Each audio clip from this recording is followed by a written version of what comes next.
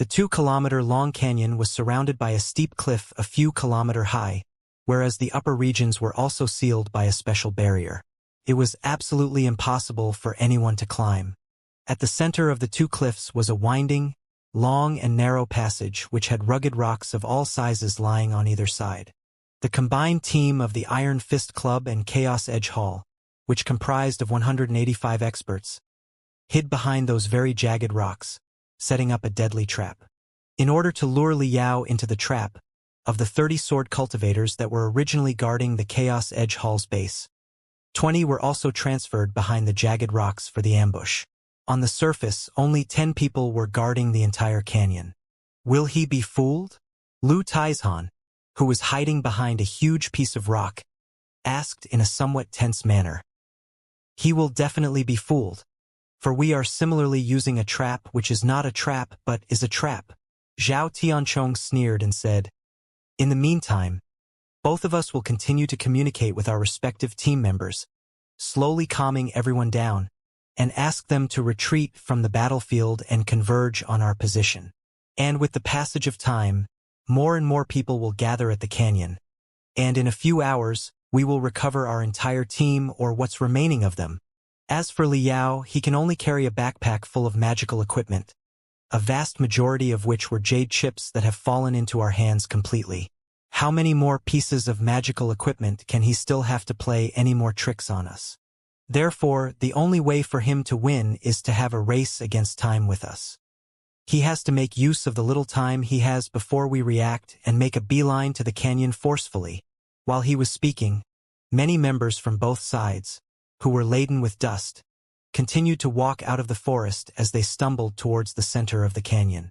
Fortunately, due to Liao's tactic of leveling the field, the overall battle force of both sides was almost the same, ensuring the dispute between both sides. In order to mask the trails of late-coming surviving contestants, all of them had been arranged to proceed to the second half of the canyon for the ambush. "Feng Bing, Chao Lu, as your legs are injured, it will be difficult for you to move. Thus, you should go to the latter part of the canyon for the ambush. If Liao actually manages to break through our heavy encirclement, you have to fight to the death. Even if you have to use your teeth, you must take a bite out of him," waving his hand to the 2 limping members of Chaos Edge Hall. Zhao Tianchong said in somewhat impatient manner. The 2 were far from lightly injured. In particular, Chao Lu, whose face had been heavily punched. Although a majority of the attacks had been mitigated by the light armor, his face was still laden with black and blue bruises, as well as the injuries from the electric shock he had received. While supporting each other, the 2 stumbled their way towards the latter part of the canyon. God only knows how, but Zhao Tianchong felt a chill in his heart, as if they were committing some kind of fatal mistake. By no means was the result of any kind of precise calculation, but rather the intuition born from surviving in the wasteland as a swordsman since his childhood. As his sharp gaze shot towards the 2 people who just went past, under his nose, Zhao Tianchong shouted in a loud voice, "Wait!" Feng Bing slightly trembled as he turned his head, perplexed. Chao Lu, on the other hand, turned a deaf ear and continued on his way. Zhao Tianchong's complexion changed for worse as he shouted, "He is not Chao Lu. He is Liao." In the blink of an eye, the entire atmosphere suddenly changed. Chao Lu, who was still limping and faltering just a moment ago, soared at a lightning-fast speed just like a bullet and dashed towards the latter part of the canyon. Meanwhile, from behind the rocks on either side of the narrow and winding pathway, thunderous and furious roars rang out as almost 200 people charged towards him. Many amongst the Iron Fist Club members were clutching fist-sized rocks which they ruthlessly threw at Liao. "Liao, you cannot escape!" Lu Taizhan let out a thunderous shout as he forcibly lifted up a 1,000-pound boulder and fiercely threw it towards the front. Tap, tap, tap. Tapping the ground lightly, Liao's figure strangely turned 7 to 8 times in different direction as he dodged oncoming rocks one after another. However, his charge had been interrupted by these oncoming rocks, slowing him down by half a beat. Meanwhile, in this short moment, over 100 people had already blocked the front of the narrow passage, while the remaining 100 people were outflanking him from both sides.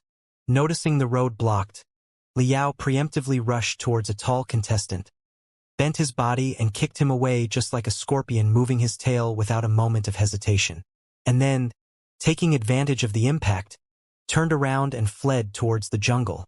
"You still think you can escape?" Zhao Tianchong sneered as several dozen sword aura soared into the sky before intertwining into a dense sword net and charged towards him. Lu Taizhan and the others roared repeatedly and activated their spirit tattoos as billowing energy waves covered the sky and earth, catching up from Liao's rear. Seeing that the encirclement was about to close, Liao suddenly blew a sharp whistle. Pong! Pong! Pong! A couple dozen people burst into huge fireballs as their light armors emitted crackling noises and burst forth with bloody auras one after another. Apparently, they all have been completely stunned from the electric current. These people had all been struck down one by one. In the blink of an eye, a huge gap was forcefully opened in the encirclement. As a matter of fact, this was still nothing. The fireballs were mixed in with dense black smoke which, in the blink of an eye, covered the entire field. The entire scene was suddenly a huge mess. Everyone was at a loss. Puff! Puff! Puff! Puff! Liao had been pierced by a number of sword auras. At the end of the day, Liao wasn't any different than a normal person. Although he had created a series of chaos, how could it be possible for him to break through a sword net composed of a few dozen sword auras in a short period of time without paying some price? His light armor released an intense current, making his entire face twitch in pain. However, his speed soared once again. He was soon about to break out of the disordered encirclement. Lu Taizhan now? Zhao Tianchong jumped up and unsheathed his sword. His entire body seemingly metamorphosed into a beam of sword aura, closely followed by Lu Taizhan who, in the blink of an eye, burst with an endless power as he ruthlessly punched just right at the soul of Zhao Tianchong. Whereupon, Zhao Tianchong's legs bent slightly as his speed by the impetus of this punch soared to a whole new level before he ruthlessly fired a beam of sword aura right at Liao's chest while predicting Liao's course of escape. Ah! Liao let out a blood-curdling scream as his light armor burst forth with a couple dozen dazzling arcs of lightning that wrapped around his body. Liao's light armor flashed with a light, crimson like blood, indicating Liao had suffered an irreversible, chronic injury. Yet Liao did not stop even for a moment. Liao kicked right at Zhao Tianchong's lower abdomen and from the subsequent recoil, Liao was swept away by a couple dozen meters and crashed a few times on the ground before finally crashing into the jungle. Following which, he disappeared. When the smoke dissipated, the remaining 100 or so hunters gawked at each other. They were rendered speechless. From the revelation of Liao's identity to his disappearance in the jungle, only half a minute had passed. Nonetheless, a lot more than a dozen contestants had already fainted from the electric shock, leaving their immobile body behind. It was the jade chips, Zhao Tianchong said while grimacing in anger. The 100 jade chips he had intentionally released were not only false, they also had crystal bombs hidden inside.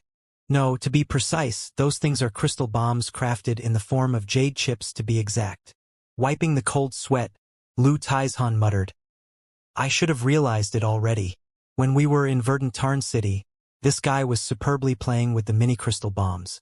Crafting some crystal bombs in the form of jade chips would be really easy for him." The two looked at each other.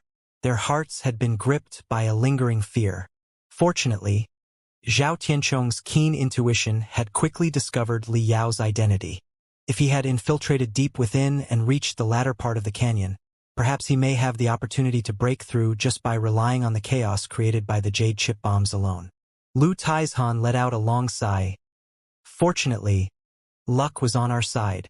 No matter how he racked his brains and schemed, at the end, he had fallen short of success. Now everything is all right. Liao has exhausted all his means, and also he has suffered irreversible chronic injuries from your sword. In accordance to the rules, any serious injuries apart from having been killed within seconds, the injured would lose a majority of his battle force within 10 seconds. Moreover, he or she would die within half an hour.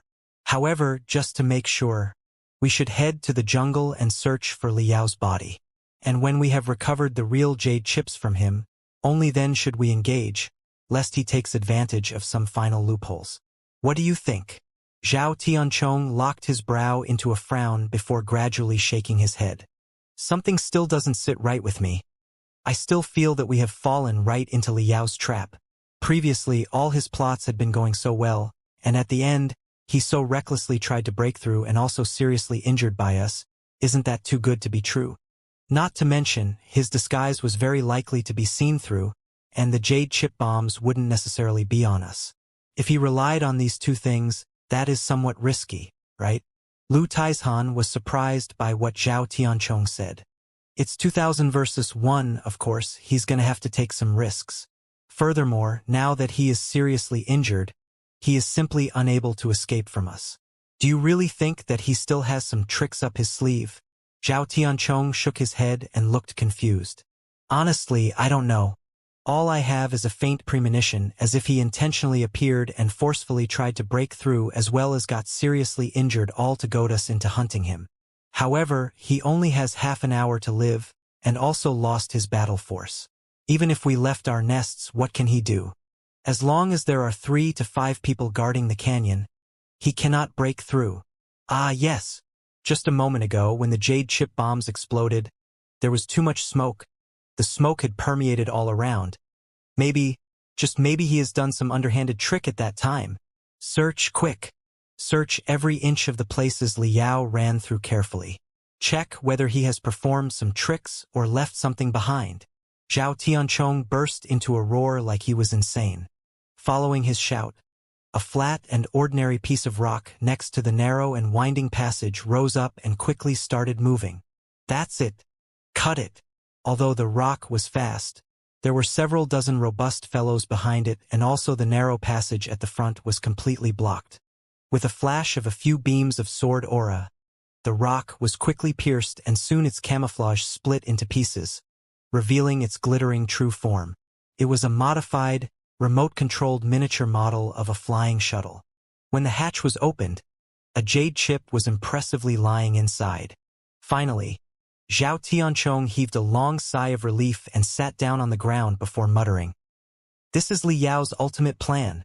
From the beginning, he knew we would not engage in a conflict down to the last man. He also knew just the jade chip bombs and a disguise would be insufficient to cut through the 2-kilometer-long canyon.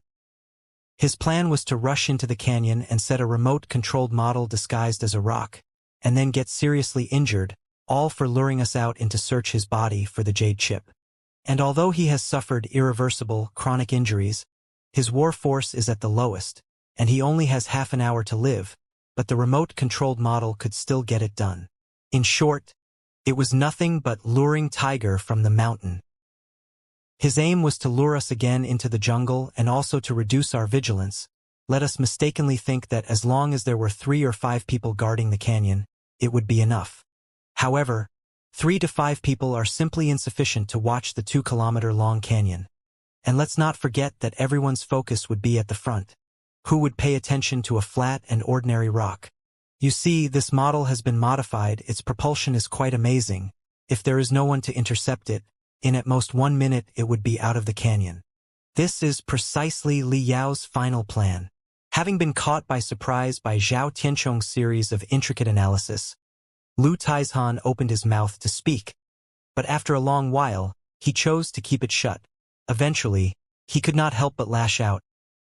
Li Yao, this brat is truly insidious. What kind of environment did one have to live in to turn out so monstrous? Rubbing his face with force, Zhao Tianchong said, "We have seen his information, didn't we? From childhood, he grew up in the magical equipment graveyard. From the time when he was 7 or 8 years old, he had to fight a battle of wits and strength with insidious and atrocious adult scavengers. Maybe, just for a half a piece of biscuit, he had racked his brain and come up with 12 to 13 interlocking plans, and only then could he seize said biscuit. Although you and I have experienced combat in the wasteland, at most we have only faced demon beast on the level of demon soldiers. Even if they were intelligent, how could their intelligence be compared to humans?" Lu Taizhan was rendered speechless. After a long while, his hot gaze turned towards the jade chip inside the remote-controlled shuttle as he muttered, "So, this is the real jade chip? Before he could get a clear picture completely, he didn't dare get close to the thing. Because of jade chip bombs being smaller in size, the crystal that could be embedded had a limit. Thereby, it could not produce too strong a destructive power, unless it was infinitesimally close to the body, in which case it could blast a refinement stage cultivator to death. However, even if the jade chip bomb caused some injuries to the limbs, it would still be extremely troublesome. After all, the game would still continue afterward. Peeking a glance at Zhao Tianchong, Lu Taizhan swallowed a mouthful of saliva. He was just about ready to take action. But apparently Zhao Tianchong guessed his intentions. Shaking his head, Zhao Tianchong said, "Not necessarily. I find the appearance of this jade chip still a bit weird." Just as I've spoken, the remote-controlled shuttle started moving. It's rather apparent that it was done for it to be found by me intentionally. Search. Continue searching. Wait. First take 30 people, divide them into 3 teams and send them to block the canyon by forming a lineup. All of them must be adept flying sword experts. Lu Taizhan, if you have someone who is rather agile, someone who specializes in agility techniques, you can also send them to join. Everyone must pay attention to blocking the sky. As for the remaining people, turn over every piece of rock that was within the range of dense smoke from a while ago. Do not miss even a single piece of stone. Everyone shouted loudly in agreement before spreading out orderly and carefully started searching. Sure enough, after 10 minutes, an amazing discovery was made under a piece of giant rock. It was the second remote-controlled shuttle disguised as a rock. It seemed that Liao knew that the game was good as lost, or perhaps he had already lost his consciousness from electric shocks. The remote-controlled shuttle was honestly lying under the rock. Lying right there just to be caught by the others. Lu Taizhan sucked in a cold lump of air. So, taking advantage of smoke when our line of sight was blocked, he had not just placed 1 but 2 remote-controlled shuttles, did he? His hands sure are quite nimble. Zhao Tianchong squinted his eyes, seemingly quickly calculation a bit as he nodded and said, "It should be just 2. He didn't have the time to place the 3rd. Moreover, after having camouflaged as rocks, the remote-controlled shuttle is quite big. After having placed 100 jade chips and 2 remote-controlled shuttles, his standard military backpack must have reached the limit. It would be impossible for him to carry the 3rd. And it goes without saying that once we are aware of this tactic, placing 1 or 200 is just the same. They will be discovered by us." However, after Zhao Tianchong retrieved the jade chip from the second remote-controlled shuttle, Zhao Tianchong suddenly took an action which astonished everyone. He lightly flicked the jade chip which everyone had been hellbent on obtaining into the rocks. Lu Taizhan was unclear of the reason why. In a moment, he was enveloped in an obvious murderous intention.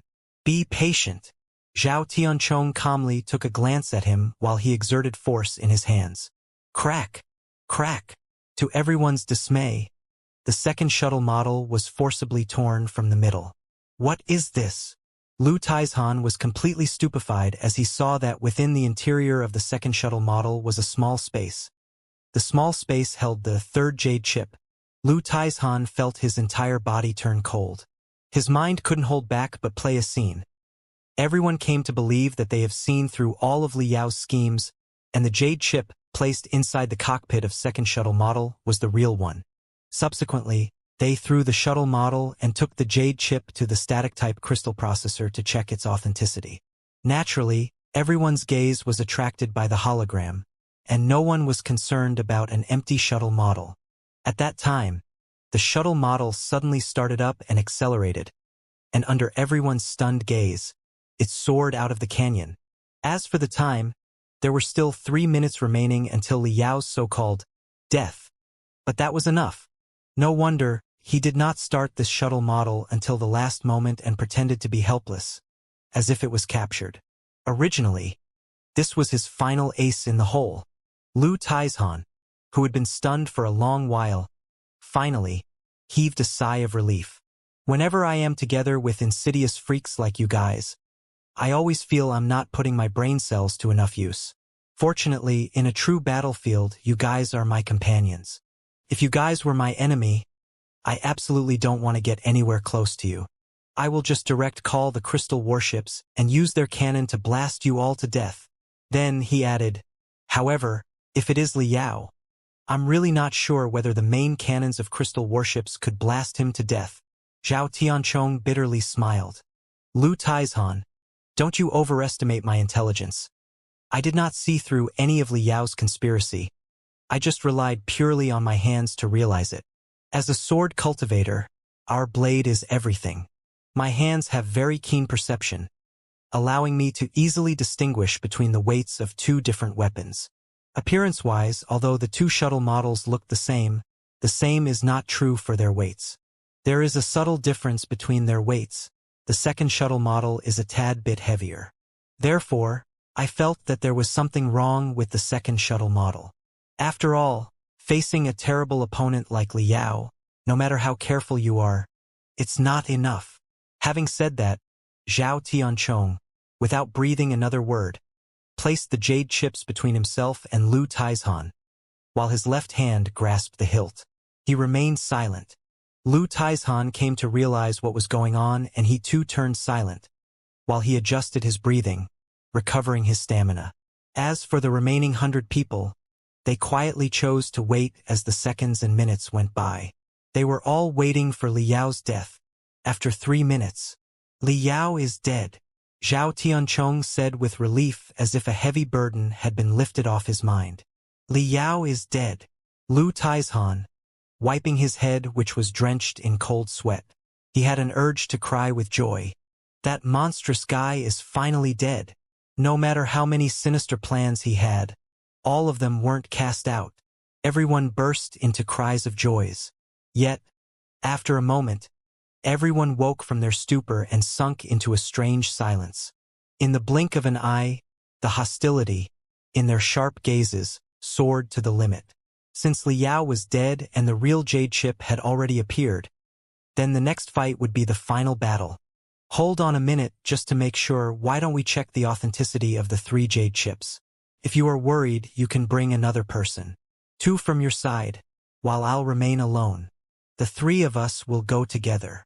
Noticing the ever-rising murderous intention between Lu Tieshan's eyebrows, Zhao Tianchong suddenly interjected. After having thought of a bit, Lu Taizhan agreed. Okay. Having been given a scare by Liao's schemes, again and again, they were still not sure where the real jade chip was. Even though Liao was already dead, they just want to be more at ease. What if it was the case of, when false is taken for true, true becomes false? Having brought a confidant with him, Lu Taizhan, along with Zhao Tianchong, went towards the base of Chaos Edge Hall. The so-called base was just a giant circle painted using the white paint, set around which was defensive arrays so that it would not be attacked.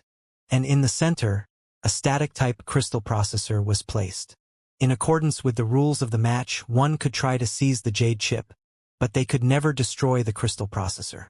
And in order to prevent the input-va-output interface of the crystal processor getting damaged, the crystal processors employed by both sides used very advanced non-contact type telepathic thoughts transfer method. When Zhao Tianchong placed the first jade chip atop the crystal processor, a light blue light flashed as the jade chip floated in the mid-air, while surrounded by countless octagram glyphs.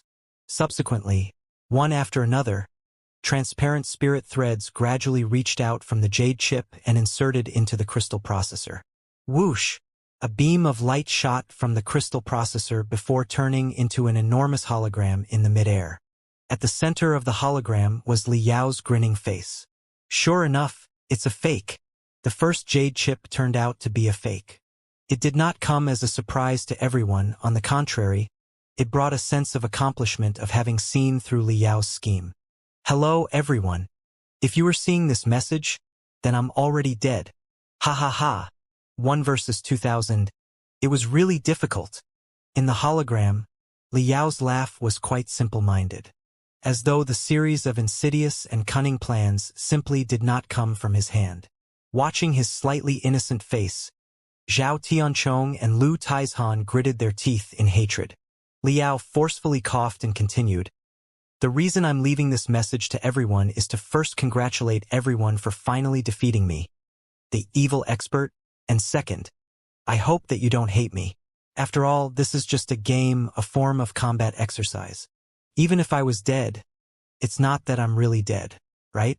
In the society, there are plenty of people who are rather more insidious, cunning, and despicable than me.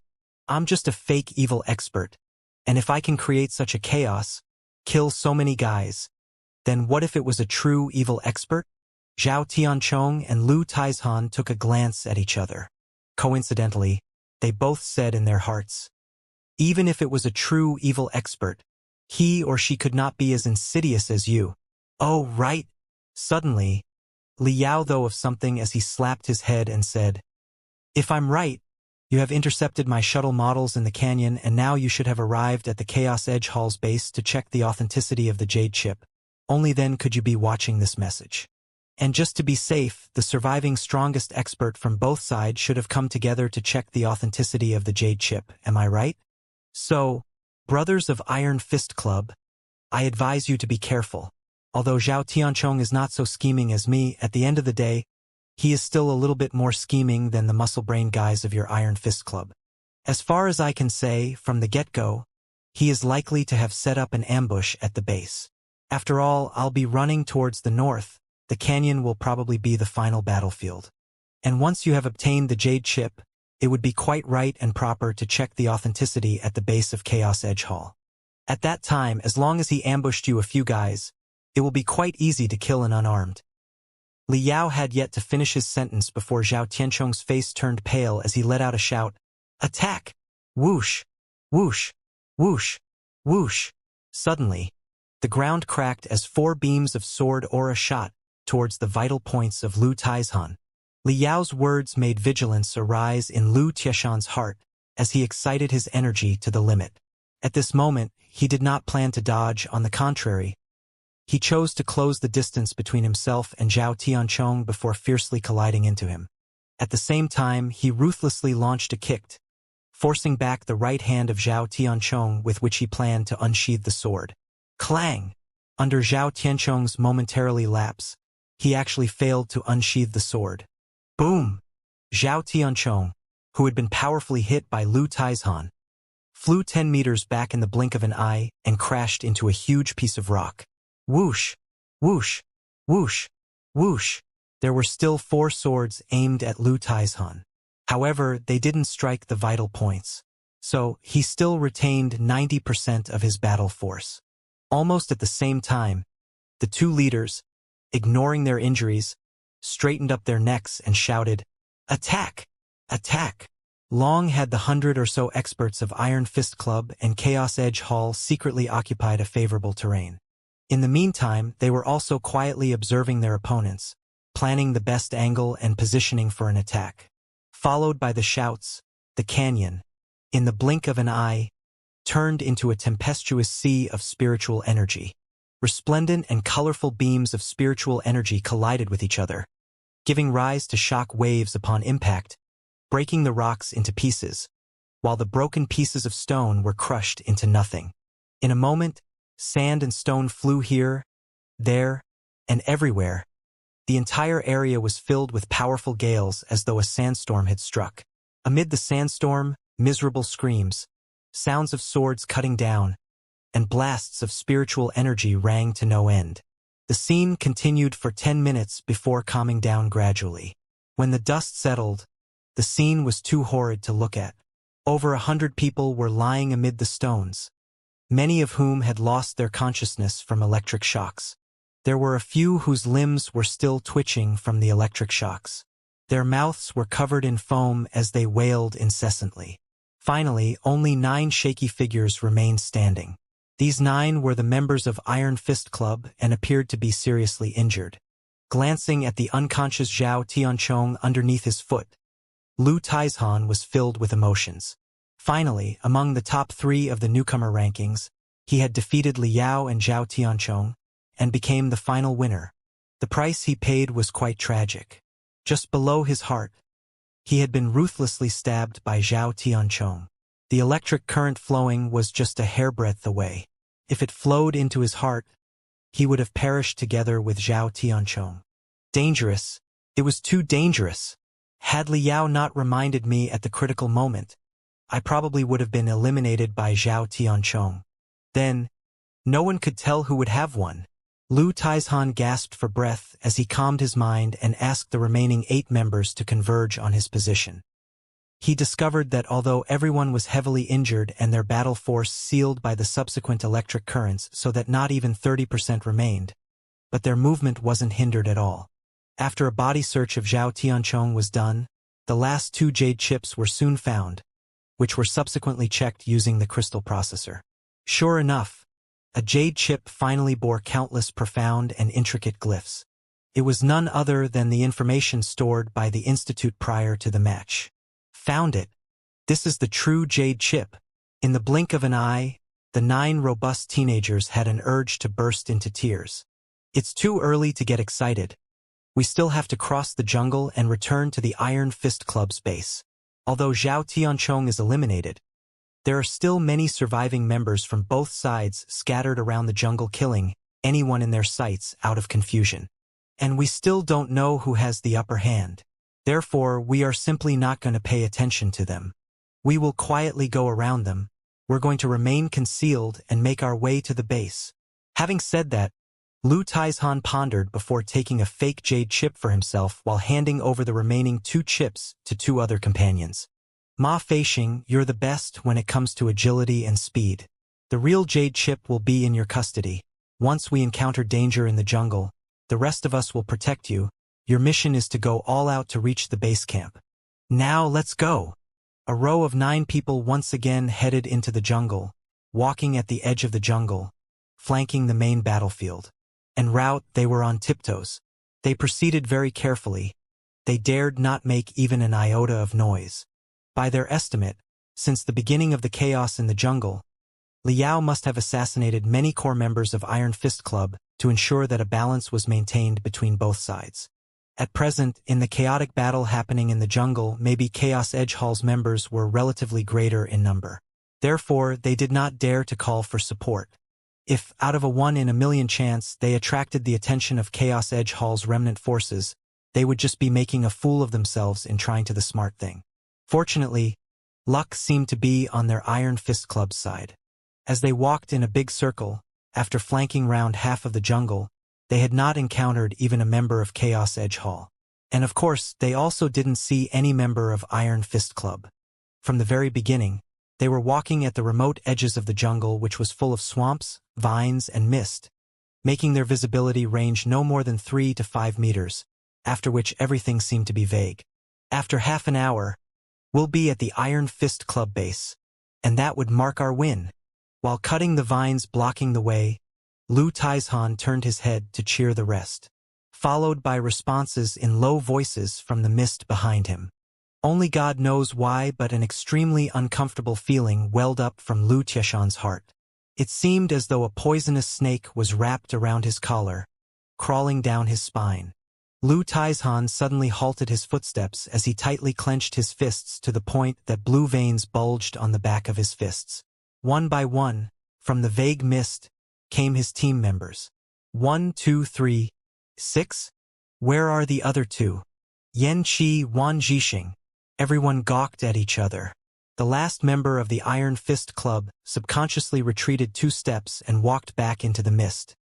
He thought he could go back and find his disappeared companions. Following which, they felt as though a cool breeze brushed their faces. Everyone's heart was grabbed by a chill. Bang! From the fog, a sound of something heavy falling on the ground came. Or perhaps a person had fallen on the ground. Enemy attack! In the blink of an eye, the remaining 6 members felt a chill running down their spine as they quickly converged and entered a battle formation. Their slightly vibrating, iron fists aimed at the fog in all directions. Under the cover of the fog, the jungle seemed terrifyingly ominous. From among the branches in the surroundings, the occasional chirps of birds made the environment ever tenser. Suddenly, a black silhouette jumped out of the fog. 3 Iron Fist Club members roared as they stepped forward and punched hard towards the oncoming black silhouette. However, when they found out that it was none other their unconscious companion upon looking carefully, they forcefully pulled back their hands, which in turn made their movements completely out of order and subsequently opened a big gap. One of them could not control his momentum and staggered. Whoosh! From behind the black silhouette, a second black silhouette jumped out, made his way through the gap between the three in a flash, and appeared before the remaining people. Crack! Crack! Crack! The body of the man burst with dazzling electric arcs as he tumbled down to the ground with a stunned look, where he lay twitching. In contrast, the remaining four had even more astounded looks painted on their faces. The one who had appeared before them was none other than the guy who should have been long dead. Liao. Liao seemed like a ghost who had crawled his way out of the underworld, as he quietly watched them. Furthermore, not only did he have a scimitar in his hands, his elbow, knees, soles of his feet, all happened to have curved, protruding parts, all of which had gleaming blades fixed to them. Every time he elbowed, kneed, or kicked, each hit would cause devastating damage. From how he appeared, armed like a steel hedgehog, it clearly indicated that he in no way had encountered them by chance, but planned on killing them. A rift seemed to have appeared in between Lu Tieshan's organs, through which his heart fell into a bottomless abyss. Lu Taizhan somehow mustered up his courage and stepped forward. On one side, he gave a signal behind his back, hinting for the companion who had the real jade chip to act if any opportunity presented itself, while on the other hand, he would stall for time as he asked in a loud voice, "Liao, how come you aren't dead?" Liao smiled slightly as he reached to his abdomen and pressed a bit. Suddenly, his body burst forth with a blood-color aura as a couple dozen lightning arcs escaped his body. Despite the bloody aura and electric arcs, he didn't appear to be in any kind of discomfort. To Lu Tieshan's question, he replied, "I have crafted a very common device. I'm even embarrassed to call it a magical equipment as it doesn't have any kind of ability whatsoever. All it can do is emit some bloody aura and electric arcs, which looks like a real one, giving others the impression that I am grievously injured, nothing more nothing less." Lu Taizhan was rendered speechless. His pair of eyes were almost on the verge of bleeding. Having been stunned for a long while, Lu Taizhan disappointedly said, "There is still something I don't understand. How come you knew Zhao Tianchong would set an ambush at his base? And why did you warn me?" Liao replied, "In the final analysis, it was because of your oversight. If we had thrown caution to the wind and set out to find your corpse, it would have been all right." Having paused a bit, he continued, "I was not completely sure Zhao Tianchong would set an ambush. However, since the main battlefield was going to be the canyon region, the Chaos Edge Hall was quite likely to become an important site of the fight. If it was me, setting some assassins in advance was quite normal indeed. As for reminding you, it's very simple actually. I don't wish the Chaos Edge Hall to acquire the Jade Chip. Only if Iron Fist Club had the Jade Chip would they need to pass through the entire forest. Only then would I have the opportunity to easily hunt you down." "Very good." Lu Taizhan burst into laughter. As Lu Taizhan clenched his fists and struck them against each other, an incomparably ruthless expression crept on his face. "Liao, you are really formidable. Everything has been playing out in the palm of your hand. All right, the Jade Chip is with your father. You want it? Come and get it. The Jade Chip is not on you but on that young fellow behind you who is ready to make trouble. His name is Ma Feishing, a third-level refinement stage expert. He specialized in electro steps. His speed is quite astounding. If you and I fight for a while, he really might get away with it. However, it's useless anyway." Liao tapped the demon beast detector and calmly said, "I had immersed the true Jade Chip in a specially prepared dark phosphor solution, as a result of which it will emit UV lights which will be invisible to naked eye, but I have tweaked my demon beast detector and added a UV detecting glyph. In my eyes, the true Jade Chip is like a firefly in a dark night. It is so bright and eye-catching that I can detect it from a couple dozen meters away. This is also the reason as to why I was able to lock onto you in this fog." Before his voice faded away, Liao's figure, like a true ghost, disappeared and reappeared between the four before his figure rotated at high speed, turning into a storm. "Ma Feishing, get going!" Lu Taizhan burst into a shout, as his huge stature blocked Liao's path completely. However, Much to everyone's surprise, Liao fiercely threw the scimitar in his left hand, which drew an incomparably strange arc and plunged right into Ma Feixing's left leg. Whereupon Ma Feixing staggered and fell forward. The next thing that followed happened in half a second. Liao's right hand flashed with a sharp gleam as it easily cut across Lu Tieshan's neck. At the same time, he jumped into the air, stepped on Lu Tieshan's shoulder and crossed Lu Tieshan's neck. Like a hawk pouncing towards a rabbit, ruthlessly kneed the remaining 2 Iron Fist Club members right on their chests. The fierce knee strikes, along with the momentum of the blades, made the 2 fly backwards while their chests burst forth with a lot of electric arcs. Liao, like a giant owl, once again rose into the air and glided to the front of Ma Feixing. The moment he landed on the ground, his elbow cut through a majority of Ma Feixing's neck arteries, while his 5 fingers ran across Ma Feixing's waist. Clutching his throat, he glared at the electric sparks that gushed through the gap between his fingers as he gradually fell down. The moment before his demise, his staring, round eyes saw Liao putting the jade chip in his bosom before quickly disappearing into the fog without even taking a glance at them, shooting towards the north.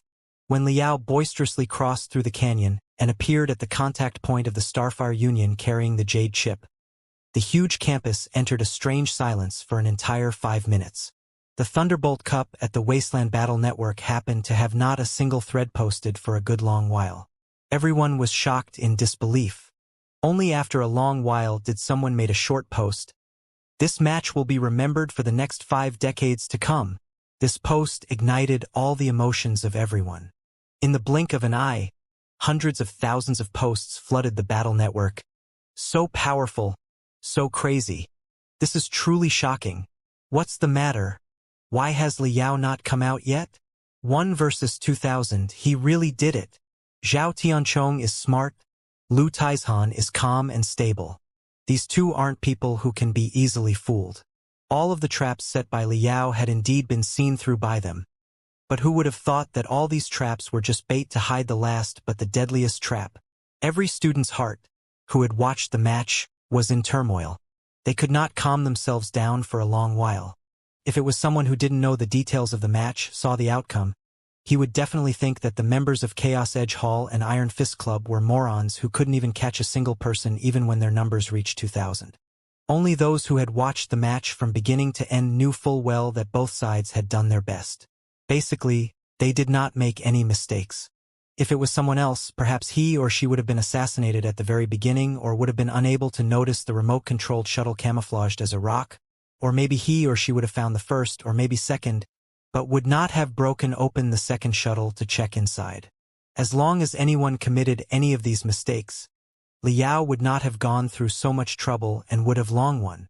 It was the high-level plays of Zhao Tianchong and Lu Taizhan which forced Liao to resort to any means necessary. This resulted in a brilliant match. In a moment, the entire campus was covered in a hubbub of marvel-size retrospections. Almost 30 to 50% of all the students had gathered together and were excitedly discussing the match. Many students who were relatively slow were still muddle-headed until this moment. They kept pestering others with questions. Wait, please tell me, why did Liao intentionally reveal the ambush at Chaos Edge Hall's base?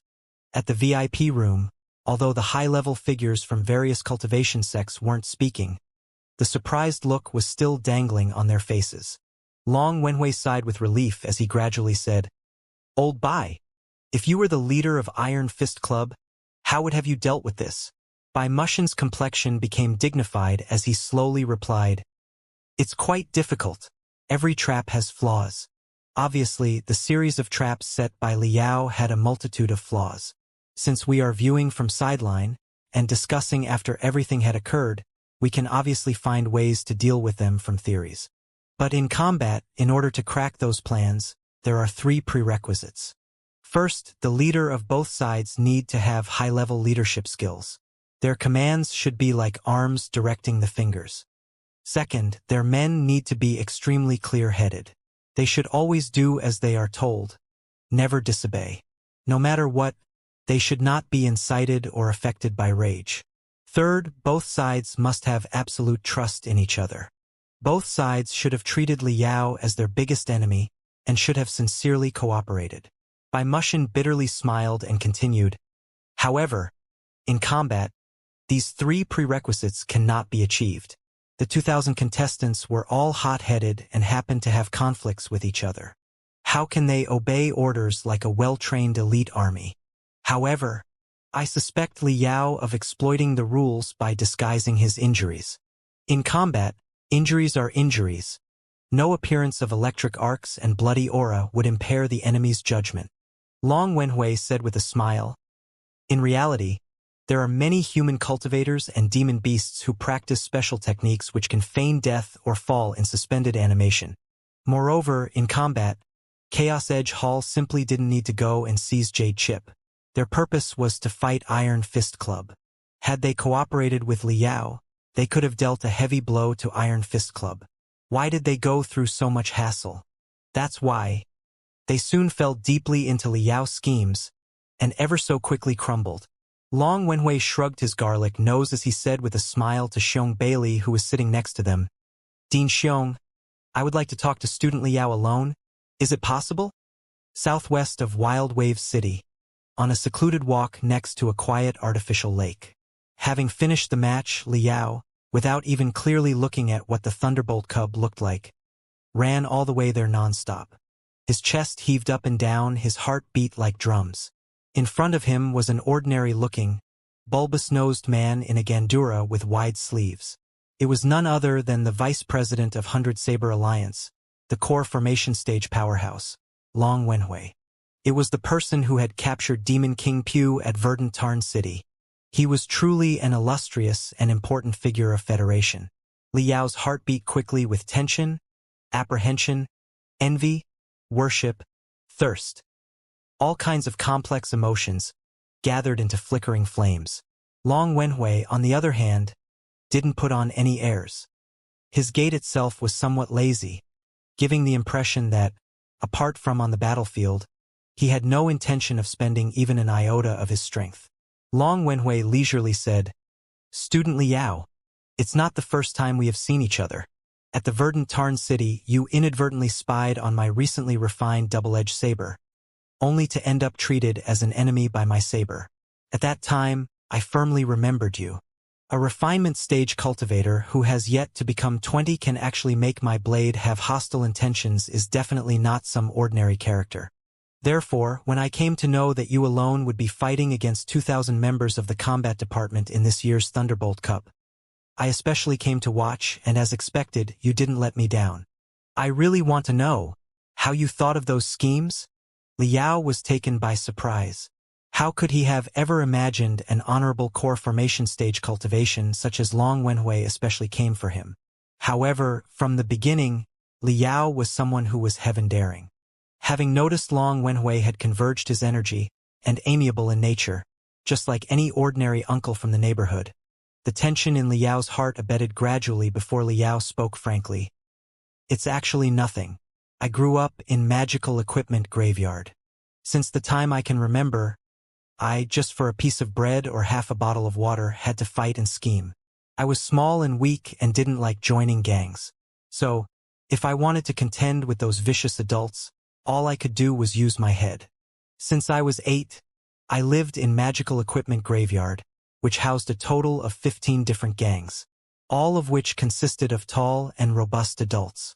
Whichever gang it was, they could crush me quite easily. But amid the cracks between these gangs, I survived. I lived very well. After 10 years, when I was alive and well on my 18th birthday, of the 15 gangs, only 4 remained. A lot of things have long integrated with my blood and turned into a kind of instinct.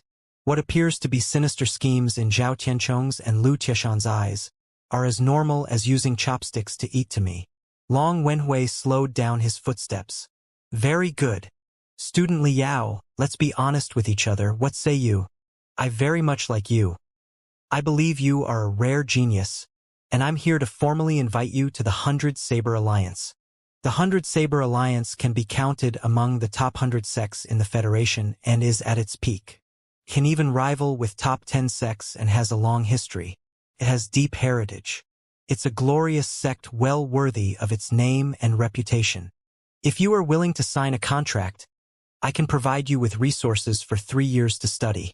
In these 3 years, you can freely study at the Grand Desolate War Institution, and the Hundred Saber Alliance will provide you adequate cultivation resources exclusively for your personal use. And when you are free during vacation, you can come to the Hundred Saber Alliance too. I will arrange for a true expert to guide you so that you can quickly advance in combat. Once you graduated, I will give you 2 options. First, you can enter the Hundred Saber Alliance's Research and Development Center of Sabers. Although our Hundred Saber Alliance is a combat sect, we have paid attention to saber techniques for centuries and also possess very rich experience in refining sabers. As far as the level of refining saber-type magical equipment is concerned, we are second to none in the entire Federation. Second, you can join the expedition team and become an explorer who can tread in places where few people have ever gone. The places where demon beasts roam freely, discover new mines. As you know, in the wasteland, the ground bears countless treasure. Anyone with adequate strength and guts can discover them. And I believe that you are that kind of person. Having spoken till here, Long Wenhui halted his steps as he smilingly looked at Liao. The pounding heart, which Liao had just calmed down, once again started to beat ever more fiercely. The invitation of Hundred Saber Alliance. The Hundred Saber Alliance, a super sect that was 10 times stronger than the Crimson Nimbus sect. Furthermore, Long Wenhui offered 2 positions. The former one was joining the Research and Development Center of Sabers, which was still nothing as compared to the latter, which was becoming an explorer, which was one of the most lucrative occupations coveted by many cultivators. Whether it was humans fighting with the demon beasts or training of cultivators, what was the most indispensable? Resources, crystals, mines. Joining an exploratory team as an explorer, one could tread the remote and uncharted region which few had ever trodden, struggle against nature itself, fight with demon beasts, discover new resources, crystals, and mines. Not only could one become rich overnight, he or she could be revered as the hero of the sect, and could even become a star of the entire Federation. Having been offered such a tempting proposition, Liao's heart palpitated with excitement. However, after a moment of pondering, Liao still lightly shook his head and sincerely said, "President Long, I'm very grateful for your appreciation. I too hope to join the Hundred Saber Alliance, but before that, I want to complete the Project Mystic Skeleton with my teacher first and craft the Mystic Skeleton battlesuit. I don't know when I will be able to complete the Project Mystic Skeleton. Therefore, I cannot accept your invitation." And Long Wenhui was somewhat speechless. His lightning-like gazes directly pierced through Liao's eyes. Liao braced his eyelid and clenched his teeth to persevere as he directly greeted Long Wenhui's gaze. The glance between the two lasted for 3 seconds, but for Liao, it felt as long as 3 days and 3 nights. Just before Liao was about to collapse, Long Wenhui suddenly receded his gaze and revealed a smile from the bottom of his heart. Whoosh! A silver-white card sandwiched between Long Wenhui's fingers appeared as he held it in front of Liao. "Adhering to your commitment and also bold, Student Liao, I appreciate you more and more. You can think of this card as another invitation. As for where it came from, it is from an organization which is at a whole new level as compared to my Hundred Saber Alliance. An organization that's a level higher than the Hundred Saber Alliance?" These words sent Liao's heart in a turmoil. The Hundred Saber Alliance was one of top 100 sects in the Federation and could be counted as top-ranking super sect, which held its position in between 30th to 50th throughout the years. Even the 10 strongest sects in the Federation, that were bigger than the Hundred Saber Alliance scale-wise, did not dare to say that they were a level higher. Exactly what kind of existence was this organization which Long Wenhui spoke of? Having subconsciously taken the silver-white card, the subsequent sense when he touched it astounded Liao even more. At first glance, the card was even smaller than the gold transfer card, yet it was extremely heavy. On touching, it felt neither metallic nor wooden. When pinched, it felt like a mass of free-flowing metal.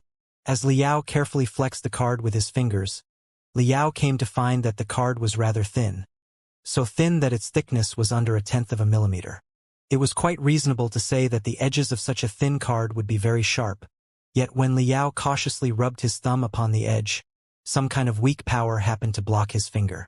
When Liao further applied strength to his fingers, a ripple-like texture appeared on the surface of the card before the card started bending until it surprisingly folded in the middle.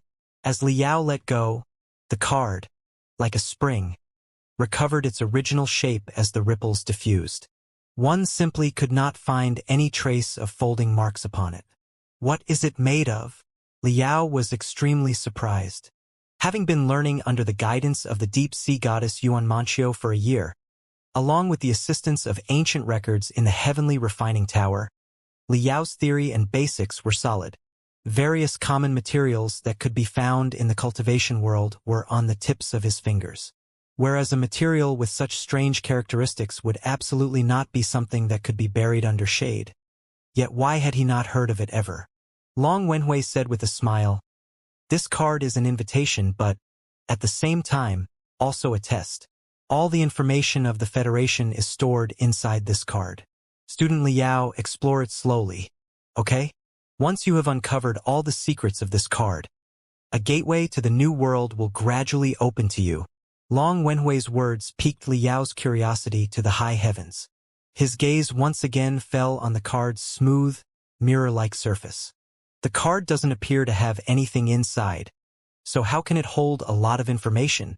Liao, who had flipped the card up and down for a long while, didn't find anything apart from his own anxious look.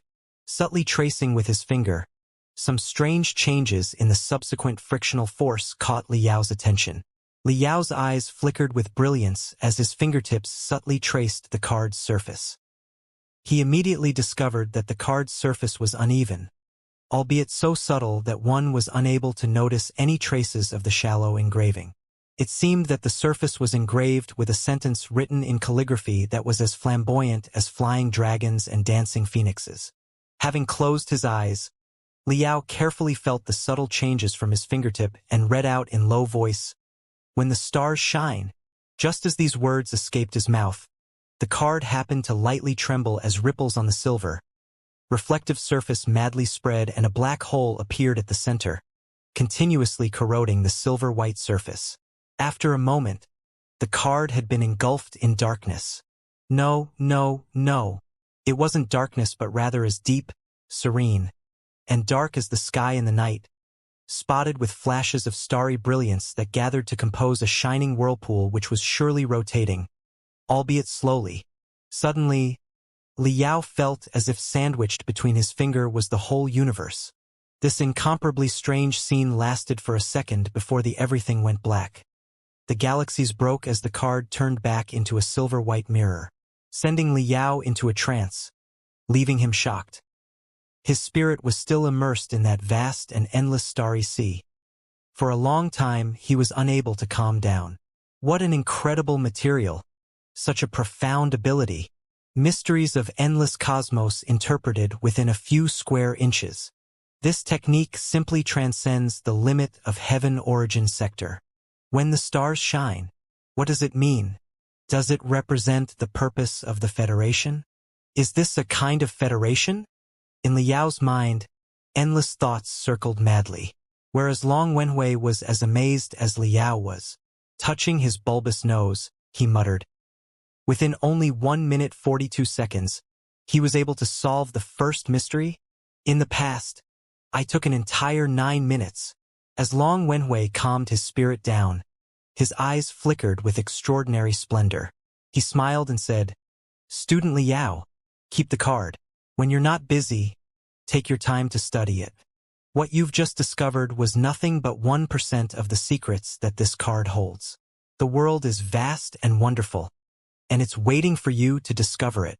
Remember, this card not only represents the supreme glory but also mysterious and unpredictable dangers.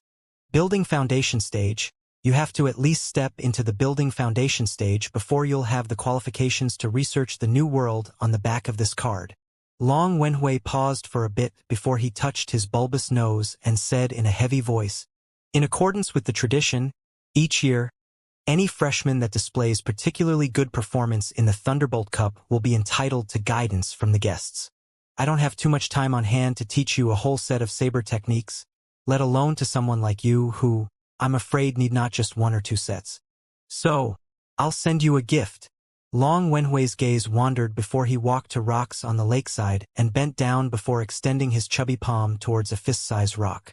This seemingly run-of-the-mill action, in Liao's eyes, however, gave birth to a feeling as though wind were raging and a storm was about to arrive. The air seemed to turn into a strong adhesive that put him right where he was. Liao seemed unable to move even a millimeter. All he could do was somehow open his eyes wide and watch Long Wenhui's chubby hands with rapt attention. Whoosh! With a flick of Long Wenhui's sleeves, a fleeting aura passed by before he grabbed the rock and blew upon it. Ffffffffffff. The dust scattered about. The rock that used to be irregular, after having the dust dispersed, actually revealed 18 smooth and glossy surfaces, just like a piece of gemstone that had been carefully chiseled. Long Wenhui flashed a smile as he handed the rock over to Liao. Only at this moment did the air return to its normal condition, and Liao was finally able to breathe freely and unimpeded. However, no matter how much attention Liao had paid a moment ago, he still failed to capture Long Wenhui's actions. All he knew was that Long Wenhui took out his saber for sure and slashed one after another to cut the rock into current appearance. I even failed to capture the trajectory of the saber. Is this how powerful a core formation stage powerhouse is? Solemnly, Liao took the rock using his both hands, as though he was taking over a magical equipment worth an entire city. As he traced his fingertips upon it ever so subtly, his pupils immediately contracted. They are not the same. The seemingly smooth and glossy mirror-like surfaces had subtle differences. Each surface carved out by the saber, the impact speed of the blade, angle to the strength exercised seemed to have incomparably mysterious variations. This saber technique of Long Wenhui seemed to have reached the peak of perfection of core formation stage powerhouse. In what appeared to be just an instant, traces of 18 completely different saber strikes had been left on the rock. Holding his breath and closing his eyes, Liao used his hands, just as lightly as the wind, to feel about the rock surfaces continuously. In his mind, inconceivable saber ori appeared one after another. Liao was completely immersed in the world of the saber technique. When he was so feverish that sweat was dripping down his face, Liao opened his eyes to find that Long Wenhui had already left some time ago. The surface of the artificial lake was ever so calm, yet a series of footprints was impressively left upon its surface, extending to the other side of the lake. It appeared that Long Wenhui had walked right over the lake's surface, whereas the footprints he left behind bore such terrifying spiritual energy that even after a long time, the water surface still remained solidified. At this moment, a calm voice rang in Liao's ears. Be sure to put your best into cultivation. Student Liao, we don't have much time left. Puff. Liao exhaled a breath of relief as he sat down on the lakeside, gazing at the footprints on the lake's surface in a daze. Whether it was the silver-white card that would change into a star-filled universe or the amazing technique revealed by Long Wenhui, Liao got to experience a higher world. A wonderful world that he had never dreamed of. The world of cultivation is vast indeed. The me of today can only set off a little wave in the wild waves city. I have to put my full effort into cultivation, craft the mystic skeleton battlesuit, and also enter the building foundation stage as soon as possible. Then I can step into Long Wenhui's so-called new world. That would truly be a wonderful life. Having thought of this, a smile crept upon Liao's lips. In any case, he had won the Thunderbolt Cup and received a reward of 10,000 credits. His total credit had broken through the 40,000 mark. Now, all he had to do was to get a letter of recommendation from the dean, and he could go and participate in the refiner's registration examination. As long as he passed the examination, the refining department would remain as is, and the institute would also increase next year's funding, allowing them to restart Project Mystic Skeleton.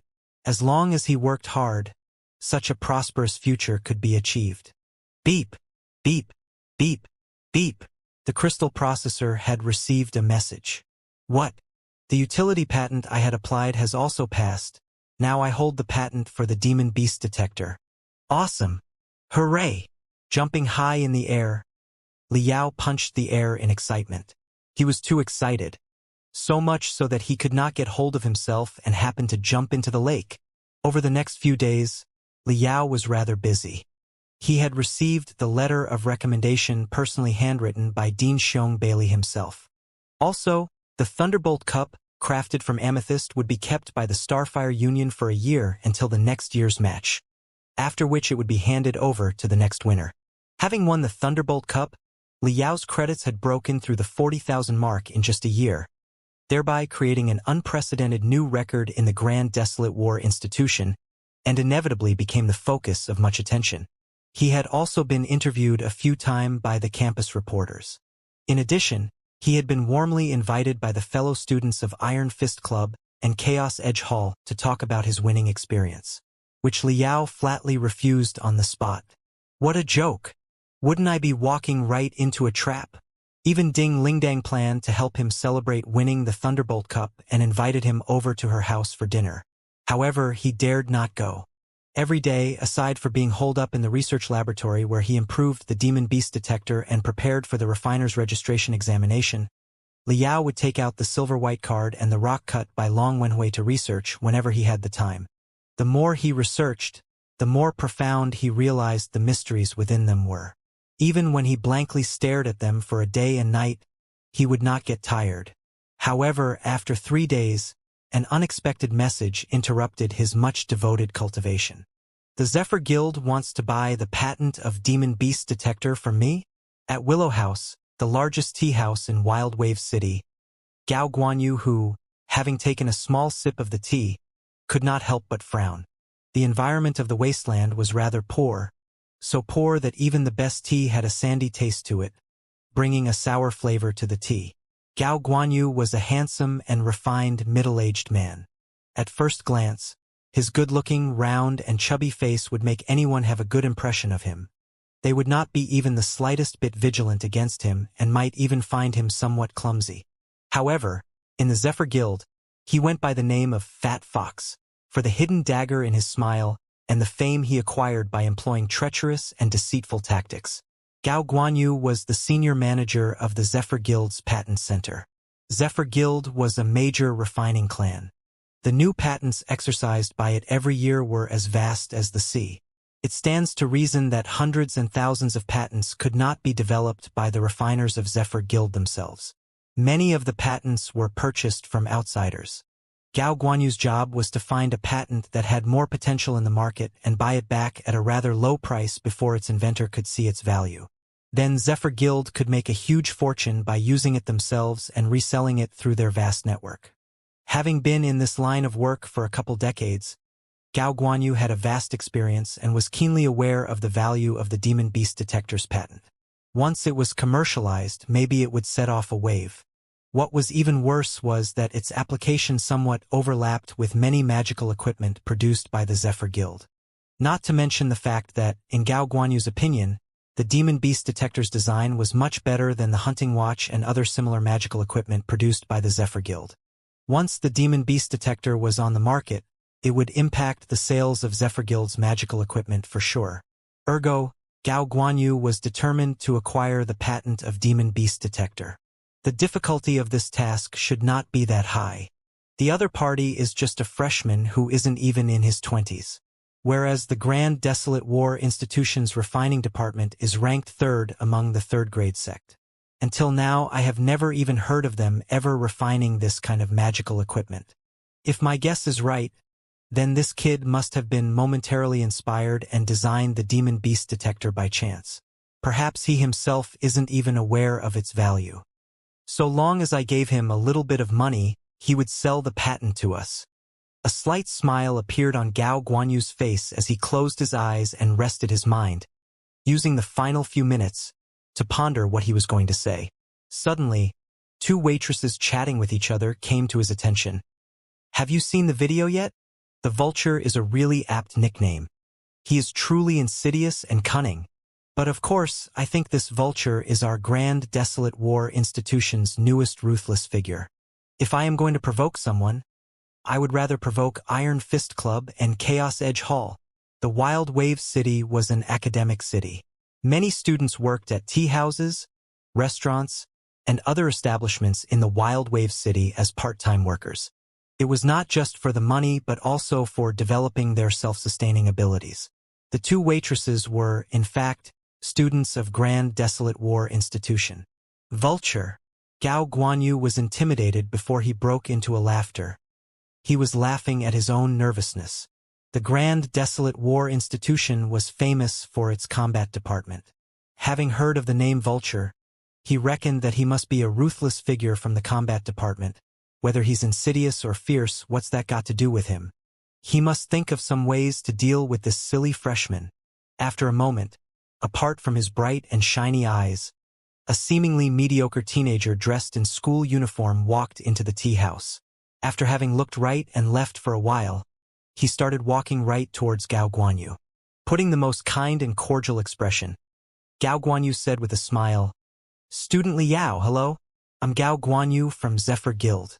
This time I came mainly to discuss regarding the transfer of Demon Beast Detector's patent with you.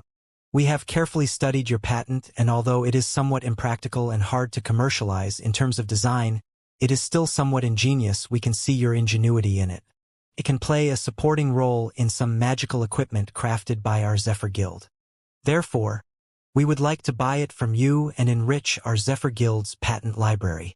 Here are some of the clauses drafted by me. You can take a look. In fact, our Zephyr Guild buys hundreds and thousands of patents from outside sources every year. Basically, we operate in accordance with similar clauses. You don't need to worry. Our Zephyr Guild is a famous and major sect with a long line of history. The aforementioned clauses are perfectly just. We would not let you suffer any loss." Gao Guanyu transferred the contract to Liao's crystal processor. Having heard Gao Guanyu say that the Demon Beast Detector was impractical and quite difficult to commercialize, a slight frown appeared upon Liao's forehead.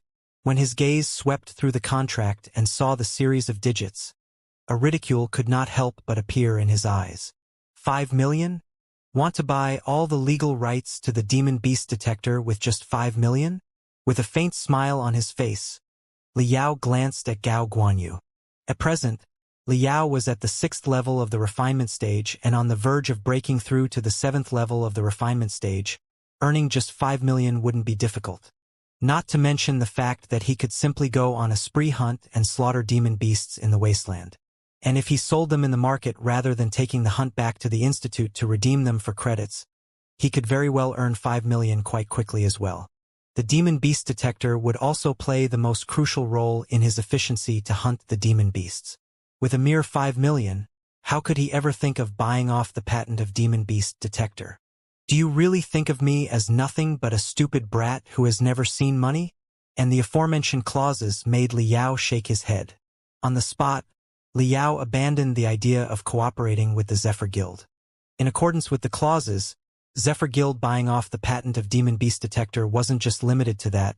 The contract also included the subsequent improvements as well as the research and development of this patent.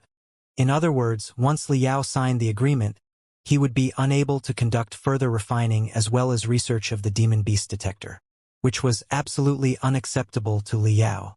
In Liao's mind, the current Demon Beast Detector was just first generation. It could not even be counted as a true detector, for it didn't have the ability to detect itself.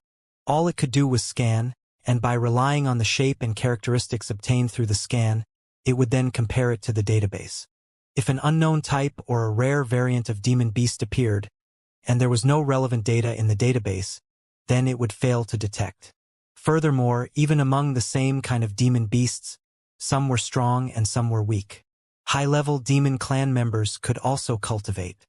It would be basically impossible to judge their strength after cultivation by solely relying on their species. Therefore, Liao planned to continue to develop the Demon Beast Detector to 2nd generation, 3rd generation, 4th generation, until the point when the Demon Beast Detector could possess true detecting ability where it wouldn't have to rely on the database. As long as it performed a scan using the Mystic Beam, it would be able to roughly estimate the strength of the enemy. This kind of magical equipment would not just detect the battle force of demon beasts but also detect the battle force of cultivators and devil cultivators as well. This was the ultimate magical equipment in his mind. the battle force scouter. Therefore, how could he hand over all the rights of subsequent research and development to others? Shaking his hand, Liao refused. I'm sorry. The noble conditions offered by Mr. Gao somewhat differed from what I had in my mind. Let's work together again if we ever have the opportunity in the future. Refused? Gao Guanyu raised his eyebrows. In his heart, he was slightly surprised.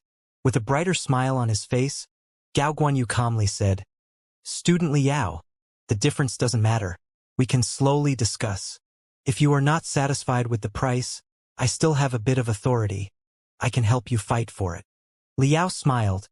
I am really not satisfied with the price. Perhaps the difference could not be compensated with a little bit of authority. But what I find the most unacceptable is transferring the rights of follow-up developments and improvements. What I can accept is the authorization of its production. After getting my authorization, the Zephyr Guild can mass-produce the Demon Beast Detector, and the resulting profits can be shared by both parties. I can lower my shares a bit too. But the patent of Demon Beast Detector will remain in my own hands so that I can do further development and crafting at will. Gao Guanyu's smile became a bit stiff. Student Liao, is that necessary? We are not clear about the market prospects for the Demon Beast Detector, and even if it is successfully commercialized, who knows how well it will sell and for how much. And speaking of dividing the profits, your risks are pretty big. If you feel that 5 million is too low, I can forward a request to the headquarters and increase the final transfer price to 8 million. But we must get the complete patent rights, including the rights for subsequent modifications and research and development. Our Zephyr Guild isn't some ordinary, insignificant sect. Just the production rights aren't much different from contract manufacturing, which we never do. We must have the entire patent rights of the magical equipment produced by us. How about this? If you are willing to forego the rights of subsequent modifications and research and development, I will add another 2 million to the price I previously offered, making the final patent transfer price 10 million. What do you think? Seeing Liao being silent, Gao Guanyu came to believe Liao was hesitating. So he added another spark. Student Liao, let's be honest.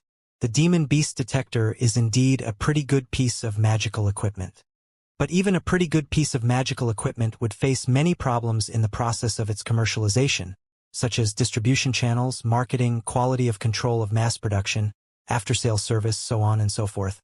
Even the slightest mistake would not only stop us from earning a lot of money, there is a pretty big chance that we would not even be able to earn back the cost price. Our Zephyr Guild sincerely want to get the patent of the Demon Beast Detector. 10 million is already our limit, and I believe no one else would offer such a high price. Not to mention that the utility patents are insured for only 3 years. After 3 years, everyone else could follow the design of Demon Beast Detector and produce similar magical equipment. You will only get a one-shot and you must grasp it. This statement of Gao Guanyu's could not be counted as completely deceptive. 10 million to buy the research and development rights for a utility patent from a university student was indeed pretty price. However, Liao had other plans in his mind. Having stood up, Liao slightly bent his body. I am truly sorry. Mr. Gao, I'm afraid we cannot agree on this issue. If we have the opportunity in the future, let's cooperate again. Liao turned around and left. Since both parties could not agree on the core issue, there was no meaning in continuing on discussing the details. Liao's time was rather precious. He still had to study and cultivate a lot more. Watching the disappearing silhouette of Liao at the entrance of tea house, the smile on Gao Guanyu's face turned incomparably gloomy in a second. This fat fox squeezed out 7 words from his clenched teeth. He doesn't know what's good for himself. Liao wasn't perturbed in the least by the breakdown in negotiations with the Zephyr Guild. In the case of commercial negotiations, when both parties didn't come to an agreement, it was quite normal. However, Gao Guanyu's words woke him. The utility patents were only valid for 3 years. After 3 years, the Demon Beast Detector's design would no longer be protected by patent laws, giving anyone an open invitation to craft similar magical equipment. If he wanted to commercialize, then the sooner the better. However, meticulously crafting and polishing a demon beast detector with his own hands in a few days' time was one thing, while using a production line to mass produce the detector another. Not to mention the fact that he simply didn't have a mystic laser micro-engraving machine-like equipment for mass production. He also needed to consider advertising and marketing, distribution channels, after-sales services, starting capital, so on and so forth, which would be required after the production. None of these problems could be solved by him alone. Having racked his brain and still without a solution, Liao could only seek advice from Yuan Manchio. Yuan Manchio was someone who had been in the refining community for a couple of decades and was a big sis in name and in fact. She had applied for hundreds of patents and thereby had long been adept at commercializing a patent. The first sentence that just came out of her mouth was enough to amaze Liao. "First, you can set up your own sect. Don't look at me like that. Is founding a sect so amazing? Nowadays, the Federation, in order to inspire the young to be creative, is very supportive of young cultivators starting their own businesses. Nowadays, establishing your own sect in university is a trend. Many of your seniors in the institute have partnered up with each other and have created their own sections. The institute also wholeheartedly supports it. Moreover, you are not only an undergraduate but also a Class 1 Federation disabled soldier. If you were to establish your own clan, you will get a preferential treatment in regards to tax, bank loans, and other similar stuff. After founding your own clan, you can mass-produce demon beast detectors. Of course, you will need a large investment during the early stages, for which you can take a loan from the bank or go to some youth entrepreneurship expo to find someone to invest in you. Nowadays, many large sects are very happy to discover small sects with good potential at youth entrepreneurship expos and invest in them. In my opinion, the Demon Beast Detector does have very good potential. A small sect with it as the core product would be very popular in the Youth Entrepreneurship Expo. If you're lucky, maybe a big sect would ready to spend a huge sum to directly buy your small sect. That way, not only can you get a lot of money, you can also directly become an elder-like figure in a large sect. You could reach the dazzling heights in a single bound. Yuan Manchio's advice made Liao's heart beat like crazy. Establishing one's own sect sounded quite amazing. However, having thought of it carefully, he still gave up on this notion. Setting up a clan wasn't as simple as it sounded. Whether it was going to the bank to apply for a loan or finding some investors in a youth entrepreneurship expo, very tedious things would need to be dealt with. This was precisely the domain of admin-type cultivators. And Liao wasn't an admin-type cultivator, not to mention the fact that he only liked two things. One was to indulge himself in the complex and profound world of magical equipment, and the other was to slaughter in a blood-soaked battlefield. These two things already took up most of his time and energy. Meanwhile, he would also pay a great deal of time and effort for the upcoming refiner's registration examination. Even if he passed the test, he still had Project Mystic Skeleton to focus on. He really had no extra time or energy to operate a sect. Seeing Liao reject the first proposition, Yuan Manchio wasn't surprised. She continued, "If you don't want to create your own sect to produce Demon Beast Detector, you can only work with another sect. However, the cooperation depends on what kind of sect it is. Although big sects on the scale of Zephyr Guild are quite experienced in producing such equipment and have complete marketing networks, they are too big. It would be very difficult for them to treat you as an equal. Quite often, they want to buy and sell in one shot. They would directly buy your patent rather than cooperating with you. If you want to keep the patent, your only choice is to work with a second or third grade sect. Sects like those don't have the powerful technology or have the capability for further research and development. Therefore, they don't need your patent. All they need from you are exclusive production rights, that's all. Of course, this way the price needs to be a bit lower. Moreover, small sects don't have complete marketing networks like Zephyr Guild. Also, there is the problem of quality control with the mass production of magical equipment. Because of this, choosing a small sect that knows what they are doing is equally important. Liao, what do you think of Mountain Sea Sect? Apparently, Yuan Manchio had figured more than the plan. Since Liao had asked, she threw him the best plan she could think of. Mountain Sea Sect? Liao briefly pondered. He had a very good impression of Mountain Sea Sect. Not only the logistics supervisor of Mountain Sea Sect, Zhang Wenba, is the guest professor of refining department whom Liao thinks of as a teacher. The building foundation stage cultivator of Mountain Sea sect, Guanxiang was his savior who also vouched for him when Liao became a cultivator. Liao had met Zhang Wenba and Guanxiang a couple of times over the past year. He had a pretty good relationship with both of them. Also, the Mountain Sea sect was a sponsor of Grand Desolate War Institution's refining department. Now that a student of the refining department had shown some results, cooperating with the Mountain Sea sect was only proper. I hear that the Mountain Sea sect has been operating in the red for the past 2 years? Yes. Yuan Manchio didn't hide it before she continued in natural, poised manner. For over a century, the Mountain Sea sect had been a second or third grade weak sect which didn't even have a core formation stage powerhouse. And in the last few decades, their luck hasn't been so great. First, their former elder had failed to advance to the core formation stage and was seriously injured, which resulted in a big drop in their share prices.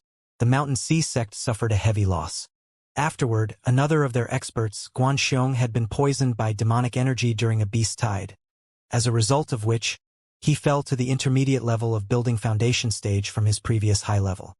Having lost their 2 high-level experts who could hunt high-level demon beasts, venture deep into the wasteland, and explore mines, the Mountain Sea sect was unable to expand their high-profit business like military contracts from the Federation, which made it difficult for them to operate. However, the Mountain Sea sect has survived in the wasteland for over a century. They are well established and have marketing network across various cities in the wasteland, and also have a certain reputation. The main market of the demon beast detector is the wasteland. Even if the inland cultivators had to venture deep into the wasteland to hunt demon beasts, they would have to first rest at the forward bases. With the advertising and distribution capabilities of the Mountain Sea sect, it would be a piece of cake to fully cover these important sites. Another most crucial point is in their production capabilities.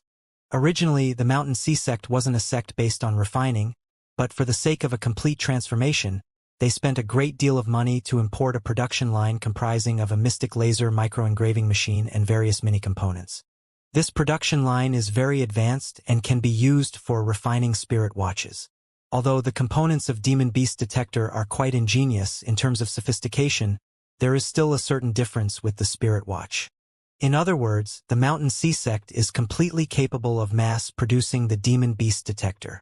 On another note, the Mountain Sea sect's technical abilities aren't that great whether it is their newly established research and development center or their elders. The head of their research and development center is Old Jiang, who is a refiner from the grassroots faction and doesn't specialize in crafting precision magical equipment. For technical stuff, they'd still have to rely on your support. As a result, you have the technology while the Mountain Sea sect have the labor, money, production equipment, and marketing network. Both sides are highly complementary to each other. In terms of cooperation, you seem quite compatible. Having heard Yuan Manchio's analysis, Liao nodded again and again. The Mountain Sea sect was indeed the best partner considering his current situation. After hesitating for a moment, Liao asked, "However, would the Mountain Sea sect be willing to work with me?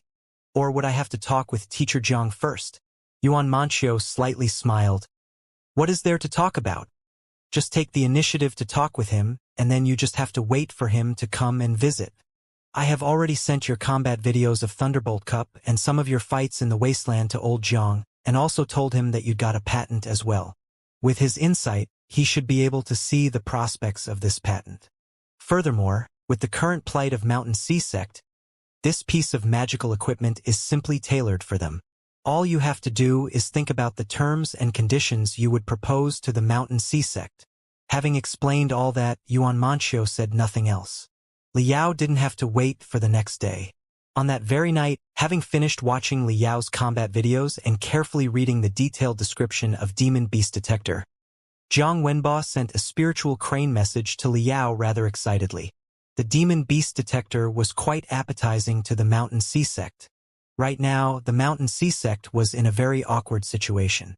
Taking a bank loan and spending a great deal of money to set up a production line to mass-produce spirit watches had all been a waste for the Mountain Sea sect. All of the spirit watches were stored in their warehouse. Each piece they refined was nothing but loss.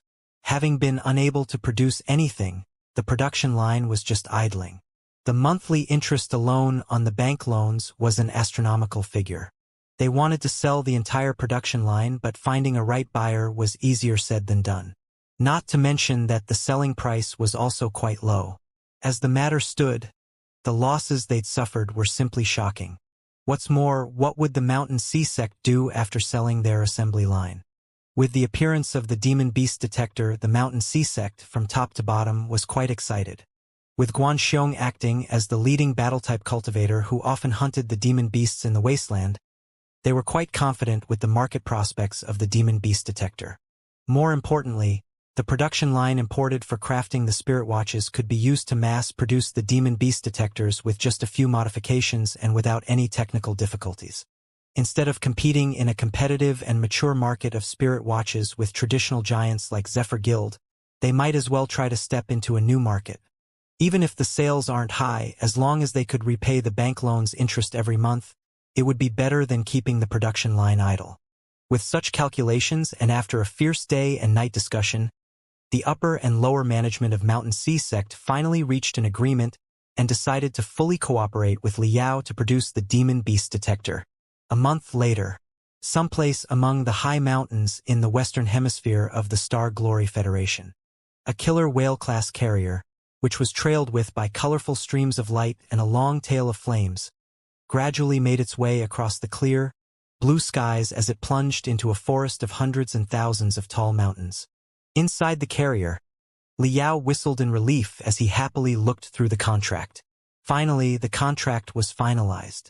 Producing a magical equipment on a large scale wasn't trivial. Although both sides really wanted to cooperate, there were still many tedious tasks to deal with when it came to specific issues. For the next 2 weeks, Liao made some minor changes to the Demon Beast detector's components and array glyphs, mainly from the perspective of cost reduction. There were many array glyphs and algorithms that had only recently been invented in the last 1 or 2 decades and were still in the patent protection period. Using the algorithms and array glyphs for learning and research was nothing, but if one wanted to use them in mass production for profit, they had to negotiate with the inventor to pay a certain amount to obtain the patent rights. The best way to resolve this issue was to find algorithms and array glyphs that were invented 30 to 50 years ago. The patent protection period of those array glyphs and algorithms was over and anyone could use them. Of course, not all array glyphs and algorithms could be replaced. For some irreplaceable and crucial array glyphs and algorithms, it was up to the Mountain Sea sect's business staff to negotiate with the inventor. In addition to mass-producing Demon Beast detector, the crystal eye was an integral component and, for Mountain Sea sect, it was far more cost-effective to buy them in from others than making it themselves. Although the Mountain Sea sect was unable to craft crystal eyes on their own, they still had some partner refining sects that had the ability to produce crystal eye at a high level. They had reached a strategic cooperation agreement with one of their partners from whom they would purchase relatively cheap crystal eyes basically at cost. All that Liao had to do was to fine-tune the production process and replace the Super Falcon-class crystal eye from the Holy Light sect, which Liao had previously used, with the new model crystal eye. After having finished all this, Liao personally went to the Mountain Sea sect. On one hand, he wanted to check the crafting technology and production scale of the Mountain Sea sect. On the other hand, he also wanted to work with Zhang Wenbo to revamp the production line, which was originally designed to produce spirit watches. Having seen the renovation project of first-generation Tai-E crafting furnace, Zhang Wenbo was completely confident in Liao's devilish modification abilities. Thus, the responsibility of revamping many of the crucial sites was handed over to Liao. Whereas the Mountain Sea sect, from the upper echelons to lowly workers, was still a bit dubious of Liao's capabilities. But after having seen his insane refining techniques and modification ideas, they were all rendered speechless and became completely confident in the Demon Beast detector project. After being up to their ears in work for 1 month, during which all obstacles in regard to the crafting process were finally solved, both sides went through a series of haggling, following which the contract was eventually finalized. A few of the crucial terms and conditions were: first, Liao would grant the Mountain Sea sect the exclusive rights to mass-produce the Demon Beast detector, and promised that no other sect would be authorized for the next 3 years. Second, Liao would still retain the patent rights of the Demon Beast detector and could produce them on small scale for research or distribution, as long as his output didn't exceed 1 per day. Furthermore, he would have to engrave a unique symbol on the demon beast detector, so as to distinguish it from the demon beast detectors sold by the Mountain Sea sect. Third, the Mountain Sea sect promised to produce at least 50,000 units of demon beast detector during the next 3 years. And the profit from the sales of each unit of demon beast detector would be split in a 30-70 ratio, where Liao would be entitled to 30% and Mountain Sea sect to 70%. Fourth, Liao would provide technical support, and once he invented subsequent models, the Mountain Sea sect would get the priority under the same conditions of cooperation. Liao was very satisfied with this contract. He also researched the market. Generally, for a similar type of contract where the patent rights were still held by the owner and exclusive production rights were granted, the patent owner would at most receive 20% of the profit. Although the technology was his, the cultivation sect was providing money, production equipment, marketing network, and labor consisting of hundreds and thousands of people who were only working on this project. Also, the cultivation sect would still have to bear the risk of loss. So, giving them a share of 70-80% of the profit wasn't actually very much. Moreover, according to Liao's plan, his ambitions couldn't be stopped by fighting over a small amount of money. What would be the point of haggling with the Mountain Sea sect for 1 or 2%? The first-generation demon beast detector was just the start. Later, he would develop many much more advanced detectors that would have a wide range of abilities. If the first-generation demon beast detector sold well, then they could discuss slowly. Liao's gaze fell to the bottom of the contract, at a very strange symbol under the signature part, which was as flamboyant as flying dragons and dancing phoenixes. It was a tiny pentagram with a long grinning smile, whereas the corners of the smile were slightly curved, giving the impression of a sinister smile. This was the exclusive insignia designed by Liao himself. Every refiner had his own unique insignia that was engraved upon the magical equipment crafted by him, which acted as the identification as well as a special advertisement. Even a magical equipment with ordinary functions had its price hiked by hundredfold as long as it was personally crafted by a master refiner and had his exclusive insignia branded upon it. It would be treated as an extreme treasure for which the buyers would swarm like flies. This small star with an evil smile was named as Fiend Star by Liao. He decided that, from now on, if he was on a battlefield where blood was being spilled and bodies kept falling, he would use the nickname Vulture. The battlefield, a place where everyone competed to see who was tougher, fiercer, and most fearless. The Vulture, this nickname sounded like it belonged to a ruthless figure. Someday, even the demon kings and demon emperors of Blood Demon Sector would tremble upon hearing this name.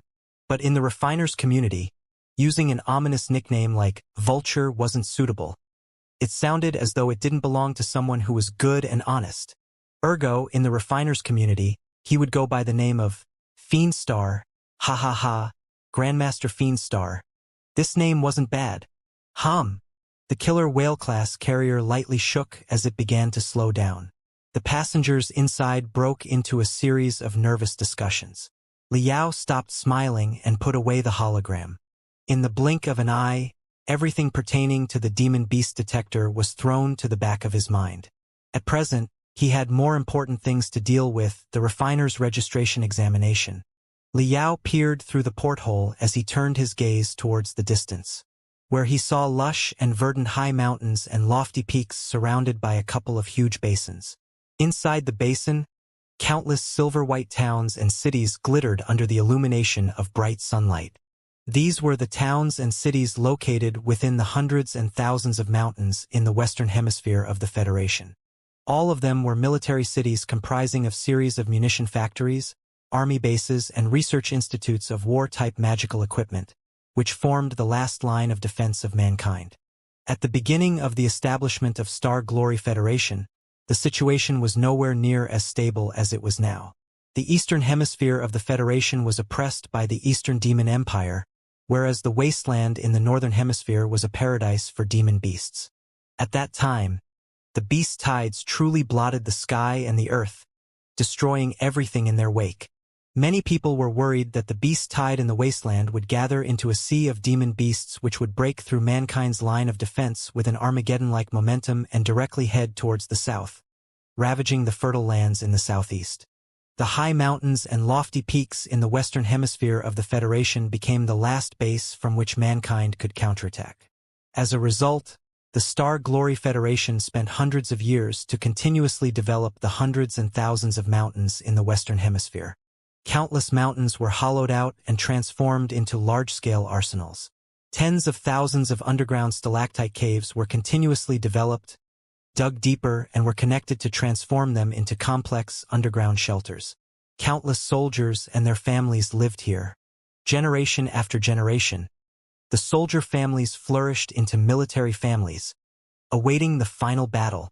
The registration of refiners was divided into a dozen different categories.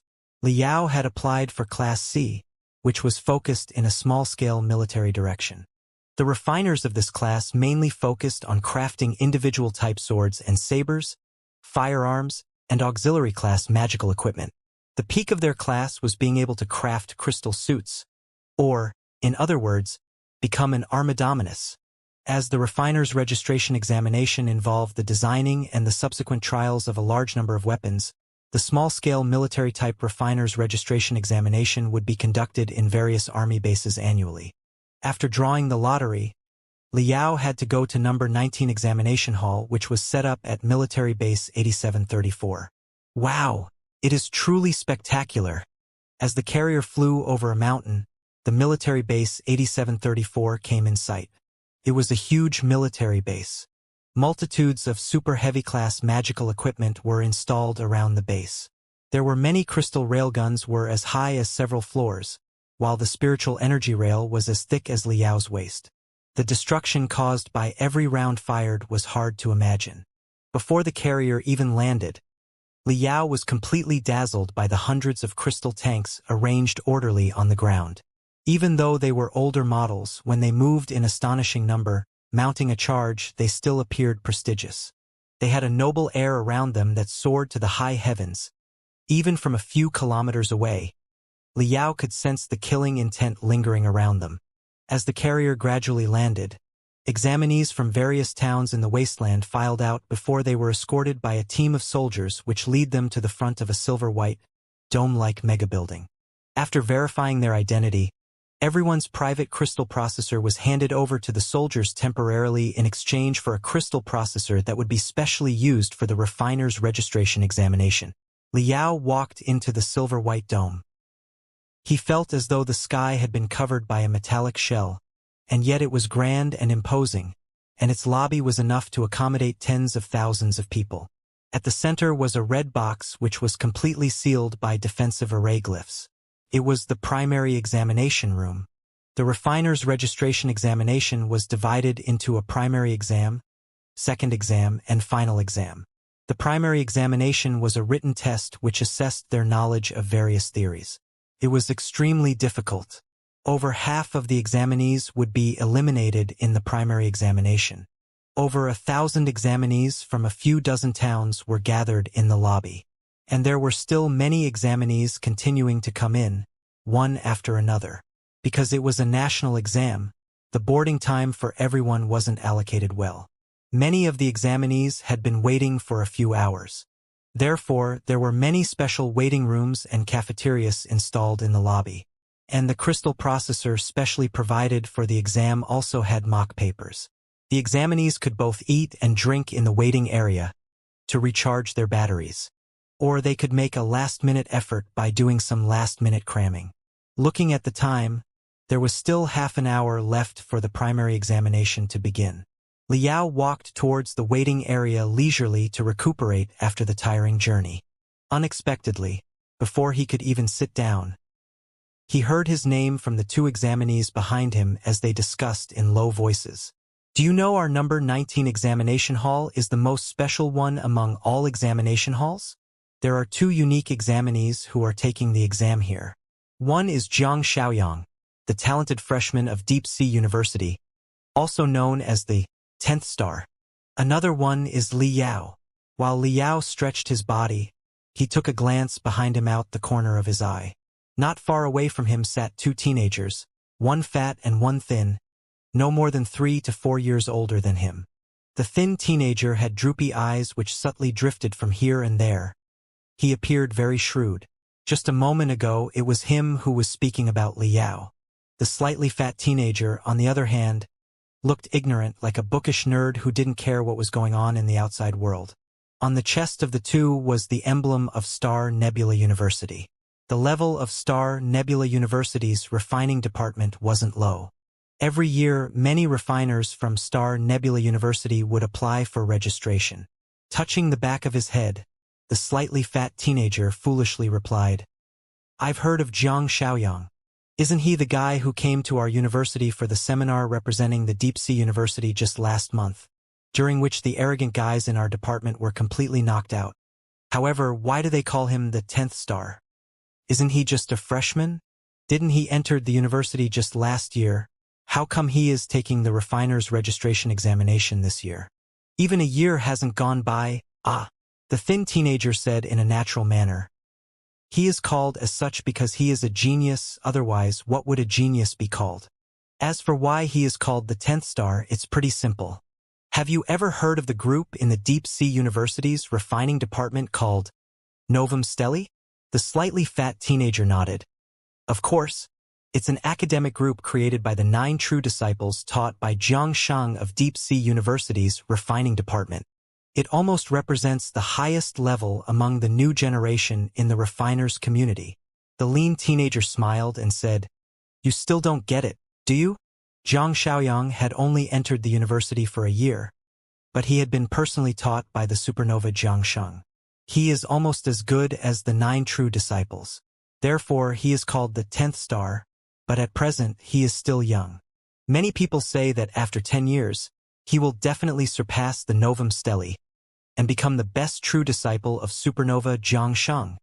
The slightly fat teenager was caught by surprise as a look of astonishment covered his face before he said, "He's been personally taught by supernova Jiang Sheng for just 1 year, and he is almost as good as the Novum Steli? Damn, he is too good." After thinking for a moment, the lean fellow shook his head and said, "Strictly speaking, it's not just 1 year. Jian Xiaoyang is the nephew of Jiang Sheng. He had followed Jiang Sheng since childhood and had been imperceptibly influenced. So, it is quite natural for him to begin refining already, and along with being taught in a systematic method for 1 year, it's nothing strange for him suddenly show some excellent results." The fat fellow wiped his sweat as he said with a stupid smile on his face, "Fortunately, you explained this or I would have been unable to think straight and would think that these geniuses are 10 times better than us. They only had to study for 1 year and they could match with us who have studied for 3 to 4 years. If you hadn't explained why, I'd have developed an inferiority complex. Ha ha ha. Oh yeah, you also spoke of another guy. Is he someone who is on par with 10th star Zhang Xiaoyang? Liao, was it? That's right. How come it sounds so familiar? Let me think. Liao, that clown, right?" Remembering something, the slightly fat teenager slapped his thick thigh as a shine covered his face. "That guy is considered as a unique piece of work in the refiners' circle. He actually wants to lead the Grand Desolate War Institution's refining department to challenge the Deep Sea University's refining department. Ha ha ha ha. Even our Star Nebula University's refining department that has invented the Spirit Particle Collider wouldn't dare to be so presumptuous as to challenge them. The ignorance is truly a bliss.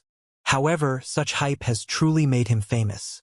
And now, everyone in the academic circle of 9 elite universities knows that there is a character like him. I say, did he do it intentionally? However, as I recall, that clown made a fool of himself just last year. He should be just a freshman and has only been learning for almost a year, and yet he wants to take the refiner's registration examination?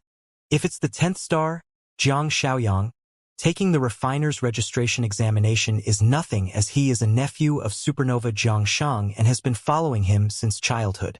But this guy has been in the worst refining department among the 9 elite universities for a year, and he thinks he is on the level of the 10th star? Isn't he just making trouble? The refiner's registration examination was extremely difficult. Generally, it was taken by senior undergraduates of the refining departments or those who had been pursuing the refining line of work for a few years to a decade. Only after amassing a vast experience would they take the exam. Like both of them, they had been studying refining in the Star Nebula University's refining department for 4 years. and only after having been thoroughly assessed by the university did they get the recommendation letter from the university. Inside the examination hall, the examinees in their 30s and 40s were large in number. There were even middle-aged examinees with white hair growing on their temples, apparently. Some were even in their 70s and 80s. The Grand Desolate War Institute should be a university like ours. They should also use a recommendation letter system too. And only when the student reaches a certain level could he or she have the qualifications to take the examination, right? So, how could this guy take the exam? The fat teenager caressed his shiny face as he doubtfully asked. The lean fellow mischievously smiled. Others may not know, but I know a senior grad studying in the Grand Desolate War Institution. According to him, it is because Liao can fight. The fat fellow almost spurted out as he spoke in astonishment. Can fight? The lean fellow nodded. That's right, not only can he fight, he can beat the hell out of a couple dozen or even 100 of his fellow students. In short, he is invincible in the same grade. He could even beat the hell out of the students of their combat department. He is an absolutely fierce fellow. The fat teenager didn't know whether to laugh or cry as he repeatedly shook his head before speaking. The Grand Desolate War Institution is worthy of being called the craziest among the 9 elite universities. This is too ridiculous, right?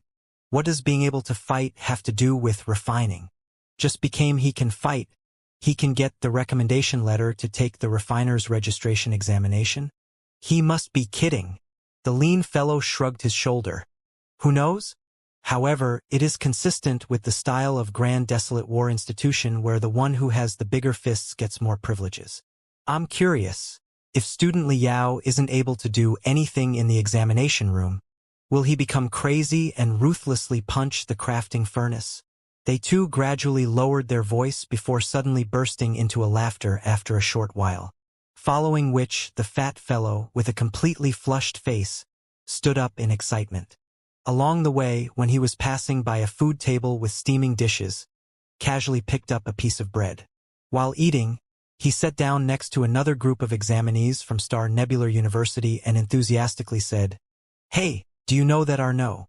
19 examination hall is the most special examination hall this year? There are 2 unique examinees taking the examination here." Liao narrowed his eyes as he scratched his somewhat disheveled head.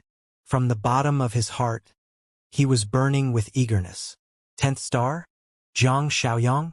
Supernova Jiang Shang's nephew, the best freshman of the Deep Sea University's refining department who could go head-to-head with Novum Steli? Liao truly wanted to have a bout or two with this genius. Just as he was wondering, he suddenly heard noises coming from the entrance of the lobby.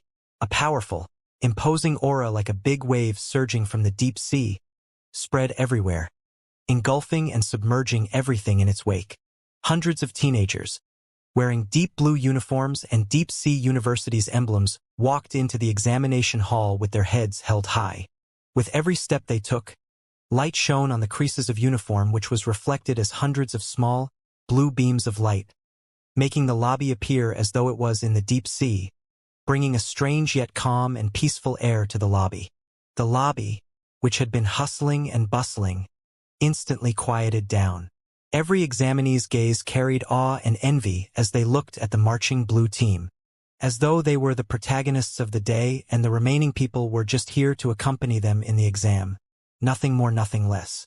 Just an examination hall has hundreds of examinees.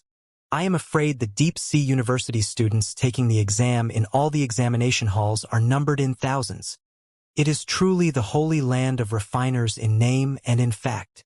Liao sucked in a mouthful of cold air. Despite being aware that the Deep Sea University's refining department was colossal, only now did he get a clear understanding. These examinees were just the students of Deep Sea University. That's all. There were still many graduates of Deep Sea University who failed to become a registered refiner and were also taking the examination. When they saw students of their alma mater arriving, these graduated, one by one, went up to welcome and greet their juniors who they were acquainted with. The lobby, which was completely silent a moment ago, once again, became lively. However, this time the hubbub was coming from the group of Deep Sea University. Everyone seemed to have been suppressed by their imposing manner and even didn't dare to raise their voices. Liao took a glance around and immediately came to notice that a quarter of the examinees were from Deep Sea University. An overwhelming blue tide quickly spread through the entire lobby before the number 19 examination hall turned into the turf of Deep Sea University. The deep blue tide broke into a dozen small tides that moved towards the various waiting areas. A long-haired, red-eyed teenager, surrounded by a couple dozen guys, walked past Liao. Originally, the long-haired teenager had arms crossed over his chest, but apparently, he seemed to have thought of something before he thoughtlessly raised his wrist to take a glance at the crystal processor. Having seen all this, Liao's pupils suddenly constricted. All of a sudden, he sat right up, whereas his spine burst forth with faint cracking sounds, as though a satiated, lazy cat suddenly became hungry tiger that was ready to go down the hill to hunt. Liao looked at the left hand of the long-haired teenager. 70% of any refiner's skill was in his hands. When a refiner trained his hands to the extreme, both hands would have extremely subtle changes depending on how adept his or her hands were. At such a close range, Liao came to discover that the subtleties of long-haired teenager's fingers were exactly the same as his hands. I'll be damned, he is just like me. He must have come into contact with magical equipment components during his early childhood, even before his bones has taken shape. So, his finger bones are different from others. He is certainly a super expert with astonishing hand speed. His speed may even surpass my 95%. Liao's response did not escape the eyes of the long-haired teenager. The long-haired teenager slightly frowned as he casually took a glance at Liao. When his gaze landed on Liao's hands, his pupils, in the blink of an eye, constricted to the needlepoint. The long-haired teenager suddenly halted his steps, as though he had discovered an extreme treasure. Having observed Liao's hands with much attention, he turned his gaze and met the feverish gaze of Liao directly. When the gazes of the two collided with each other, it seemed as though two lightning bolts collided with each other. The people behind the long-haired fellow were taken by surprise. They could barely halt their footsteps. Many of them even collided with each other as they exclaimed. After half a second, the long-haired fellow retracted his gaze and slightly smiled before continuing on. Liao licked his lips. He suddenly felt hungry. But it was not his stomach that was hungry, it was his hands. His fingers that were suffering were intolerable hunger. A senior student of Deep Sea University's refining department quickly came from behind and asked in a low voice, "Xiaoyang, what's the matter?" "It's nothing." The slender fingers of 10th star, Zhang Xiaoyang, were just like Liao's fingers. They involuntarily twitched. He calmly said, "Just saw an expert." Expert. Upon hearing Zhang Xiaoyang, everyone became excited as they, one by one, turned their heads, gazing with glittering eyes. Where is he? Where's the expert? They were not to blame for forgetting themselves, as geniuses in Deep Sea University's refining department were as numerous as stray dogs. It was a place where terrifying prodigies could be found everywhere. Even so, Zhang Xiaoyang, having entered the university for just 1 year, had already been publicly recognized as a super genius by all the geniuses and monstrous prodigies. He was the top prodigy. Let alone finding his rival among the freshmen, even among the senior grads, the students who were of a higher level than him could be counted on one's fingers. Couldn't be helped.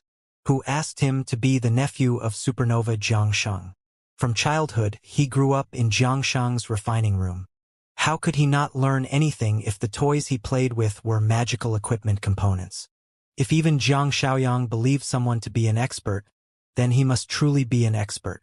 Everyone's gaze wandered, but all they could find were a group of Star Nebula University students nearby and an extremely ordinary teenager gorging on a plate of dumplings.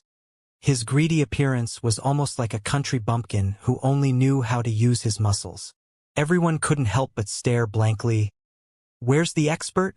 The refiners' community was filled with hidden dragons and crouching tigers. Of course, they wouldn't dare to say there weren't any expert refiners other than those from Deep Sea University. However, many of these experts had been involved in refining for a few decades and in their middle age after having trained laboriously. When they looked around, all they could see were their peers who were almost the same age as them.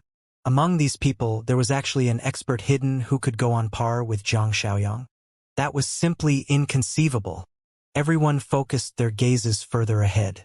Zhang Xiaoyang didn't stop and continued to move as he lazily said, "Let's go. You will know after a while. Today's exam is going to be extremely interesting." Wow! Everyone woke up from their stupor and continued to follow Zhang Xiaoyang. "Xiaoyang, you're right indeed. Today's exam is indeed going to be interesting.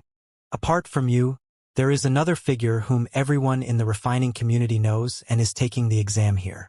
The senior grad from just a moment ago said with enthusiasm, "It's Li Yao from Grand Desolate War Institution, the biggest clown who is known for challenging us. Wait a minute, I will search the net to find his 3D pictures. I want to see how big his mouth is. To think that he dared to speak such big words." There was no change in Zhang Xiaoyang's expression. He calmly said, "Gao Yuanlong, do you know why I, being a freshman and having studied at the university for less than a year, could knock senior grads like you out?" Gao Yuanlong was surprised for a moment. He could not understand why Zhang Xiaoyang threw him such a question. However, they were already accustomed to Zhang Xiaoyang's way of speaking, which was no different than Zhang Shang's. They reined their temper and asked, "Why?" Slowly, Zhang Xiaoyang extended two of his slender fingers. Waving his first finger, 99% is because I am a genius and you're all ordinary people with mediocre aptitudes." Gao Yuanlong was almost choked to death on his own saliva. In the blink of an eye, his face turned very red from choking. Everyone knew Zhang Xiaoyang didn't know how to speak politely, but this was still too much. What ordinary people with mediocre aptitudes? In his hometown, Gao Yuanlong was a one-in-a-million genius, who was like the feathers of a phoenix and horns of a unicorn. Yet Zhang Xiaoyang looked at him blankly. The look in his eyes was of calm, as if he was saying, "I just stated one of the most basic facts. Why are you even getting angry? Didn't you already know?" Gao Yuanlong ground his teeth to the point that they even started to ache. Eventually, he helplessly said, "Okay, what about the remaining 1%? Zhang Xiaoyang waved his second finger. 1% is because I devote every moment of my life to the world of refining, unlike you ordinary people, who obviously have such mediocre aptitudes yet waste so much of time listening to a joke." Gao Yuanlong was rendered speechless. Everyone glanced at each other. From the bottom of everyone's heart, everyone had an urge to strangle Zhang Xiaoyang to death. In the depths of the metallic dome was a control room full of holograms that were displaying the scenes from various parts of the metallic dome. Stood in the control room were 3 highly reputed veteran refiners. Each of them had the emblems of Refiners Association on their chests. They were all none other than the 3 examiners who were in charge of the number 19 examination hall. On the left stood a stunning middle-aged beauty. She was dressed in the same deep blue uniform as Zhang Xiaoyang. However, compared to the uniforms of the students, hers was more beautiful, refined, and luxurious. A faint spiritual energy was lingering around it, bringing a sliver of immortal-like grace. Only a professor-level teacher of Deep Sea University held the qualifications to wear such uniform. She was Professor Zhu Yueqin of Deep Sea University's refining department. This year, she was already 79 years old, yet she appeared to be in her 40s or 50s. Professor Zhu, is that long-haired teenager the nephew of supernova Zhang Xiaoyang? I have heard that his aptitude is just as Zhang Shang's, when Zhang Shang was of his age.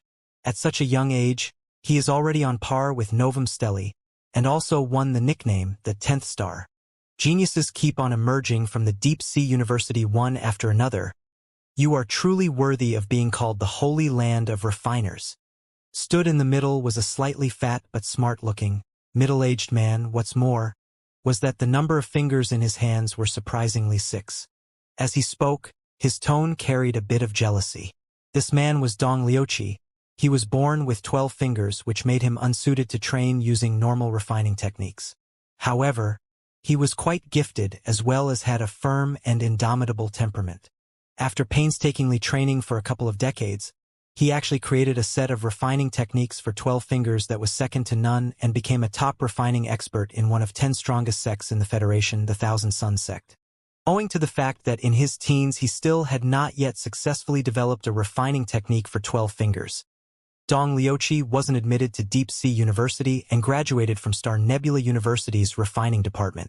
Having seen his alma mater, Star Nebula University, being completely suppressed, whether it was in terms of the number of examinees or in the imposing aura emanating from the examinees of Deep Sea University, Dong Liuqi's voice inevitably had a hint of jealousy mixed in it.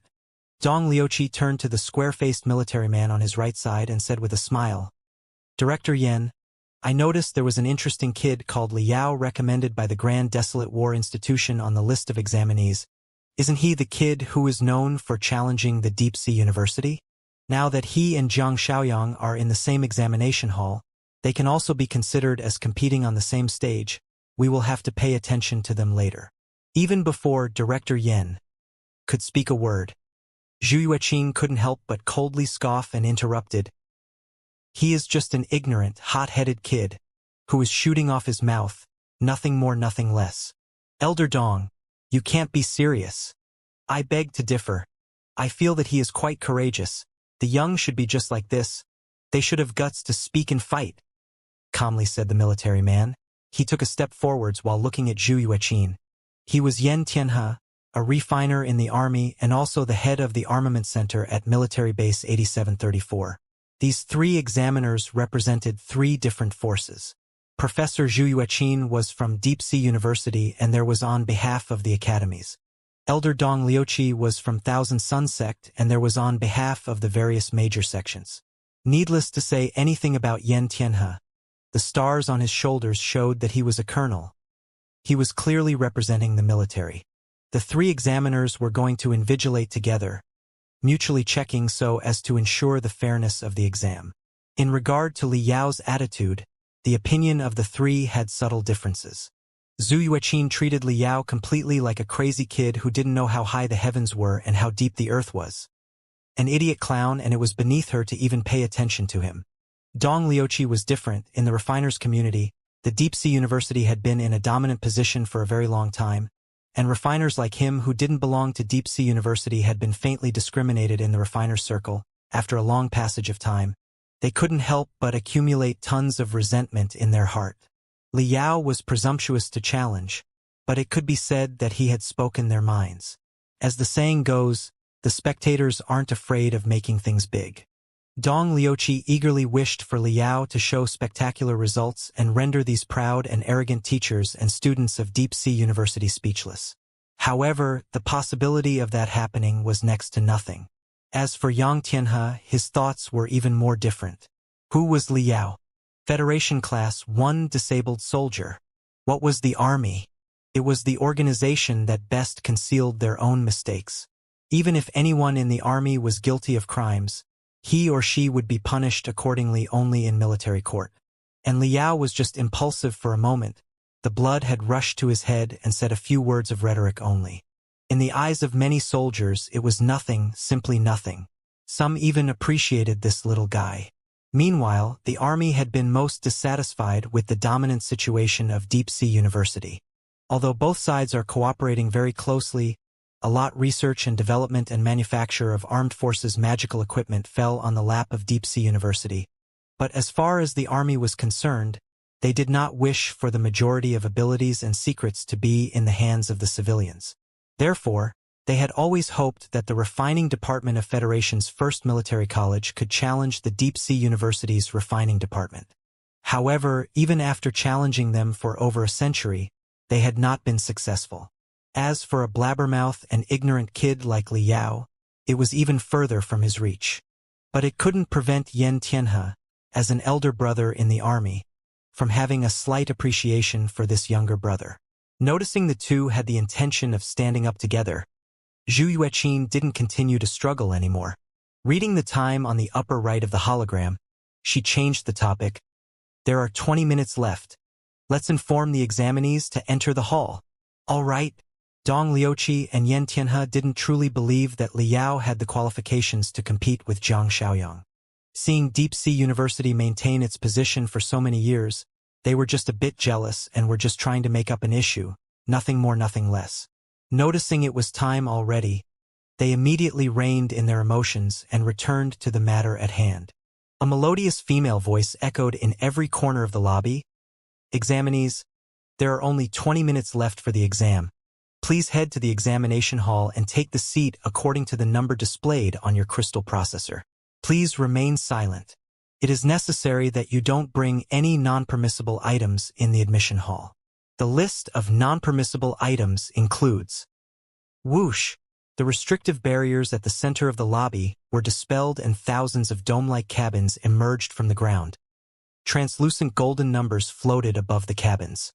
Tap, tap, tap. Thousands of examinees rushed into the examination hall. Swallowing his last dumpling, Liao wiped his hands and searched for his cabin. Once he was inside, the semicircular crystal cover on the front of the cabin gradually closed tight, isolating the voices from the outside. The crystal processor for taking the exam launched a hologram before a lot of information, like a cascading waterfall, dropped from above. These were the rules for taking the exam. At the bottom, there was also a small countdown. Beep, beep, beep. Soon, the countdown hit 0. The first round of the refiner's registration examination officially began. First question. Among the 11 flying sword blueprints mentioned below, 7 of the flying sword blueprints are for the same model, while the remaining 4 flying sword blueprints are for different models according to the difference in the design. Choose the 7 blueprints which are for the same model.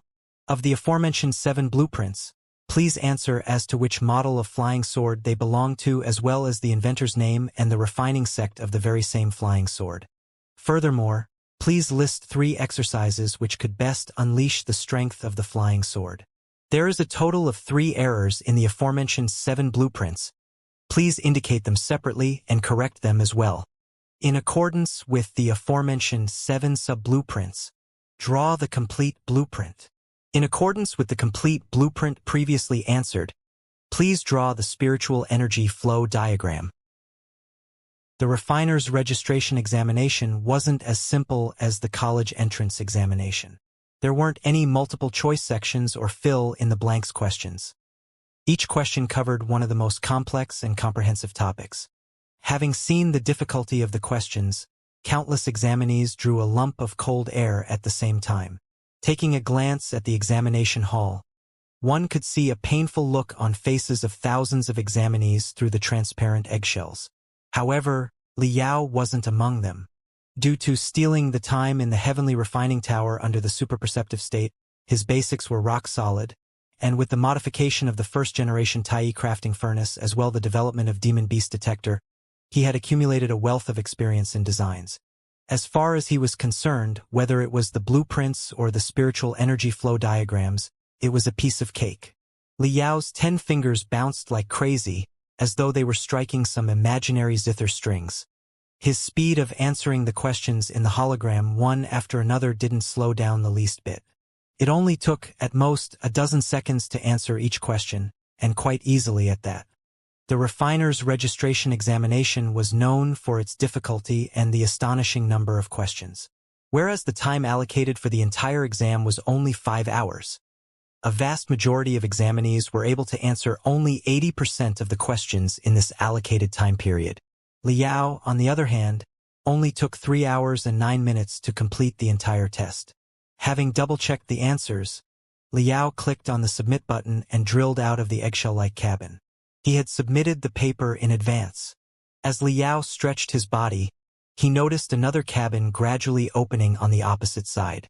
The examinee who came out was none other than the long-haired teenager he had previously encountered. Realizing that Liao had actually submitted the paper a few seconds earlier than him, the long-haired teenager was caught by surprise first before he raised the corner of his lips into a smile that carried a sliver of curiosity and delight. His eyes didn't conceal its fiery look. Liao too curiously looked at the long-haired fellow, especially his slender and delicate hands which were almost the same as his. Someone who was from Deep Sea University and so young should be the 10th star Zhang Xiaoyang. Liao licked his lips as the veins on the back of his hands bulged. Wow! Someone submitted the paper in advance. The front of the examination cabin was transparent. Many of examinees who were immersed in the sea of questions inadvertently raised their heads. Much to their surprise, 2 examinees had submitted the paper ahead of the schedule and more than 1 hour earlier at that. They could not help but feel aghast. Soon, someone recognized that one of 2 was none other than the refining genius Zhang Xiaoyang.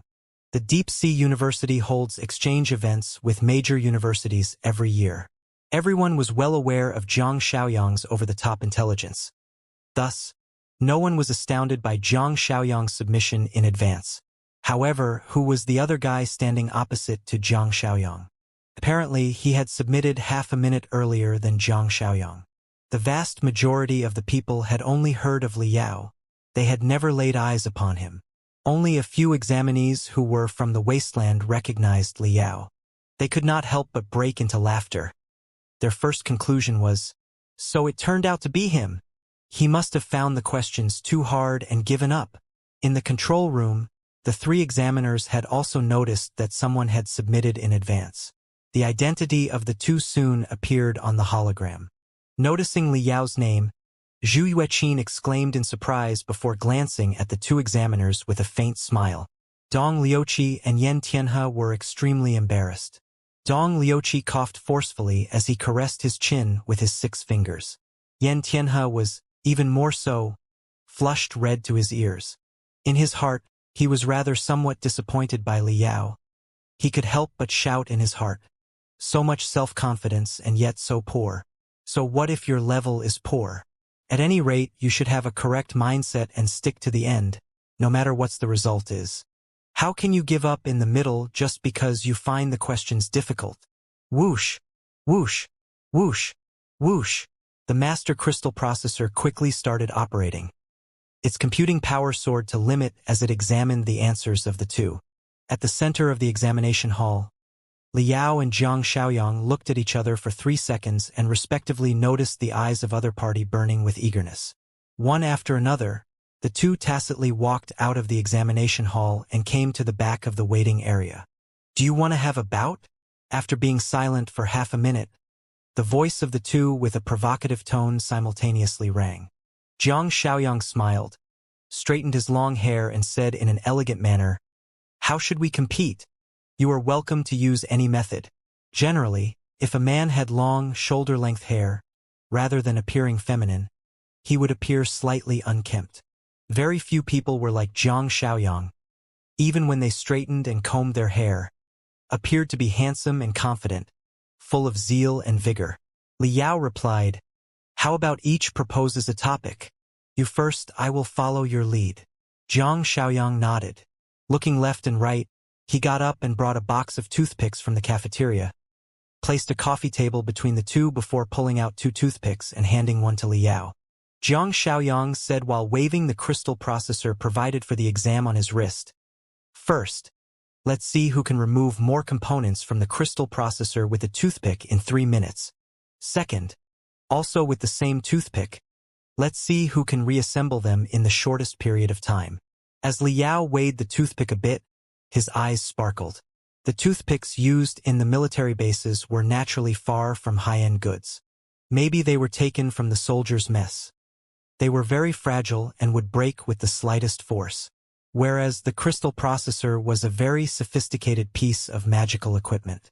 Generally, 7 or 8 different kinds of tools were needed to disassemble it completely. Disassembling a crystal processor with a toothpick was tantamount to nonsense. Nevertheless, Liao was extremely excited. His eyes flickered with a fiery gaze as he nodded his head without an ounce of hesitation. All right. The 2 took their crystal processors off and placed them on the coffee table before they slowly and methodically started exercising their fingers, apparently warming up. When both saw the incredible flexibility of other parties' fingers, both felt a bit aghast. Ready. Bring it on. Let's start. Almost instantly, a storm was set off on the coffee table. 2 pairs of hands almost turned into 4 whirlpools that sucked in the 2 crystal processors all of a sudden.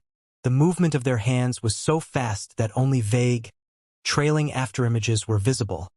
All one could hear was click, click, click, click, subtle sounds coming. One after another, Components that were even smaller than a fingernail jumped out from the whirlpools and accurately fell into a nearby tissue box, respectively.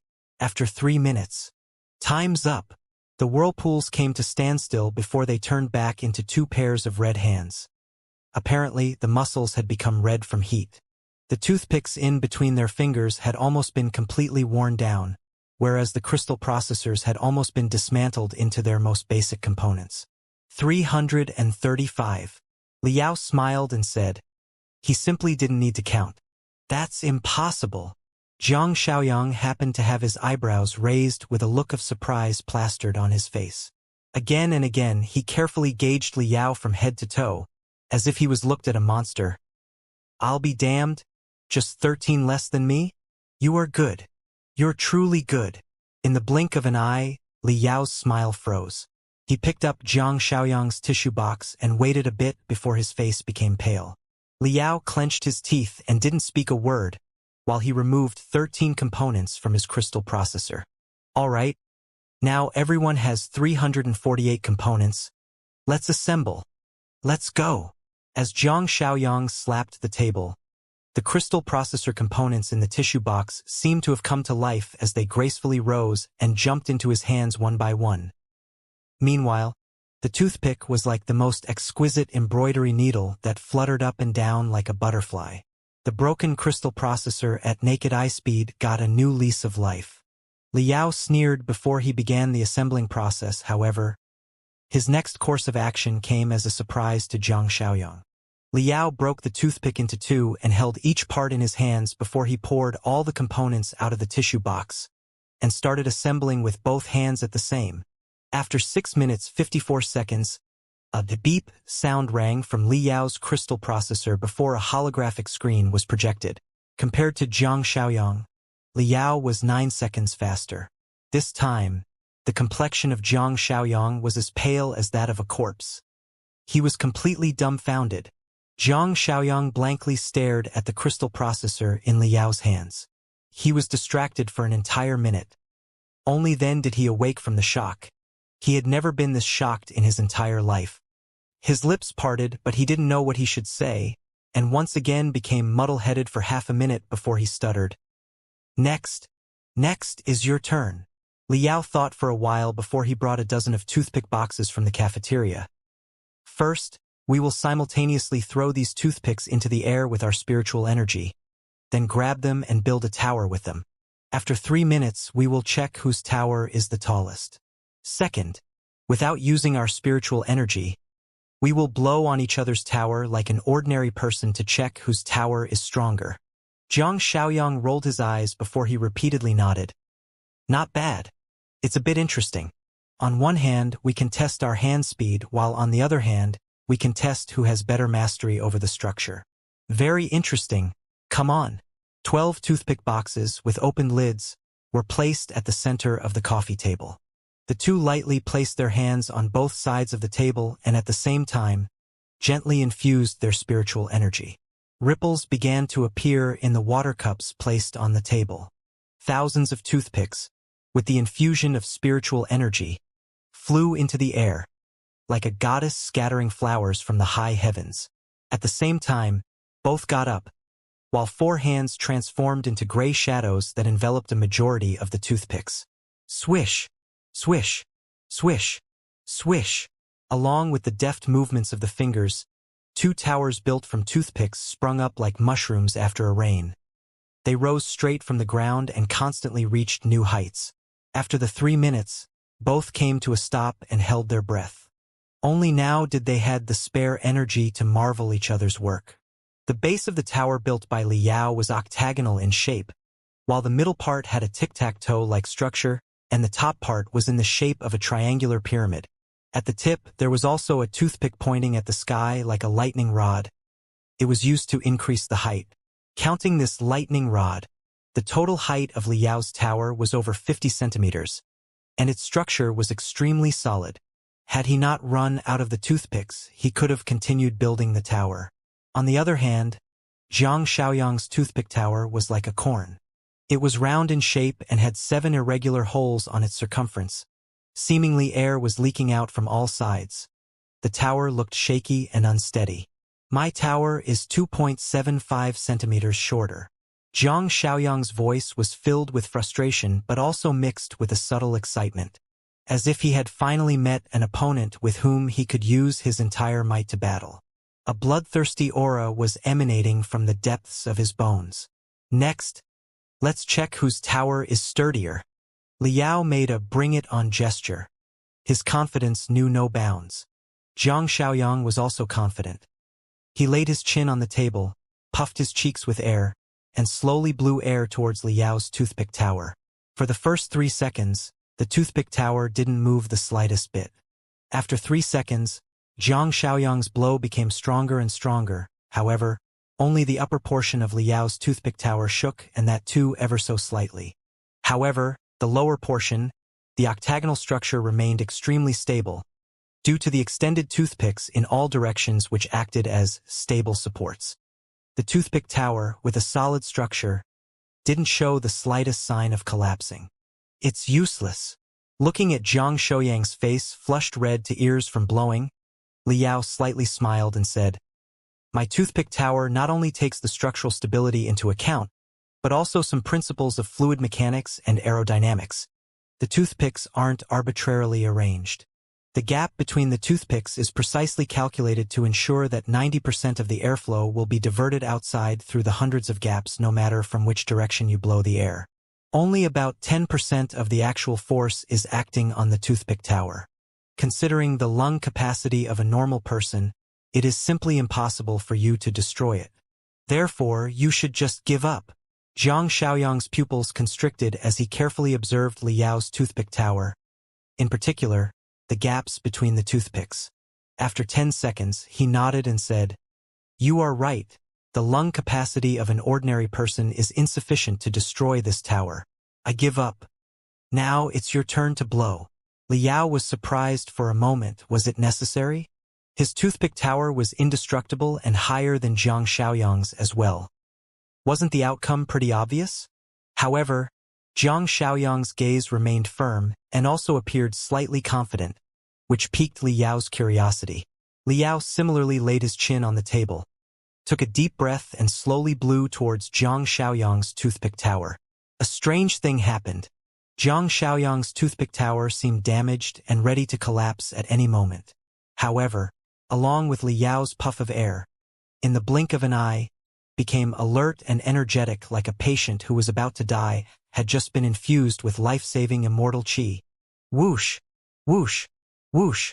Whoosh! A couple of toothpicks in the middle of Zhang Xiaoyang's toothpick tower madly started rotating. The external structure, on the other hand, remained firm. It was incomparably stable, solid, and unshakable. In a trance, the toothpick tower now seemed a lofty, high tower standing on a boundless plain to Liao. No matter how fierce the winds were, they were unable to shake the tower the slightest bit. PFFFF. Now it was Liao's turn to have his face flushed red to ears. With his chest raised high, his lungs inflated to the limit, Liao ruthlessly blew. However, the toothpick tower remained motionless, and the toothpicks inside started rotating more madly. "It's useless." The very same words that Liao had spoken a while ago were thrown right back at him by Zhang Xiaoyang. "I also designed the toothpick tower while taking fluid dynamics and aerodynamics into account. However, you only thought of diverting the airflow, but I thought of using the airflow to strengthen the stability of the tower. As you can see, I have designed a unique guiding structure inside the tower, and after precise calculation, the hundreds of gaps in the toothpicks in the tower create a wind guiding band. When the air enters the tower, 85% of the power will be converted to create a downward pressure no matter which direction you blow from. The pressure acts as an invisible hand which helps me hold the tower more closely and firmly, from top to bottom. Therefore, the stronger air you blow, the more stable my tower becomes. There is no way to topple my toothpick tower unless you use more power than the average person and air flows from top to bottom." Zhang Xiaoyang's explanation rendered Liao speechless. After carefully observing for a while, Liao gave a long sigh and said in a reluctant tone which seemed he still wished to continue, "Both games are tied. Shall we go for another?" "But of course. But we don't have much time left. How about the most simple finger-guessing game?" "Okay. What are the rules? After 10 seconds from the start, a round every second, and the 100th round will be the end? Alright, let's go. The game Liao and Jiang Xiaoyang were playing was a very popular competing method between the refiners. This game is called rock, paper, scissors. The common people who play rock, paper, scissors relied on luck, cheating, psychology, and perhaps a little bit of probability. However, when it was between refiners, the contest was all about who had quick eyes and deft hands. The two stretched their right hands simultaneously and, ignoring the other party's scrutinizing gaze, both silently counted in their heart. 5, 4, 3. The right hands of the two remained stable and unmoved, yet their fingers started beating like crazy. The 10 fingers seemed to have turned into 10 flood dragons. No matter what hand is played, the fingers and the muscles are bound to have subtle changes. Whoever could capture the changes of his opponent in advance, predict his opponent's hand, and subsequently react in the blink of an eye would be victorious. 3, 2, 1. The grand and quick showdown of rock, paper, scissors began. Liao's gaze was completely transfixed upon Jiang Xiaoyang's right hand. However, in the blink of an eye, Liao had captured Jiang Xiaoyang's intentions from the subtle movements in the ring finger of Jiang Xiaoyang. Jiang Xiaoyang was going to play the scissors. Liao sneered in his heart, as though it was just a matter of course. And it was indeed true, as in the last moment, Liao had subtly controlled the muscles of his hand and gave the impression that he was going to play the paper. Sure enough, Jiang Xiaoyang was hooked. Liao's right hand turned into a blurry shadow and, in an instant, became a fist, or to say rock, which heavily smashed upon Jiang Xiaoyang's fist. How's that possible? At the same time, the smile of victory that was lingering upon both of their lips dissipated. He can actually control his muscles to such an extent. He even can make fake movements and set a trap. Jiang Xiaoyang's heart was in a turmoil. He actually saw through my trap at very last moment, and though it was too late to change the scissors into paper, he replaced it with a rock just in time. Liao too was incessantly surprised. Let's go again. All right. The two were like two very sophisticated machines whose hands would change every second, and every time just before the transformation, there would be a large number of observations, fakes, and counterfakes happening. In just a short while, the foreheads of the two were drenched in sweat, and from the fingertips to the shoulder blade, everything was faintly aching as if they were on fire. Drawl. Drawl. Another drawl. Both of us had won 11 times and the remaining 78 games are draws. Heh, wanna continue? From your panting, forehead drenched in sweat, and the slight twitching right hand, you must have reached your limit? If you can't continue, we will stop here. Are you kidding? I've only used 50% of my energy. I was just warming up. That's all. From the way I see it, you must be exhausted. You have already exceeded your limit? If you can't do it, there is no need to force yourself. Let's just sit down and have a cup of tea. We can chat as well. It's nothing to be embarrassed about. Bullshit. I have only used 40% of my energy. I was tired of doing nothing and was just playing with you. That's all. Do you want to take it seriously? Then, I will let you see how frightening my 120% is. All right, we can go for another 300 rounds. Once again, Liao extended his right hand as well as his left hand. Spreading his 10 fingers apart, Liao very provocatively looked at Jiang Xiaoyang. Forming just one shape per second isn't that much exciting. How about 3 shapes per second? And let's do it with both our hands. What do you think? That's exactly what I was thinking. Jiang Xiaoyang slowly exercised his shoulder. Suddenly, his bones made a series of crackling sounds. His long hair, even in the absence of the wind, fluttered. He had a fiery look in his eyes. The two were sitting the depth of the waiting area, which was a dead end for the cameras. Therefore, all the cameras or the invigilators were focused in the examination hall. Not a single person noticed such a soul-stirring contest between the two. Inside the control room, the master crystal processor had just completed correcting the papers of the two. A glittering figure suddenly appeared on the hologram. 931 points. Jiang Xiaoyang scored 931 points. Dong Liuqi's voice was filled with a bit of surprise. He took a glance at Zhu Yueqin with envy and jealousy. Zhu Yueqin faintly smiled. The look on her face was rather calm, but her slightly elevated breath failed to conceal the excitement in her heart. The written test of Refiner's registration examination was out of 1,000 points. As long as anyone scored more than 600, they would pass and could enter the second round. Generally, even if someone passed the written test, quite often they scored very close to the passing marks. And if someone scored over 700, he or she could be considered as quite outstanding. Anyone who could score higher than 800 points would be like feathers of a phoenix and horns of a unicorn. As for more than 900 points, in a span of 3 to 5 years, it would rather be quite hard to even find one such monstrous candidate. Not to mention that the difficulty of this year's examination was quite high. Dong Liuqi reckoned that if it was him who was giving the paper, he would have to rack his brain and had to be extra careful while answering, and even a bit of luck would also be needed if he wanted to score over 900 points within 4 hours. Dong Liuqi took a long, deep breath. He could only accept defeat in regards to the unfathomable strength of Deep Sea University. Jiang Xiaoyang is truly worthy of the name 10th star.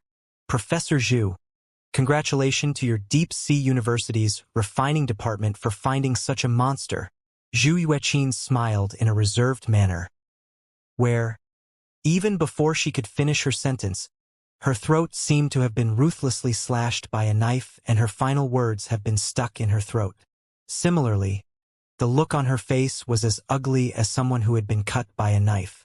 All because the results of the second candidate had also appeared on the hologram. Grand Desolate War Institution, Liao, 901 points. Dong Liuqi and Yan Tianhe sat down at once. They both gawked at each other and respectively saw a look of disbelief and shock in the other party's eyes. They furtively sneaked a peek at Zhu Yueqin and discovered that the beautiful woman was completely dumbfounded and didn't know what to do. Immediately, both pulled up Liao's answer sheet and manually started reviewing. There is no problem with the first question. The answer to the second question is also complete. Every single detail is taken into account. Even the trap set up in the subject had failed to fool him. It is simply perfect. Correct, correct, and correct. It really is 901 points. There is no problem with the crystal processor. Only at this instance did Yan Tianhe finally feel relieved. He was grinning to his ears, and his eyes were glittering. Over the years, the number of people who had scored over 900 points could be counted on one's fingers. Meanwhile, the questions where Liao lost points were related to the refining ideologies of the elite faction, and those were related to most uncommon and unpopular topics at that. In Yang Tianhe's opinion, being able to score 901 points in a test which was based on the refining ideologies of the elites faction even while being a grassroots refiner, he was far more valuable than Jiang Xiaoyang. First round. The written test is finished.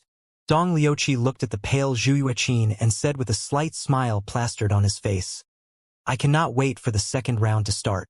I hope that the second round could begin immediately. It would definitely a fight between a dragon and a tiger." In the lobby, melodious music started playing as a faint sandalwood fragrance started to spread, bringing everyone in the vicinity a sense of calmness and serenity. Thousands of examinees crawled out of their respective cabins with difficulty. Their faces were pale with exhaustion. Many people sighed and groaned, and even repeatedly shook their heads. Some even moaned as if a weight had been lifted from their shoulders. 30 to 40% of the examinees walked towards the waiting area. This year's exam was really very hard. I was only able to finish 70% of the paper. I'm afraid I won't make it. That's right. The topics are getting weirder and weirder every year. Lucky for me, there were 2 topics which I had reviewed just before the exam. Maybe I will be able to score more than 600 points. Jiang Xiaoyang, that monster is truly terrifying. He actually submitted the paper more than an hour earlier. I wonder how many points will he score? Maybe he scored more than 800 points. No matter how many points Jiang Xiaoyang scored, it was to be expected. But there was another guy who also submitted the paper at the same time as Jiang Xiaoyang. Who was he? Xiaoyang. Several dozen examinees from the deep-sea university fared pretty well, and naturally walked towards Zhang Xiaoyang. However, when they saw him sitting alone, they were astounded. One by one, they came forward to greet him. What? When they saw Zhang Xiaoyang's hands spread out on the coffee table, all of them let out a shocked gasp. Zhang Xiaoyang's hands were red and swollen. His hands were almost 30% thicker than normal and steam was rising from them. It appeared as though he had placed them inside a steamer and steamed them. What happened? Everyone was greatly astounded. Nothing much. I have not had so much fun in a long time. Zhang Xiaoyang heaved a sigh of reluctance. The sluggish look on his face instantly became as that of intense excitement. His eyes sparkled as if two shining gems had been fitted in his eye sockets. Hey, do you know? There were still some deep-sea universities examinees who were totally unaware of everything. All they saw was many of their fellow students gathered here, so they too swarmed over. Another guy's face beamed with excitement as he burst into laughter and said, "Do you know there was another guy who submitted the paper at the same time as Zhang Xiaoyang? I just learned that it was none other than Li Yao." What? At this moment, everyone became cheerful. Even the older and prudent students could not help but smile, and those whose tempers were relatively frivolous, even more so, shook with laughter. Oh, really? Isn't Li Yao the guy who's famous for challenging us? What a joke. He could not even last 5 hours of the written exam and gave up halfway. Li Yao, who was carrying a large water bucket, calmly walked over. As for hundreds of deep-sea universities examinees, he turned a blind eye and drilled into the crowd. Whoosh, whoosh, whoosh, whoosh. In the blink of an eye, numerous sharp gazes pierced him. Everyone didn't expect him to actually have so much guts that even after shooting off his mouth, he still dared to enter deep into the crowd of hundreds of enemies. Although they had heard Li Yao was quite adept at fighting, while everyone present was a refined academic men and couldn't fight, however, they could, at the very least, use their gazes to despise him, mock him, and tease him, couldn't they? What is this guy planning to do? Who knows? What is he even carrying? That looks really cold. From what I hear, this guy is very violent. He wouldn't intentionally make trouble and fight with us? Quickly go and call the invigilators. Li Yao was like a bloodthirsty shark that was swimming deep in the sea. The small fishes and shrimps gave way to him on their own. No one dared to block him even for half a second. Splash! Li Yao walked straight to Zhang Xiaoyang and poured the large bucket filled with ice cubes on the table before sitting across him. Afterward, he inserted his hands into the heap of ice blocks. A moan filled with relief escaped his mouth. His hands were also like as that of Zhang Xiaoyang. They were red and swollen, and steam was rising from them as well. Zhang Xiaoyang inserted his hands into the heap of ice cubes to cool them down and said while deadly staring at Li Yao, "I have never encountered an expert like you among my contemporaries. I am very happy with today's battle, but even after competing for such a long time, we still ended in a draw. It is truly regrettable. Fortunately, the refiner's registration examination has 3 rounds. We can still see who wins and who loses from the scores." Having heard this statement, all the examinees of Deep Sea University were flabbergasted. They became dumb as a wooden chicken. On the outside, they looked stupid and absent-minded, but a tsunami of emotions was raging in their hearts. Did I hear it right? So earlier, that expert Zhang Xiaoyang mentioned was none other than Li Yao. It sounds like Zhang Xiaoyang had a match with him and the two ended up drawing. This Li Yao is actually on par with the 10th star, Zhang Xiaoyang?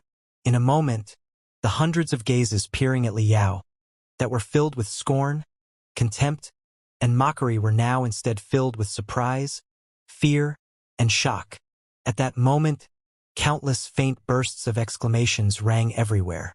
The lobby, which was hustling and bustling a moment ago, suddenly became dead silent in the blink of an eye. On the semi-arched dome, a huge hologram appeared, projecting the results of thousands of examinees. The names of examinees who had scored over 600 were displayed in golden, glittering characters, while the names of examinees who had scored lower than 600 were displayed in slightly dim green characters. The golden numbers were sparsely scattered among a slew of lush green numbers.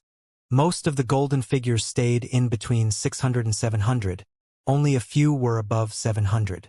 Among all the numbers, there were two numbers that began with 9, which immediately stood out. They were especially dazzling. Deep Sea University, Zhang Xiaoyang, 931 points. Grand Desolate War Institution, Liao, 901 points. Wow! The lobby was in a deathly silence for about 10 seconds, like the calm before a storm. After the strange calmness, the entire lobby burst forth with tempestuous waves of energy. Zhang Xiaoyang scored 931 points. He is truly worthy of... What? Another guy scored more than 900 points? Liao? Impossible. Liao. The Liao from the Grand Desolate War Institution.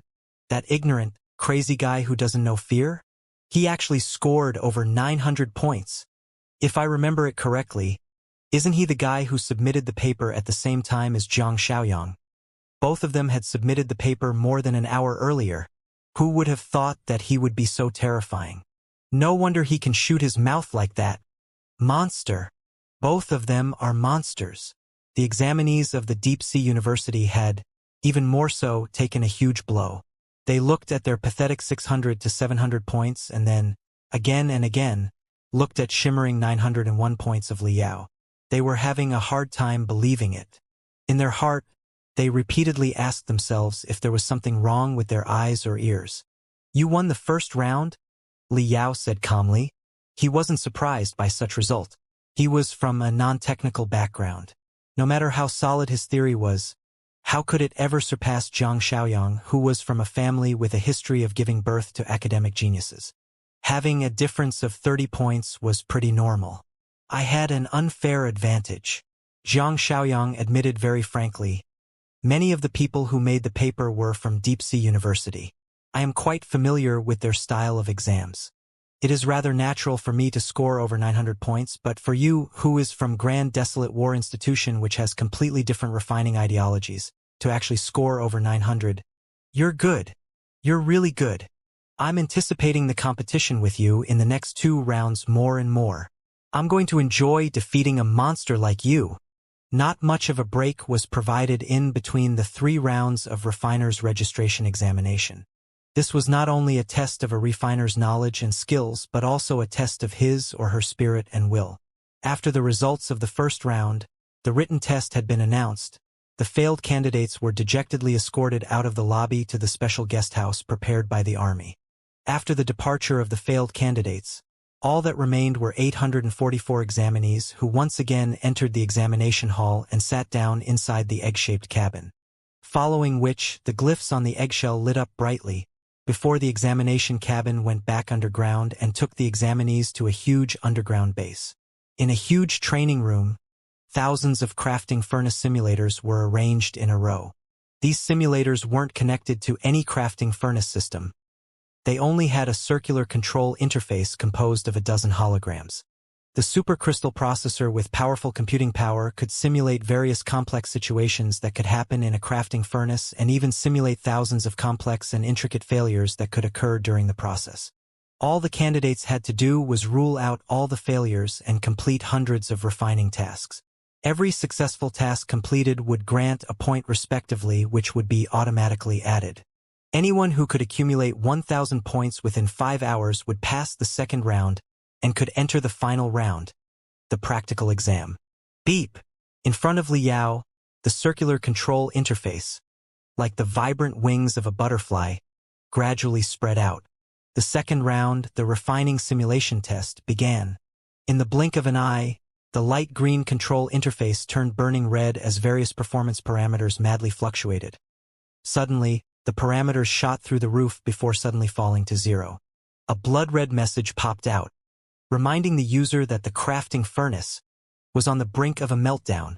In the first test, the examinee had to find the reason why the crafting furnace was about to melt down and restore the crafting furnace to the normal state by eliminating all the errors through the control interface.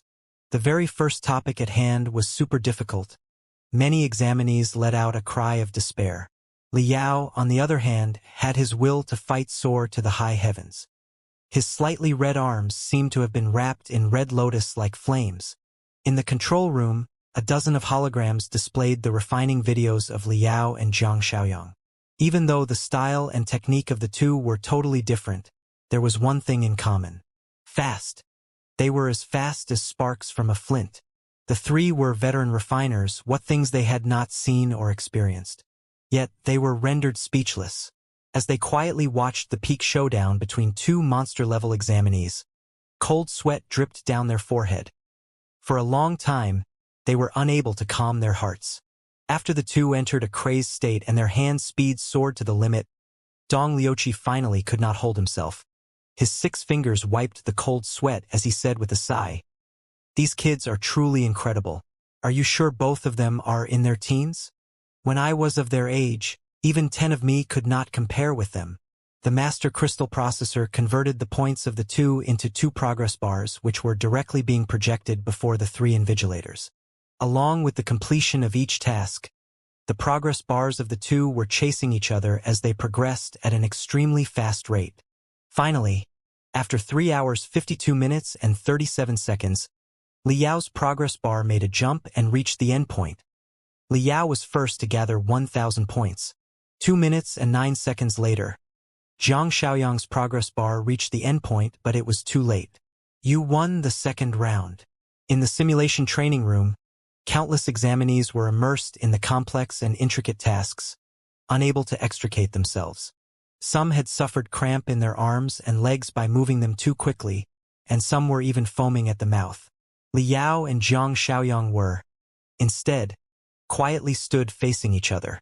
With the previous 2 rounds, we are once again tied. However, you and I are both very clear that whether it is the written test or refining simulation, they are just boring games, nothing more, nothing less. The 3rd round, the practical test, is the real contest.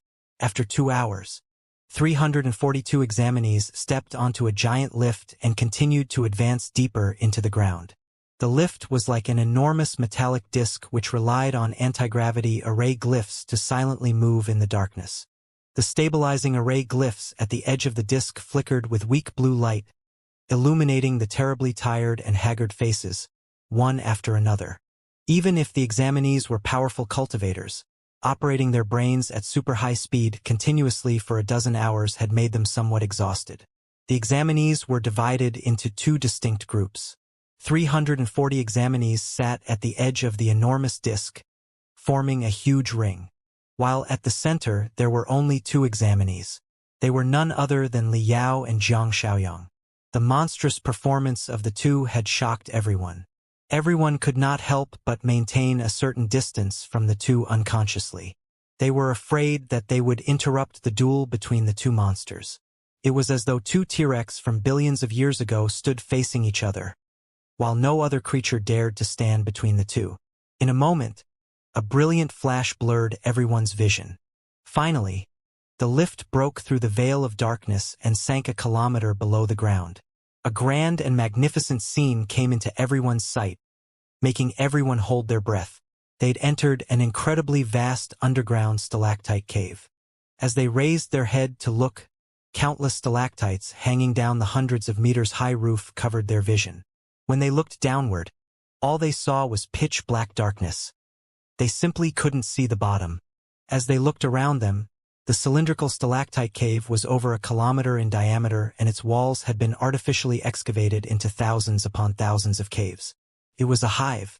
This place looked like the interior of a huge steel hive, and they were but the smallest ants.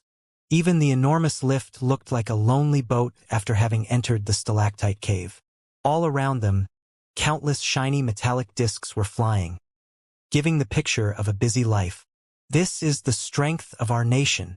Only by mobilizing the strength of tens of billions of citizens of a nation can make it possible to build such a vast and magnificent world underground.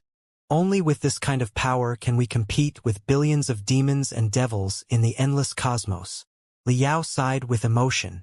While he'd come to experience his own insignificance, he also felt deeply proud for being a citizen of such a powerful country. The disc slowed down and flew towards the wall, shining with a metallic gloss. Two firefly-like specks of light floated up from deep within the underground and flew next to the disc. The speck of lights were two soldiers with metallic wings attached to their backs. The two soldiers each held a magical equipment that released a red light which covered the entire disc. Beep! Beep! A dazzling red light suddenly turned into a warm green light. The identification of everyone had been verified. On the walls, the entrances of hundreds of man-made caves were sealed by huge, metallic doors which, at this moment, silently slid open. The enormous disc rose and fell, all in accordance with the roll number of the examinees, delivering everyone to their corresponding cave. Liao drew a long, deep breath and strode into his own cave before the metallic doors behind him closed slowly. The final round. Liao looked around the cave with great curiosity. He was quite familiar with the furnishing inside the cave. It was a repair workshop, and at the back there was also a small refining room as well as a warehouse. It was small, but it had everything. Beep! Beep! The exam crystal processor displayed a message, displaying the topic's details of the practical exam, according to which the examinees had to repair a puppet war beast to 90% of its battle force using the facilities in the repair workshop and the raw material from the warehouse within 24 hours. A maintenance-type task? Liao beamed with joy. Was the task custom-made for him? At the corner of the workshop, something small was covered with a tarpaulin. As Liao uncovered it, he was dazzled. Mystic Wolf. The puppet war beast was quite similar to the wooden oxen that Liao had repaired in the small mountain village a year ago. It was controlled by artificial intelligence implemented in a crystal processor, giving it the ability to operate autonomously. The Mystic Wolf was a puppet war beast that was manufactured by Wolves Valley 33 years ago, and it was purchased by the army in large numbers because of its excellent design and high performance. This kind of puppet war beast was created using bionics. It was designed with reference to many wolf-type and leopard-type demon beasts' appearances and characteristics. With its narrow, streamlined, and agile body, it could adapt to multitudes of complex terrains. It was especially suitable for fighting in plains and jungles. Even if it was on a steep mountain, it could climb quite easily. The Mystic Wolf belonged to a light war beast category, with a length of 1.56 meter and a total weight of 156.33 kilograms. Two light crystal railguns attached to either side of its body. Additionally, a flying sword launcher could also be attached to its abdominal region that could fire 12 mini-flying swords, greatly enhancing its long-range firepower. In addition, at the end of its limbs, vibroclaws built using a super alloy were respectively installed. Its jaw that was filled with steel teeth had extremely high bite force, and a flamethrower was also installed in its throat, which was driven by flame array glyphs and could project a long stream of fire with a temperature of over 1,000 degrees. It was capable of reducing the enemies into ashes in the blink of an eye. The Mystic Wolf had two modes of operations. Could be remotely controlled by soldiers or cultivators. One could also enter a general objective beforehand, such as patrol, guard, weapons-free, after which the Mystic Wolf would be controlled by the built-in crystal processor and conduct operations autonomously in accordance with the previous commands. Once the Mystic Wolf appeared, it immediately replaced the position of many army dog-type spirit beasts, and it was particularly favored by the scouts. Today, each standard reconnaissance unit of the army consists of 2 scouts and a Mystic Wolf. However, the condition of the Mystic Wolf before Liao was somewhat worse for wear. It seemed that the Mystic Wolf had suffered a long-range corrosive attack from a demon beast. Its metallic coverings had been eroded and was riddled with holes. Even the crystal fibers connecting many of the key points had suffered from corrosion. And after the corrosive attack, the Mystic Wolf seemed to have fought with the brutal demon beast. Its head had a deep dent. At many places the coverings had been broken into pieces. 3 of its 4 limbs were broken off, whereas only a few pitiful crystal fibers were keeping the 2 forelimbs from getting detached from the main body. Its abdomen had an even more horrifying hole. Many of the engraved crucial array glyphs, crystal chips, and internal parts were missing. As for the rest, they were corroded from some kind of acid and riddled with holes. They were far from any operable standard. With the exception of its intact spine that was refined from a special alloy, the mystic wolf was almost on the verge of getting scrapped. As far as Liao was concerned, such a scene was quite common for him.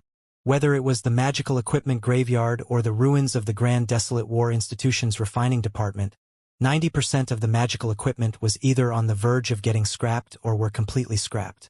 So what? Couldn't he recover it bit by bit as before, or maybe even stronger than ever?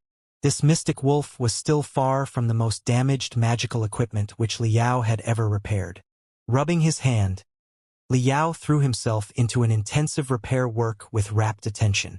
First, he started disassembling all the components of the mystic wolf to see which components could be retained, which must be repaired, and which must be discarded. Only then could he start crafting anew. What the hell? After having spent 11 minutes and completed 80% of the disassembling work, Liao suddenly found a deeply hidden problem. In his hands was the completely intact vertebral column of the mystic wolf. However, from the sounds caused by the friction between the joints between the vertebrae, Liao sensed a subtle peculiarity. Without a shred of hesitation, Liao pressed his ring finger with his thumb and lightly flicked at the 22nd vertebra. As he carefully listened to the subsequent vibrations produced in the metal, an intricate cross-sectional diagram was sketched out in his mind. The 22nd vertebra seems to have a problem. Although the vertebra column looks completely intact from the outside, after having been hit several times heavily, microscopic cracks which are invisible to the naked eyes have already appeared in the internal structure. The alloy has reached the limits of metal fatigue. As long as it suffered another high-speed impact, even without any collision, as long as the mystic wolf suddenly came to a stop after moving at a high speed, the vertebra would completely crack. Wolves were creatures with a copper head and an iron tail, but an abdominal region like tofu. Its abdominal region was its fatal weakness. The same was true for the puppet war beast, the mystic wolf. In order to pursue incredible speed and flexibility, it had a streamlined body. The abdominal region connecting the anterior and the posterior regions was the most vulnerable region. It was only supported by the vertebral column. What's more was that the mystic wolf was completely different from the wolf-type demon beasts. It also had 2 crystal railguns attached to its either side. The recoil from the fire would similarly produce a huge pressure on the vertebral column. The 22nd vertebra was located in the lumbar region and was the most important vertebra. Once it cracked, it was equivalent to paralysis of the lower body. The mystic wolf would lose 95% of its battle force in the blink of an eye. It appears that this is a trap. At first glance, the mystic wolf appeared to be riddled with holes, torn to pieces, and heavily damaged. But these are still minor problems. This invisible hidden damage is the true fatal injury. If we just repaired the damages on the surface and ignored the damage in the vertebral column, then it would look brand new, but it will not be able to stand the combat trials.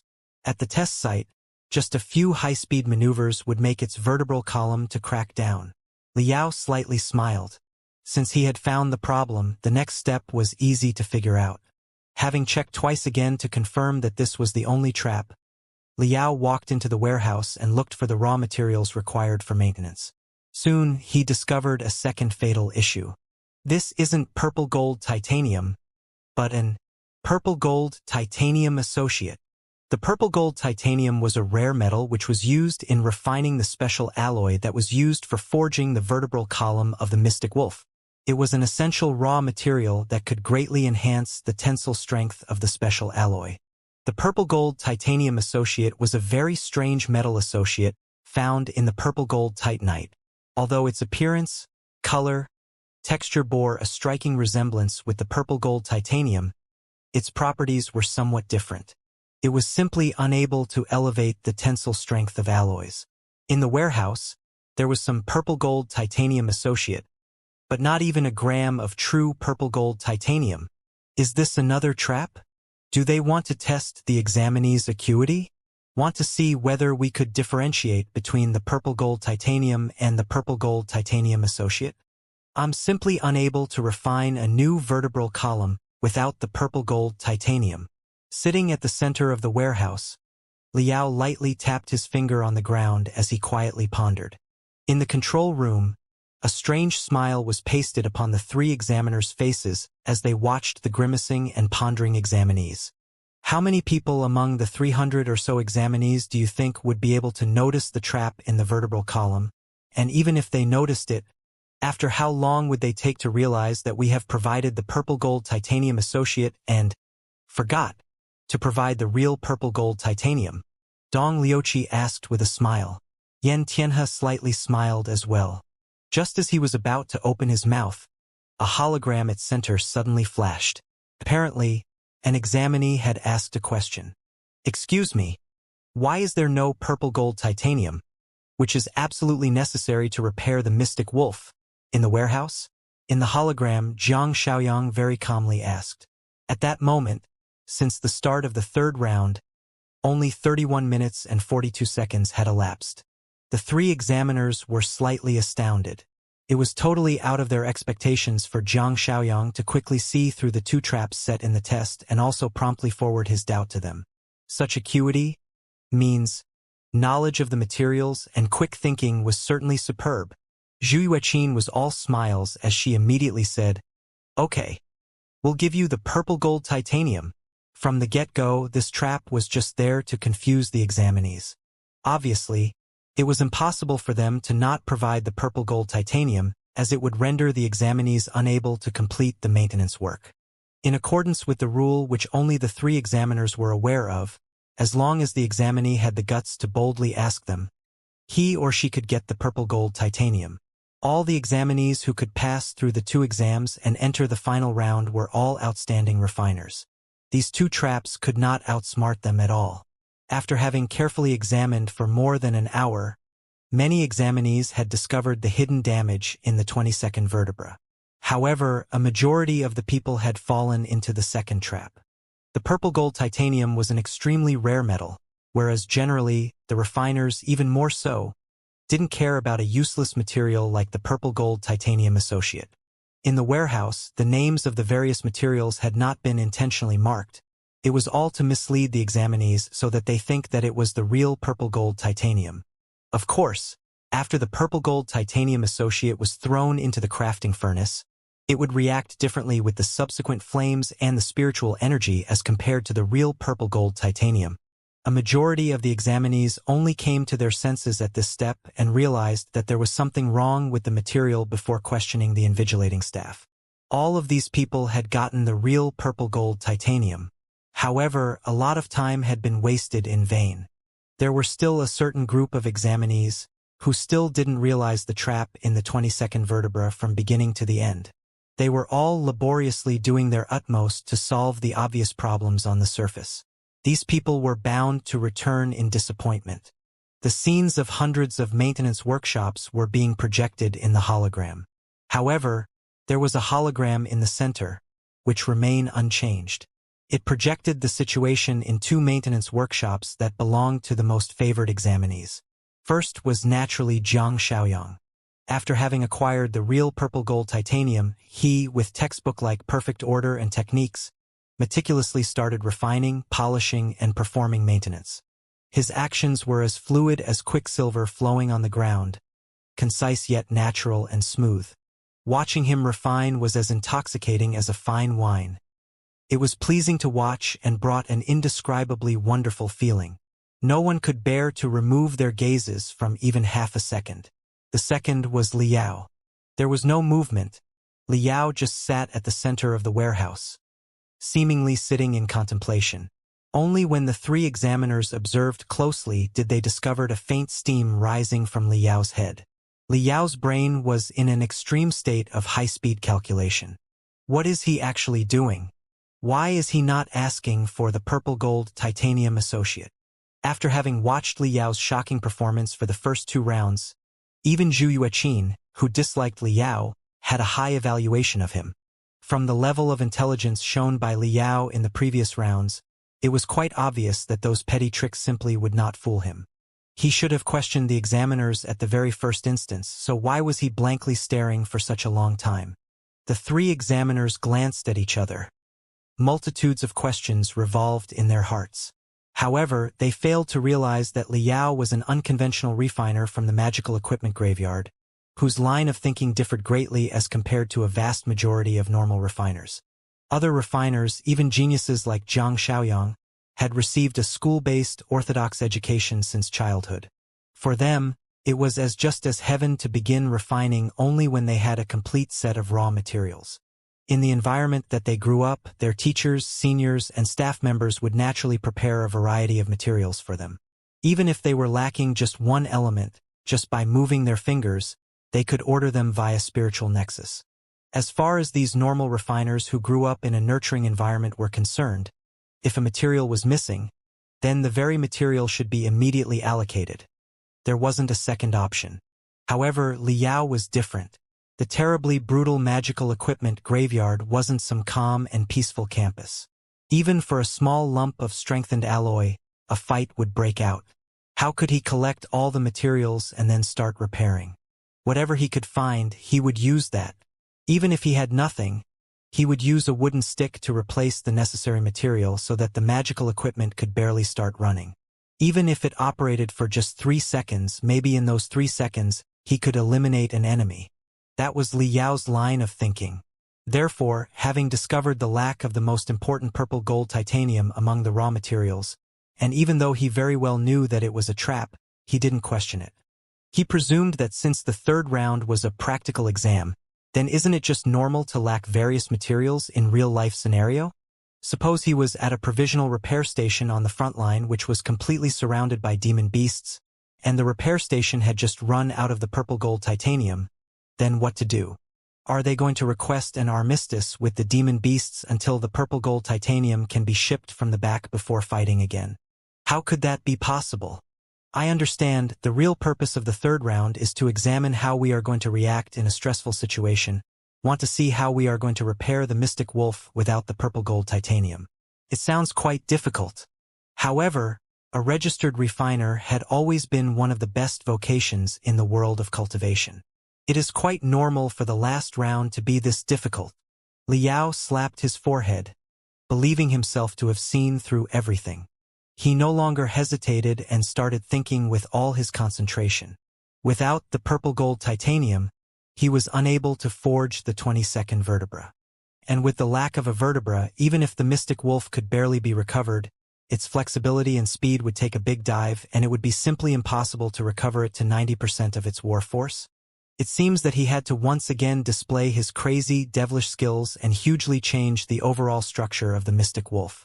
Liao licked his lips, his eyes, on the other hand, in the blink of an eye, flickered with blazing flames as though he had returned to those decadent days when he was modifying the first-generation Tai furnace. Although the mystic wolf was a classic, lightweight war beast, Liao was slightly disappointed by its concept and structure.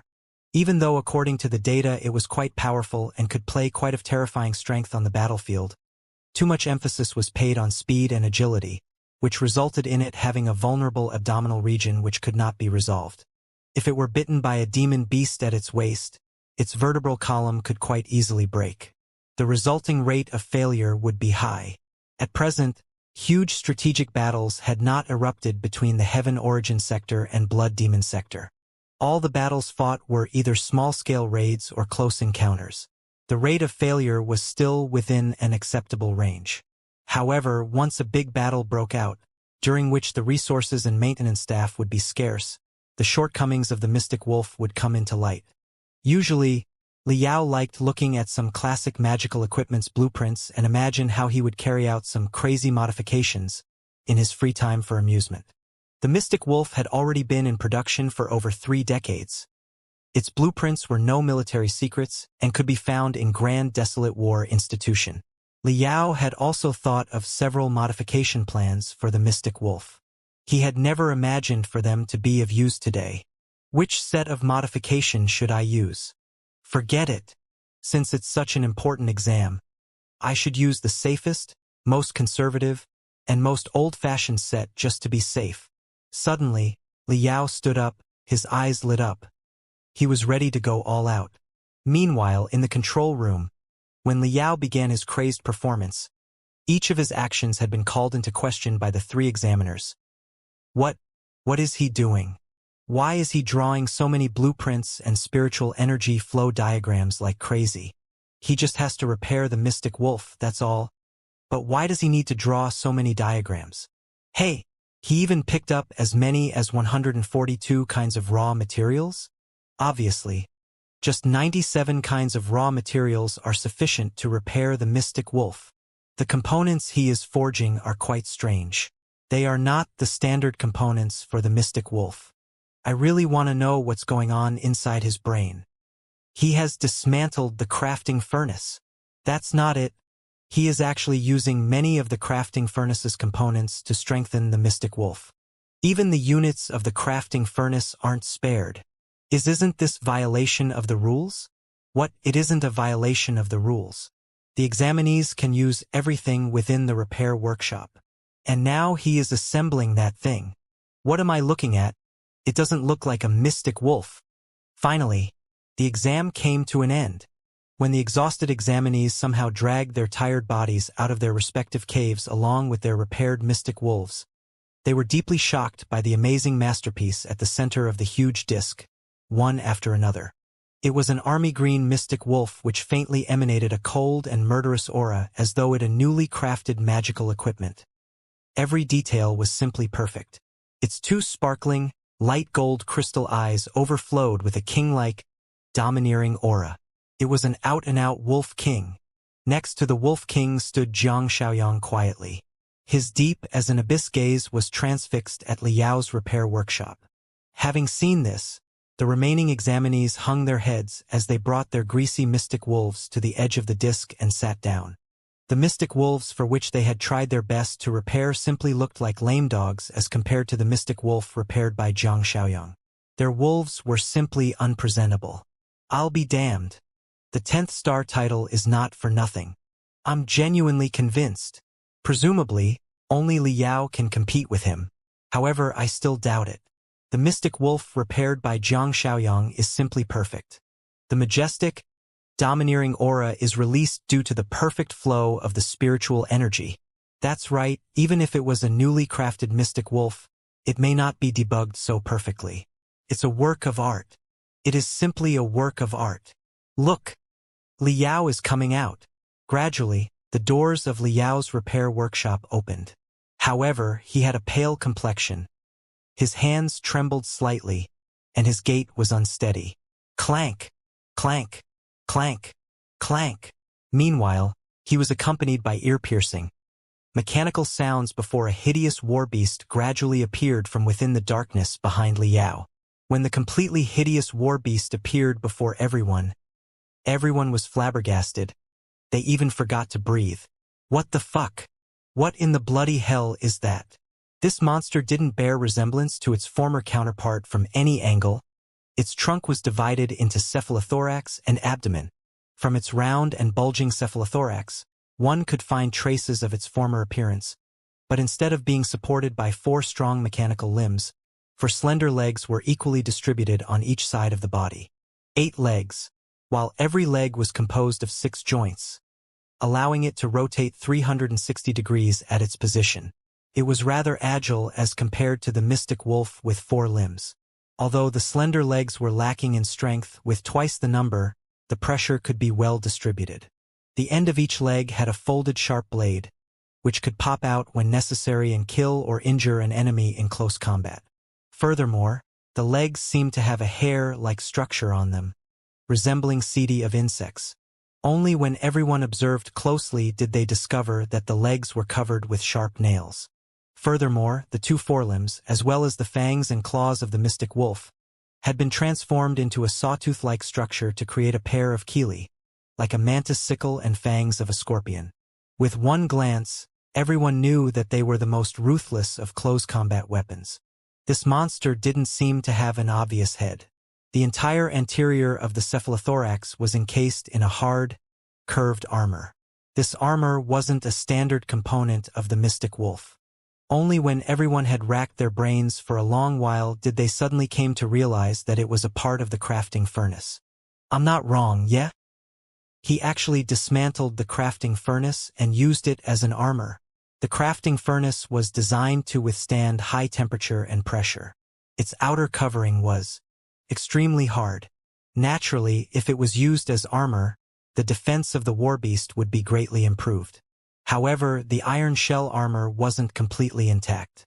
It was an amalgamation of 4 parts, and between the 4 pieces of armor, there were 2 crisscross slits in the form of sur. At the intersection of the 2 slits was a shining crystal eye which could freely rotate, time to time. The crystal eye would slide along the 2 slits. This crisscross crystal eye orbiting system has enhanced the scanning range of the crystal eye. Just one eye covering the front vision is not much worse than the 2 crystal eyes of the mystic wolf. There is another crystal eye? Where? As everyone scanned along the armor of the monster, they came to notice a 360-degree rotating turret mounted at the back of the monster. The 2 crystal railguns, which originally had been installed on either side of the mystic wolf, had been modified into a dual-mount crystal railgun, whereas the other crystal eye was mounted on the turret, monitoring around from above. Wow! He actually designed it like this. Unbelievable! The mystic wolf was most criticized for the 2 crystal railguns on either side, because it was too close to the body, leading to a smaller range of attack. In addition, apart from the front, it was unable to attack in another direction at the same time. For instance, if the demon beast was attacking from the right side, the mystic wolf had to slightly tilt its body to the right so that the right side crystal railgun could attack. Whereas the left side crystal railgun was rendered useless, until and unless the body tilted in the opposite direction completely. As the matter stood, its firepower was greatly reduced. If during the reconnaissance mission, the mystic wolf had to storm the enemy position, the mystic wolf was somewhat powerless. It was not like the refiners of the Wolves Valley had not considered this issue. A 360-degree rotating turret was the best solution.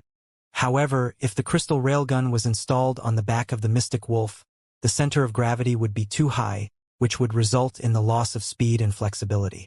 Even the slightest mistake during a high-speed maneuver would make the mystic wolf fall, which, for a lightweight warbeast such as the mystic wolf, was undoubtedly fatal. Because of this, the 2 crystal railguns had been retained on either side despite having gone through countless upgrades over 3 decades. However, this crazy Liao with the support of 8 legs had lowered the center of gravity quite lower. Not to mention dual-mount crystal railgun, even a heavy caliber triple mount, or even 2 triple mount, 1 above and 1 below, could be installed. It could withstand a total of 6 crystal railguns and quite steadily at that, greatly enhancing its firepower and attack range. Along with cephalothorax that was armed to the teeth, there was a round and fat abdomen, which, much to everyone's surprise, was modified from the cooling tank of the crafting furnace. What was weird about it, no one knew. The entire body of the monster had dense glyphs engraved which were glittering with dark red brilliance. In particular, at the anterior of the cephalothorax, on both sides of the crisscross crystal eye structure had hundreds of glyphs engraved. At first glance, it seemed like a red compound eye of an insect which was emanating an extremely dangerous aura.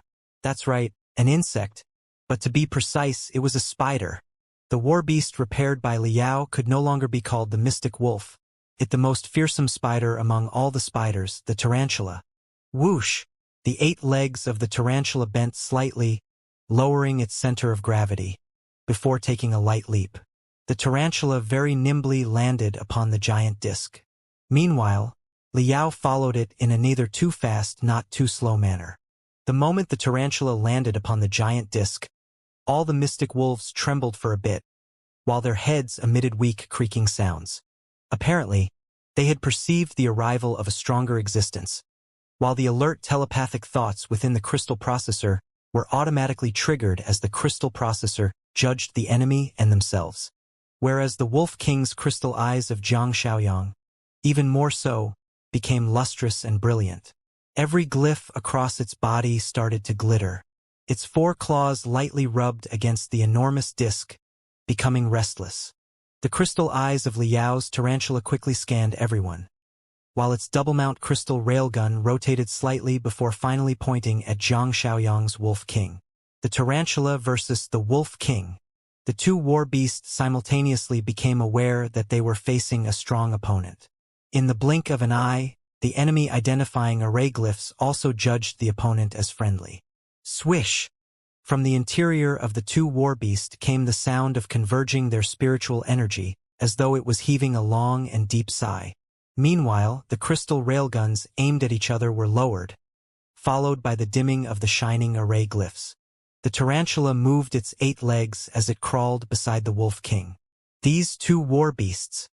Everyone felt cold as an unspeakable feeling gushed out from their heart. Xianxia's Wolf King was light, elegant, filled with the dignity of a king. One could not notice even the slightest marking that it was repaired. It seemed as though it was crafted by nature itself. It was impeccable, whereas Liao's tarantula was just the opposite. Since it was frantically modified within a span of 10 hours, a large number of non-standard components were used. Therefore, its outer shell was incomparably coarse. Many places still had the traces of manual grinding. Its joints were large and scary, and when it moved, they made deafening noises. With its aggressive appearance, hideous and arrogant style, the wildness of grassroots refiners was most vividly displayed. It was a sharp contrast to the Xianxia's mystic wolf.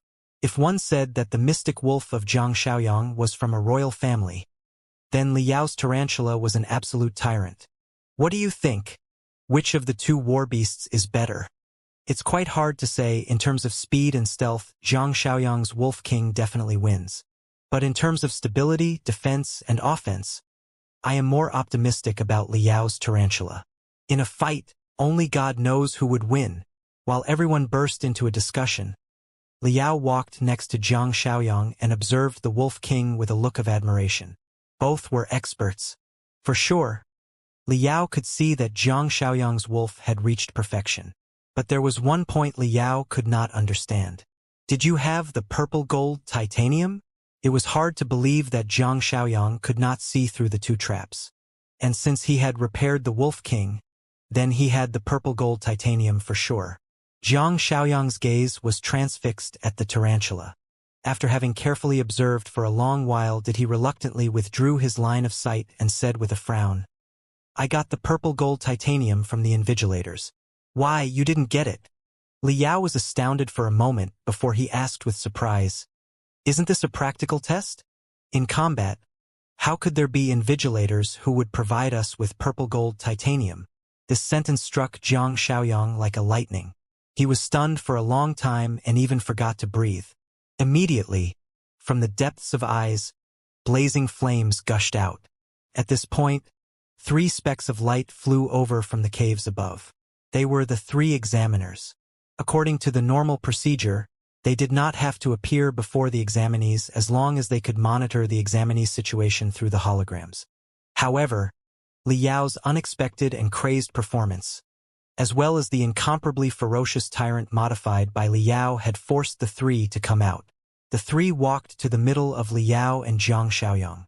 First, they observed the tarantula before turning their gazes at the Wolf King a moment later. Following which, the 3 withdrew their gazes at the same time and said, with a deadpan look while suppressing the astonishment in their heart, "Next, we will be going to the weapon test site. Everyone, please adjust the alert state of your mystic wolf." The enormous disc gradually started to rise, bringing everyone back to the ground. After which, they were escorted to a huge weapon test site by a team of armed soldiers. It was the largest weapon test site at the military base. It had all kinds of facilities, and 100 war beasts could simultaneously be tested. And speed, power, offense, defense, mobility, and other performance parameters could be converted into precise values. First round of testing starts. Followed by the order of the invigilator, 100 mystic wolves sped through gunfire and corrosive attacks towards a target 1 kilometer away, like arrows shot from a bow. Crack! Crack! Amid the high-speed running, deafening noises rang from the lumbar region of many mystic wolves. Their bodies twisted in a strange manner as they fell limply to the ground. How could this be? Many examinees' facial features distorted. Sweat broke out all over their body like a rain. It seemed as though it was their spine that broke at the lumbar region. After the completion of the test, all the performance parameters of mystic wolves had been transformed into a data, through which the overall battle force would be calculated after being analyzed by a testing crystal processor. No. 1 mystic wolf. Battle force restored to 91%. Awesome. An examinee flushed red to the ear and started jumping. Apparently, he was extremely excited. No. 2 Mystic Wolf. Battle force restored to 88%. So close. So close. Damn it. The second examinee wanted to cry but had no tears. Clenching his teeth, he smashed his fist. No. 3 Mystic Wolf. No. For Mystic Wolf. One after another, as the battle force of each Mystic Wolf was announced, some were happy and some were sad. Cries of excitement along with sighs of grief rang throughout the weapon test site. Second round of testing starts. Third round of testing starts. Look, Jiang Shaoyang's Wolf King is about to be tested. When Jiang Shaoyang's Wolf King whizzed into a green stream of light, everyone's attention had been grabbed by it. At the beginning, the Wolf King wasn't that fast. It easily dodged the oncoming streams of acid, stingers, and mystic lasers just by lightly swaying his body, as though it was a proud member of royal family. Whereas the other mystic wolves that were also undergoing the test on nearby test channels were hit one after another and were letting out ear-piercing cries. And as the frequency of attacks increased, the Wolf King also gradually became faster. However, even when its speed had exceeded 30% of the other mystic wolves, it still maintained its elegant and leisurely demeanor. Its balance was impeccable.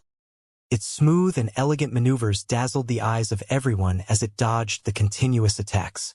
Impossible! So fast, it is just like a lightning bolt. At such high speed, how can it maintain such good balance and maneuverability? It actually did a dozen maneuvers in such a closed space within 1 second and dodged all the attacks? Is this truly a mystic wolf? One after another, everyone marveled. After having watched the shocking performance of Wolf King, they could not even bear to watch their mystic wolves. Because as compared to Wolf King, their mystic wolves looked dead drunk, rolling on the ground. Whoosh! With just a light tap of its limbs, the Wolf King easily crossed the marsh area within half a second. Whoosh! Within a second, the Wolf King crossed the rugged rocky terrain, displaying its amazing ability to steer. Bang! Bang! Bang! Bang! Bang! Bang! During the high-speed run, the Wolf King simply didn't stop. Meanwhile, the crystal railguns began to fire at the 10 silver white balls floating in the air hundreds of meters away and struck right at the center. When everyone believed that the Wolf King's speed had reached the limit, the wind attribute array glyphs engraved across its body burst forth with azure flames, and the Wolf King's speed once again soared before it appeared before the final target in the blink of an eye. This target was modeled after a Liger-type demon beast. On the inside, its skeleton was forged from complex steel. On the outside, it was wrapped in a thick gel. The gel was also inlaid with many power sensors. Crack! The Wolf King lightly pounced and ripped off a large part of the thick gel covering on the target's right shoulder. After the gel covering had been torn, the scapula, which was forged using complex steel, cracked. Seizing the momentum, the Wolf King came under the target and jumped from below before ruthlessly biting at the target's throat and firing a sizzling stream of flame from its mouth thereafter. All of a sudden, half of the target's throat had been blown away. The Wolf King, once again, ruthlessly pulled it until the millstone-sized head came off and fell on the ground, where it continued to roll down on the ground for a long while. At that moment, many of the mystic wolves were still struggling in the marsh area and rocky terrain. The test crystal processor seemed to have been thrown off by the gorgeous performance of the Wolf King. It paused for a moment before a series of data was projected on the hologram. Speed limit improved to 135%. Balance improved to 129%. High-speed shooting accuracy improved to 121%.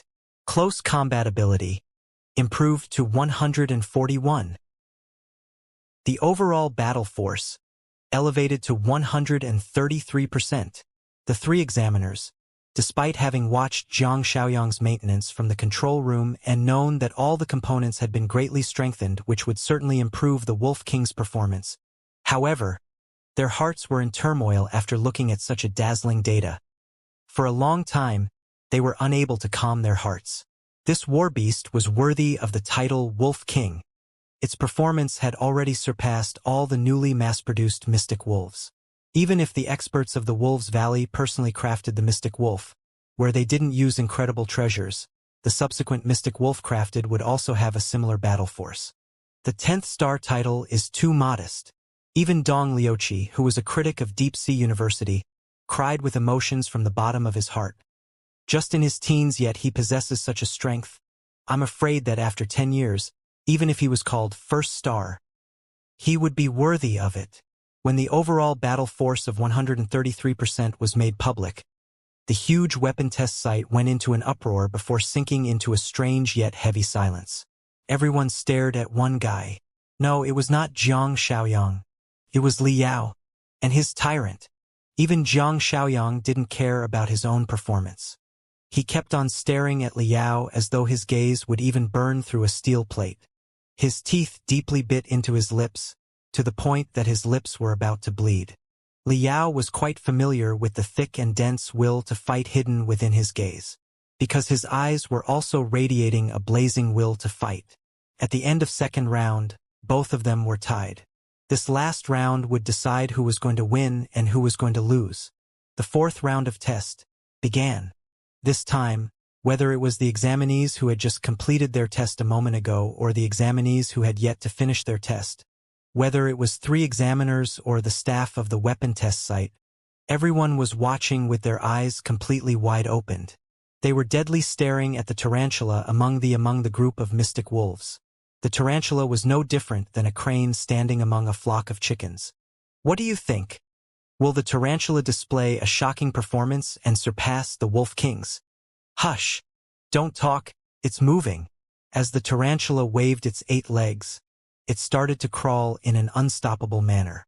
Under the illumination of bright sunlight, the nails mounted upon its legs gleamed like 8 slender maces, making everyone drew a lump of cold air. A faint chill ran down their spine. Whoosh! Whoosh! Whoosh! Whoosh! As the streams of acids, poisonous stingers, and mystic lasers came raining down, where the mystic wolves on other test channels dodged them one after another. The tarantula also made some dodging maneuvers in a lazy manner. Each action seemed perfunctory. After having the outer shell of the crafting furnace installed upon it, its weight had increased by a lot. It was impossible for it to do quick maneuvers like the mystic wolf. A majority of acidic attack, poisonous stingers, and mystic laser fell directly upon the tarantula. Swish! Swish! The defensive array glyphs engraved upon the tarantula's armor suddenly lit up and released a hard spiritual energy barrier, blocking a vast majority of the attacks. After penetrating the spiritual energy barrier with great difficulty, the remainder of the attacks seemed like an arrow at end of its flight. The attacks were simply insufficient to penetrate the thick armor. Apart from the acid attack, which left a few ugly traces on the armor, the poisonous stingers were simply deflected by the circular armor, while the mystic laser beams just transformed into rising smoke. They weren't even able to pierce an inch inside the armor. Its defense is so strong? But of course, that's the outer covering of the crafting furnace. It is designed to resist high temperature and pressure, but also had a very high resistance to corrosion. So of course its defense will be strong. The Wolf King's ability to dodge was improved to the limit, whereas the tarantula is just dodging lazily and took most of the attack head-on. How can it be compared? How do we tell which is more powerful? While the hundreds of people were screaming, the tarantula took the tempest of attacks head-on and crossed the swamps and rocky terrain swaggeringly. Its slender legs similarly displayed their powerful ability to steer, which is no way inferior to the Wolf King's, and maybe one could even say it was better. Next was the shooting range. 10 silver target balls were floating about a couple 100 meters away.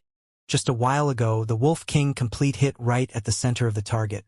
God knows how the tarantula would. Bang! Bang! Bang! Bang! Bang! Bang! As the crystal eye took aim, the turret on the back of the tarantula rotated flexibly, and the dual-mounted mini-caliber crystal railgun started firing, and its corresponding sound was even louder than the triple-mounted large-caliber crystal railgun.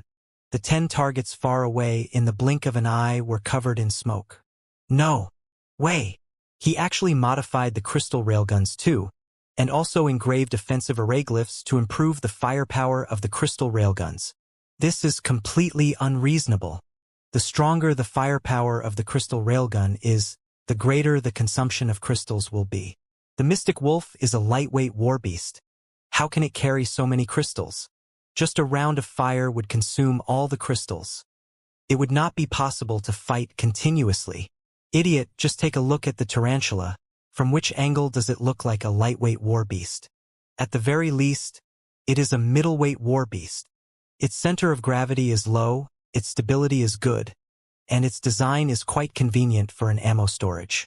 Maybe the coolant part at the abdominal region has been modified as an ammo storage. Wow! Its firepower is about 3 to 5 times better than an ordinary Mystic Wolf. I wonder how good its accuracy is. As the smoke dissipated, everyone could not wait to look towards the target. However, they didn't see anything. The 10 target balls had been completely blown away by the fearsome firepower of tarantula. All that left was some silver bits and pieces fluttering around like the petals scattered by a goddess from high heavens, which soon were scattered away by the wind. A pin-drop silence enveloped the entire weapon test site. Everyone was rendered speechless. They didn't know how to describe their complex feelings. Just a while ago, the Wolf King had taken 1.2 seconds to finish the battle. It was absolutely an instant kill. How long would the tarantula take? The tarantula once again lowered its center of gravity to the point that its abdomen was almost sticking to the ground. It gave the impression of an assassin moving stealthily in the darkness. When it stealthily arrived about 3 meters away from its prey, it suddenly jumped into the air. Whereupon, all the blades at the end of its slender legs popped out and deeply pierced the target. Suddenly, 8 holes had been thrust out in the gel, whereas the nails mounted on the legs respectively caught a large part of gel, and when the legs were forcefully pulled out, they ruthlessly ripped a large part of the flesh, leaving behind 8 horrifying wounds.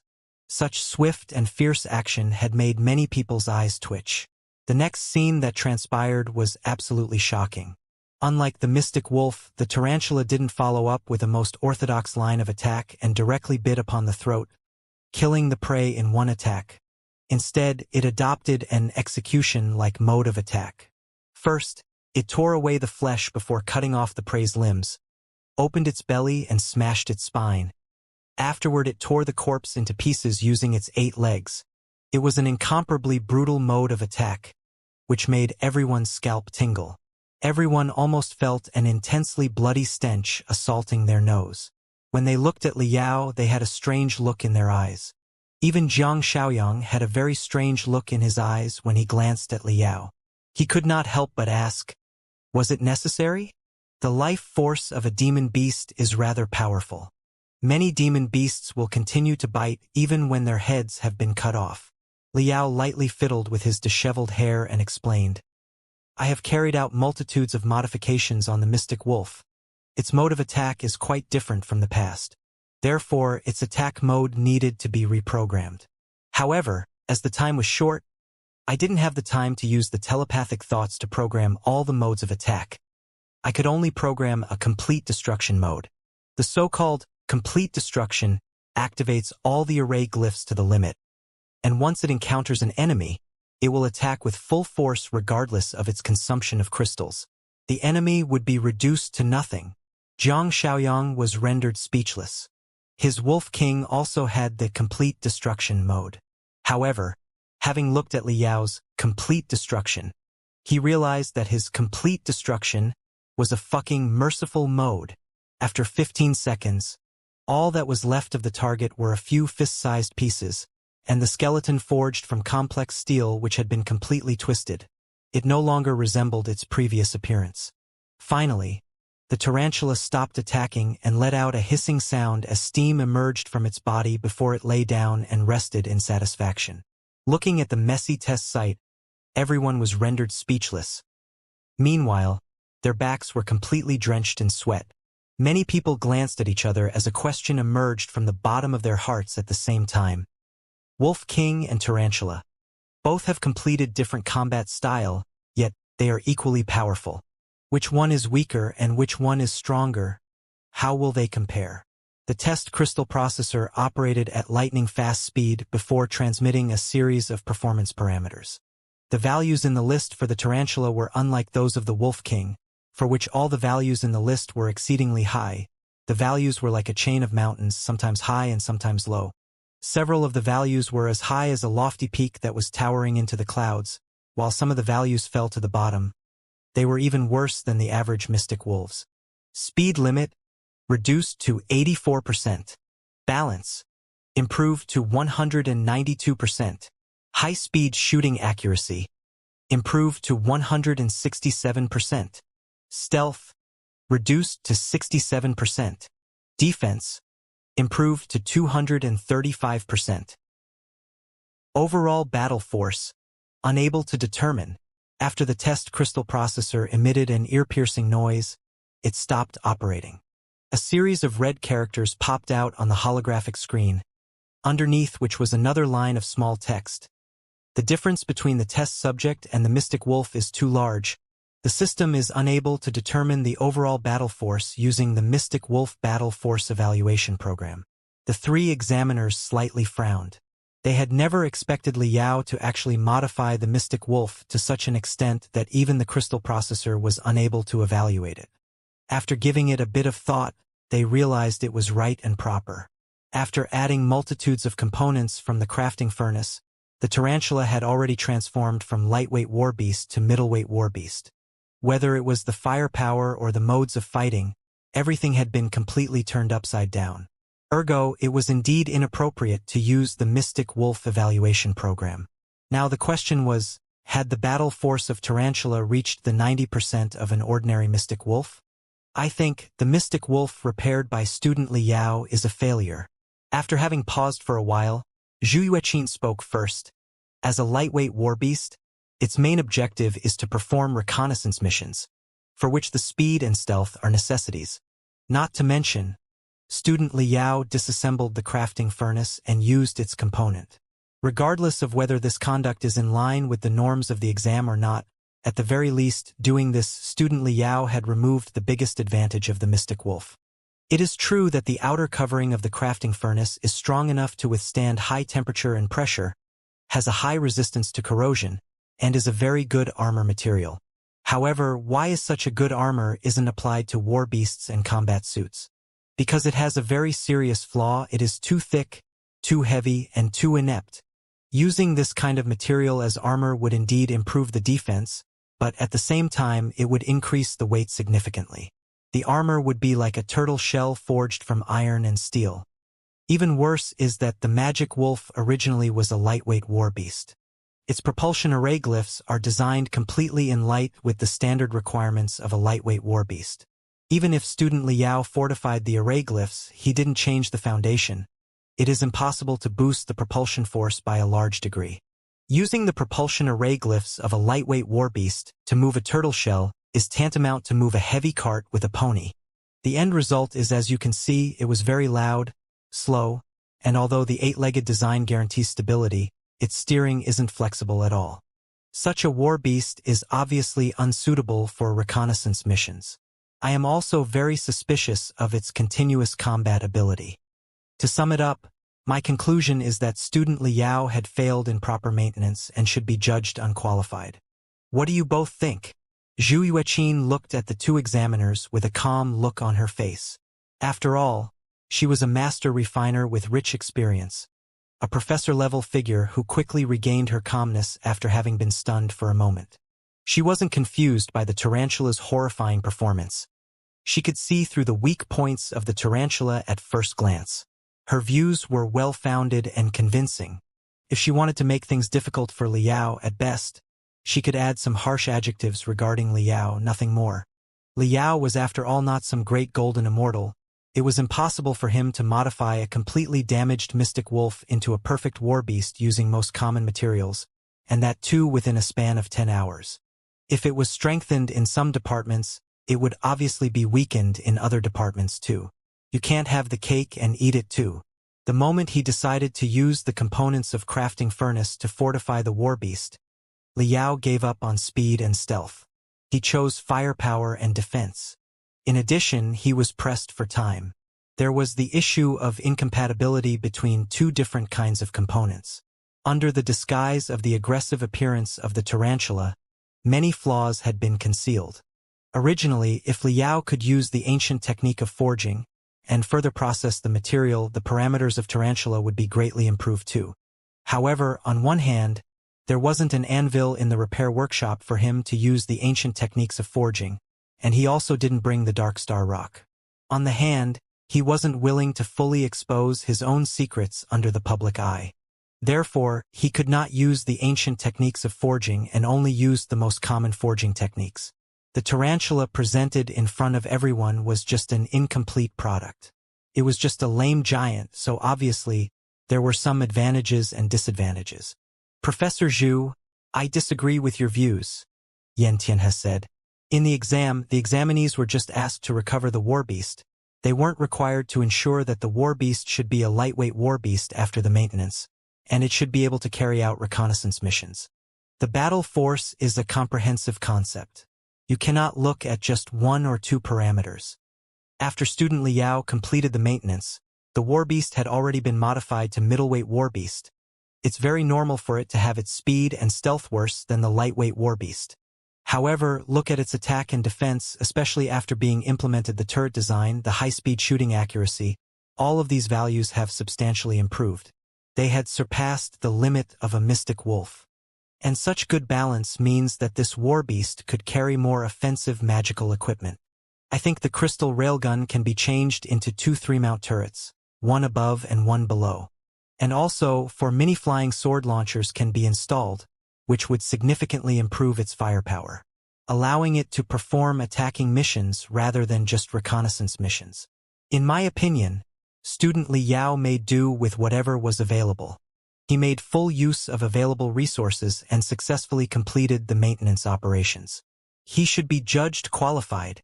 Zhu Yueqin and Yen Tianhe. The two veteran refiners' gazes clashed in the air and seemed to be producing invisible sparks. In the last few decades of refiners' registration examination, disagreement between the examiners and clash of opinions had rarely been seen. In this kind of situation, the opinion of the third examiner became even more important. Dong Liuqi was rather at a loss. He had been an examiner for almost a decade and never encountered such a scene. Zhu Yueqin and Yen Tianhe's conclusions were well-founded. From head to tail, the tarantula was a complete freak, whereas the battle force was more of a generalized concept. Except for comparison between the same type of warbeasts, it was difficult to say which was strong and which was weak when it was a comparison between different models, different weight class, and different combat purposes. Even more so, when judging to an accuracy of 90%, it was simply impossible. The attitude of the two was like tit for tat. If they couldn't come up with convincing conclusions, it would certainly be difficult to make them give up. Just as he was thinking, his gaze inadvertently fell upon not so far away Jiang Shaoyang and the Wolf King. Suddenly, his eyes lit up as a wonderful idea struck him. He smiled and said, "Hold your horses. You both are very correct. The weight class and combat purpose of Mystic Wolf repaired by student Liao has obviously changed. And obviously, you cannot use ordinary Mystic Wolf battle force evaluation program to judge its battle force. I've just the right way to roughly judge its battle force within a few minutes. We should find a Mystic Wolf and have the tarantula fight with it. Of course, an ordinary Mystic Wolf would definitely won't work because many performance parameters such as stealth, continuous combat ability, and the likes may not be completely displayed in a fight. Not to mention, a middleweight warbeast can carry more crystals, have fierce firepower, and a stronger defense. It is very normal for it to defeat a lightweight warbeast in a frontal confrontation. And even if student Liao won against an ordinary Mystic Wolf, I'm afraid neither of you would be convinced, right? Zhu Yueqin sneered, showing a dismissive smile. But Dong Liuqi's next words made her smile froze. What about the Wolf King? Don't we have the Wolf King whose overall battle force has reached 133%? If student Liao's warbeast is able to beat the Wolf King in a frontal confrontation, there should be no doubt, right? This statement made the two examiners ponder for a long time. I agree. Having repeatedly pondered for a while, Yen Tianhe accepted the offer. I object. Zhu Yueqin said with an indifferent tone and an expressionless look on her face. The other two examiners looked at her in astonishment. Zhu Yueqin calmly said, "Don't think that I'm intentionally making things difficult for student Liao. Due to my status, I can't go so far as to make things difficult for a kid. I am judging the matter as it stands, that's all. The Wolf King is too strong. The war beast modified by student Liao is simply unable to compete with the Wolf King. This suggestion is tantamount to bullying him. If this matter spreads, everyone will think that my Deep Sea University is a bully." 5 minutes. Student Liao's war beast would absolutely unable to handle the claws and fangs of Wolf King for 5 minutes. If it survives the 5 minutes, I will change my opinion and decides that he's passed. The Tarantula and Wolf King are going to fight. Heaven and earth are going to collide.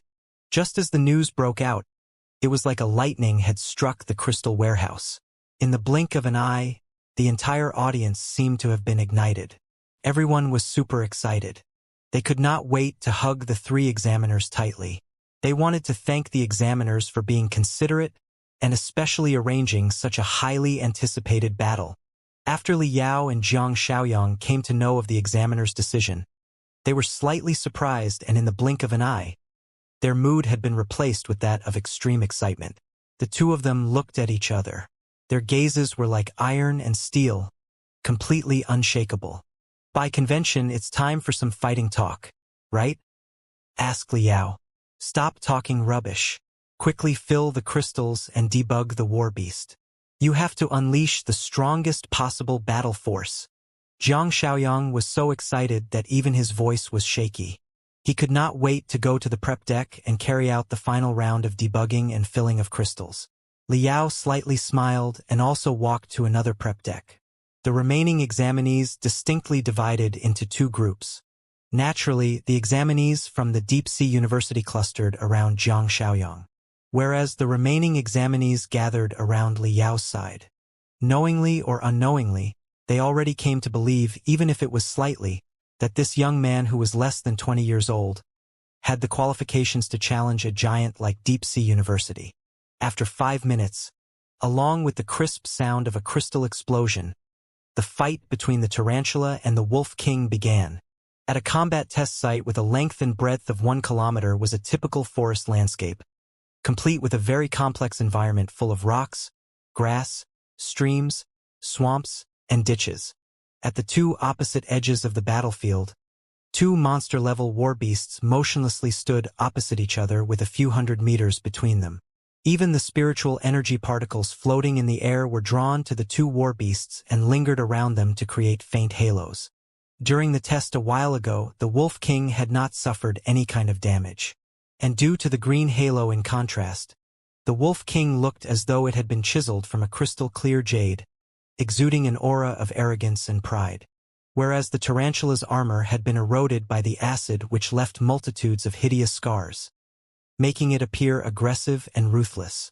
Everyone in the audience had been deterred by the matchless aura emanating from the 2 war beasts, as though they were watching the fight between 2 unrivaled demon beasts.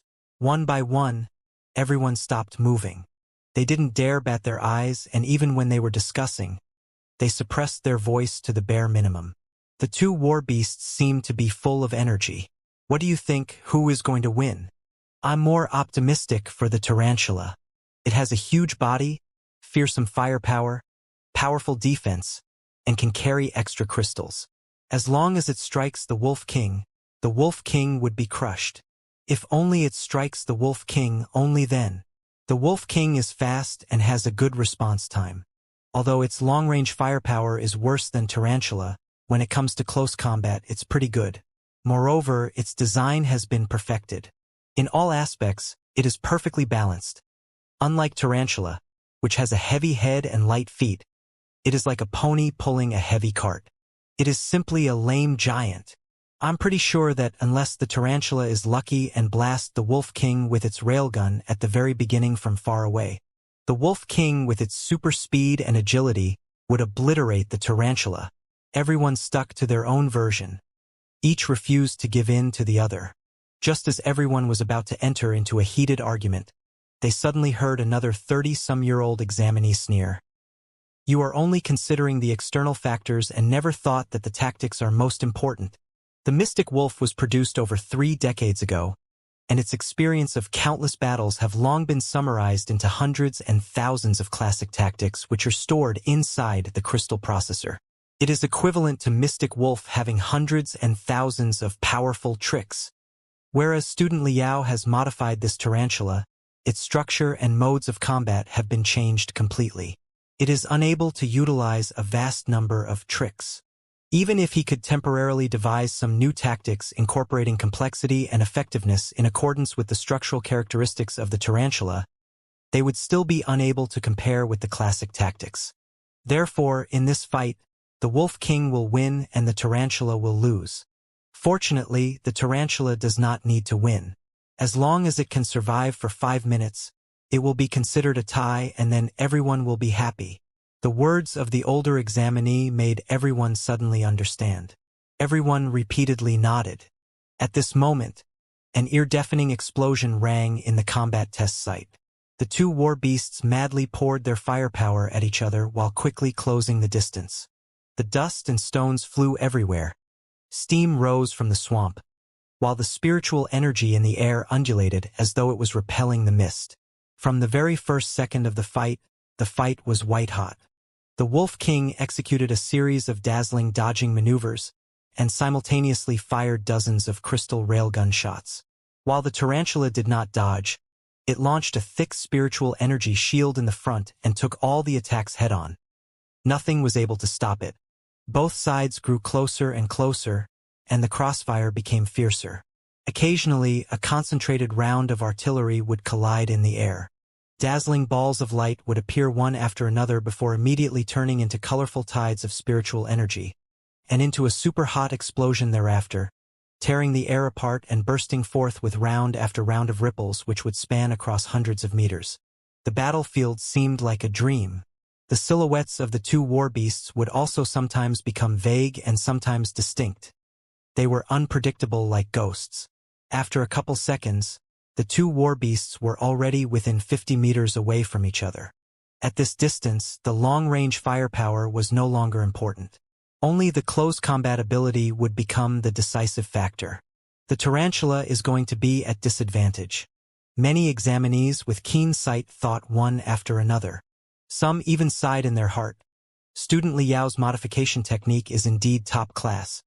But in case of choosing battle tactics, he seems to have made some mistakes. The advantage of tarantula lies in its firepower. He should have fought it all out to maintain the distance. He should have circled around the Wolf King at a distance and kept on firing. Now the Wolf King has closed the distance. Once it's in melee range, the Wolf King, by virtue of its speed and agility, would slowly torture the tarantula to death for sure. In the blink of an eye, the Wolf King suddenly accelerated and transformed into a green stream of light. Having dodged 7 to 8 dangerous shots from crystal railguns, it jumped twice in the air and actually landed behind the tarantula. The tarantula desperately tried to turn, while the turret on its back rotated by 180 degrees and fired. However, its 8-legged design was unsuitable for turning on the spot, while at such a close range, there were blind spots in the turret's range of attack. The Wolf King always hid in the blind spots, shrinking its neck as a few rounds from the crystal railgun scrapped its head. The tarantula is finished, many examinees exclaimed. The Deep-Sea University side, even more so, were wild with joy. Whether it was the war beast or the crystal tank, their rear part had always been the most vulnerable position. The Wolf King of Xianxia keenly realized the tarantula's fatal weak point of its inability to turn freely as it launched an attack from behind. Whoosh! The Wolf King leaped while its claws vibrated at high frequency. Their destructive force elevated to the limit. Squirt! Suddenly, from underneath the belly of the tarantula, a stream of yellowish liquid gushed out which continuously gave birth to white gas when it came into contact with the air. In a fraction of a second, the crystal eyes of the Wolf King constricted into 2 pinholes as it dodged again and again. Eventually, it wasn't able to continue dodging in midair, and despite having dodged a majority of the attack, a small amount of liquid still fell upon it which suddenly emitted ear-piercing chi-chi. sounds as yellowish smoke rose into air. Its outer armor had been corroded in the blink of an eye and was riddled with holes. All of a sudden, the proud and elegant Wolf King had become to look like a stray cur with loathsome spots on its skin. Everyone was astounded. Dumbfounded, they looked at Liao. Zhang Xiaoyang, even more so, seemed to have been struck by lightning. Only after a long while did he regain his senses. The Wolf King rolled on the ground before it anxiously fled to a dozen meters away without ever paying attention to how it escaped. Although its vital points hadn't been breached, its prestige, on the other hand, was dragged through the dirt. The Wolf King carefully circled around the tarantula. It dared not approach the rear of tarantula. Student Liao, what was that? An examinee from the Star Nebula University boldly asked. Venom. Liao replied in a natural manner as though it was as just as the heavens. Since the warbeast's modification was based on a tarantula, isn't it natural to have venom? This answer made everyone collapse. No one could figure out how. But where did you get the venom or such a corrosive acid? In the repair workshop, everything complimented the mystic wolf. They could not remember if there was such a corrosive acid.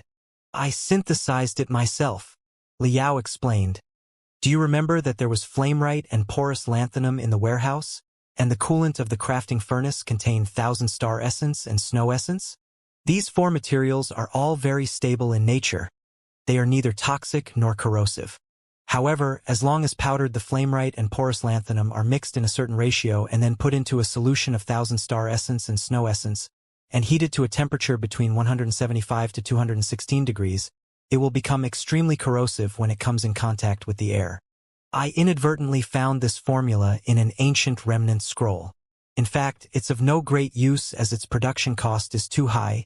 Its ingredients are quite expensive. Nowadays, we are fully capable of synthesizing cheaper acids. Why did you do it? Isn't that obvious? The tarantula I modified is slow and heavy, especially when it changes direction. It is inflexible. The enemy's first choice would definitely be to attack it from behind. So, I would set a trap at the rear end for sure. The tarantula's abdominal section is modified from the cooling tank and is filled with acid. But unfortunately, Zhang Xiaoyang's Wolf King is just too fast, it actually dodged. If it was just delayed by half a second, all the acid would have fallen upon its head and the fight would have immediately come to an end. Such a shame. Liao was feeling a bit regretful. When it fell upon everyone's ear, it made their hearts quiver. Zhang Xiaoyang was eavesdropping with rapt attention, and even more so, was drenched in cold sweat. He secretly sighed for being lucky. The situation in the field seemed to have taken a new turn. After suffering a loss, the Wolf King lurked inside the grass. It no longer fired the crystal railgun and skillfully dodged the oncoming rounds of crystal railgun. On one side, it was expending the crystals of its opponent, while on the other, it was observing the opponent's line of attack.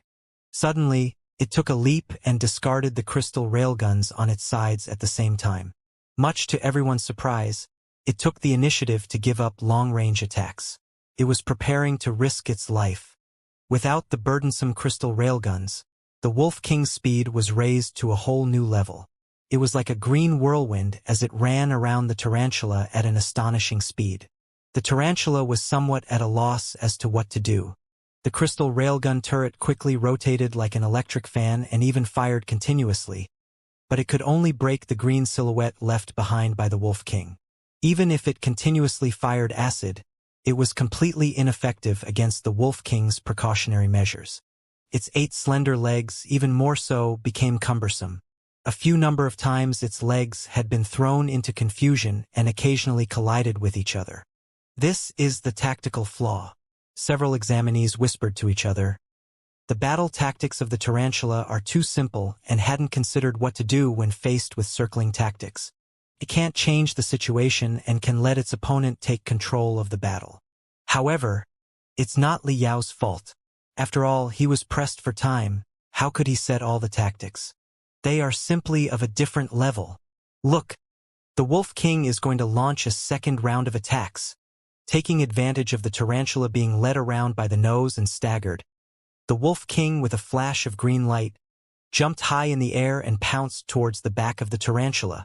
The back of the tarantula was not only the blind spot for the crystal railgun's attack, it was also the blind spot for an acid attack. The 8 legs, even more so, were unable to reach. If the crystal railgun turret got destroyed, the Wolf King would be able to directly rush through the wound in an unstoppable manner and directly smash the core. Jump up! Jump up! Block it! Block it! Countless examinees had their hands clenched to the point that sweat covered their palms. The Wolf King's first attack ended up in failure as the tarantula promptly moved its legs and sealed the Wolf King's line of attack. However, the Wolf King remained patient. It continuously circled around the tarantula. On one side, it was forcing the tarantula to rotate, while on the other hand, it slowly lured it to a stream. Inside the stream, the pebbles were wet and slippery. The tarantula was sure to fall into a trap. After having failed 3 times in a row, the tarantula was finally lured to the edge of the stream. As its legs stepped on the pebbles, the tarantula slipped and staggered, revealing a huge gap. Taking advantage of the situation, the Wolf King pounced and steadily stood upon Tarantula's back. Just as it dodged the super close range attack from the crystal railgun, it immediately pounced and forcibly tore the entire crystal railgun turret from the back of the tarantula in a ferocious manner. Inside the tarantula, a large amount of lubricant and crystal stabilizing agent gushed out like blood. It waved its legs madly, yet it simply wasn't able to reach its back. The tarantula could only run about wildly, roughly shaking its body, and even ruthlessly colliding with rocks and trees, in an attempt to throw off the Wolf King. However, since the Wolf King has jumped onto the tarantula's back, why would the Wolf King let it easily succeed? The Wolf King's vibroclaws firmly clutched the gaps in the armor of the tarantula like a leech stuck on the body of a human. Regardless of how the creature struggled, it remained motionless and slowly tore the armor piece by piece, constantly enlarging the wound. The match is already decided. All the examinees unclenched their fists. Their palms were cold. The very moment the Wolf King jumped upon the back of the tarantula, it meant that the horn indicating the end of the incredible and gruesome battle had been blown. The 8-legged beasts were more afraid of attacks from above because of the restrictions of their structure. Turning over for them was a downright disaster. 3 minutes, 55 seconds. Zhu Yueqin took a cold glance at the other 2 examiners and said calmly, "Xiaoyang has won." The Deep-Sea University's examinees let out cries of jubilation and congratulation toward Zhang Xiaoyang. Zhang Xiaoyang, on the other hand, had a slight frown crept up on his forehead. A faint sense of disappointment was clearly visible on his face. Such victory was a pure tactical victory. He had won by relying on the thousands of battle tactics stored inside the Wolf King's crystal processor. Whereas the tarantula was a newly modified war beast. Liao could only program a few battle tactics. Once the tarantula encountered an unexpected situation, it would be at a loss as to what to do and would be unable to cope with the situation. "I did not win in combat. I don't want this kind of victory," Zhang Xiaoyang lamented in his heart. He heaved a deep, long sigh and muttered to himself, "I truly wish I could give Liao a few days of time so that he could gather a lot of battle tactics from arachnoid war beasts, modify them a bit and store them inside the tarantula's crystal processor. That would definitely improve the strength of tarantula. At that time, perhaps we could have a good battle." He could not help but take a glance at Liao. However, he discovered that even when most of the examinees were lamenting, Liao happened to have his arms crossed. There was no sadness or happiness on his face, but the corners of his lips were slightly raised. He looked at ease. This attitude made a sliver of ominous foreboding arise in Zhang Xiaoyang's heart. As he looked at the field again, the Wolf King had already torn open the location of Crystal Railgun. The Wolf King had completely torn away the armor on the back of the tarantula and created a horrifying wound. Various array glyphs and components were completely exposed to the claws and fangs of the Wolf King. Roar! The Wolf King opened its fierce-looking jaws as a ball of crimson flames quickly began to form deep within its throat. The sound of raging fire attribute spiritual energy sounded like a demon beast's roar. This was the final strike. Everyone held their breath, awaiting the destruction of the tarantula. At this moment, clank! It seemed that during the high-speed confrontation, the metal had gone beyond the limit of metal fatigue, and the fat and round abdomen of the tarantula could not hold on as it disengaged from the cephalothorax and fell on the ground. Its quality really was much worse, right? All the examinees were extremely shocked. Although the war beast was provisionally patched up and modified, its quality was indeed not as good as the original product. An important part could actually fall off during a battle on its own. It fell off on its own. Many smart and thoughtful examinees exclaimed one by one. Impressively, they caught a whiff of a plot. The three examiners' eyes were also opened wide. They had noticed that it wasn't some accident, but rather the tarantula took the initiative to discard its abdominal section just as the Wolf King had discarded the crystal railguns. In a battlefield, this type of proactive detachment meant only one thing: the war beast was about to go into a new battle mode. Damn! Jiang Shaoyang looked pale as his hands could not help but shiver. His Adam's apple rolled up and down like he wanted to shout at top of his voice at Wolf King. Jump down! Quickly, jump down! But it was too late. All of Wolf King's spiritual energy had been utilized in the flame array glyphs engraved at the depth of its throat and was being converted into a blazing stream of flames. At this moment, its vigilance and defense were at its weakest. From the back part of the chest and abdominal section of the tarantula, which used to be the location where the abdominal section of the tarantula was attached, a weapon like the tail of a scorpion fiercely lunged out and flexibly swayed a bit in the air. Following which, it plunged at the Wolf King's rear end and pierced inside deeply. The rear end had always been the most vulnerable part of the war beasts. The scorpion tail glittered with an orange glow as the spiritual energy continuously surged towards the front part of the tail and fired a stream of flame violently inside the Wolf King, incinerating the internal components of the Wolf King completely. Finally, the stream of flames burned through the crystal eyes of the Wolf King and left a pitch-black eye sockets, from which the flickering flames were gushing out. Bang! The scorpion tail directly lifted up the Wolf King and smashed it upon a boulder, which made an ear-piercing sound. It was like a giant hammer weighing over 1,000 kilograms had ruthlessly bombarded the chest of everyone. This is... In the blink of an eye, the tarantula switched from being a prey to a hunter. Waving its 8 sharp legs, it pounced at the wreckage of the Wolf King. It was a complete slaughter. Components and crystals flew endlessly in the air as the Wolf King was reduced to pieces. Everyone was completely flabbergasted. They were at a loss. What kind of material did Li Yao use to forge this weapon to have such strength and flexibility? How could Li Yao forge such an aggressive and exquisite weapon using the ordinary materials available in the repair workshop in a span of 10 hours? It's not like I forged a new weapon out of thin air, Li Yao explained, facing the bewildered gazes of everyone directly. This is forged from the vertebral column of the mystic wolf. I redesigned the structure and mimicked the shape of arachnoid demon beasts. There was no need for the vertebral column, so I simply transformed it into a tail which strengthened the defense of upper part of the body. In addition, since the tarantula didn't have an obvious head, the flame array glyphs that were previously installed inside the throat of the mystic wolf were also moved to the end of the tail. Once the tail pierced the enemy's body, it would attack from inside to outside, incinerating the internal organs directly, which would be more lethal than burning from outside to inside. Li Yao's explanation rendered everyone speechless. The deep-sea university's side fell into a deathly silence. The examiners who were in high spirits a moment ago were now like pinkish roosters whose feathers have been plucked out. They no longer had the slightest bit of brilliance. All that resounded in the weapon test field was the hair-raising strange sounds coming from the sound-amplifying array glyphs. Crack, crack, crunch, crunch.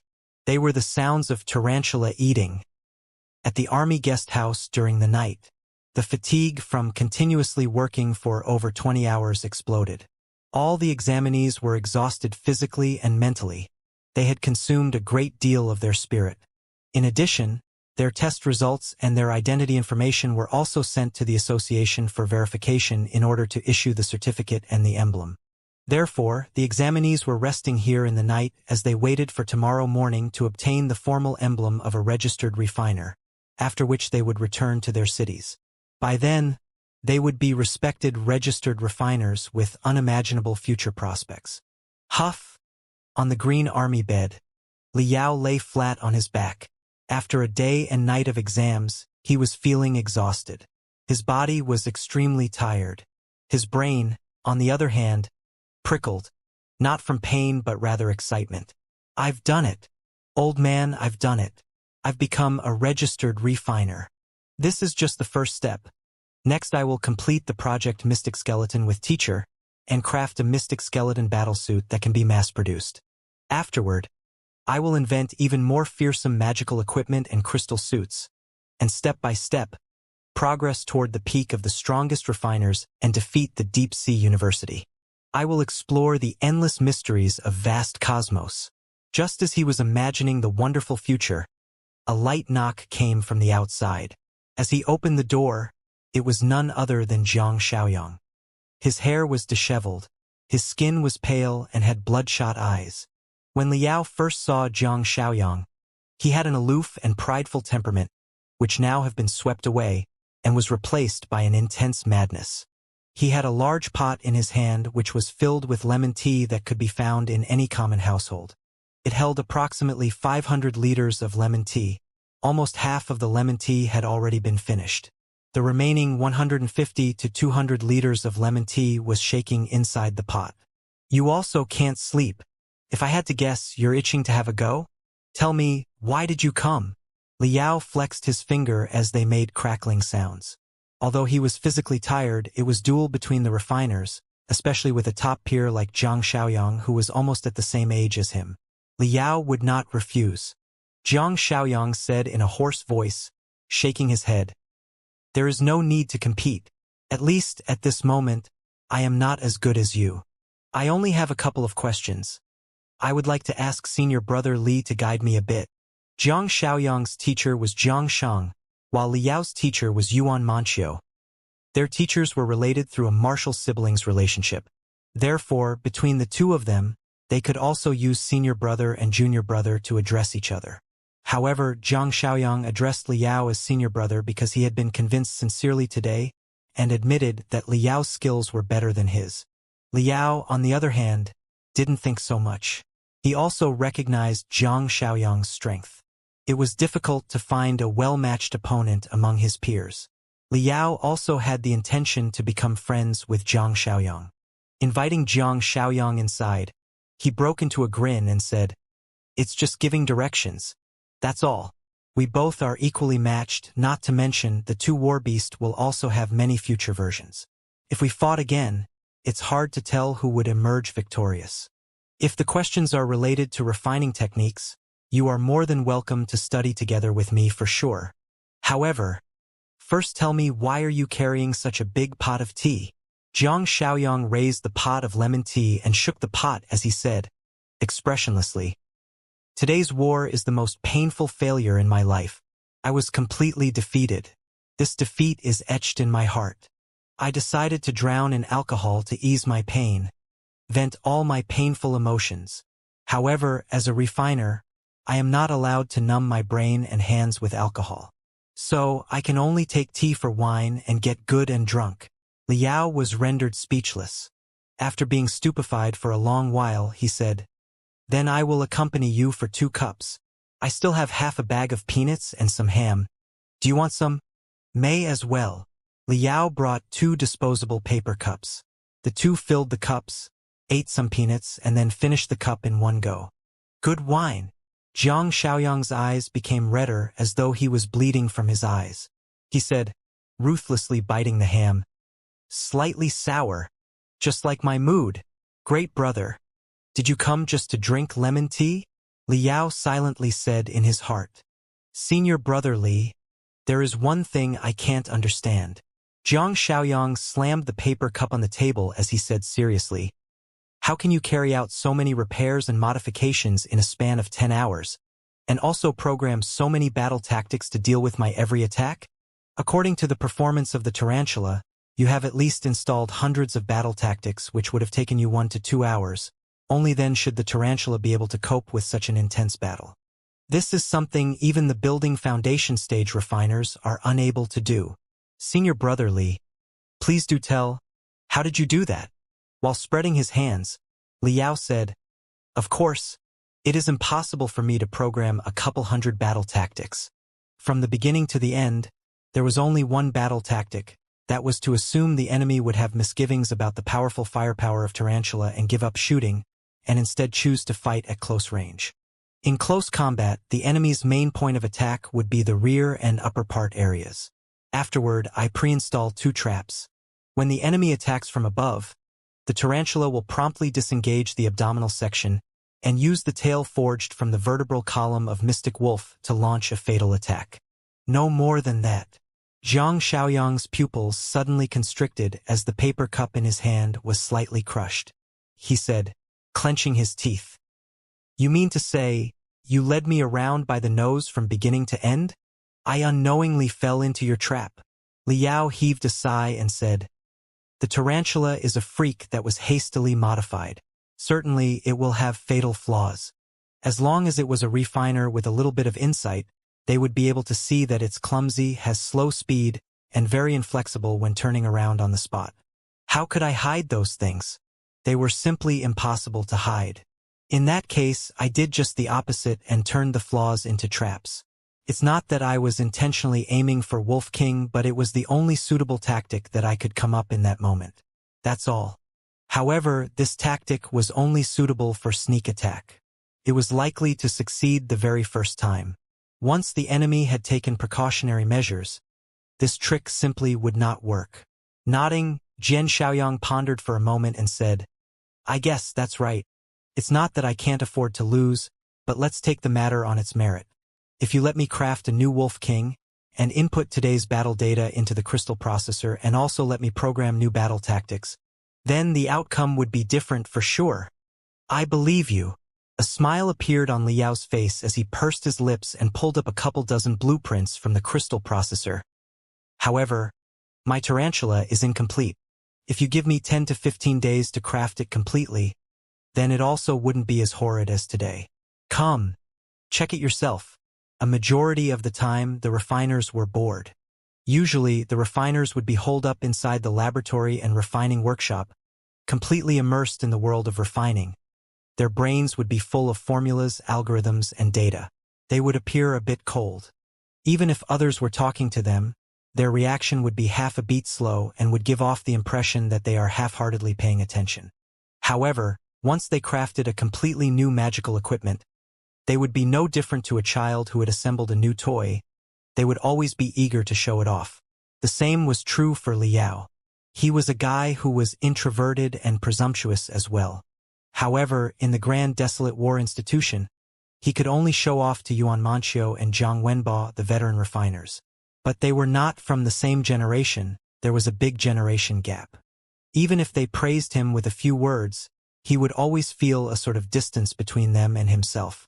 And among his peers, there were Ding Lingdang, Zhao Tianchong, and Lu Taizhan with whom he could enjoy, but they were martial arts fanatics. Even if he took out complex blueprints to show off to them, it was tantamount to giving flirtatious glances to the blind.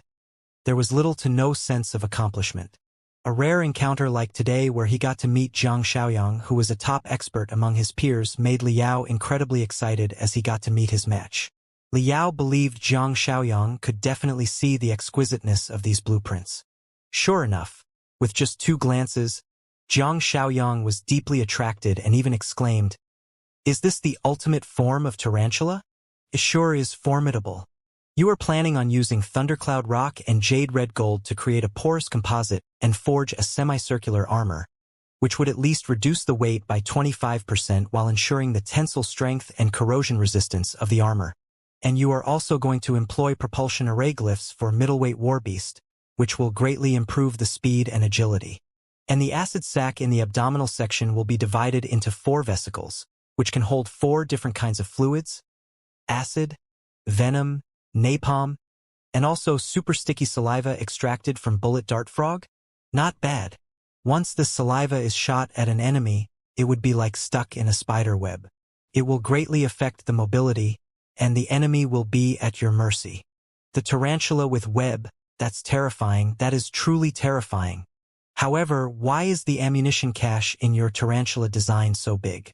It's large enough to carry 4 units of crystals. Even if you use triple mount heavy crystal railgun, it would be more than enough. Although it would improve the continuous combat ability, it would affect the speed. The loss outweighs the gains. Liao slightly smiled as he pointed at 4 array glyphs next to the ammunition cache as well as dozens of components connected to it. As Zhang Xiaoyang carefully observed, he crushed the paper cup in his hands immediately and blurted out, "Self-destruct system. You intentionally enlarged the ammunition cache and installed so many crystals, just so you can launch a suicide attack." As Zhang Xiaoyang closed his eyes, dozens of blueprints, in the blink of an eye, integrated into a mighty tarantula in a blazing battlefield. If the design of the blueprints came to fruition, especially so many crystals, once the tarantula exploded amid a horde of demon beasts, goosebumps exploded all over Zhang Xiaoyang's body. "Senior brother Li, you should enter the Deep Sea University," Zhang Xiaoyang said with excitement. "I heard. There is a bit of misunderstanding between you and some professors of Deep Sea University, but in my opinion, you are the craziest refiner. People like us can give up anything in pursuit of the best road of refining. What is a little misunderstanding? If you join Deep Sea University, you could put your talent to better use. Now that you are a registered refiner, there are many ways you can join Deep Sea University. You don't necessarily have to be a student. You can join Deep Sea University's laboratory as an assistant researcher directly. On one side you can study, on the other you can research. We have a total of 27 main laboratories, running hundreds of projects at the same time. If you applied, you'd be eligible to join any one of them. Come on, those students of Deep Sea University are like clay chickens and pottery dogs in my eyes. They don't even stir the slightest bit of fighting spirit in me. If you come over, we can exchange pointers, compete with each other, train with each other. We can advance 1,000 li in one day." Zhang Xiaoyang looked at Liao with an anticipating look. Having remained silent for a long time, Liao finally shook his head and said, "You are wrong. Although initially I refused Deep Sea University, which was also a freak combination of factors, I have persevered in the Grand Desolate War Institution until today and my feelings still haven't changed. And it's not because of a small misunderstanding. If it were someone else, I would definitely not say any more. But since it's you, you should be able to understand what I mean. It is indeed correct that the Deep Sea University is the best choice for a refiner from the materialistic point of view.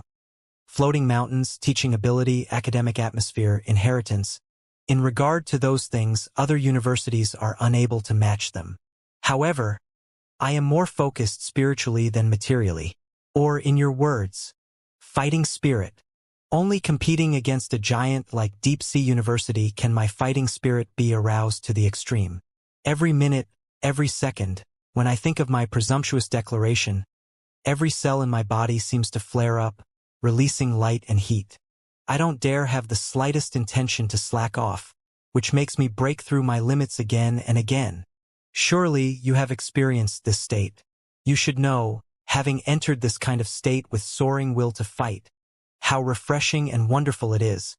By joining Deep Sea University, standing shoulder to shoulder with this giant, I would see farther for sure, but I would inevitably slack some time because I would not be able to find a target and be able to make my will to fight madly burn every minute and every second. Zhang Xiaoyang could not help but ask, "Why do you think there isn't any target?" "I want to get rid of Novum Steli, then defeat experts like my uncle Jiang Shang, Professor Xianxia, Professor Zhu Yueqin. I want to surpass even Had Chu Ziohong. Someday, I will become the Had of Deep Sea University's refining department. I don't have any interest in being the Had. I just want to prove that I am the strongest at Deep Sea University. This is my path. This is my target. What do you think? Aren't you interested in walking this road together? We can compete after a few decades and see who can be the Had of Deep Sea University refining department." Not interested. Liao shook his head as his eyes radiated with dazzling starry brilliance. Deep Sea University was established centuries ago. Its refining department already had a couple dozen Hads, and in the future it will continue to exist for millennials. there will be hundreds of Hods. There are predecessors and there will be successors as well. Even if you persevere in the end, you will only be repeating the path that others have already taken and do what hundreds of people can and will do. What's the fun in that? I will take a different road. Even if I am not the last one challenging the strongest king with the worst refining department in the Federation, in the last 5 centuries, it has never been done. Only such a road is worth it for me to persevere till the end. Only such a cause can make me devote myself to it for as long as my life endures. Only such a target can make my will to fight soar to the limit, pay with 1000% of effort, and completely burn myself out. Zhang Xiaoyang stood up suddenly. The stool tumbled backward as he shouted in a loud voice, "Have you wondered how small the probability of you ever being successful is?" Zhang Xiaoyang's facial features were completely distorted. He was almost screaming. The smaller the probability, the more interesting it is. Liao continued, "Life is a battle. Obviously, only by choosing the strongest enemy will it be exciting. The probability of winning against a 3-year-old child is 100%. Is that the battle you want?" This sentence was the last straw. It completely defeated Zhang Xiaoyang's spirit. His face became pale and sat back down. But he had never noticed that the stool had already fallen and he fell flat on the ground. "Are you okay?" Liao was stunned. He bent over the table to look, but only saw Zhang Xiaoyang lying flat on his back, looking towards the sky, with no intention of getting up. Every facial muscle on his face twitched. His eyes turned quickly. He seemed to mumble, like crying while smiling. "I understand. This is your big secret. Spirit, fighting spirit, will to fight. I grew up in the Deep Sea University's residential area for staff. Magical equipment components were my toys. The repair workshop my paradise. Every day, most profound algorithms and theories would ring next to my ear. Materially, I am 100 times better than you, but I still suffered a crushing defeat. What I lack is the will to fight burning in my soul every second and every minute. You are right, you are totally right. Target, damn with this target. The target I set myself is much smaller than yours. Yes, the Deep Sea University refining department already had 22 Hods, 135 associate Hods. Even if I became one of them, what's amazing about that? No wonder. I am getting more and more bored. So, it was like this, the target I chose is too weak." Zhang Xiaoyang behaved weirdly for a long time before the paleness on his face became ruddy in excitement as though he was burning. Like a zombie, he stood right up, took a deep glance at Liao before suddenly turning around, flinging his long hair and running out. Until he reached the end of the hallway, a frantic shout came, "I have realized. I have finally realized. Thank you, Senior Brother Li. Tomorrow morning, I will come find you and have a duel." Goosebumps exploded all over Liao's body. Oh God! What in the bloody hell did this guy realize? Next morning, at the military mess hall, thousands of examinees were having breakfast. The Deep Sea University students occupied a corner. The atmosphere was a bit strange. "Do you know, Zhang Xiaoyang didn't sleep last night? He was just sitting on the roof?" A student said in a low voice. "I also saw. Moreover, after midnight, he was running along the roof edge at an amazing speed, like a maniac." Another student took over the conversation, shook his head immediately and said, sighing, "Zhang Xiaoyang took a big blow. He was thoroughly defeated in public, which for someone as proud as him, who has carried the aura of a genius from childhood, was simply insulting. I am afraid he will never recover from this setback." Before he could finish his sentence, many people sensed a mass of burning hot aura approaching gradually. It felt as though they were inside a crafting furnace thousands of degrees hot. They were even unable to breathe. The first student turned his head and gasped suddenly. The second student turned his head and his eyes became so wide that they seemed bigger than the egg in his hand. The third student turned his head and his hands shook. The entire bowl of tofu in his hands fell between his laps. At the beginning, he still didn't feel anything. Only after 2 seconds did he stand up immediately with a shout. This shout attracted everyone's gaze. When everyone got to see who was there, they were completely flabbergasted. They became dumb as a wooden chicken. It was none other than Xianxia, but he was completely different from yesterday. Yesterday, Xianxia was like a star hanging high above the sky. He was lonely, cold yet proud, immersed in a world of his own. He didn't bother paying attention to people around him. Watching his fellow students, the look in his eyes wasn't that of contempt but of complete disregard. In contrast, at this moment, it seemed the shackles in the depths of his heart were broken, and the seals restricting his soul had been blown away. From inside to outside, every cell in his body was releasing an inexhaustible amount of energy, turning him into a blazing sun. That's right, it was the sun, the burning hot sun, incinerating everything in its path, and nothing could stop its wild march. No one among his fellow students dared to stand within a range of 2 meters of him. A feeling emerged from the bottom of everyone's hearts. So long as they were within this range of 2 meters, they would be engulfed by him. Even ashes would not be left behind. Xianxia took a glance at his fellow students' faces. No one dared to look directly at Xianxia. Everyone was thrown into panic, because they discovered that the look in Xianxia's eyes was no longer that of indifference, but his eyes seemed to radiate a savage glint filled with hunger and intense murderous intention. But the biggest change was undoubtedly, Xiaoyang, did you actually shave your head? A student cried out involuntarily. Under the lights, Zhang Xiaoyang's head shone brightly. His shiny, long and black hair was missing. Not a single hair was there to be found. This fierce style and yesterday's fluttering long hair were simply like two different people. Zhang Xiaoyang dismissively glanced at the student who had just spoken, which forced the student to retreat 2 steps. Slowly and calmly, Zhang Xiaoyang walked to the students who were chatting at the beginning, before stretching out a finger and shaking it. You are wrong about one thing. I never carried the aura of a genius. I am a genius. This is one of the most basic facts that does not change just because I was defeated in a fight. Dark clouds occasionally cover the sun, but the sun exists forever. Only those who pretend to be a genius, those ordinary people who only carry the aura of genius, would brood over a defeat in a contest. I am a true genius. How could stay down after a single defeat in a fight? The more frustrating it is, the more courageous I will become. I will get stronger and stronger in a fight. Because I'm sure, no matter how many times I face failure, I will win in the end for sure. Everyone had been deterred by his imposing attitude. A brief silence enshrouded this corner of the mess. Only after a while, someone asked, trembling, Xiaoyang, are you really okay? Did something happen? Of course something did happen. Jiang pursed his lips as a smile crept upon his face. I broke through. What? Everyone stood up. Failure is the mother of success. In the past, I never understood this sentence. Because from childhood, I have never truly experienced failure.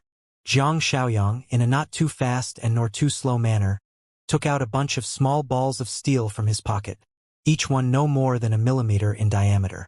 It was no different than clutching a handful of rice. Yesterday, when I suffered a crushing defeat and had a talk with senior brother Li Yao, only then did I realize my own flaws.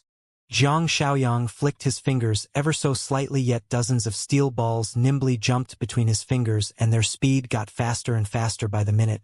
They were like dozens of streams of silver light dancing. Before, I'd set a few targets for myself, but those targets were too simple, too boring, and too easy to achieve. They simply didn't drive me to release 100% of my strength. It was me myself who had sealed my own true strength. Dozens of silver streams of light gathered into a silver ball of light. No one could trace their trajectory clearly. All one could hear were faint whizzing sounds, as though a small tornado had formed in the palm of Zhang Xiaoyang. His hands are faster than yesterday. Everyone had only taken a few glances, yet they felt dizzy. Even if it was someone with better dynamic vision, they were unable to capture the actions of Zhang Xiaoyang. However, now, I have found a new target, and it is deserving of me to burn myself every minute and every second, and unleash 100% of my strength. No, 1000% of my strength. The moment I found this target, I could feel an invisible chain shackling my entire body breaking off. The energy which used to be hidden within the deepest recesses of my cells surged turbulently like the floodwater bursting the dike, and made me break through in the blink of an eye. Senior brother Li didn't lie to me. What he said was indeed true. Zhang Xiaoyang shouted as the ball of silver light in between his fingers suddenly broke into dozens of streams of light and shot towards the surroundings at lightning-fast speed. A lot of people were caught off guard. They stepped back instinctively to dodge but still believed the steel balls would hit them. Unexpectedly, Zhang Xiaoyang's right hand disappeared, in the blink of an eye, and transformed into a mass of faint mist that enshrouded dozens of high-speed, shooting steel balls completely. His hands seemed to be magnetized as dozens of streams of light were sucked into his hand in the blink of an eye. When he opened his palm, dozens of small balls of steel were revolved around and lightly collided with each other, making ding-ding sounds. Godlike hand speed. Everyone forgot to breathe as the same sentence circled around their brain. In one night, the limit of my hand speed has improved by 11.3%. Zhang Xiaoyang said calmly as he put the balls of steel back into his pocket. He took a glance around and locked on to a target before walking towards the other end of the mess hall. Xiaoyang, where are you going? A fellow student could not help but ask. Everyone was completely dumbfounded and amazed by Zhang Xiaoyang's transformation in one night. Zhang Xiaoyang raised the corner of his lips, revealing his snow-white teeth as he said, smiling, "This breakthrough of mine is all thanks to senior brother Li Yao. So of course, I'd better pay my gratitude to him, and also while I'm at it, let senior brother Li Yao have a taste of crushing defeat." Zhang Xiaoyang's final words detonated the passion in everyone's heart.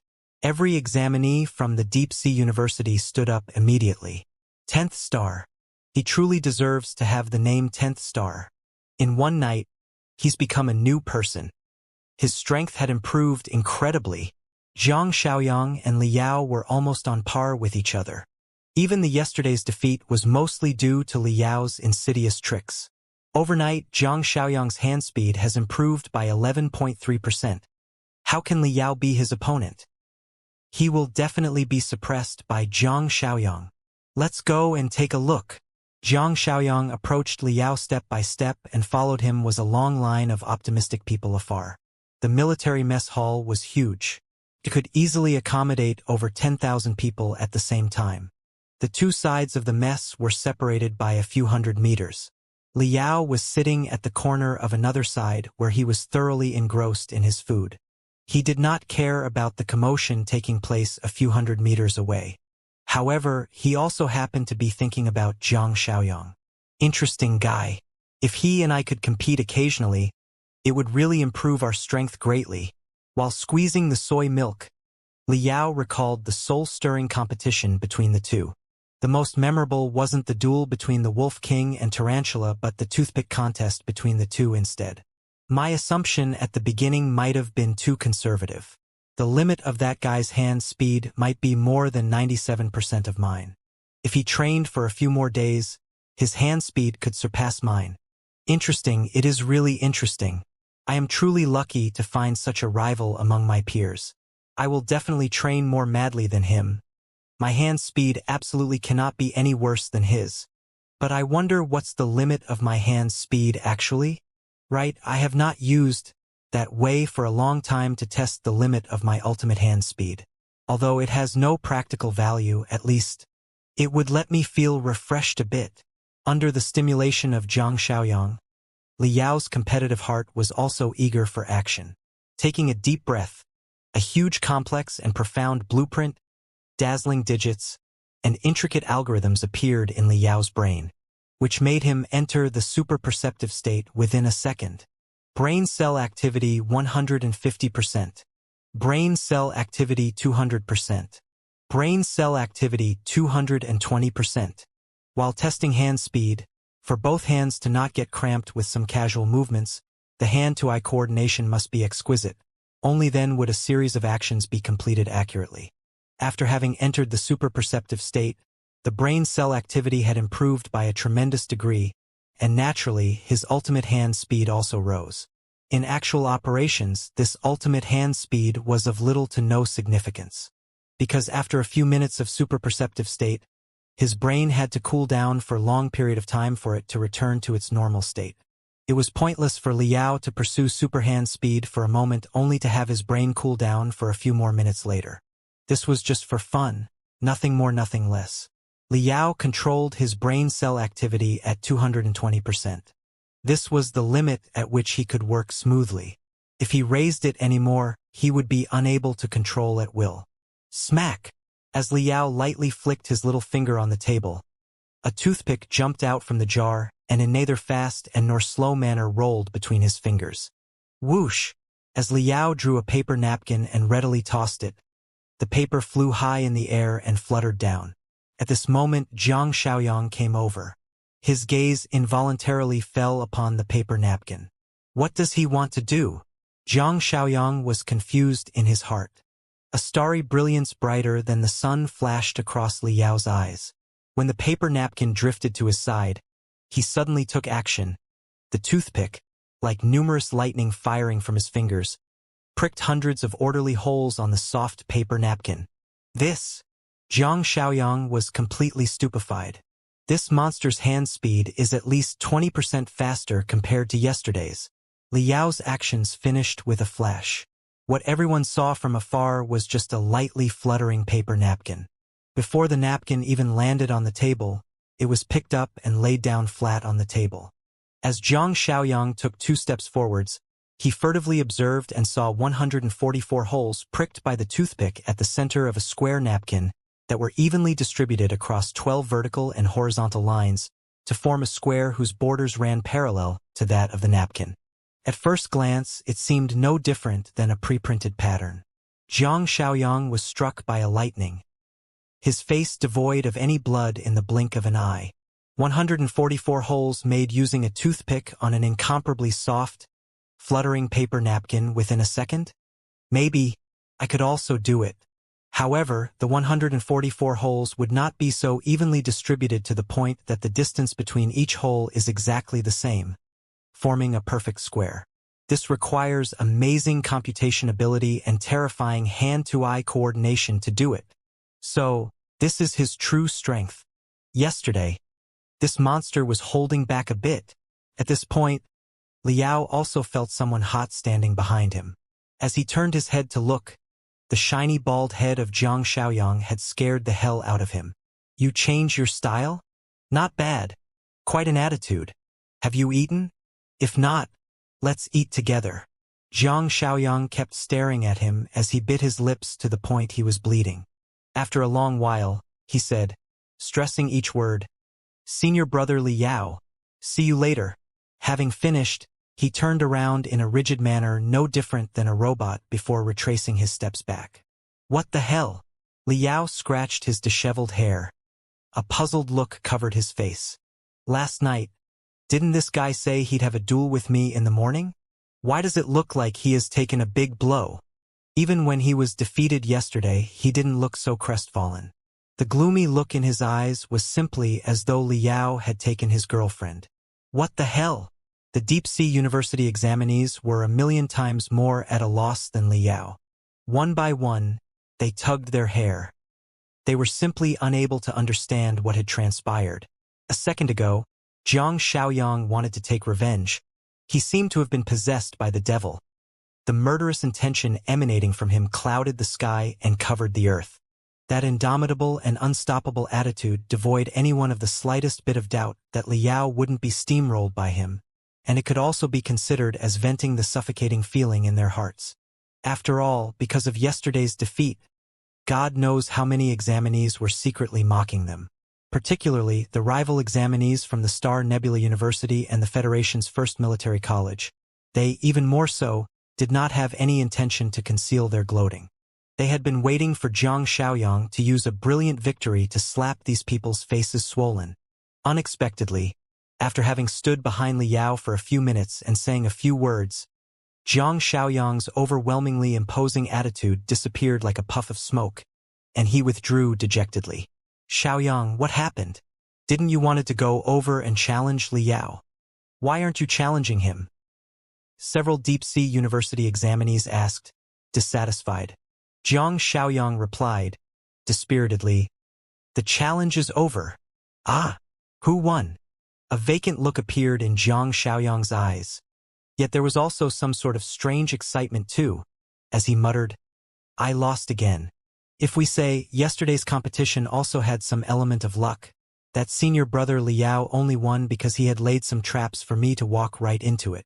Then today was completely due to the difference in strength.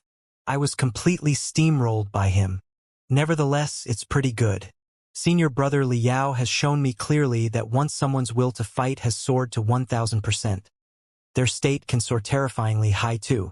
We have many years ahead of us. Having finished speaking, the gloominess and sense of loss on Jiang Xiaoyang's face were completely swept away. What replaced them was a resolution so strong it seemed he could kill tigers and dragons, behead gods and slaughter devils. A power that could crush mountains and rivers in his path from the depths of his every cell emerged. The sun was rekindled. With his head high and chest out, he walked out of the mess hall in large strides, leaving behind hundreds of deep-sea university examinees who were soon about to go crazy. Did I hear it correctly? Jiang Xiaoyang has become so frightening overnight that his ultimate hand speed had improved by some 11%. Yet he had been defeated by Liao. And it took only a second for Jiang Xiaoyang to be convinced thoroughly to the point that he even said that he was completely steamrolled? This is simply, within in a span of 1 second. How in the bloody hell did they compete? How did they even compete? These people were outstanding members of the refiners' community. They were crowned with the title of genius in their respective hometowns. Yet they were scratching their heads as their faces flushed red to ears. They were on the brink of collapsing. In their eyes, the quietly sitting Liao who was slurping the soy milk and taking a bite of meat bun seemed to have his entire body covered in scales as wings, fangs and talons emerged. An intense demonic energy was circling around him. He was a monster out and out. After a while, the message of authentication completion was announced. All the examinees who had passed received a resplendent emblem, representing that they had officially become a refiner and joined the refiner's circle, which is one of the strongest careers in the world of cultivation. Following which, a couple dozen carriers returned the examinees to their respective cities. 3 of these carriers flew towards the largest city in the Eastern Hemisphere, the Deep Sea City. When they landed at the Deep Sea City, it was already midnight. The Deep Sea University stood toweringly at the corner of Deep Sea City. It occupied a quarter of the city's total area. The brightly illuminated rows upon rows of buildings, a part even extending to under the sea, along with the resplendent reflection on the sea, seemed no different to a paradise. On a floating mountain dotted with rocks, giant trees, and waterfalls, Supernova Jiangshang was wholeheartedly enjoying a battle between 2 puppet war beasts. It was the previous day's duel between Liao's tarantula and Jiang Xiaoyang's wolf king. Jiang Xiaoyang watched quietly with a deadpan look on his face. Even when the tarantula's weird tail plunged ruthlessly into the wolf king, he didn't bat an eye even the slightest bit. Until when the entire Wolf King had been destroyed into fragments did he turn his head and asked a dark-skinned girl standing nearby. She didn't even appear to have crossed 30. If it were you, how would you deal with this puppet war beast? This lady's name was Yuan Yeshua. She was Jiang Shang's true disciple and one of the Novum Stelli. Jiang Shang had put a lot of effort into developing the Novum Stelli. According to their various characteristics and talents, he trained 9 teenaged experts with different methods. Each of them possessed all kinds of marvelous skills. Among them, Yuan Yeshua was a refiner who specialized in puppet war beasts. Not only was she specialized in crafting them, controlling them was also her forte. In the battlefield, she alone was capable of controlling 10 puppet war beasts simultaneously and could unleash their battle force to the maximum. She was an out-and-out war beast expert.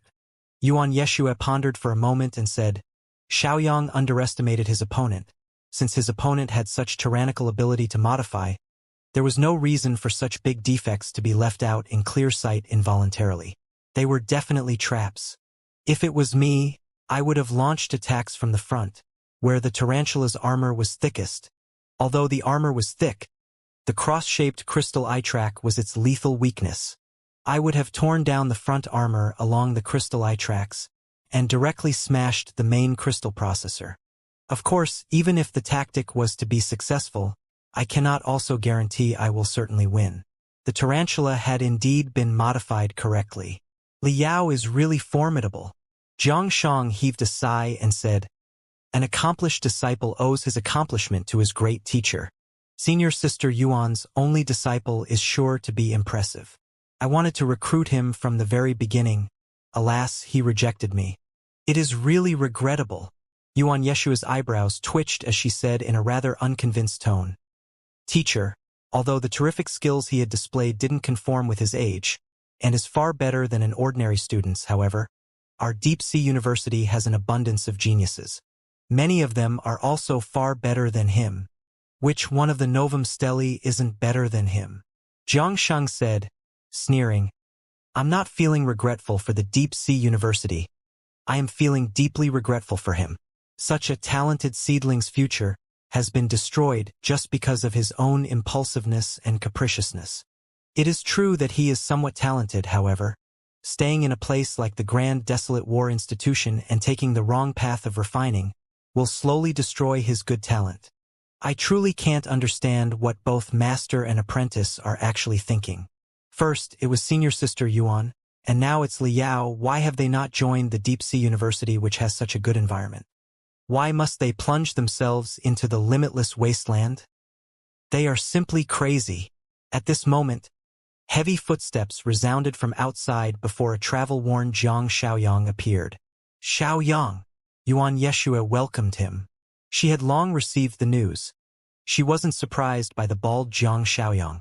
She said, smiling, "I heard that this time you have encountered a rare rival, and although you lost, you received enlightenment and your hand speed improved by 11.3% overnight."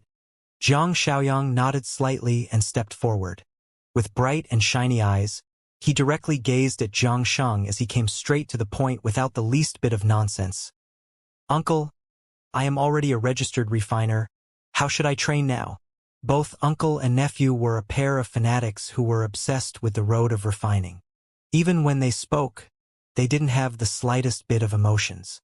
Jiang Shang pulled up a dense schedule on the hologram and said coldly, "Becoming a registered refiner is just the beginning. For the next part, I have arranged 27 projects for you. You can choose one or a few. It's all up to you. You will join them as an assistant researcher and slowly accumulate experience and increase your knowledge.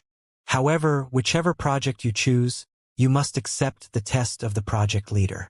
The test will be highly difficult. Even if you are my nephew, there won't be any nepotism. It will only be tougher." Jiang Xiaoyang took a glance at the schedule and showed an as-expected look on his face as he smiled. He took out an envelope from his chest pocket and handed it over respectfully. Jiang Shang took to look and his countenance changed before he said, "An application to withdraw from university? Why?"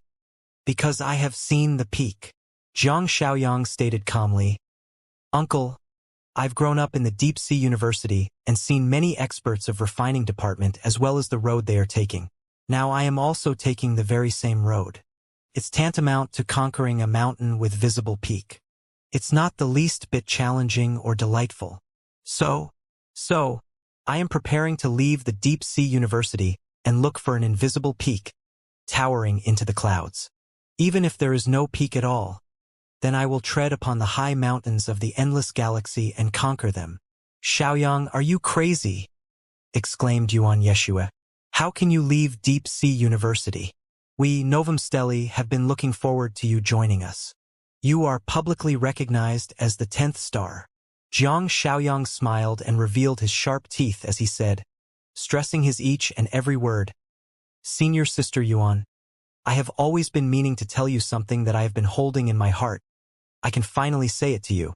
I never liked the title 10th star. I did not like it at all. In the eyes of others, it seems standing side by side with you is a very glorious thing. But as far as I'm concerned, I don't like standing side by side with anyone. More importantly, I don't like those stars which can be found anywhere in the entire sky. I am not a star." Jiang Xiaoyang knocked his shiny bald head and said softly, I am the sun.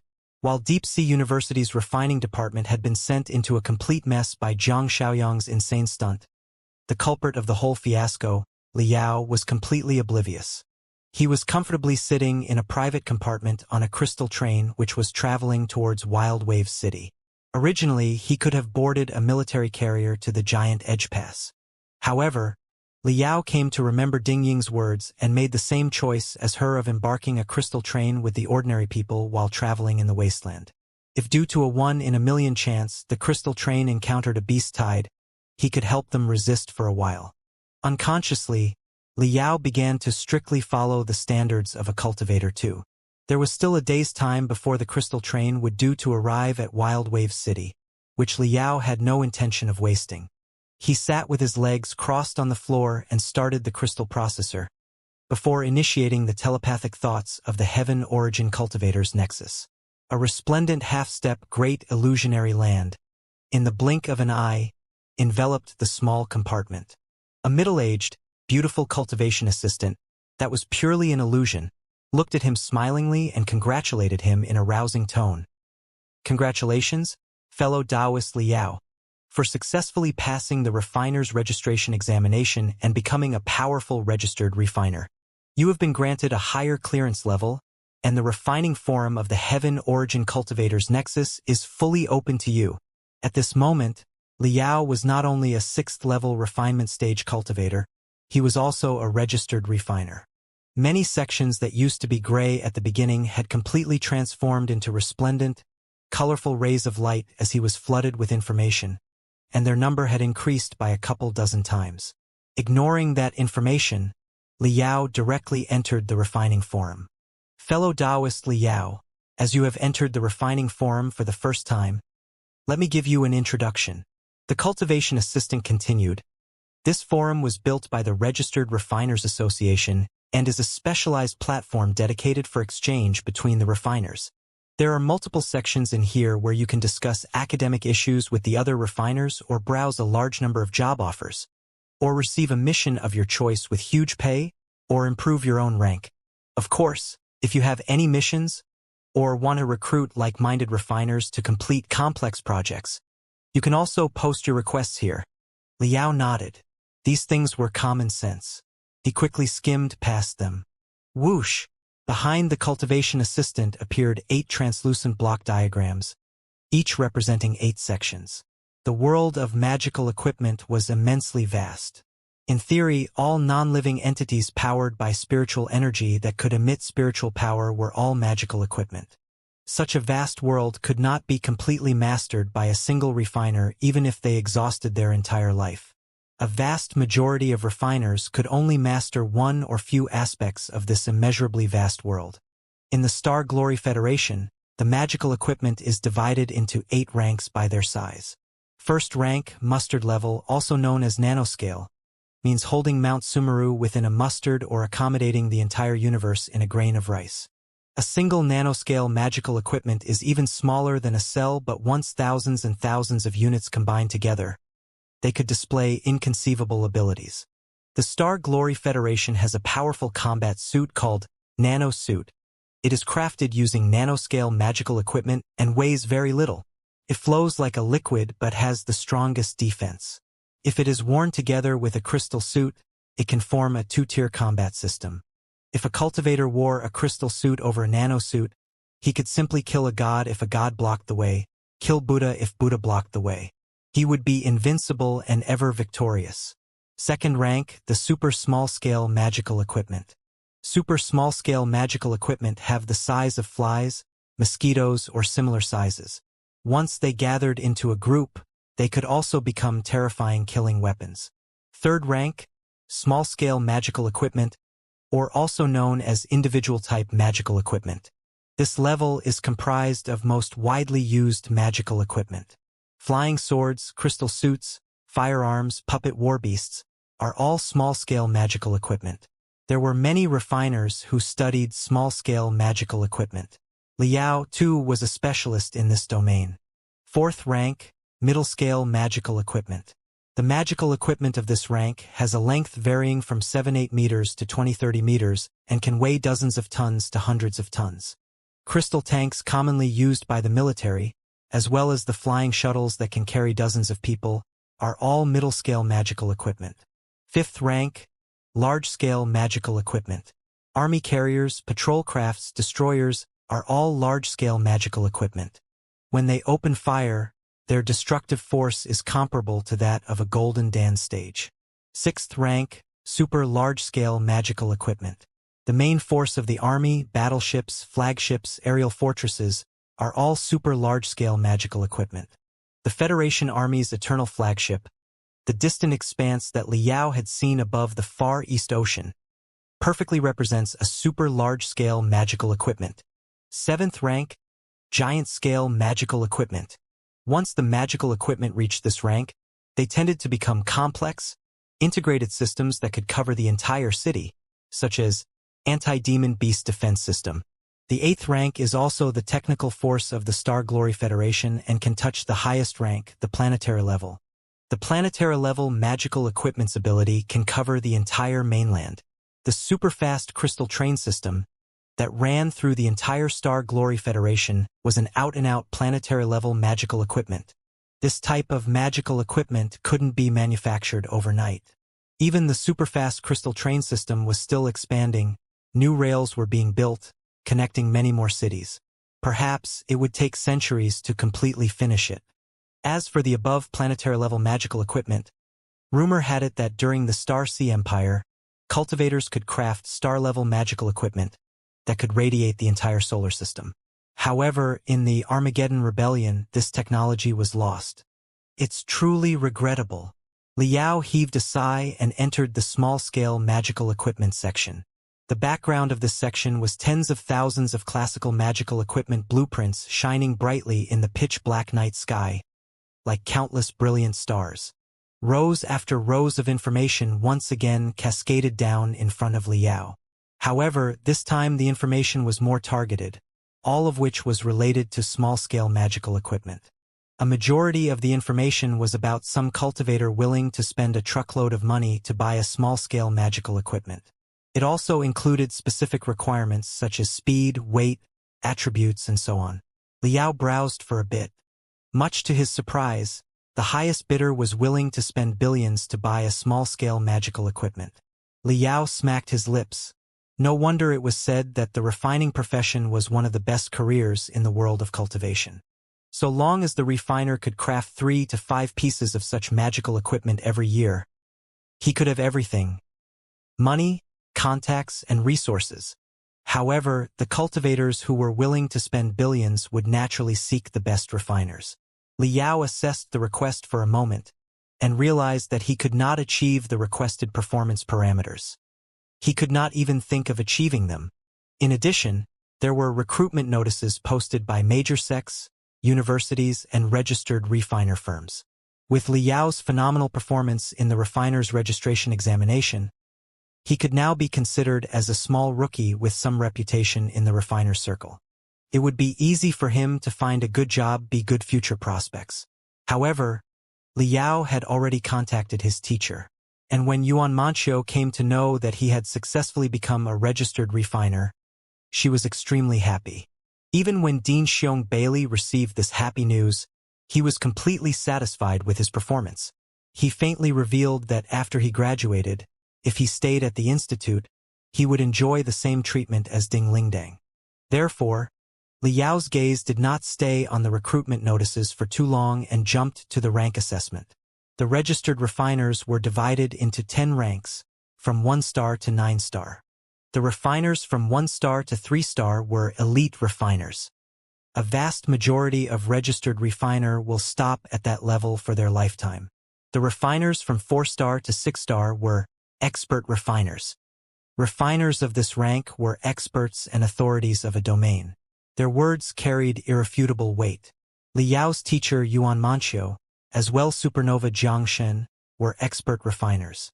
It was also the limit of ordinary refiners. The refiners from 7 star to 9 star were grandmaster refiners. Not only did they have authority over a domain, they could completely establish new domain and sect. The super magical equipment they refined could also be called national treasures. Only they could be awarded such honors. Even in the entire Star Glory Federation, Grandmaster Refiners could be counted on one's fingers. Each one of them was in a prominent position. They were great figures whose names resounded throughout the Federation. I wonder when I will become a Grandmaster Refiner. Liao let his fallacy run wild. He was neither an elite nor an expert, let alone a Grandmaster.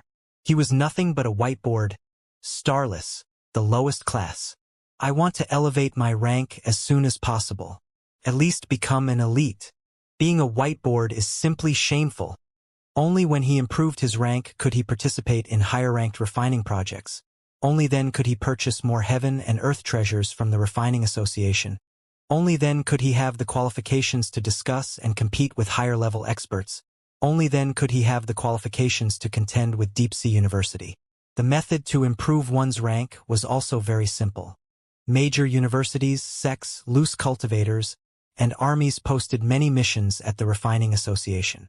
And the association, in accordance with the difficulty of the task, assessed them into different ranks. As long as one could finish a one-star refining mission, he or she would automatically have his or her rank upgraded to one-star refiner. Soon it will be summer vacation. Liao pondered aloud. In the summer vacation, on one hand, I can complete some tasks and improve my rank, and also earn some money while I am it, to buy some heaven and earth treasures and refining tools. On another hand, I can only also temper my skills.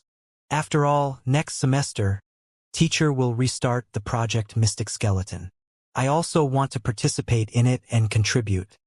Crystal suit is magical equipment in magical equipment.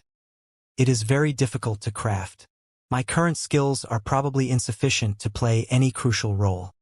I must train madly. I must leave the Fiend star name on the Mystic Skeleton battlesuit.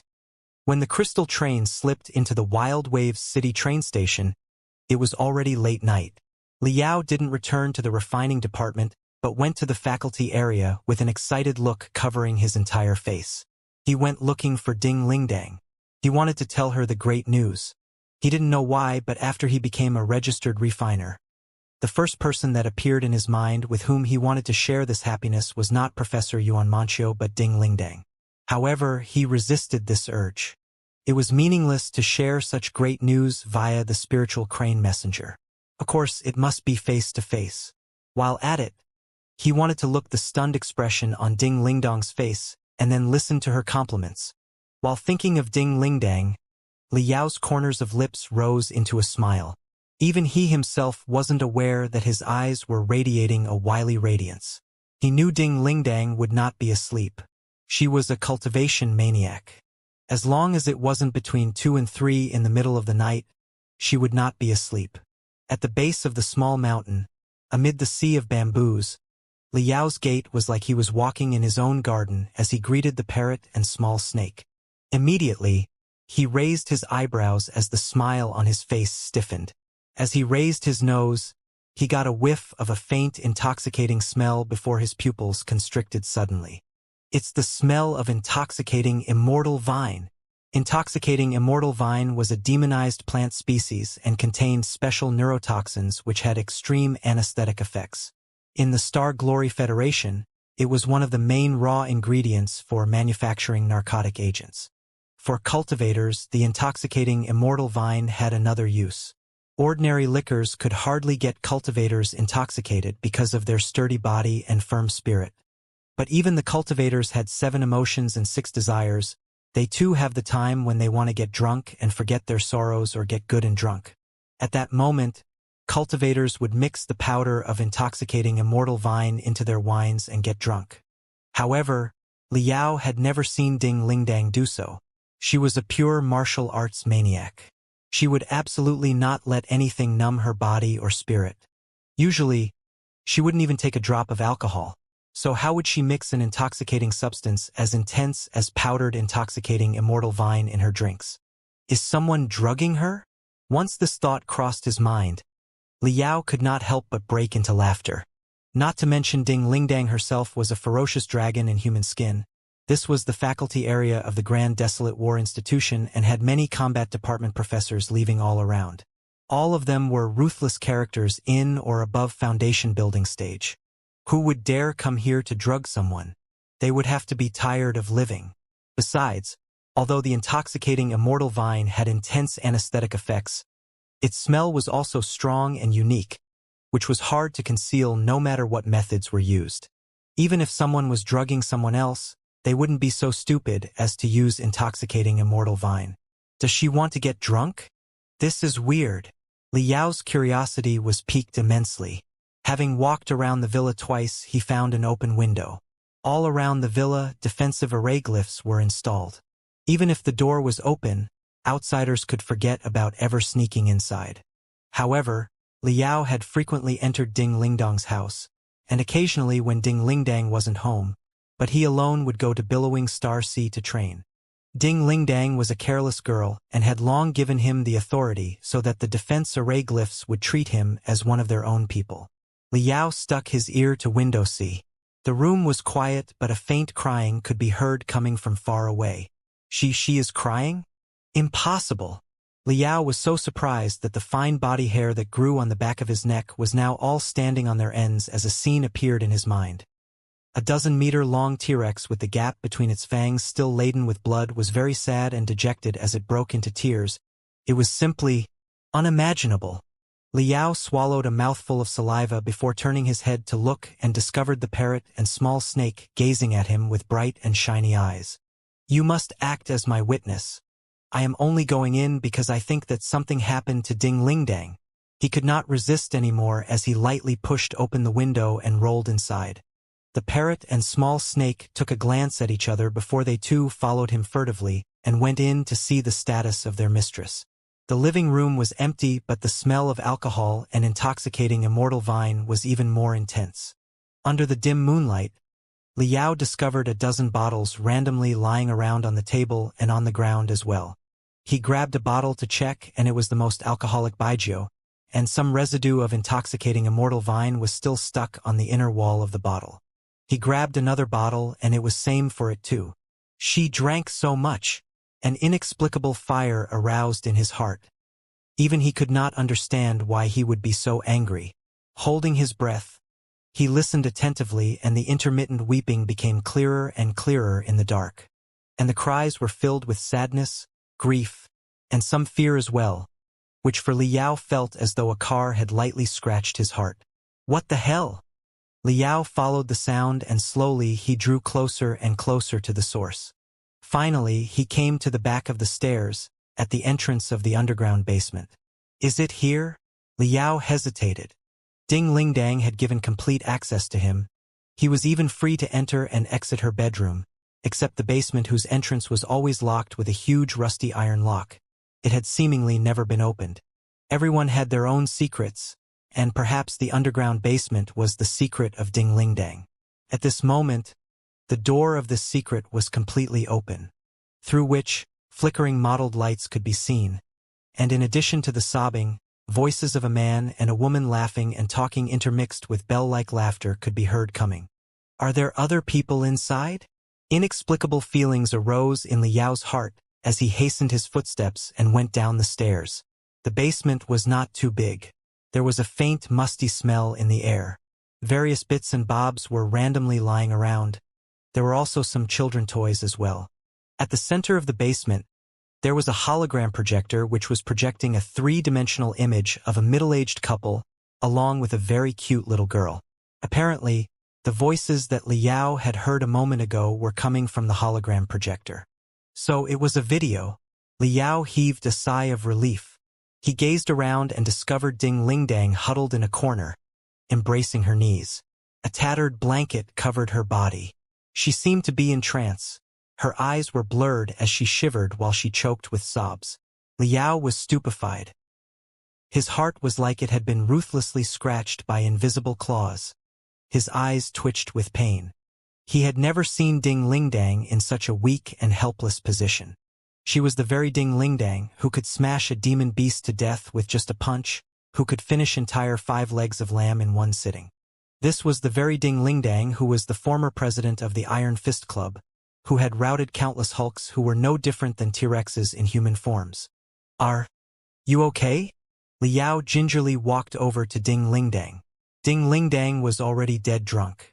She was completely immersed in her own world and took a long time to distinguish the source of the sound. When she found that someone had rushed into the basement, a panicked look appeared on her face. It was as though a 10-year-old girl was facing a cruel demon beast. However, in the next second, she seemed to have recognized Liao before the panic and fragile look in her eye turned into a dazzling aura in the blink of an eye. It was like a drowning man had discovered a floating piece of wood. Liao had turned into her entire hope. Ding Lingdang immediately rushed up to him. Although she was dead drunk, at the end of the day, she was still a foundation-building stage expert. Liao was caught off guard and didn't know how to dodge. She pushed him down on the ground and tightly held him like an octopus. Suddenly, Liao's face was flushed red to his ears. It wasn't that he was shy or excited. No, he was completely out of breath. As she was all alone in her home, Ding Lingdang only had thin pajamas draped over her body, and a lot of her cleavage was wide open on display. She also generally cultivated all year round. As such, she had an exquisite body, along with her long and slender legs, painted an exceptionally sexy scene. Nevertheless, not the slightest bit of evil intentions aroused in Liao's mind. It was not that he was abnormal or anything. In fact, Ding Lingdang was too tightly wrapped around him. As a matter of fact, drunks are a bit stronger than they normally are, not to mention, there are all kinds of strangulation techniques which a martial arts fanatic like Ding Lingdang had learned. She was as tightly wrapped around Liao like a beautiful python that was as thick as a bucket. Not only was he out of breath, even his bones were making crunch sounds. Sooner or later, Liao's body would be minced by her. "Let me go! Quickly! Let me go!" Liao wanted to cry but had no tears. The two rolled on the ground. Somehow, Liao seized the opportunity and found a gap and retreated 2 steps. But yet again, his ankle was grabbed by Ding Lingdang and was pulled ruthlessly, dragging him back as she tightly wrapped herself around Liao. Apparently, she was not willing to let him go. If someone who was completely oblivious to the whole situation saw them, he would definitely think that the two had deep-seated hatred and were fighting desperately at close quarters. The parrot and the snake hid at the entrance, quietly watching. "You are leaving me with no choice." Realizing that Ding Lingdang was going to hold him tighter and tighter as stars began revolving around his eyes. His ears began ringing. Even his heart was soon about to be crushed. Liao clenched his teeth as he began to release the spiritual energy, as he began increasing his level, bursting forth with the real power of a cultivator. 2nd level of refinement stage. 3rd level of refinement stage. 4th level of refinement stage. Ding Lingdang didn't use any spiritual energy. She was only hugging Liao with pure brute force. So of course, she wasn't his opponent. Soon, Liao was about to break free. Ding Lingdang seemed to have realized that the floating wood was about to drift away as tears gushed out from her eyes and an aggrieved and terrified look appeared on her face. She said, in a quivering voice, "Don't leave me again." This sentence stupefied Liao. He never knew that Ding Lingdang's voice could be so gentle and fragile that it could give birth to a desire to protect her in anyone's heart. "You aren't Ding Lingdang. You must be a demon beast in disguise," Liao shouted in his heart. A word in the Ding Lingdang's words seemed to have aroused the subtle emotions in his heart. "Don't leave me again?" In other words, someone has left her. Who could it be? Is it her ex-boyfriend? Although Liao had not drunk the wine mixed with intoxicating immortal vine, nevertheless, he was feeling somewhat drunk. One after another, ridiculous ideas kept on popping up in his mind. Before his brain could issue a command, his body had already reacted. He didn't struggle to escape anymore and let Ding Lingdang tightly wrapped around him as her burning hot cheek tightly stuck to his chest. He maintained his level at the 1st level of the refinement stage and used his spiritual energy to barely ensure his breathing as he gazed at Ding Lingdang's crimson face. Ding Lingdang narrowed her eyes, as though she was a cat who had returned to her nest, as she showed a completely satisfied smile. She had already been crying for a few hours. Her spirit had reached the limit. In addition, she had drunk so much when she was alone that she was ready to hug Liao in grief and fear as her support. At that moment, she quickly fell asleep in Liao's arms. She began to snore in an extremely harsh and completely loud voice. She was not the slightest bit like a lady. Who the hell are they? Liao was rather baffled as tens of thousands of question marks appeared in his mind. Having been tightly hugged by Ding Lingdang, Liao was completely unable to move and was bored to death. He could only raise his head to look at the middle-aged couple and the little girl in the hologram. Following which, he discovered that the middle-aged couple's faces somewhat resembled Ding Lingdang, and the little girl was simply a copy of a younger Ding Lingdang. So it was Ding Lingdang's family video. This little girl should be about 10 years old, and the middle-aged couple must be her parents. Liao didn't know much about Ding Lingdang's family.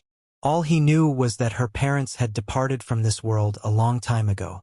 Her mother was a professor of the Grand Desolate War Institution, and this villa was left to her by her mother. As for what her father did, he didn't know anything. In the video, Ding Lingdang's father wore a black military uniform. Surprisingly, he was a soldier. The video was playing the scene of a family of 3 having a picnic on the lawn. The 10-year-old Ding Lingdang was still a chubby girl. She was chasing the parrot and the snake.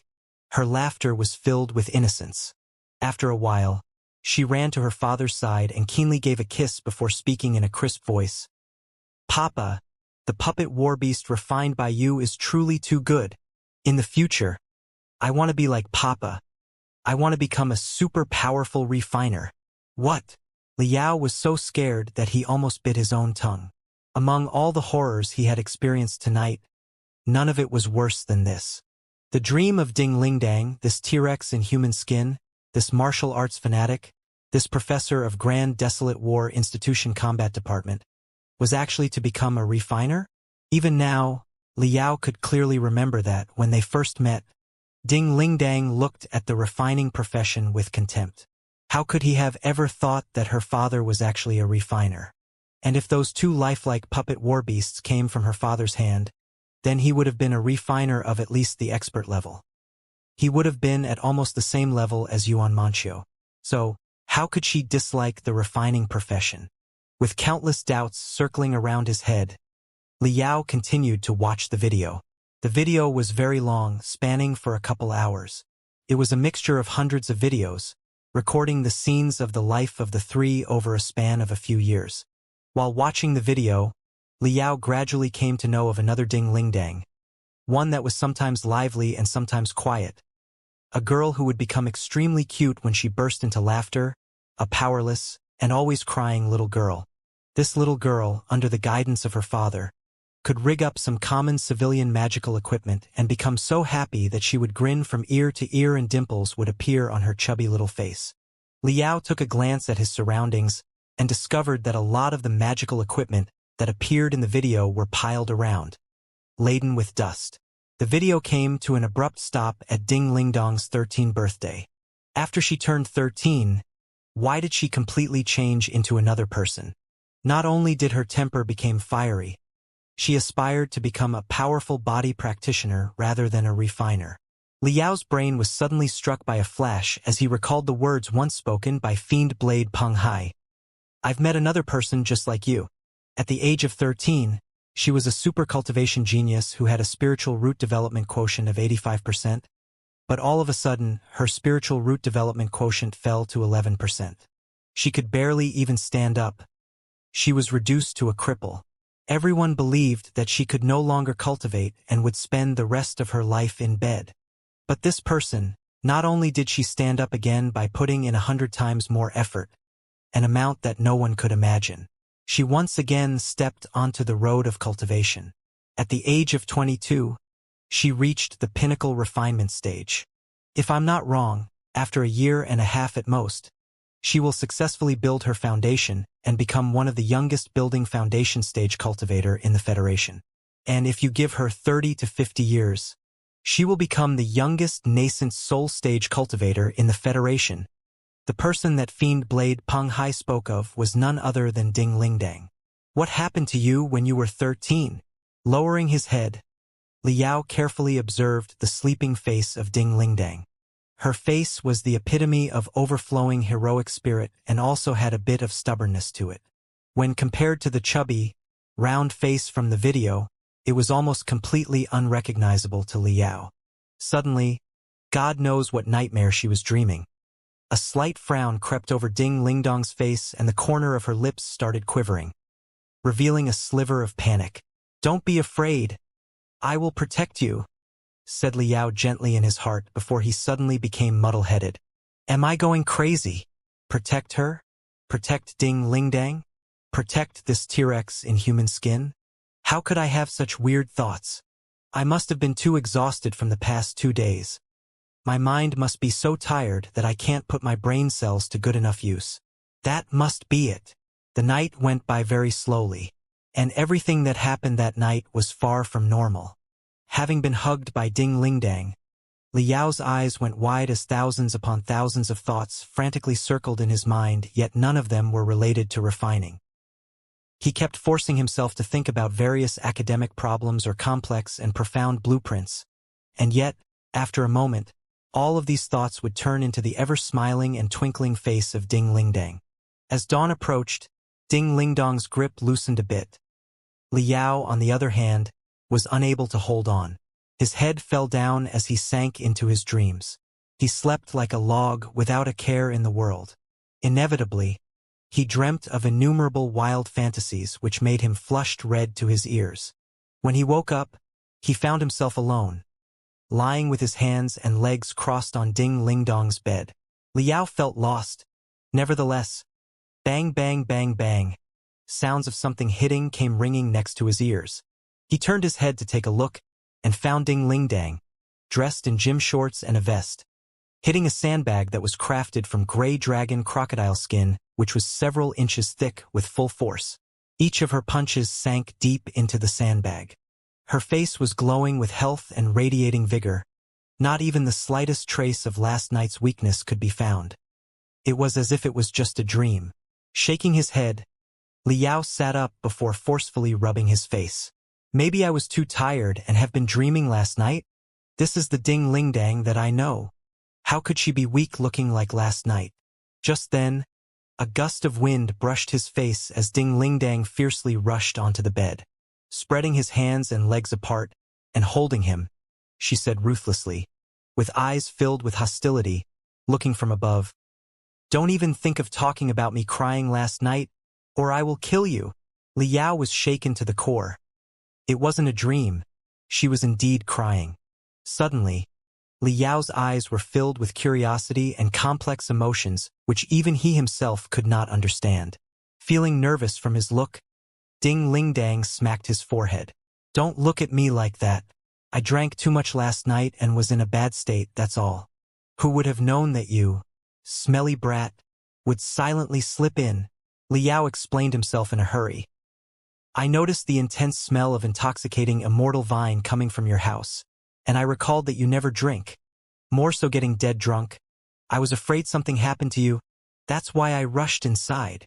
I know, otherwise you would have already been beaten to a pulp. But last night you actually—" Ding Lingdang retreated and sat on the bed, holding the pillow in her arms. After a while, she took a long deep breath and said calmly, "Forget it. I will tell you anyway. Anyhow, it's not a big secret. Many of the professors in the institute know it already. Last night was the death anniversary of my parents." Liao's eyes went wide. "My mom was a professor of the Grand Desolate War Institution's combat department, and my dad was an army refiner. I inherited the blood of them both and showed a talent for creativity as well as for combat at an early age. However, my mom thought that it would be hard for a girl to take the road of combat. She'd had it hard from an early age. Naturally, she didn't want her daughter to suffer like her. So, my parents wanted me to be a refiner, and in my childhood, I also liked refining very much. The year when I turned 13, a new city was being built in the depths of the wasteland, and my dad was also stationed at the military base outside the city. When the city was finished, a grand ceremony was held, and my mom and I were invited as well to attend the ceremony. Unexpectedly, at the inauguration ceremony, we encountered a massive beast-tide outbreak. Countless powerful demon beasts under the command of Demon King encircled the entire city in the blink of an eye. Originally, the city would have been able to defend for a while until the reinforcements arrived with the help of its self-defense system in the outer ring of the city, as well as by controlling the countless pieces of magical equipment. However, the city was built recently and its self-defense system hadn't undergone rigorous debugging. As such, there were many problems with the self-defense system. During the highly intense battle, the flaws in the defense system were quickly revealed and the Demon King, taking advantage of the opportunity, ruthlessly bombarded the control center, exploding it to nothing. As a result, all of the unmanned magical equipment failed one after another, while the beast tide advanced straight into the city unchecked and wantonly massacred. My mom and dad died in the battle. Although I survived, my spiritual roots development quotient fell to the bottom. I became a cripple. I had to start from the beginning. Since then, I realized one thing. When magical equipment is no longer reliable, we can only rely on ourselves. The strongest fist is the most reliable piece of equipment.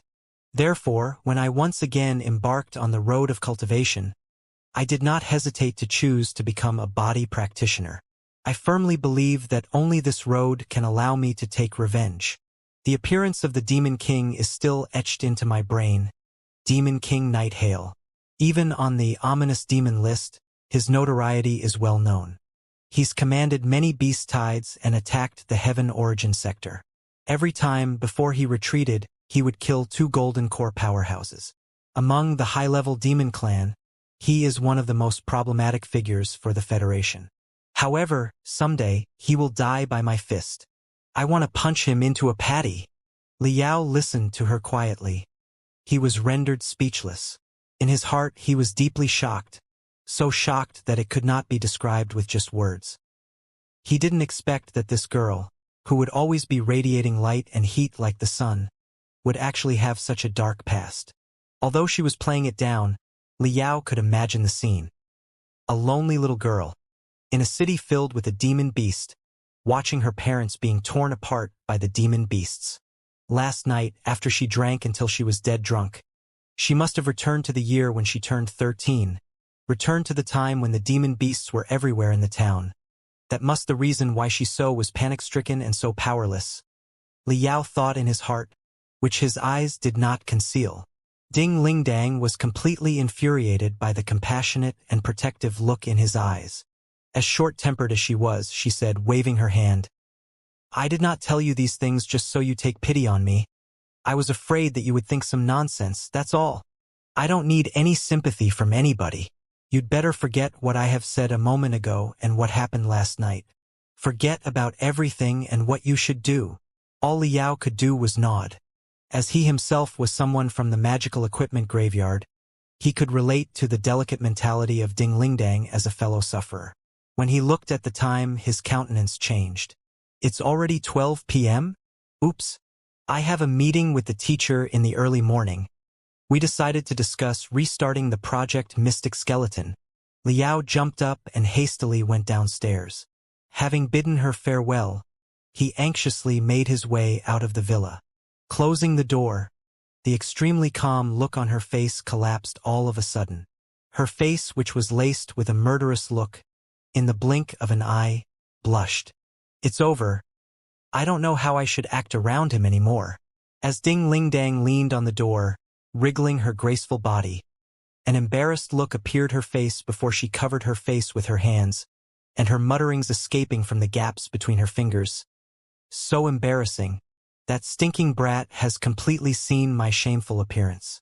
How am I going to face him in the future? I have completely lost my prestige as elder sister. And you too." Ding Lingdang, with one arm on her waist, while the other pointed at the snake and the parrot, said angrily, "Why did you let him come in?" The snake and the parrot looked at their mistress very innocently. Their crystal eyes became sluggish, completely still. Knock, knock, knock. The knocking on the door rang behind her head. It completely scared the hell out of Ding Lingdang. Her heart was crazily pounding. Having calmed herself down, she opened the door, only to find Liao standing there. "What is it?" Ding Lingdang asked snappily. "Nothing." Liao looked a bit flustered. "I suddenly remembered one thing.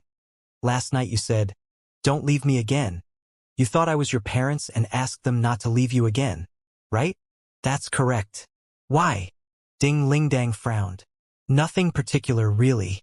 I thought you were talking about your ex-boyfriend at first and I was a little embarrassed. But later I figured out that it was impossible. Haha. Liao scratched his head. For some reason, he felt delighted. What do you mean by impossible? Do I look like someone who has never had a boyfriend? Ding Lingdang raised her eyebrow and burst out in anger. In the spur of the moment, Liao asked, No. But, do you have one? I sort of, maybe had one. Ding Lingdang replied, flushed. May I ask what sort of, maybe had one means? Liao suddenly turned into a baby of curiosity. It was when I just went into college. Everybody was new to each other. You know that guys outnumber girls in our college. Then there was this senior student from the Iron Fist Club who was in hot pursuit of me. Said that he adored my passion for martial arts and hoped to explore the peak of martial arts with me. He was earnest and also handsome. So I said that I would think about it carefully. Ding Lingdang stammered to get the story through. Then what? Liao felt his throat was dry.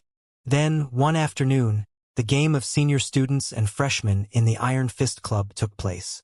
He was my opponent after drawing lots. I thought to myself, if you adore my passion for martial arts, of course, I should show you 120% of my capability. Shouldn't I? But as it turned out, I should have controlled myself. I broke 4 of his ribs before kicking him out of the ring into the auditorium. That night, he texted me from ICU saying that, although I'm great, he felt we weren't appropriate for each other after full consideration, and that we should just be friends. That son of bitch had no manhood at all. He shrank at the first setback he met. Also, I never promised him anything. I just said that I would think about it. What did the latter half of the text message even mean? Who would want to be friends with such a coward? I was in a terrible mood after all that. 2 days later, the Iron Fist Club and the Chaotic Blades Hall got into a fight due to an incident. I was too angry to control myself again and sent 15 classmates of the Chaotic Blades Hall to the hospital. Ever since then, nobody's dared to ask me out anymore. What a bunch of losers. The more Ding Lingdang said, the angrier she became. She raised her head, only to find Liao grinning like an idiot. Pissed off, she slapped the door. What's that supposed to mean? I told you such a humiliating story because I treat you as a good bro. Other people laugh at me because I don't have a boyfriend, so be it. But why are you smirking, too? I wasn't smirking. Liao was about to laugh again as he said it. Still denying. Ding Lingdang snatched at Liao's face like lightning and pulled it hard. Your mouth is as broad as a trumpet. And you said you were not smirking. I got it. It is because I am mean to you and always bully you that you hope I never find a boyfriend. Isn't it? You must feel happy and satisfied now, don't you? In pain, Liao found his tears swelling. Ow! It hurts. Hurts. Let me go. Ding Lingdang twisted his face hard one last time and released it in gratification. She slammed the door. Watching Liao walk away while trying to soothe his face through the window, she sat down and sighed heavily. What's wrong with me today? She scratched her hair, turning it into a scruffy mess. Why did I reveal such a humiliating story to him the moment he asked? Next time I will be a joke to him. Shao Kai, come over here. Replay what you saw yesterday. What happened last night had been recorded by the crystal eye of the parrot and stored in the crystal chip. The 7-colored parrot bounced towards Ding Lingdang, and when it arrived in front her, it opened its mouth from which a light beam was sent out. The light beam then transformed into a 3D representation of the scenes from the last night. Liao circled the villa. Liao crawled through the window. Liao checked the wine bottles on the desk. Liao moved on to the basement, where he was tugged by her. Ding Lingdang's lips pouted as she watched all this. And when she saw Liao's desperate expression when she was hugging him like an octopus, she burst out in anger and slapped so heavily on the ground that the wine bottles were flying to the sky. Was it so terrible? Ding Lingdang said in anger. A hug won't cost you anything. What is that avoidance and abhorrence supposed to mean? Liao was walking towards the refining department lightly on the campus, when the tiny crystal processor suddenly buzzed. The professor must be impatient. Liao picked up his pace. But when he lifted his wrist, he found that it was his newly added contact, Zhang Xiaoyang. Through spiritual energy crane link, Zhang Xiangyao's bold forehead was shining brightly under the sun. But he was wearing a strange smile. His personality felt different from 2 days ago. It was now a combination of extreme madness and unparalleled calmness. Like a frozen flame. No one could tell it's cold or hot. Anything wrong? Liao was in a surprise. No big deal. I just want to tell you that I have withdrawn from Deep Sea University, and I'm about to embark on a brand new path of artifact refining. Zhang Xiaoyang said slowly. What? Liao was shocked. Zhang Xiaoyang was definitely a maniac? Or was it because he had been influenced by what he'd said previously? Zhang Xiaoyang said in utmost tranquility, I've put a lot of thought into this. You were right. I was bound by so many things in the past, which prevented me from fulfilling my potential. The moment I cut off my hair, I said goodbye to my past, my previous life, and my old self. I am ready to explore a new path that has never been set foot on before. So, don't call me the 10th star anymore. I am just myself, and I'm no longer related to Deep Sea University, Novum Steli, or Supernova. I remember you said that you are known as the Fiend Star among artificers. Fiend Star or Supernova or even Novum Steli, if we get to the bottom of it, are all miniature stars. But I'm different. I will become the sun, with a brightness 10,000 times more glaring than any of you. The serenity in his face and arrogance in his declaration made it impossible to distinguish whether he was joking or simply insane. But, Liao frowned. You don't believe me? Flames of billions of degrees were burning in Zhang Xiaoyang's eyes. Not that I don't believe you. It's just that, technically speaking, the sun is also a star, Liao said solemnly. Zhang Xiaoyang dazed. The sun is just the same with all the other stars. In fact, most stars are brighter than the sun. But they may not look so due to the long distance in between.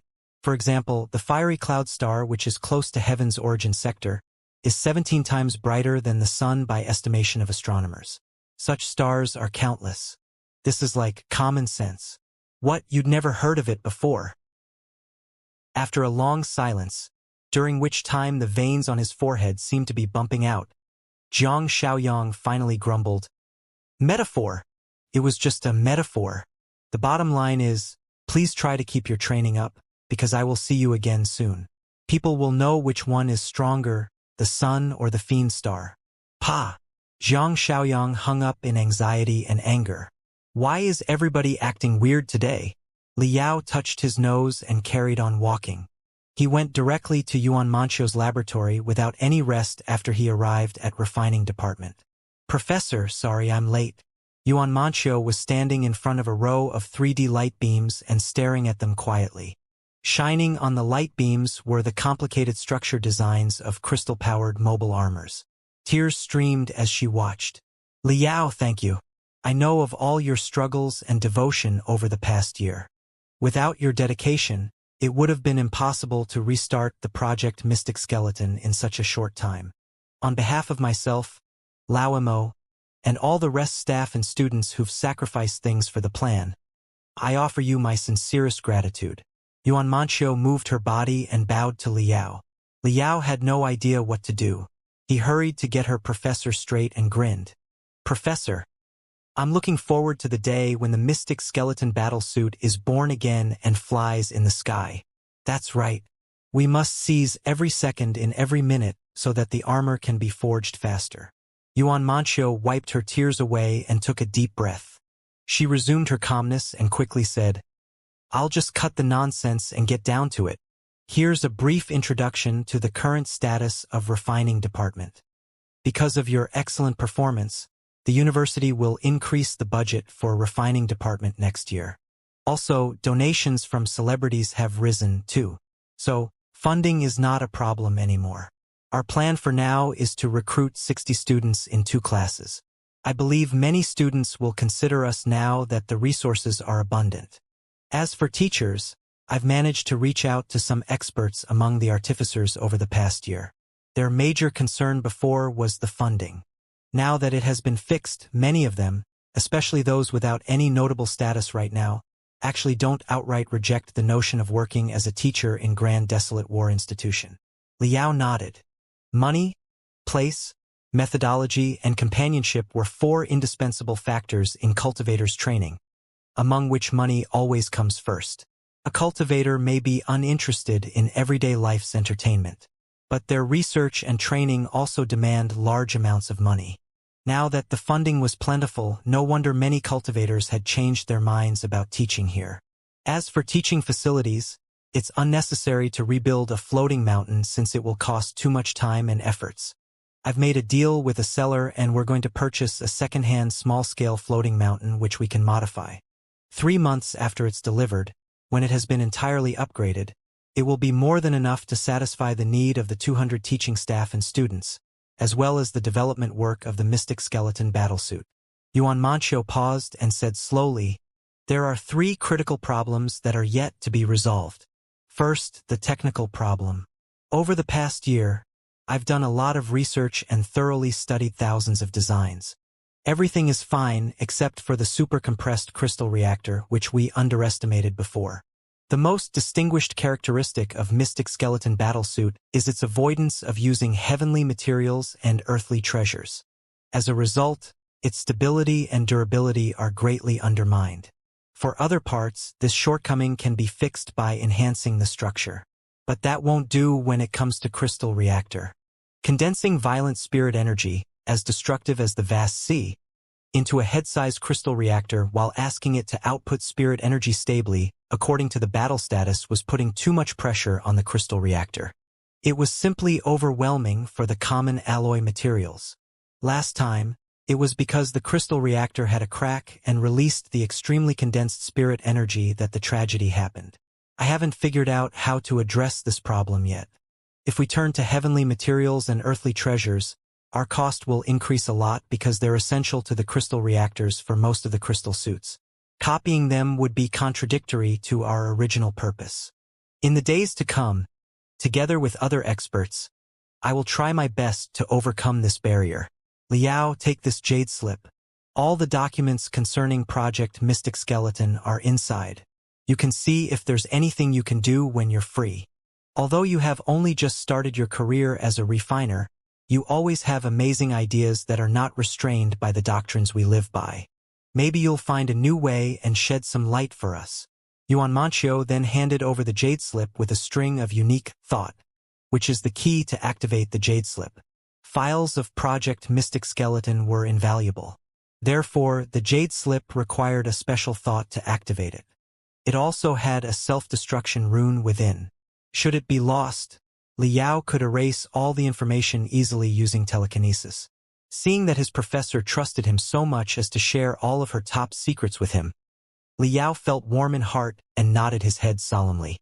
Yuan Manchio continued, "The second problem is money. When I said that the funding is adequate, I was referring to the rebuilding work for the refining department. Actually, the school had different opinions about Project Mystic Skeleton." She paused and laughed self-deprecatingly. "It is understandable. I'm afraid that no one else in the entire Star Glory Federation is 100% confident that Project Mystic Skeleton will succeed apart from the 2 of us. The budget that the school allocated is for recruitment of experts, purchase and modification of the floating mountain, and the education of students. Very little is at our disposal. However, by my estimation, to complete Project Mystic Skeleton, the money we need ranges from 5 billion to 10 billion. Liao nodded, not surprised by the figure. Although the cost of a Mystic Skeleton battlesuit had been claimed to be under 100 million, that was only so during mass production. Reinventing the first Mystic Skeleton battlesuit required much more than that because of the preliminary investments, the experimental cost, and the research funding. Sometimes it would cost 3 to 5 million, or in some cases even 10 million, to conduct a single experiment. And dozens of experiments were not unusual to perform optimizations. On the market, one crystal suit specially designed for cultivators of core formation stage and nascent soul stage would cost more than 10 billion. It was quite amazing that the entire budget for the research of the Mystic Skeleton battlesuit was controlled within 10 billion. Yuan Manxiu continued. The technical and money problems are directly related. It is because we can't fix the issue regarding the crystal reactor that the investors feel inconfident. As long as it is fixed with our current funding, we will be able to build a prototype, even though there's nothing but our bare hands. Everything will be easier when we have the prototype. Not only will the school increase our budget, we will also be able to look for investments from celebrities and the military. I'm sure someone will be interested. When that happens, getting 10 billion wouldn't be difficult. Even 50 billion would not be a dream either. Yuan Manxiu stopped again and eyed Liao carefully. The last and most important question is who will wear the prototype of the mystic skeleton battlesuit? Liao realized that it was indeed a big problem. The prototype would have a lot of defects and deeply buried problems. Not everyone would have the capability to wear it.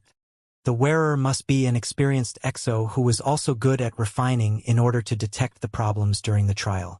They were similar to the test pilots in Liao's previous life who were 100 times more skilled than ordinary pilots. Yuan Manxiu shrugged and smiled bitterly. I can't find a suitable candidate to wear the mystic skeleton battlesuit. After all, the failure last time is already common knowledge to everyone in the entire Federation. The mystic skeleton battlesuit, a cursed crystal suit that is doomed to explode, has killed hundreds of people even before it is fully developed. As such, which elite exo would be willing to risk their life to wear a prototype mystic skeleton battlesuit that might be full of bugs? If we increase the reward, some desperados among the ordinary exos might be interested. But these people would never have received professional training in refining. They wouldn't be able to describe the problem clearly even if they meet one. Also, many things in the prototypes are secrets of Project Mystic Skeleton which I don't want to reveal to outsiders. Therefore, Liao, do you want to be the wearer of the prototype of profound bone battle armor? Liao dazed. He pointed to himself. Me? He was a little overwhelmed. Yuan Manxiu nodded and said seriously, I've put a lot of thought into it. You're the best candidate. Firstly, Mystic Skeleton Battlesuit is designed to be a low-cost crystal suit for mass production, which means its users can only be refinement stage cultivators. Building foundation stage cultivators have far better choices. Therefore, we're targeting refinement stage cultivators as our potential users. All the structures and parameters are designed for them. So, it will be for the best if its first user is also a refinement stage cultivator. Secondly, you are a hybrid-type cultivator and you have talents both in battling and refining. If you wear it, not only will the Mystic Skeleton Battlesuit's potential be fulfilled, you will definitely discover the majority of the problems during the trial. Our communication after will be easier too, as we'll use terminologies that we are both familiar with. Lastly, you are my own disciple. The leaking of secrets will no longer be a concern, and the trials will not just take a day or two. Other exos might be unwilling to stay at Grand Desolate War Institution for a long period of time. But if it's you, there won't be a problem. Liao's eyes sparkled as he listened. It's perfect to join Project Mystic Skeleton in such a way. But the thing is, I don't know how to wear a crystal suit, Liao said hesitantly. Different from battle armor, a crystal suit was an ultimate weapon condensed by countless magical equipment controlled by the crystal processor. It was as difficult to forge as it was to wear. Only those who were formally trained would be able to control it and become an exo, another awesome profession in the world of cultivation. It's no big deal. Yuan Manxiu clicked softly on the virtual keyboard. Tons of data were displayed on the light beam. Liao scanned it carefully. It was all detailed information about exo training camps. Yuan Manxiu said, there are many ways to become an exo. The top 10 sects in the Federation, Deep Sea University, and First Military Academy of the Federation all have their own crystal suit forging departments and corresponding training systems. In the military, there are troops entirely made of elite exos whose strength can be really intimidating. But it's difficult to find a way into such systems. Things are different with personal exos training camps. They welcome anyone who has a decent amount of money. Exo and refiner were the two most popular professions in the world of cultivation. Organizations established to train exos were too many to keep track of. Most of them only aimed for your purse. They wouldn't teach anything useful. However, the 4 personal exo training camps listed by Yuan Manchio were the best ones. They had been created by top-tier, expert exos. Although the tuition fees they charged could make your heart stop beating, their tutors did boast real skills and were not hesitant to teach them. Yuan Manchio highlighted the file of one of the 4 training camps. She said, Thunder Training Camp is going to start a 3-month preparatory course for middle and high-level cultivators in the refinement stage. It's perfect for you. Thunder Training Camp, one of the 4 personal exo training camps in the Federation, was founded by Lei Tingwei, a cultivator in the core formation stage, and hence have produced thousands of strong exos. It is best known for its crazy and cruel training style. If you are willing to be the test wearer for the prototype of the Mystic Skeleton battlesuit, the school will pay the tuition fees for you, and you will be trained in Thunder Training Camp for 3 months before becoming a strong exo. But there's one thing you need to know. Lei Tingwei is a harsh and mean man. He values tough training more than anything. The principle of his camp is easy to get in, hard to stay in. You can get into it as long as you have money, but you'll have to pass tests after tests. Only the few that survive until the end will be approved by him. Are you confident? Liao's glanced through the files of the Thunder Training Camp. His mouth spread and a smile appeared on his face. Cruel? Harsh? Only few can survive until the end? I love it.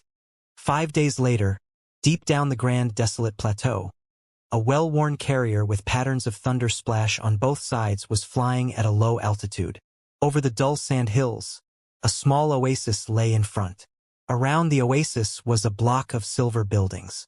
Many firefly-like lights were chasing, charging, and colliding with each other. But with a careful look, one would discover that they were all cultivators in crystal suits. Although it was just a simulation, the cultivators were not the least bit sluggish. The cracking of spirit energy echoed like thunder hundreds of meters away. Now and then, a critical part on someone's armor would be hit, dyeing the sky in glorious colors while they fell to the ground. This was the Thunder Training Camp. At the corner of the carrier, Liao focused all his attention on the crystal processor screen, trying to make the best use of whatever time he had left to learn more about the Thunder Training Camp. The more he read, the more he furrowed his brow. After a long silence, Liao grinned and mumbled, "It's really hard." Among the 4 major personal training camps, Thunder Training Camp was the most punitive one. It was also known as Death Training Camp. Death had 2 meanings.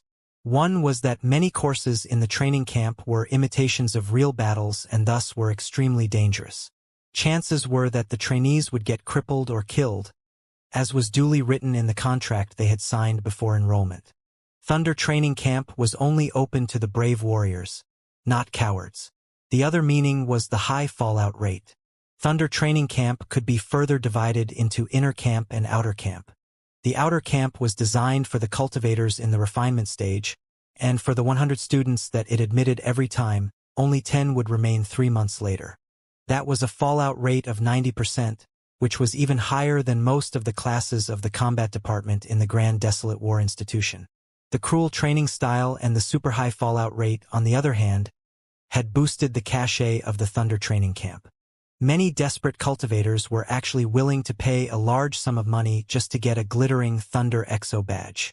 Their effortlessness in paying the tuition fee indicated that they wouldn't find it difficult to buy a crystal suit worth billions in the future. As a matter of fact, they were either from the younger generations of noble families or future stars of major cultivation sections.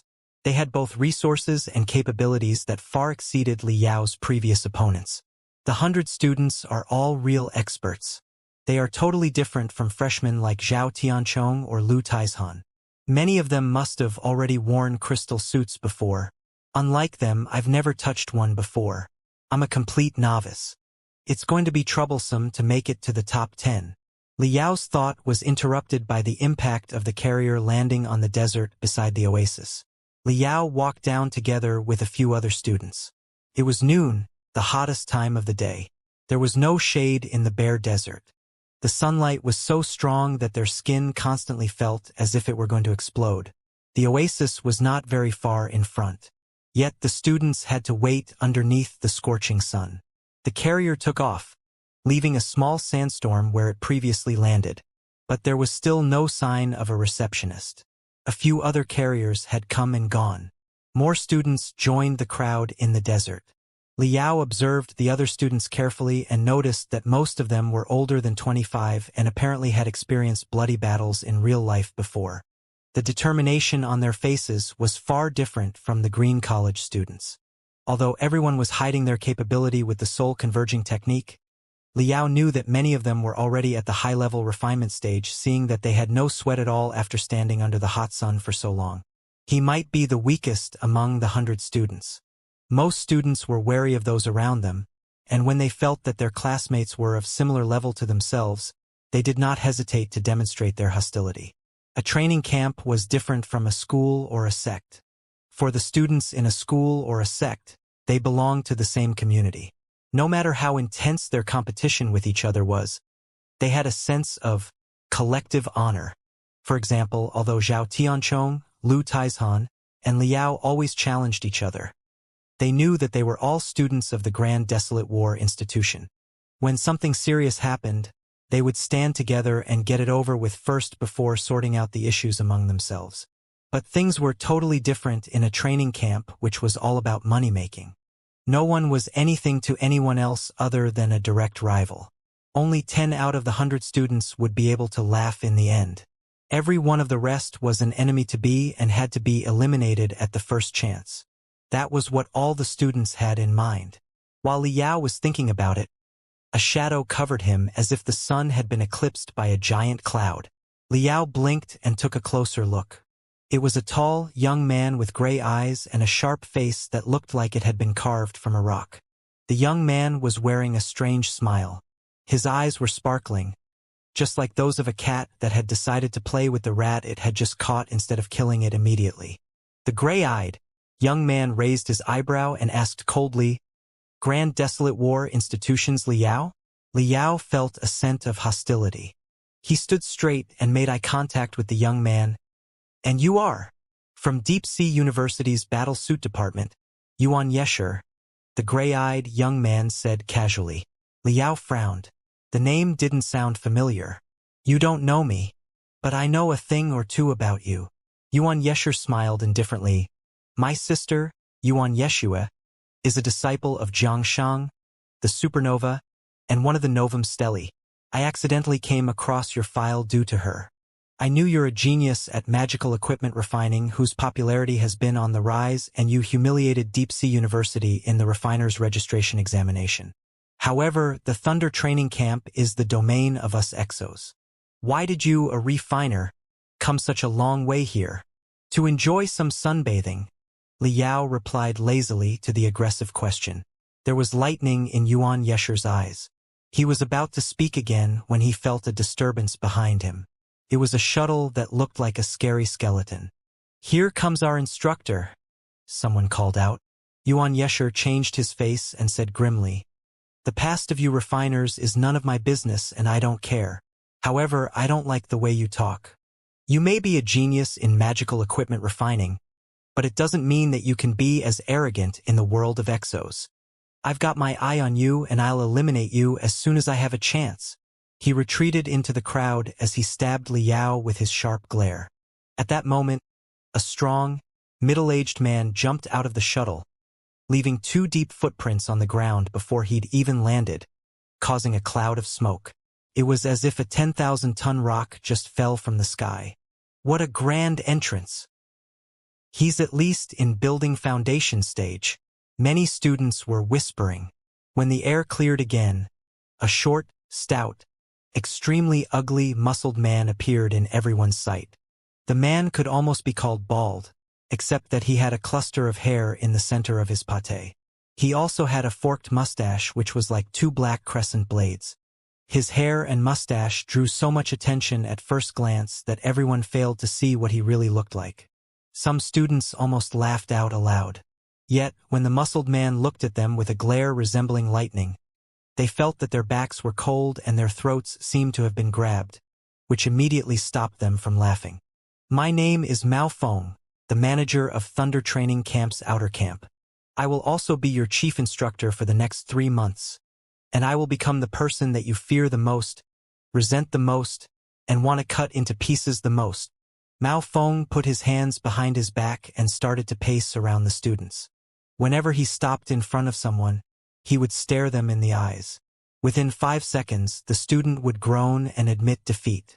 Mao Feng would be satisfied and move on to the next student. His voice was not loud, yet it reached every student's ear clearly despite the wuthering wind. I've read all of your files. You're all men of privilege, 1 in 10,000, talented cultivators. Your backgrounds are profound, and so are your own abilities. Many of you have touched crystal suits before. Some of you are even students majoring in battle suits at well-known colleges who want to improve themselves in the Thunder training camp during the summer vacation.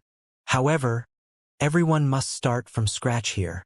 I don't care who you are. You might be a badass in school, you might be the pillar of your sect, you might be a battle hero, but it all means nothing here. Your identity, position, and past mean nothing. In the Thunder training camp, you are just an ordinary student who doesn't even need a name. What you need is just a number, ranging from 1 to 100. I will enforce the toughest, harshest, and cruelest training onto you. If you're sluggish or hesitant for even a single second, you will be eliminated without mercy. However, in my experience, most students begged to quit long before they were eliminated. Remember, a crystal suit is a treasure of treasures. An exo is the cultivator of cultivators. An exo always leads the charge and is always ready to face the enemy's attack. An exo who isn't killed a couple of times a day is not a real exo.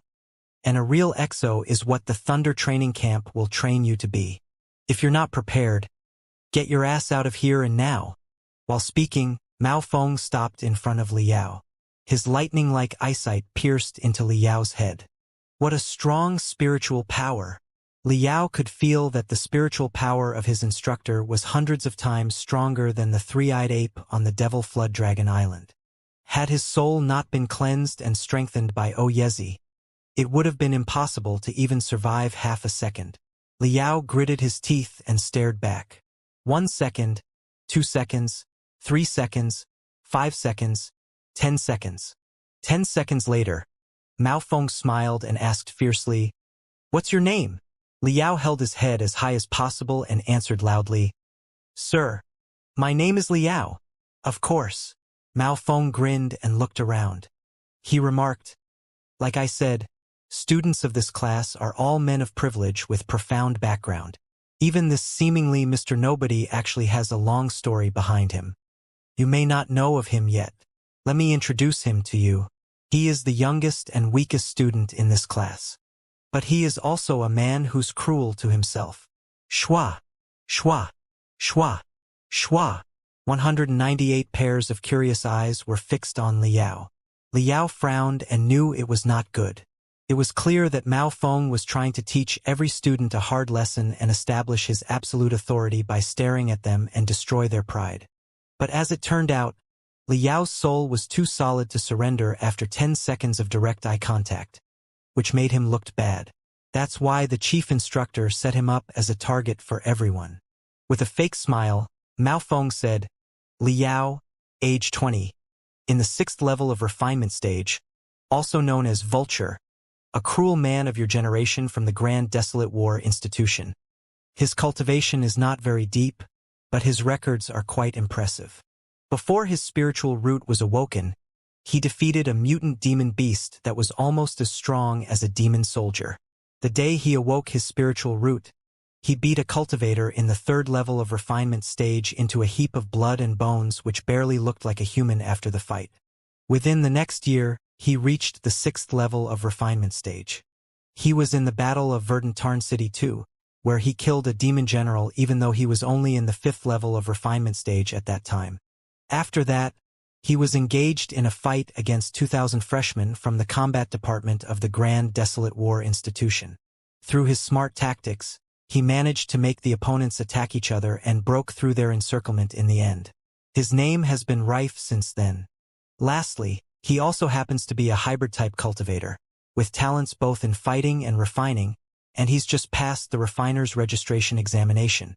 Although he may lack experience in using a crystal suit, he definitely knows a lot about its structure and will quickly learn about its maintenance. The reason I'm telling you all this is to let you know that you shouldn't assume you're someone extraordinary here. There are many more extraordinary people in the Thunder training camp. This weakest student is already so remarkable, and the rest will only be better. And in the following 3 months, they will be your opponents. The only path in front of you is to crush them by training hard, or you will be crushed by them like the ants below their shoes. What the instructor said turned the curiosity in their eyes into pure hostility. Their eyes were aimed at Liao as if they were guns. Some students were indifferent. However glorious Liao's past might be, he was still just a college student in the 6th level of refinement stage, while they were all experts of high-rank refinement stage cultivators, in the 10th level or higher. Just some random college student. Many of them were mocking him. Little boy, quite arrogant of you, isn't it? Cruel man of the new generation from the Grand Desolate War Institution? And a fucking vulture? How interesting. We'll eliminate you as soon as we get a chance and teach you a lesson about the difference between school and real life. More students grinned hideously while warming themselves up. Beads of sweat appeared on Liao's forehead, and his back was cold, too. He cursed the instructor silently. What a petty man this so-called chief instructor is. I was simply staring at him for a few seconds longer than the rest. There was no need to put me in the line of fire like this. He glanced at Mao Feng, and found Mao Feng looking at him, too. Mao Feng patted his shoulder, in a malicious smile, and whispered, "Congratulations, Liao. You've attracted my attention. My eyes will be on you in the next 3 months." Before Liao had a chance to reply, Mao Feng suddenly roared, his beard lifting upwards as if 2 battle blades. "Everyone, gather in the testing field and get your capability measured first. The training camp will provide you with a tailor-made training plan based on your capability and fighting style, and arrange different instructors for you accordingly. Remember, in the 3-month training, there will be an elimination test at the end of each month. 50 people will be left after the 1st month. 20 after the 2nd. At the end of the 3rd month, a competition among the remaining 20 will take place, and no more than 10 winners will make it to the end before receiving their Thunder EXO badges. For those who get the badge, after you enter into the building foundation stage, you will be able to be instructed in the inner camp by Lei Tingwei, who's in the core formation stage. What are you waiting for? The testing field is 50 kilometers away. Get your asses moving now. Mao Feng jumped onto the skeleton-like shuttle, throwing dust everywhere after a burst of spirit energy. He screamed while driving the shuttle, "Faster! Faster! You're all cultivators, yet you can't outrun a shuttle?" Those who fail to reach the testing field within half an hour will be eliminated immediately. In the smoke, the students gazed at each other in confusion. Suddenly, someone dashed forward. Almost simultaneously, various colorful spirit energies burst out from everybody as they started chasing the shuttle like lightning. And thus, the competition began. Rushing 50 kilometers in a desert under the boiling sun at a speed close to a shuttle, even the high-level cultivators felt tired and were sweating over. But they were all men of determination. Pushed by their desire for victory, they stood straight with an indifferent look, showing no weakness at all. The testing field had a coverage of couple of square kilometers and boasted state-of-the-art magical equipment for testing. 20 students were allowed to take a test at the same time. Beside the testing field were 100 giant dark iron boxes with murderous runes carved on the surface that brought a strong sense of blood. Crystal suits. Not training suits. They are real crystal suits. Although they're models from 100 years ago, they're still authentic battle suits that were worn in battlefields and wielded to kill monsters before. Using real battle suits at the beginning test, the Thunder training camp is really rich. It deserves its name as one of the 4 top training camps. This trip is definitely worth all the trouble. Many students were delighted. Most of them had received preliminary crystal suits training before. But what they'd worn during training were simple testing crystal suits, which had a huge difference from the real ones. Seeing the grandeur scene where 100 crystal suits lined up in a row, everyone was passionate and ready for a fight. Mao Feng roared, According to your profile, the Thunder Training Camp has prepared a suitable crystal suit for each one of you. You may find your own crystal suit by the names floating above the boxes. Remember, this is going to be your last chance to use your name in the Thunder Training Camp. Later, you will be ranked according to your capability from 1 to 100, and your rank will be the only reference to you in the coming 3 months. 001 stands for the strongest. 100 represents the lousiest, weakest, and worst. Devote every last bit of your strength into the training if you don't want to be 100. Those of you who have 0 experience don't need to worry. These crystal suits have been adjusted and have its sensitivity reduced to 30%, which means the difficulty of using them is only 30% of the difficulty of normal ones. It is the easiest mode designed for beginners. If you find yourself unable to rein the crystal suit under the 30% sensitivity, get your ass out of here quickly, because it means you have no talent for using crystal suits whatsoever. I don't want to train losers. Alright, that's about enough. Those who have worn crystal suits before come up first. The rest of you, find an empty place and try to get familiar with your suit. There are tutorials in the crystal processor. Warm yourselves up a little. Hearing that, all the students jumped joyously towards the crystal suit that had their name on it. Other than Liao, the other 99 students had all handled a crystal suit before, more or less. Even the students most unfamiliar with crystal suits had done perfectly accurate simulations in professional simulators before.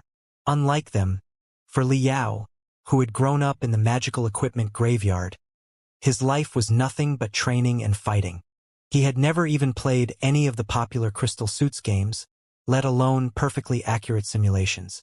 After he went to college, he spent all of his time and energy on refining and combat training. Even if he had spare time, he would use it to learn about the forging and maintenance of crystal suits. He knew absolutely nothing about how to wear a crystal suit. Liao was thrilled, like a young man who was going to be on his first secret date with his lover. He swallowed to ease his dry throat and walked towards his suit box. Sliding his fingers over the coarse runes, he felt a deep breath in the box, as if a dormant monster was waking up. The breath echoed in Liao's brain and resonated with its vibration wave, making him unable to control himself. The uneven runes put on a crimson color as if soaked in blood. With a cracking sound, the panel on one side of the box split. An intense, animalistic scent of death crashed into Liao's face like a giant hammer. He shivered. Although it was a 100-year-old ancient crystal suit, it had reaped the lives of thousands of demon beasts, which endowed it with a bitter cold air completely different from new crystal suits. When the box was opened, Liao even seemed to hear the desperate screams of the demon beasts. Inside the box, supported by an anti-gravity rune array, a 2-meter-tall crystal suit was floating in the air. The suit appeared light and agile, covered by scales made of a special alloy that looked like a gray rock. The arms of the suit were long enough to reach the knees. Both hands were in the shape of a viper's head. For teeth-shaped blades were folded on the back of the hands, lurking in the darkness, deadly. All in all, this crystal suit felt like a serpent that was hiding in the crevice of a rock and ready for its victim. 7-step rock snake. Liao gasped. An awfully dangerous name occurred to him. The 7-step rock snake is a mid-sized crystal suit jointly manufactured by the Dipper Society and Star Nebula University. It is 2.07 meters tall and has a total weight of 3.88 ton. It's an armor with a composite structure of demon beast materials and ultra-high-strength alloy, while scales from 7 different serpent-type demon beasts covered its vital areas. The ends of its arms have vibroblades in the shape of snake fangs, which are forged using the heaven and earth material called howling rock. When the howling rock is waved, it can produce piercing howls that can turn into a spiritual attack and directly harm the soul of demon beasts. This crystal suit pays equal attention to both strength and agility, and is a perfect fit for those exos who have a certain power and pursue speed and agility. It's an exact match with my latest data. The Thunder Training Camp's reputation is truly well-deserved. Even the test-type crystal suit is prepared so thoughtfully. Liao licked his lips as his eyes radiated with a greedy look. Holding his breath, he lightly caressed the 7-step rock snake crystal suit. As the crystal processor began to boot up, the 7-step rock snake's supercompressed crystal cell reactor also began to operate, thereby releasing a tremendous, powerful spiritual energy and awakening the sleeping array glyphs one after another. A substantive killing intent was gushing out from every groove of this ultimate weapon, which gathered into a ghastly reddish aura, just like proliferating ripples, giving it an even more grim and appalling look. Beep! Above the completely enclosed 7-step rock snake's helmet, a radiating glyph in the form of a coiling snake was engraved. The system test was complete. Liao lightly tapped on the activation glyph on the 7-step rock snake, following which, a slight buzzing of the suit starting up resounded before the ghastly aura lingering around the battle suit was sucked inside. The suit gradually opened up like a blooming crab claw chrysanthemum, revealing a human-shaped recess, wherein was complex array glyphs outlined by overflowing resplendent lights as well as interlacing crystal fibers. It was incomparably mysterious and wonderful to boot. A massive telepathic thought uninterruptedly poured into Liao neural field from the crystal processor of the 7-step rock snake. It was the information relating to the 7-step rock armor as well as the basic operating tutorial. Taking a deep breath, Liao walked into the suit box and stood close to the 7-step rock snake. 7-step rock snake start. The petal-like suit components closed one by one. They fit together rather perfectly. Driven by the array glyphs, the spiritual energy quickly circulated in its entire body as Liao and the crystal suit merged into a whole. The crystal fibers and Liao's meridians fused together, forming perfect connections. Boom! Liao's soul felt a burst of an inexplicable wave, as if his consciousness was leaving his body and reached a whole new state. The feeling of piloting a crystal suit was completely different from wearing a heavy armor. There was not even the slightest bit of burden or restraint. It was like possessing a new body, one that had numerous new, powerful organs. The fully enclosed helmet had 6 crystal eyes around it, giving him a 360-degree, omnidirectional vision. 2 of which, one in the front and one in the back, were long-range crystal eyes. Such long-range vision allowed Liao to clearly see the texture of a rock 200 meters away. In the center was a thermographic crystal eye, observing through which gave him a colorful and magnificent view. This kind of sensation was truly uncomfortable. A human's visual nerves and brain had long been accustomed to observing the world in a certain way. The instant the entire world from multiple angles on multiple screens surged into his brain, the first reaction of Liao was that of dizziness. He felt the urge to vomit. Having closed his eyes, everything went dark, whereas his hearing and other senses were amplified. He could even hear his breath, the gravel rubbing against each other, his heartbeat, the spiritual energy flowing between the crystal fibers, the rocks getting crushed by the crystal suit, as well as the dust drifting in the wind.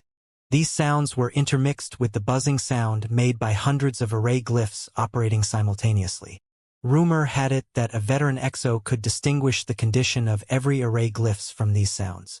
But when Liao came to hear them, it was like bees dancing in the air. It was a chaotic cacophony. Meanwhile, his skin became extra sensitive. It was like tens of thousands of feathers were tickling him at the same time, making him quiver continuously. In such a situation, Liao straightened up his neck and stood still for half a minute as he slowly adjusted to the extremely sharp 5 senses. However, new, complex information flooded his brain. The information included the operating condition of 655 crucial array glyphs, the spiritual energy output of the reactor, the meticulous details of various magical equipment, as well as humidity, temperature, pressure, wind speed, wind direction, the distance between the various targets in the surroundings, the subsequent best line of attack. Liao felt as if his brain was going to explode. Taking 2 long, deep breaths, Liao raised his arm to look carefully, disregarding the information flooding his brain. He slowly moved his fingers with a gasp of praise. The snake-like palm of 7-step rock armor moved exactly the same. Liao calmed himself down a bit. Apart from the amplified 5 senses, I also need to deal with a large amount of information. It seems piloting the crystal suit isn't particularly difficult. Let's try taking 2 steps. Just as the thought of walking flashed in his mind, His leg muscles immediately tightened up before Liao's whole body rushed out as if someone had ruthlessly kicked his ass, as if someone had pulled an invisible thread wrapped around his leg hard. "What the hell?" Liao screamed. The instant he rushed out, further pieces of information flooded his mind. The quantity of information swarming his brain was 10 times than before. All the information gathered into an agglomeration and flooded his brain in the blink of an eye. Boom, boom, boom, boom, the propulsion array glyphs engraved on the limbs and the back of the 7-step rock snake sprayed jets of dazzling flares as the reactor burst forth with a powerful spiritual energy, exerting a strong propulsion on him from various angles. Liao was moving like he was dead drunk. He tumbled left and right, waved his hands and stamped his feet in the most ludicrous ways, arousing bursts of exclamations and ridicule. After almost brushing against 2 nearby crystal suits, Liao somehow turned himself around. Realizing that he was going to crash into his suit box, he exerted strength in his legs desperately and leaped high into the air as if a super firework had exploded underneath his ass, and heavily slammed down thereafter with a loud slam. Tossing around 7 or 8 times, he fell backward with his legs and arms stuck up in the air. It's too hard to control. This is the basic beginner mode, with sensitivity lowered to 30%. Yet it is so difficult. If it was the normal mode, just a flash of thought would send the crystal suit flying 300 to 500 meters away. Then how would I pilot this thing? Liao was deeply shocked. He recalled the theory which he had learned a few days ago. The relation between the cultivator and his crystal suit was like the relation between a general and his war horse in the ancient times. In the ancient cold weapon era, a general, no matter how stocky build and imposing manner he had, how great physical strength and courage he had, if fighting on foot, it would be impossible to defeat 100 to 200 enemy soldiers. However, this very same general, once on a horse, would have the speed, power, and momentum of waving over a 100-pound heavy weapon elevated to the extreme by relying on the momentum of the horse. Not to mention 100 to 200 soldiers, even if he were up against 1,000, he could charge at them 7 to 8 times and finally could withdraw with very few injuries. A good warhorse could greatly increase the fighting power of a general. The better the warhorse, the more violent nature it had, and the better the riding skill a general needed to have to subdue it and ride it. The same was true for the crystal suit. A powerful crystal suit was no different than a proud and violent horse. It was extremely difficult to pilot it. But once you could successfully control it, your battle force would increase exponentially. Liao's performance was an example of an unsuccessful attempt at taming a savage horse and was subsequently flung by this savage horse. It doesn't make sense. This crystal suit sensitivity is locked at 30% so that a beginner can control it. And certainly, the increase in battle force will be lowest. It can only elevate my battle force to around 180%.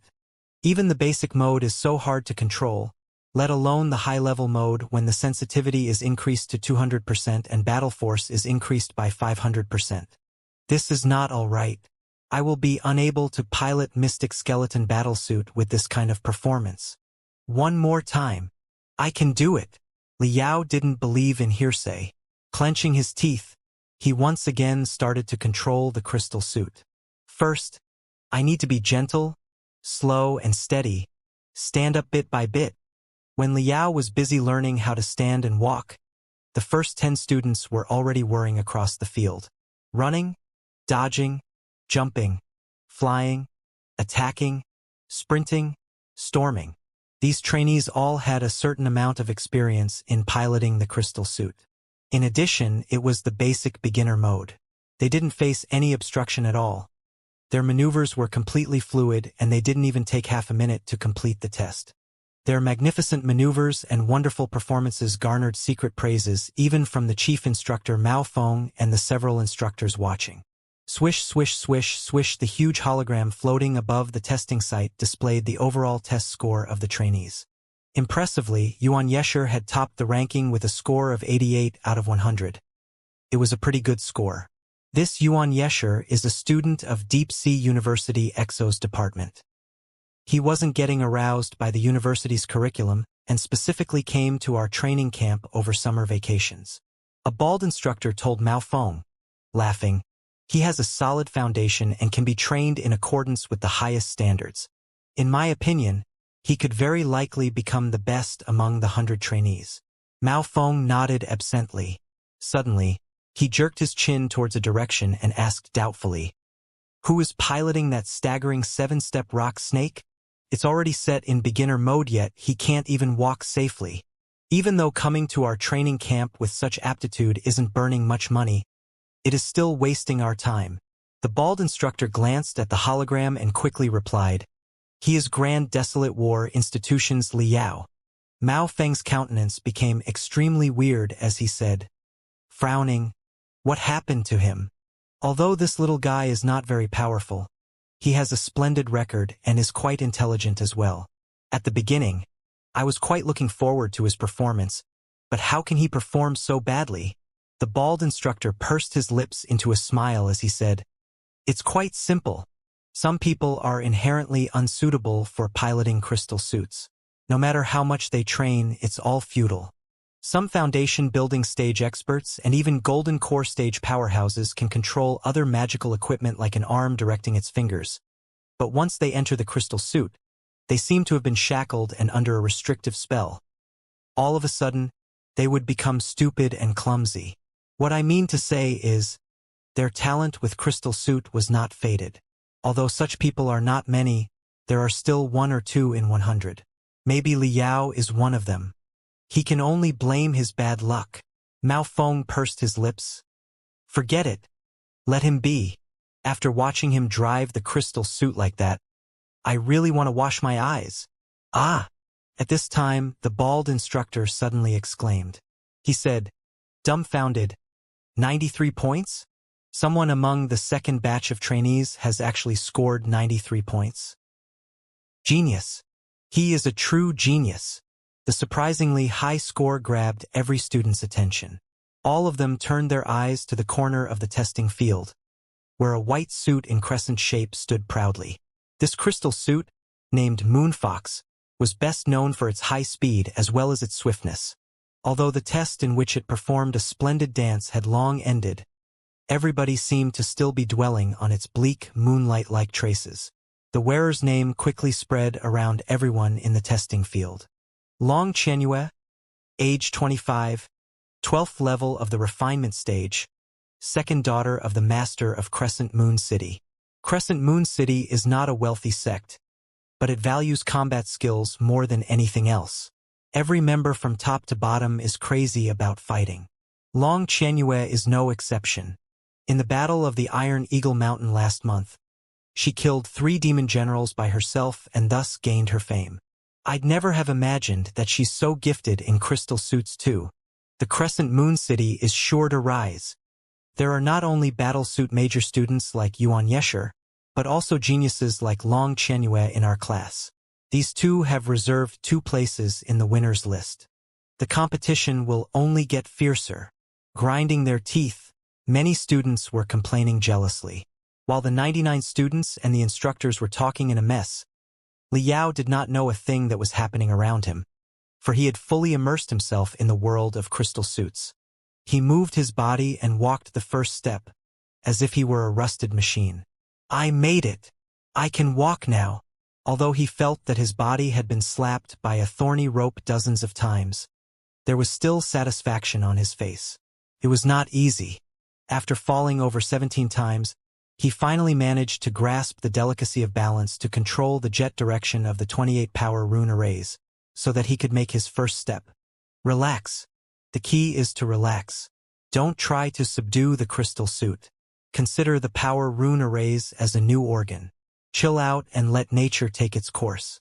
1 step, 2 steps, 3 steps. He was still unsteady and sometimes his arms would be flapping like the wings of a hen. But this time, he didn't fall over and successfully walked more than 10 steps. Liao grinned in satisfaction. The few students around eyed him with obvious contempt. It's just walking, the simplest of all. It took him such a long time to learn, and he's smiling now. Does he not have any shame? Liao wasn't bothered by what other people thought of him. He was like a boy who just got a new toy and was eager to find new ways to play with it. His entire body and soul were wrapped up in the world of crystal suits, thirsting to overcome all the difficulties and discover new usages. Next, I'm going to learn how to jump. Compared with walking, jumping was 10 times more difficult. Even a hop would require almost 100 rune arrays to work together. Liao had failed dozens of times, but Liao was not the least bit tired of it, nor did he care how other people were looking at him. After every failure, his understanding grew deeper. After every attempt, he was better at it than the previous one. The feeling of getting close to success was really sweet. Finally, after falling on his face for the 32nd time, he made a jump of precisely 5 meters. No more, no less. Exactly onto the place that had been assigned by the crystal processor. I've got a new skill now. Next, should I learn running or consecutive jumping? Liao found himself addicted to the crystal suit. Right at this moment, Mao Feng's rough voice boomed in his ear. The last group of students, prepare to take the test. Sha Yongwen, lane no. 1. Zhou Kun, lane number 2. Liao, lane number 3. What? For a moment, Liao was confused. Then he realized that he was playing with the crystal suit so devotedly that a full hour already had passed without him knowing. The other groups of students had already finished their test. Their preliminary test results were almost ready now. This is happening too fast. The crystal suit is so much fun. The last hour felt like half a minute while I was playing with the suit. I haven't enjoyed enough yet. Why are these people so adept at it? We're all beginners, but there is quite an enormous gap between me and them. No wonder Mao Feng said that I'm the weakest of us all. He wasn't lying. My contenders are all geniuses, experts, and professionals. But it doesn't matter. In 3 months' time, I will be more of a genius, expert, and professional than any of you. While setting up his big plan, Liao hobbled to lane number 3 cautiously. Since he'd just learned how to walk, his hips were wiggling and his posture was extremely ugly. It was like he was trying to hold an egg between his legs. Everybody almost laughed out aloud when they saw his jitteriness. They had been anxious after seeing too many geniuses. Many of them were depressed. Now that they noticed someone far worse than themselves, they all felt cheerful. Who is this guy? Walking like that under 30% sensitivity rate. Let me check the name sheet. Ah, isn't he the Liao that chief instructor just introduced? Well. According to what chief instructor said, he's the vulture, a cruel man, a total badass in his college. I thought he would be better than this. Yuan Yesher was completely lost. After a long while, he mumbled to himself, seriously? You dared to join the Thunder training camp despite such poor talent? I shouldn't have looked for trouble with you. It embarrasses me to set you as a target. Long Chenyue, ranking number 1, stood quietly at a corner. She glanced at the folly, too. Faint laughter came from behind her helmet. Under everyone's doubtful gazes and mockery, Liao moved himself to lane no. 3, one step after another. The rest of the test-takers had long gotten into position and viewing him as if he were a 3-year-old child. Mao Feng roared, "The test begins now." The other 19 students sprinted forward like an arrow. Liao took the first step, but had to open his arms to maintain the balance in a hurry because the strong ejection almost made him fall off. The fumbling caused another round of laughter. Seeing his stupid actions, Mao Feng frowned his eyebrows so hard that they almost merged together. He scanned the other instructors and asked, "Who is interested in this fellow and would like to teach him?" The instructors exchanged a look, took a step back unanimously, and seemed to start enjoying the beautiful sceneries of the desert. Inside the crystal suit, Liao was talking to himself without any stop. "You can make it. Come on. Mystic Skeleton Battlesuit is waiting for you in the foreseeable future. Pass this test. You must pass this test. You can't allow the prototype of the Mystic Skeleton Battlesuit to fall into somebody else's hands. It is destined to be yours." After a deep breath, Liao raised his head. The flame of confidence in his eyes seemed to be burning a hole on the crystal suit. He took a giant leap. Despite the same ugly posture and the shaking now and then, Liao was moving forward faster and faster, changing from jogging to running, as if there were an invisible string attached to his waist. Shwa! Shwa! Shwa! Shwa! 20 silver shining balls charged towards him. The crystal suit test consisted of 5 parts: dodging, attacking, agility, charging, and critical striking, each of which had a maximum score of 20. In the dodging part, 1 score would be reduced every time the test-taker was hit by the silver shining ball. Grinding his teeth, Liao tried his best to avoid 4 balls with every muscle on his body, only to be hit by the rest 16 balls in the end. He only got 4 points in this part. Apart from him, even the worst student had managed to dodge 11 balls. The second part was attacking. The test-taker needed to hit 20 moving balls within 5 seconds. After 5 seconds, all the silver shining balls would be gone. Bayou! Bayou! Bayou! Bayou! Liao stood on his toes and waved his hands crazily, as if he was being drowned, while he was aiming at the balls. But in the end, he got 6 points, less than half of those of others. Part 3 was agility. In front of the test-takers were 20 red transparent threads that were tangled together. The test-taker would need to walk through the apertures among the threads in their crystal suits. 1 score would be reduced every time they touch a red thread. Liao got 7 points on this part. Liao's performance was absolutely terrible in the first 3 parts. Many people had lost their interest in mocking Liao and shifted their attention to contenders that were more competitive. Nobody even noticed that Liao's points, although tiny, were improving steadily after each part. Although the improvement seemed to be insignificant, it did show that Liao was getting the hang of it rapidly in the span of dozens of seconds. Liao felt that he had touched upon something real. The wild horse beneath him was still galloping desperately, trying to get rid of the rider. But he was getting familiar with its temper, and could felt its passion and pride behind its madness. The last 2 parts were charging and critical striking. The test-taker needed to run 500 meters in the shortest time they could and punch the target with the biggest strength they could afford. Let's do this! Hundreds of dancing wild bees in Liao's brain now combined into a cloud of glaring stars and then boomed. Now is the time. Deep squat, jump, speed up, and charge. There seemed to be a volcano eruption behind his crystal suit, leaving hundreds of magnificent rays of light. In a blink of eyes, Liao had passed hundreds of meters and outrun many students who were in front of him. So fast! Many people's contempt now turned into cold sweat. Liao hadn't learnt much about punching yet, so he simply lowered his shoulder and threw himself directly at the target. Boom now! After a roar, he accelerated again. A white smoke in the shape of an umbrella was formed before him because of his supersonic speed. However, the crash that he expected did not happen. Liao was still not good enough at direction controlling. So he missed the target and continued running at an amazing speed. 200 meters ahead, at the end of the lanes, Mao Feng was studying the test results of the last few groups of students. They were the weakest and least experienced in crystal suits among all.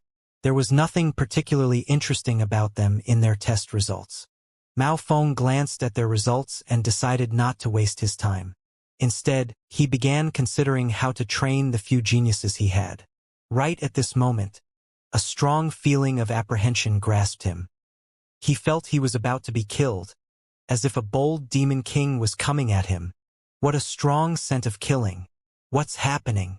Mao Feng raised his head. His pupils shrank as he saw Liao's dashing towards him unstoppably with a distorted face. He bellowed, "What the fuck is going on?" 200 meters were literally nothing when one's going at a supersonic speed. Boom! Many people felt that their eyes were blurred.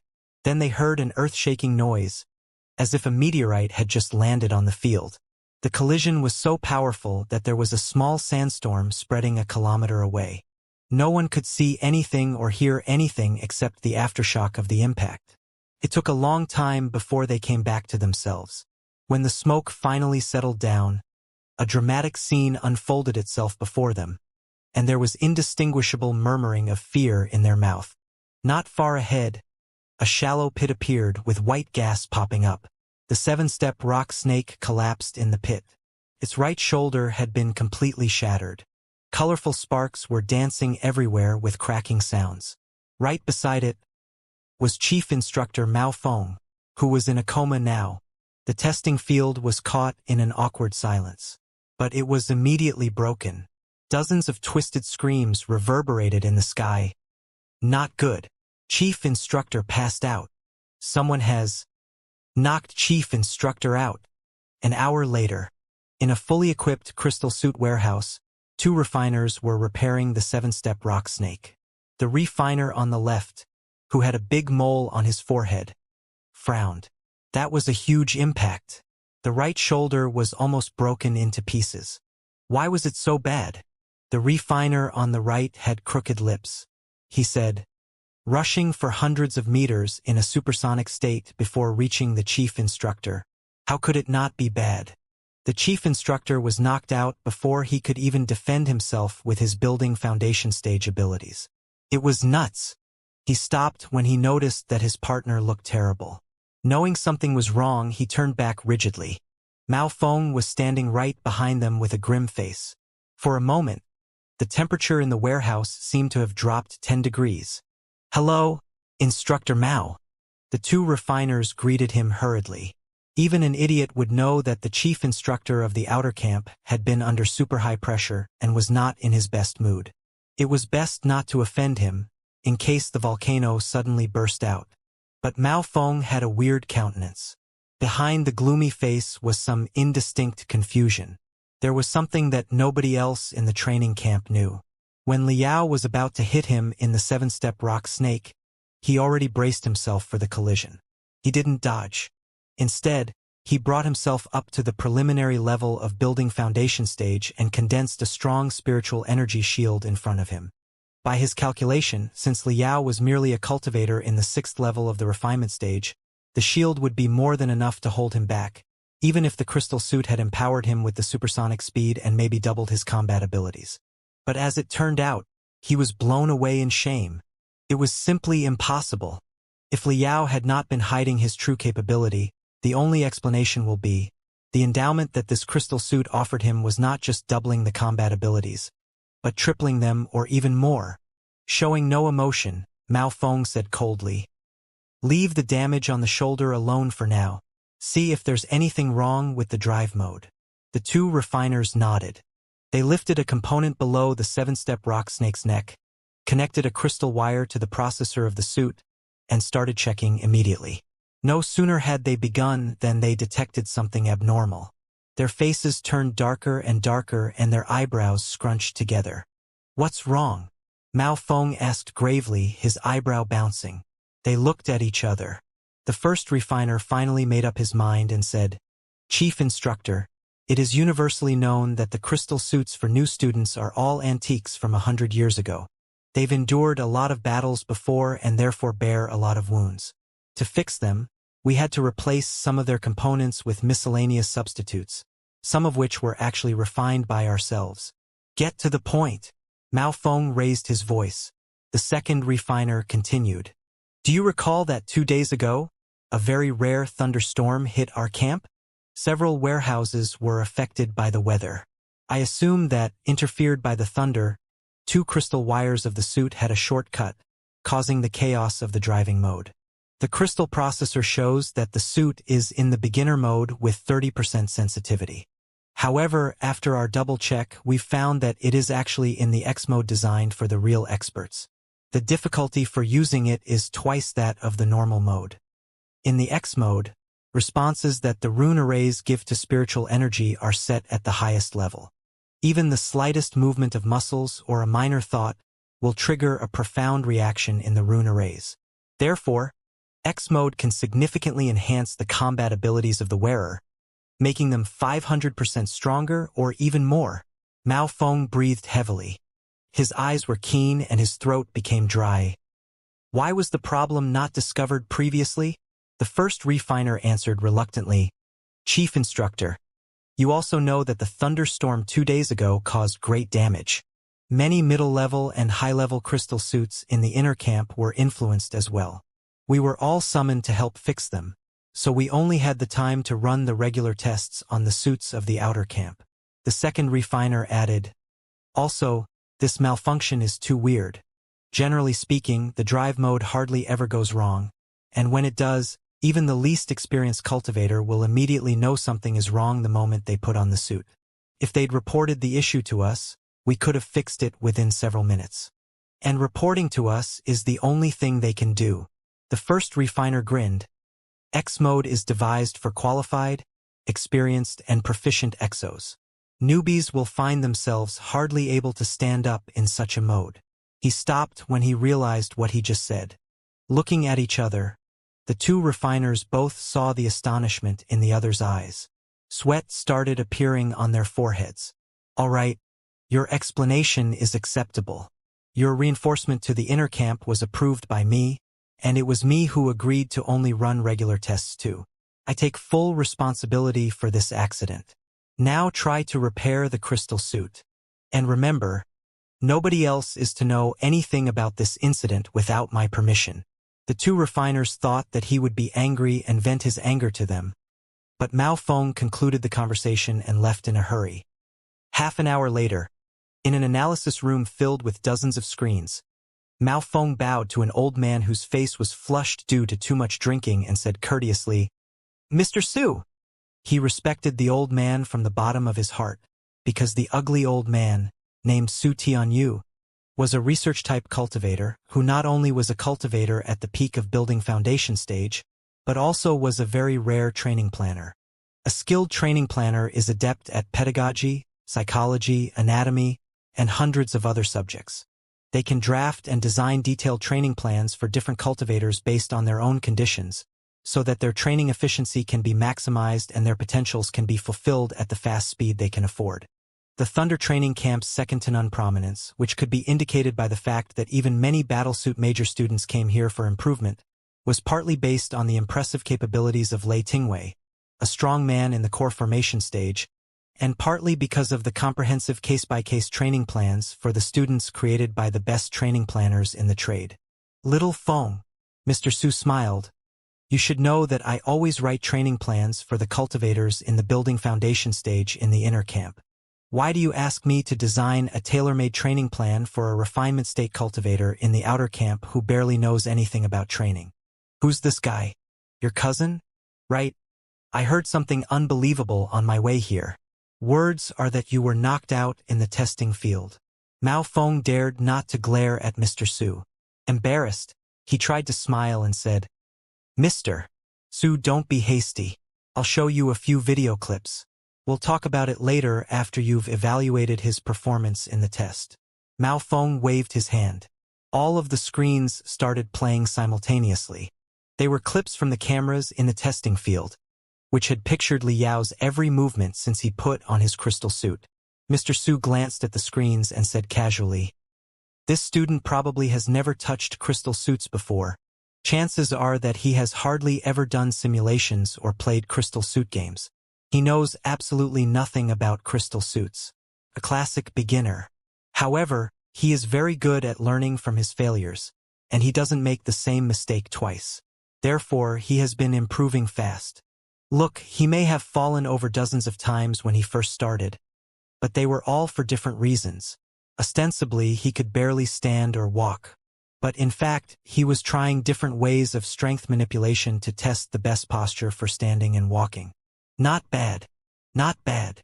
The more Mr. Su watched, the more he started talking. He nodded his head without knowing. His improvement is indeed magnificent. A moment ago, he was still unable to stand and now he's already jogging? However, it's not unusual that a student of no prior knowledge learns very fast at the beginning period. Based on these video clips, I can only say that he is a smart, somewhat talented student. Definitely not good enough for me to make a training plan for him. Before he finished his sentence, Liao in the video clip started sprinting and rushed into the supersonic state. Huh! Mr. Su raised his eyebrows and looked at Mao Feng suspiciously. He mumbled, "That can't be right. I remember that the tests for new students have been conducted in the beginner mode, which can only double a student's ability in the best-case scenario. The reason you come to me is that this boy is a genius at running, and you want me to make a training plan that will boost his running potential?" Mao Feng shook his head, he sighed. "Mr. Su, you're wrong. The boy is not a genius runner. The 7-step rock snake that he's been using was not set in the beginner mode, either. It was in the X mode that only the top experts can manage. What? Mr. Su was shocked.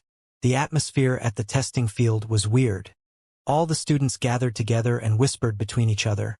And their topic was, no doubt, Liao, who was so extraordinary that knocked the chief instructor out the first day he entered the camp. Although they were somewhat startled by Liao's amazing speed, they didn't think too much about it and merely regarded Liao as a speed-type cultivator that lopsidedly focused on body-moving techniques. Many of them were already at the high level of the refinement stage.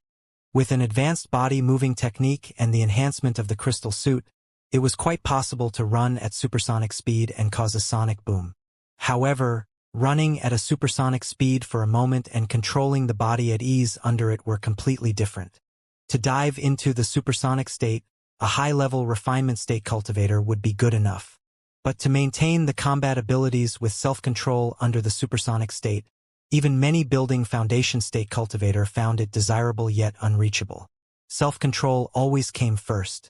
A mature cultivator wouldn't chase after extreme speed or strength that they couldn't manipulate. Experienced fighters wouldn't allow themselves to stay airborne easily. Their legs wouldn't reach higher than their waist when they were kicking. All of this was to make sure they had absolute control over their body. An idiot that forgot all the common sense despite his speed. Many people had already tagged Liao as such. It is understandable.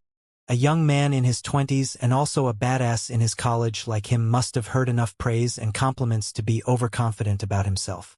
Suddenly, it turned out that he had no talent in crystal suits whatsoever, and everybody in the field has witnessed his disgrace. He must have been so angry that he wanted to show off his best skill. But everything went wrong and caused such a mess. Some other people thought they knew what was on Liao's mind. He's going to suffer big time. The chief instructor doesn't seem to be a lenient man. He must be grinding his teeth and hoping to cut Liao into pieces right now. There won't be a day that goes by without Liao regretting what he did in the next 3 months. 3 months? He has zero talent and he just pissed off the chief instructor. I'm sure that his ass will be kicked out of here in a moment. Right then, Liao returned to everyone's eyesight, causing a commotion. What, he's already back from the med bay? He's fully recovered from such a huge impact in such a short time? His body is so strong. But he looks dumb. Is his brain injured? Liao heard none of it and walked to his own spot, only to be blocked by a tall, thin figure. He raised his head. It was Xianxia from Deep Sea University. Liao. I recant my previous declaration. With faint mockery in his face, Xianxia smiled. I just said that I would set you as my target and focus my full attention on you in the next 3 months in order to eliminate you at the first chance. Now I take it back. Because it never occurred to me that your talent could be so intimidating and your performance so excellent that even the chief instructor was put down by you with a single move. I can't bear to eliminate a gifted, outstanding freak such as yourself. On the contrary, I very much hope that you can stay in the camp for a while longer and make more miracles to broaden my horizon. Xianxia was extremely delighted. It felt like when he jumped into a swimming pool of cold water after 3 hours under the sun in a hot summer. 7 years younger than his sister, Xianxia had been raised and taught by her. He adored his sister from the bottom of his heart and regarded his sister as an invincible, inviolable goddess. And his sister deserved his homage. She became a disciple of Xianxia the supernova before she reached 30. Later, she was admitted as a researcher in the refining department of Deep Sea University and became known as one of the Novum Stelae.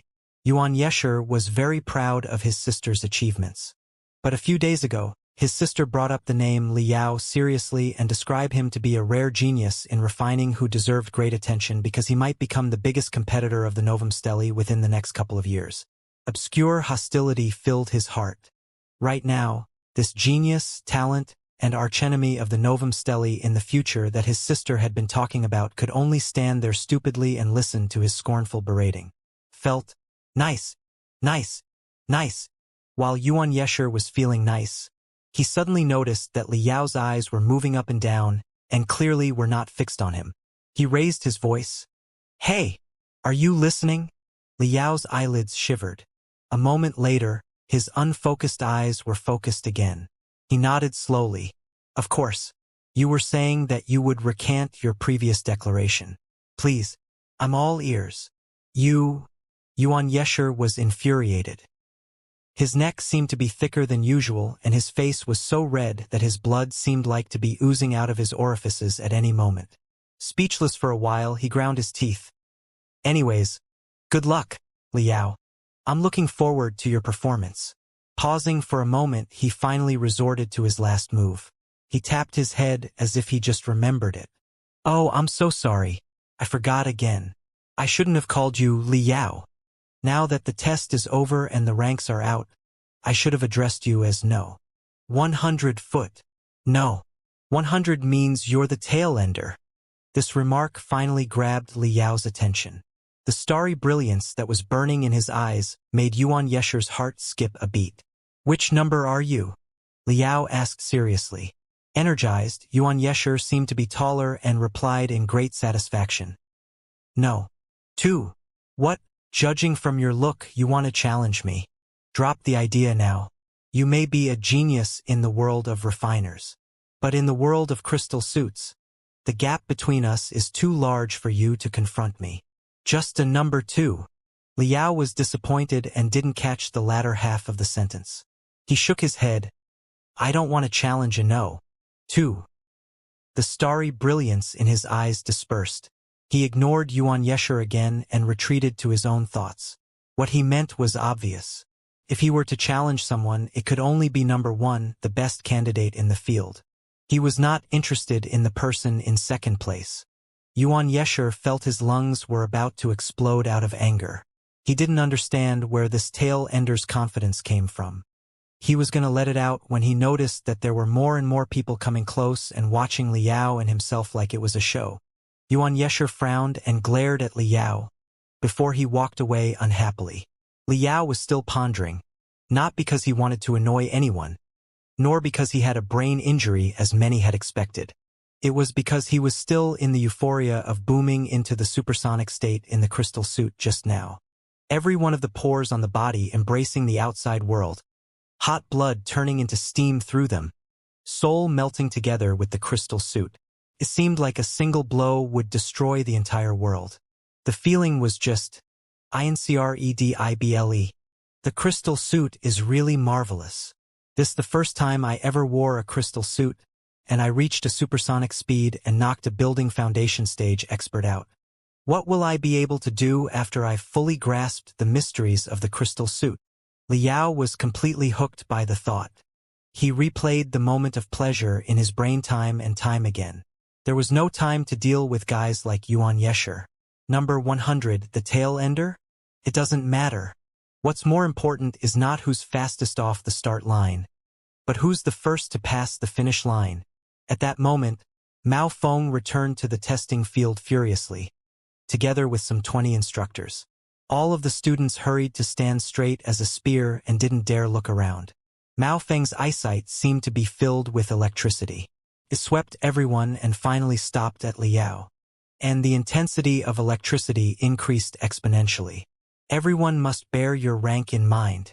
The training camp has arranged different instructors for you according to your specialties and level. Don't be hasty if your rank is relatively low. An elimination match will be held 1 month from today, in which you will be given a chance to challenge the students who are above you and assume their rank. No. 1, number 4, and number 5, you are all aware of the basics and prefer agility and melee. Therefore, the training camp assigned Lu Bingqin to you. Instructor Lu, a dry and thin female instructor, walked out from Mao Feng's back. She piped, No. 1, number 4, and number 5, come with me. Her appearance caused a minor chaos in the field. Many people sighed with jealousy and resentment. Instructors of the Thunder Training Camp were all renowned strong men in the world of exos. The female instructor Lu Bingqin, though only at the middle level of the building foundation stage, was adept at using crystal suits. She once fought a demon king for 300 rounds without any sign of failure, thereby gaining her reputation. She was also the top instructor in the outer camp. In everyone's amazement, the three students walked to Lu Bingqin's back excitedly and stood straighter. No. 2, number 3, number 6. You will go with instructor Murong Yuan. No. 9, number 11. Number 15 and number 17. No. 78, number 84. Number 86. Number 89. Number 92. After a moment, all 99 students were sorted out and standing behind their respective instructors. Liao was the only one left on the field. Everyone looked at him with a peculiar expression. Mao Feng waved his hand and shouted, "All right, you all know your instructor now. Go with them and start your training." Led by their instructors, the 99 students vanished into the desert. Liao and Mao Feng were the only two left in the empty testing field now. Audacious as Liao may be, he felt uneasy under the chief instructor's murderous look. "No. 100. Mao Feng shouted. "There's no need to wonder why you don't have an instructor.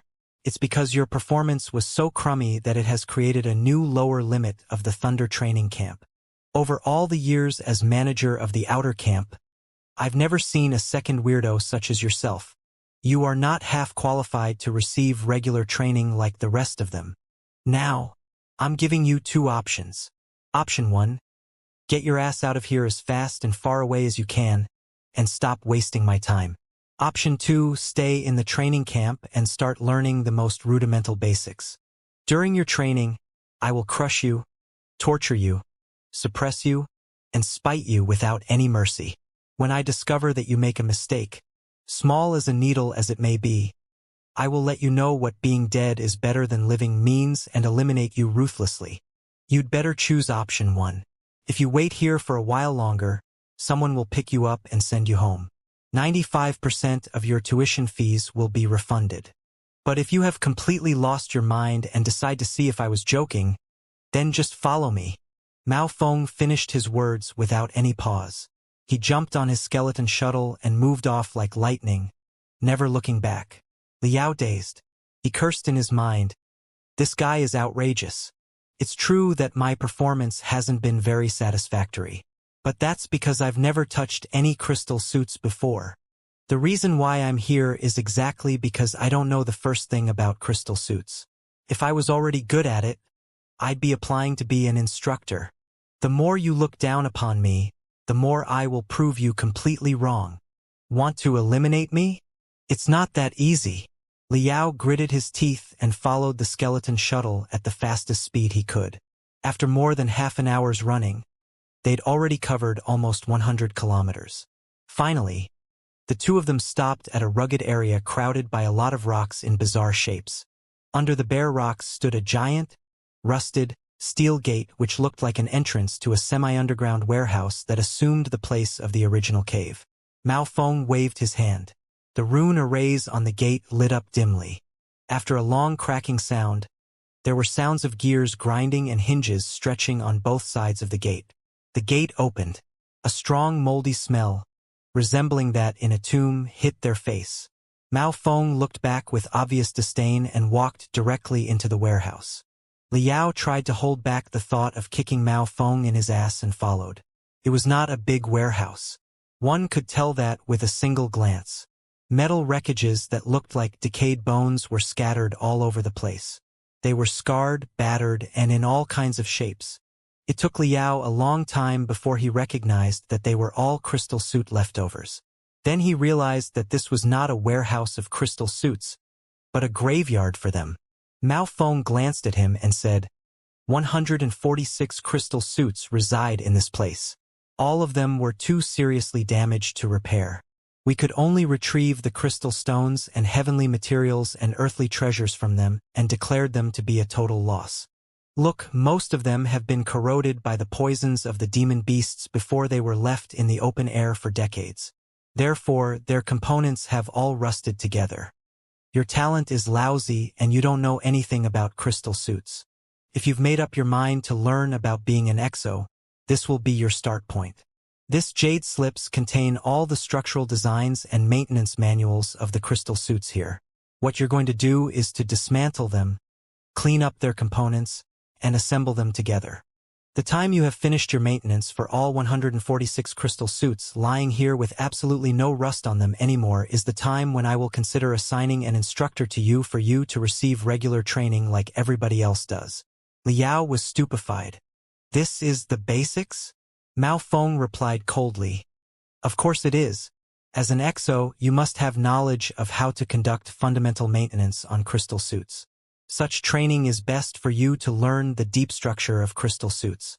Very suitable for an idiotic newbie like yourself.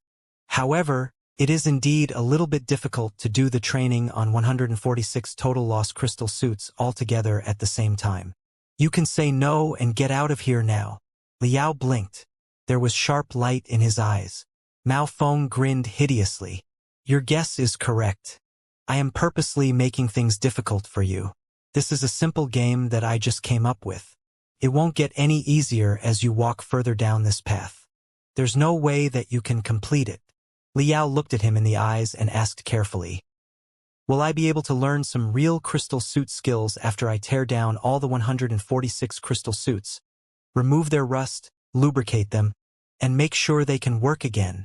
Mao Feng gave an affirmative by a grunt. All right, I'll start now. Mao Feng stared at him coldly. He said, You're going to stay here for some time. Maintenance tools and materials will be sent here in a moment, together with food and water for the next month. Contact me again when these crystal suits are as fresh as when they were first produced. Naturally, you can also contact me when you feel you can't bear it any longer and wish to give up. I won't, Liao replied with a thin smile. Very good. Let's see how long you can persist.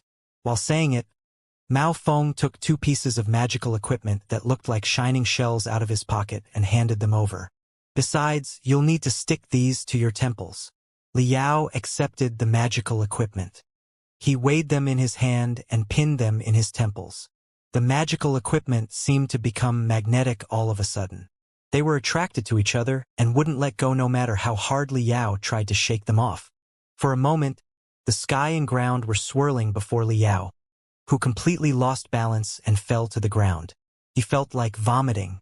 The magical equipment is called balance breakers. They're particularly useful in the training of balance control. Mao Feng smiled. We cultivators often need to fly on a sword or fight in the sky. When you're in a crystal suit, your speed will be greatly enhanced, which makes balance control all the more important. Like back when you were in the testing field, you could barely walk after you put on a crystal suit for the first time. Although you moved quickly enough to create a sonic boom, you weren't able to control your direction. They're all because of the same reason. You couldn't maintain your balance. Balance of a human being depends on their vestibular apparatus. Balance breakers possess a strange magnetic power that can disturb the functioning of your vestibular apparatus, which will put you in a constant state of imbalance. And you're going to find the subtle balance in the overwhelming imbalance.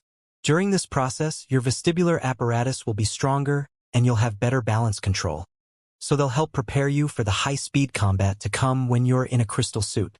Stop fiddling with them. Their switch is in my hands. You'll never dig them out. While you maintain the wrecked crystal suits, you'll always be in instability, and you will find yourself hardly able to stand. How about it? Want to give up yet? Liao closed his eyes, breathing heavily. He lay on the ground with all his limbs stretched out. Still, he felt like a chestnut that was being fried in a pan, just spinning, spinning, and spinning.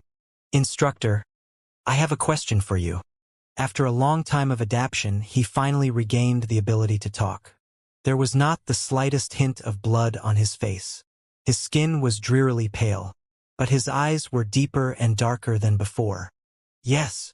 Will I be eliminated if I use profanity to an instructor? Good, that's my boy.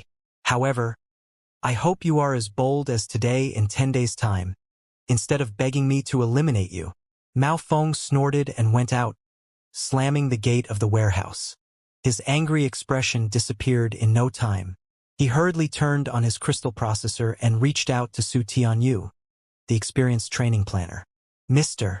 Su, the boy has accepted the challenge. According to our deal, as long as he can survive 5 days and 5 nights in the scrapped crystal suits warehouse, You'll design a set of training plans for him. Let's start the countdown now, shall we? Mr. Su nodded. He answered, of course. I've already started reading his profile in order to write the best training plans possible for him. But whether or not he'll have the opportunity to use it depends on himself. Not that I'm being pretentious. It's just that my training plan is harsh enough for even a building foundation stage cultivator. A refinement stage cultivator will never be able to make it without strong determination and an ultra-solid soul. So, 5 days and 5 nights.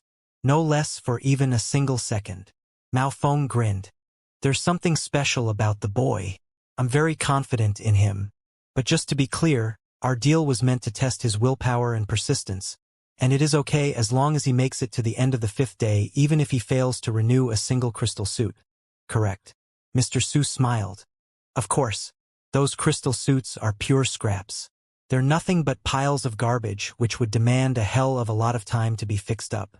What's more, he has the balance breakers on him that have basically crippled him. All in all, I don't have any requirements as to the number of the crystal suits that he recovers. Suppose he does recover 8 or 10 of them miraculously, then he will have earned my true respect. I reckon it's going to be more than that. Mao Feng beamed. Something tells me that this boy will make miracles. It's possible that he will renew. He raised 2 fingers, then added one after thinking for a moment. Mao Feng said, completely seriously, 30 of them. In the dim light of the crystal suit graveyard, Li Yao was left alone with 146 wrecked crystal suits. Li Yao felt that his entire world had become a small boat floating in the surging tides of stars and sea, and he was merely an ant on the boat which was completely stunned by the overwhelming dominance. He stood up shaking and tried to keep balance by stretching his 2 arms. But he suddenly found that the whole world was tilting leftwards and he was falling to his left beyond his control into the crystal suit ruins.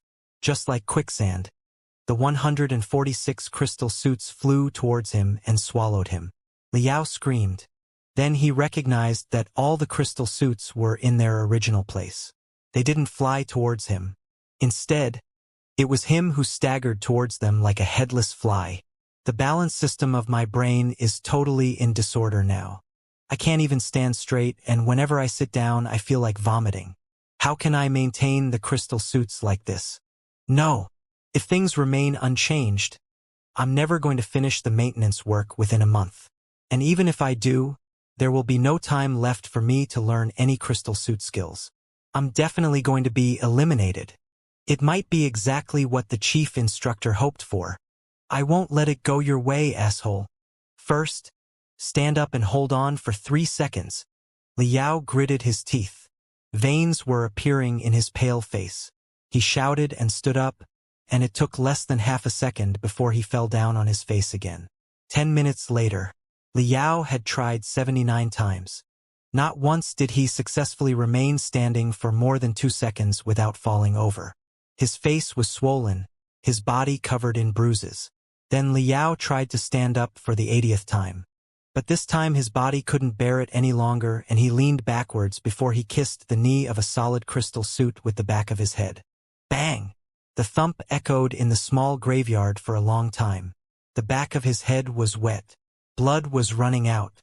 But Li Yao opened his eyes with wonder and astonishment. What's going on? The dizziness was relieved when my head hit the crystal suit? He lay there for a while to make sure he wasn't hallucinating. No, he wasn't. The sense of balance had returned to his body. He was able to sit up and take a deep breath. But before he enjoyed himself enough, the swirling feeling crawled back and devoured him like a giant beast. He was locked up in darkness again. Li Yao lay down again. He gazed at the ceiling and started pondering. A moment later, he fumbled around the floor and found a crystal suit component. He weighed it. It was neither too light nor too heavy and exactly fit for his purpose. He clutched the component and hit it really hard in his head. Bang! There seemed to be a giant bell ringing in his brain. Li Yao blinked with a twisted face due to the pain. But with the sharp pain came the ease of dizziness. He was able to sit up and enjoy his freedom for a couple of seconds again. What's more, there was joy of insight in his eyes. He finally understood what had happened. Even though a small boat was floating in surging tides, an experienced sailor would still be walking with ease on the bumping deck. Their trick was to anticipate the direction and degree of each bump the moment it happens. Then they would impose a force of the same degree, but in the opposite direction, to offset the impact of the tides. Normally, when someone was hit in the head, there would be concussion and dizziness. Sometimes they'd even see stars dancing before their eyes. But Liao was already extremely dizzy before he was hit. The second wave of dizziness caused by the knock offset the first wave of dizziness triggered by the balance breakers, resulting in a new subtle balance. It was exactly the same as the experienced sailors who used their own movement to offset the movement of the sea. Or rather, it was like two rapid shuttles at the speed of 800 kilometers per hour, which were in the state of relative rest although they were both moving fast. This is why the balance breakers has completely overturned the balance system of my brain. There's no way that I can subvert it. However, by introducing a second interference, I can activate a second wave of imbalance. When the two waves of imbalance confront each other, they will offset, and my balance system will probably be restored to normal again. After figuring out the mechanism, Liao started trying. He shook his head at an astonishing speed.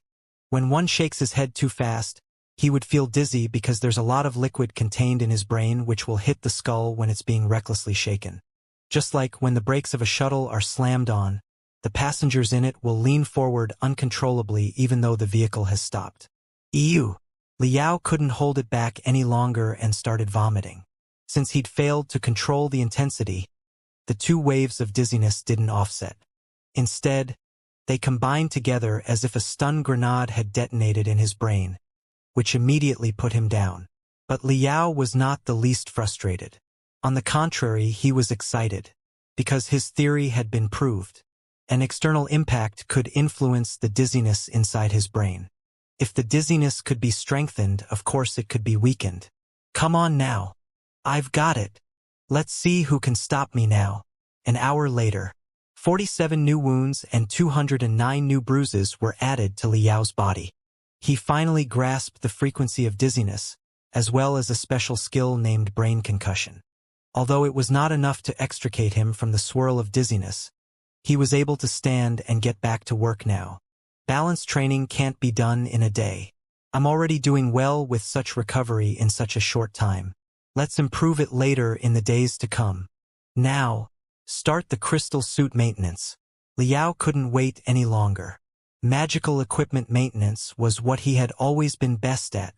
But after checking the total loss crystal suits carefully, he found that things were a bit tricky. What the chief instructor left for him was nothing but scraps that couldn't be scrappier. Crystal suits, as the top magic equipment, boasted a high level of precision. Key components in the total loss crystal suits, such as the supercompressed crystal reactor, had all been torn away. The only thing left on each of them was the bare framework. Just like a dead body without muscles, arteries, nerves, and organs. Pure skeleton. But still, it was much more complicated than Liao had imagined. It was not Liao's biggest problem, since the jade slips that Maofeng left for him had all the structure designs and maintenance manuals in them. He had not been asked to modify or upgrade them. Therefore, he only needed to decompose and assemble them according to the illustrations in the jade slips. It would take some time, but it was not undoable. The trickier problem was that those crystal suits had decayed in the open air for so long that their components were all utterly rusted, which were as rotten as bones that had been buried underground for decades. The garbage that had been overlooked for almost 100 years would be maintained by him and him alone. What a bunch of scrap! They're not crystal suits. They're pure garbage. They're even worse than the rubbish that I used to gather in the magical equipment graveyard. Any other refiner would find himself unable to do anything about it. But it's me and I have to do my best now. Liao gritted his teeth and sat cross-legged. He closed his eyes. His soul returned to the deep down of his brain. In the middle of the depth of his mind, Yezi's tree of memories was flickering brilliantly. 40,000 years ago, the 100 Smelting Clan was a major sect for refiners. It had considerable expertise on magical equipment maintenance. In the 100 Smelting Clan, The novices would serve as workers or assistants to help maintain the magical equipment before they started refining formally. Even Oyezi himself had spent a few years on the onerous job of maintaining magical equipment in his early days. In ancient times, there weren't many maintenance tools as today. Everything had to be done with their bare hands. Many of Oyezi's memory pieces devoured by Liao were related to magical equipment maintenance. But Liao had never studied them before, since he'd never had the chance to use them. Now, he watched the hundreds of maintenance jobs done by Oyezi while fast-forwarding. Then he sank his consciousness into Oyezi's self and felt the delicacies of the art of magical equipment maintenance in ancient times. Rolling them over in his mind, Liao felt that he was onto something. He chose another memory piece and went into the first floor of the heavenly refining tower, where he found a book named 7 Ways to Hide Edge and started reading intensively. 7 Ways to Hide Edge was an introductory book to magical equipment maintenance from the 100 Smelting clan. It contained instructions on how to remove the rust, how to lubricate, how to illuminate an obscure rune array, thousands of ways to mix maintenance oil. Nothing anyone could imagine regarding magical equipment maintenance was not in it. Most of the tricks in the book had already been forgotten 40,000 years later. Liao absorbed the knowledge in 7 Ways to Hide Edge by telepathic thoughts transmission technology, like a giant whale absorbing water. Even so, it still took him a day and a night in the heavenly refining tower before he fully grasped the tons of information in the book. Then he chose Oyezi's memory pieces about magical equipment maintenance again and practiced the skills that he'd just learnt a couple of 100 times.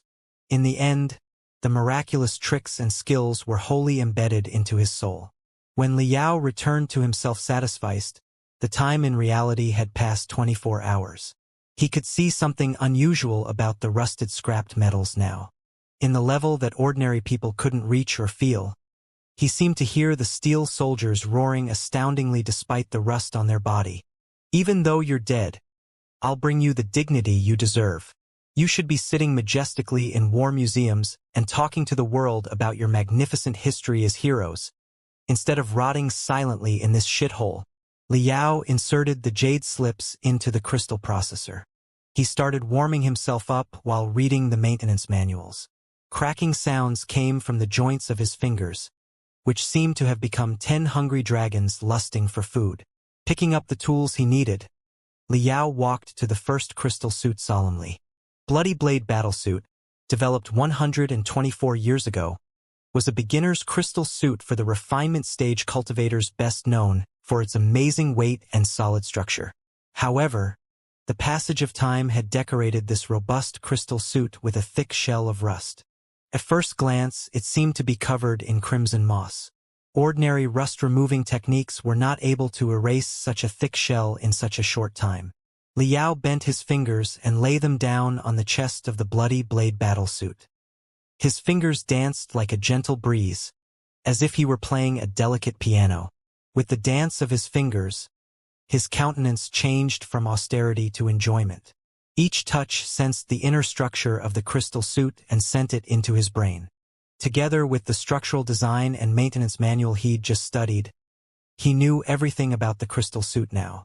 Then, the speed and strength of the finger dance increased by 100 times, transforming the piano playing into ruthless striking. A burst of brisk cracking sounds came from the skin of the suit, as if thousands of pearls were raining upon it. The Bloody Blade Battlesuit was rattling. Liao condensed all his spiritual energy into his fingers, where strong spiritual energy lightning was triggered and flashing. The spiritual energy started rippling on the surface of the suit. Then something amazing happened. As the waves stretched forward with the movement of his fingers and the excitation of his spiritual energy, the thick dense rust was desquamated and flew away in pieces. In less than 5 minutes, the rust shell on the outmost layer had been completely purged. Although the suit still looked lackluster and a lot of rust remained in the joints and gaps, it was ready to be dismantled for further maintenance. Liao smiled and moved his hands as fast as the wind.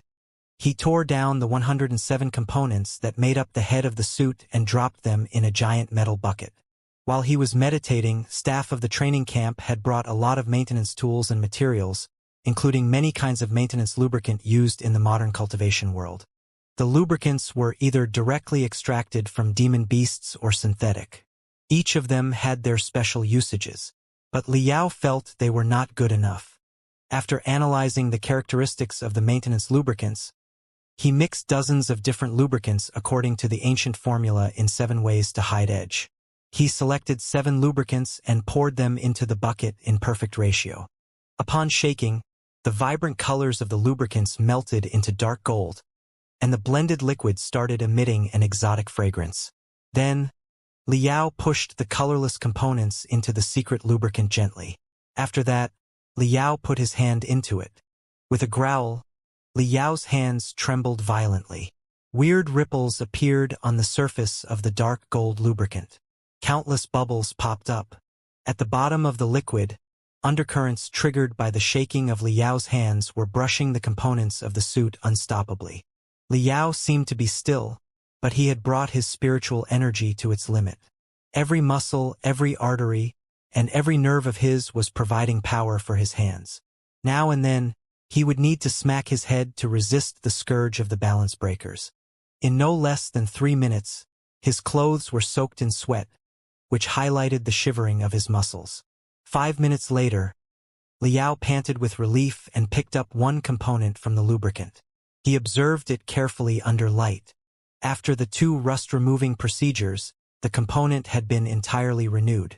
It was crystal clear without the slightest hint of rust, as if it had just been collected from a refining furnace whose warmth had not entirely gone yet. However, there was a small scratch thinner than a hair on its surface, which was probably consequence of a fierce battle with a demon beast. Rust removing, polishing, lubricating, polishing again, lubricating again. Many of the key components needed repetitive nourishment of the spiritual energy before they could be assembled again. The tedious and dull procedures might have been a headache to ordinary refiners, but in Liao's eyes, they made a most splendid and interesting game to which he dedicated his full attention. The wrecked crystal suits were all classic magic equipment from 100 years ago. They could be divided into 7 categories with 21 different models in total. Liao had little knowledge about them, except for the simple introductions in the crystal suit journals that he'd read previously, let alone details of their structural designs. But now, not only was he given an opportunity to read their structural designs and maintenance manuals, he was also allowed to touch, break up, explore, and assemble them at his will. For a magical equipment maniac like him, he was like a rat in a rice jar. Both Mao Feng and Mr. Su had considered maintaining the wrecked crystal suits a dreadful ordeal. It never occurred to them that this was a bonus for Liao. Since the key parts and plates of the suits, which were made of heavenly materials and earthly treasures, had been removed and the framework was the only thing left, Liao was able to appreciate the beauty of the core of a crystal suit. Framework was the foundation of a crystal suit. A crystal suit without a proper framework was like a man with aberrant bones. It wouldn't help no matter how many heavenly materials and earthly treasures one put on it. And the frameworks of the classic crystal suits were perfect. Through the scattered rust, Liao saw dazzling, soul-stirring sceneries. Some of the crystal suits were solemn, some vivacious, some violent, and still some were mysterious. The different styles of the frameworks had awed him. He felt as wonderful as when he had just finished a bottle of nice wine. When he'd just got started, the only thing on his mind was to finish the job as soon as possible so that the chief instructor Mao Feng would be humiliated.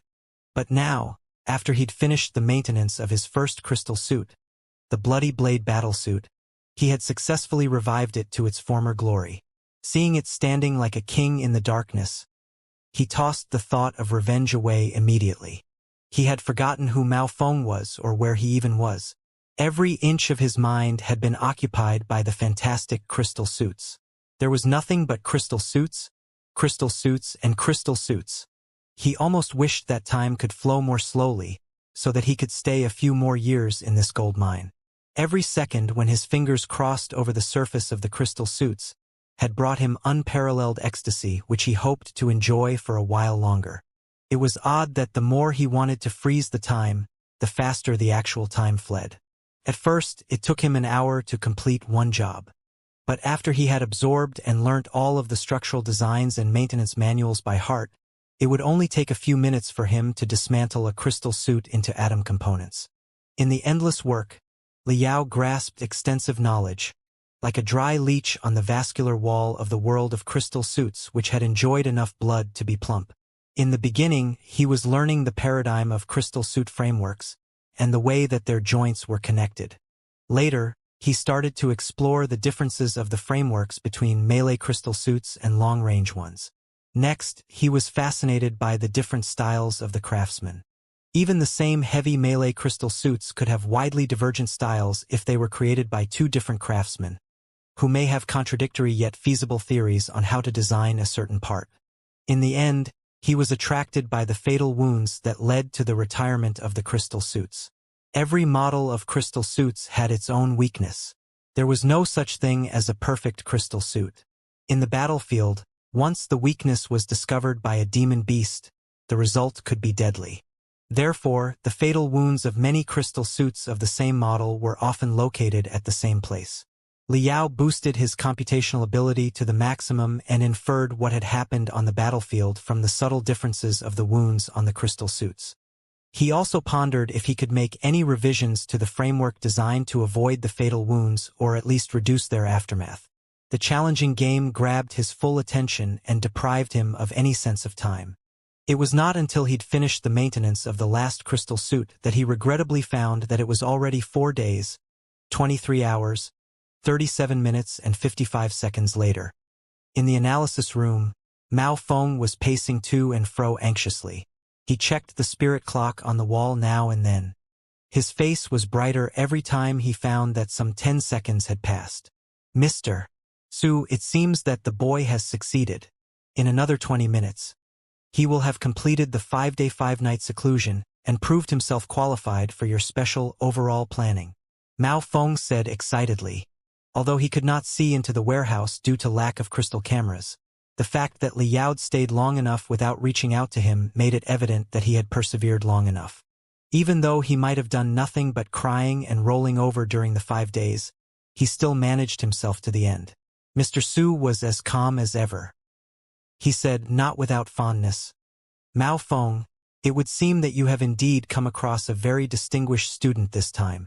My efforts on drafting training plans for him days and nights and revising the training equipment with the resources of the inner camp turn out to be not useless now. Mr. Su, Mao Feng was moved. He never thought that the best training planner of the inner camp would spend so much time on an unknown outer camp student. Mr. Su smiled and said, there's no need to thank me. You and I share the same bad habit. Whenever we meet a promising young man, we can't hold back the temptation to bring out the best of them. I think this is our occupational disease. Haha, it's about time. Only 10 minutes left. Let's go there. All right. In high spirits, Mao Feng was going to open the door when the miniature crystal processor on his wrist started buzzing. The message on the crystal processor thrashed him in the face. Are you kidding me? Mao Feng's nose was out of shape due to anger. You've persisted for 4 days, 23 hours and 50 minutes, and there are only 10 minutes left now, and you're giving up? Having no alternative, he accepted the video chat. Liao's corpse-like, pale face and bloodshot eyes gave him a big surprise. The bigger surprise was what Liao said next. Reporting to you, instructor. I'm completed my task, Liao said, not entirely satisfied. You have? How many of them? 20? 30? Mao Feng asked unconsciously. 20? 30? Of course, I have completed the maintenance work of all 146 crystal suits. Weren't you the one who told me that I shouldn't contact you until I finished all of them? Liao was confused. His ruby eyes were blinking fast. After half an hour, Mao Feng and Mr. Su rushed to the abandoned crystal suit warehouse. The two glanced at each other before opening the door and noticed a look of surprise in each other's eyes. Although it usually came across that Mao Feng had a hot temper and blew a fuse frequently, he did all that just to scare the trainees. He intentionally created that kind of persona.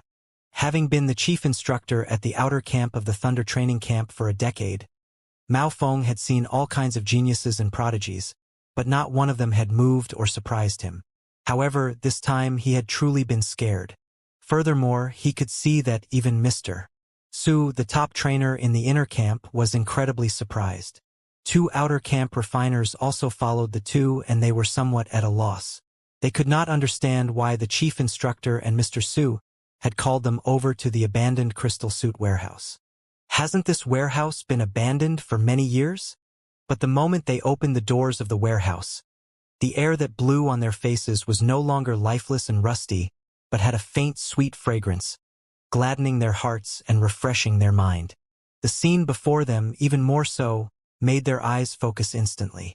Under the dim lights, 140 crystal suits were just like 140 statues of warriors cast from iron and steel that toweringly stood in the warehouse silently, emanating a chilling, killing intent. The suits that used to be laden with rust were now bright as new. Under the setting sun, the refracted light burst forth with a colorful brilliance, making the group feel like they were standing in a hall filled with crystals. It was as beautiful as a dream.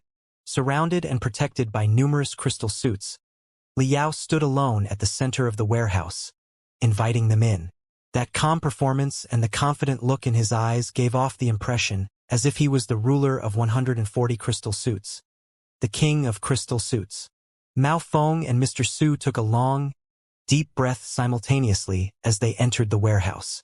In contrast, the 2 refiners weren't as calm as them and started shouting. These crystal suits that had been scrapped for decades have actually been maintained to this degree? Incredible! Liao was somewhat in a trance. Liao had once envisioned how he would retort or ruthlessly slap Mao Feng's face when Mao Feng arrived, venting all the dissatisfaction in his heart. However, now that the chief instructor had actually arrived before Liao, seeing the look of disbelief on the chief instructor's face and listening to the praises from the people next to the chief instructor, Liao felt as if none of that was important. Neither Mao Feng's amazement nor the exclamation and praises of others were of any importance. They were not the things he pursued. The crystal suit in itself was worth it for him to burn his spirit to the extreme, worth it for him to pursue, worth it for him to struggle, worth it for him to get intoxicated. He could have all the fun from the world of crystal suits. Was it still necessary to care about what others thought of him and how they evaluated him? No matter whether it was the criticism or the praises. It didn't matter if they treated him as a rookie or considered him as a freak. He didn't want to waste even a second on these small things. He just wanted it to be over with as quickly as possible so that he could proceed to the next part, enter deeper into the world of crystal suits, and appreciate the endless mysteries to his heart's content. Mao Feng's expression was very strange.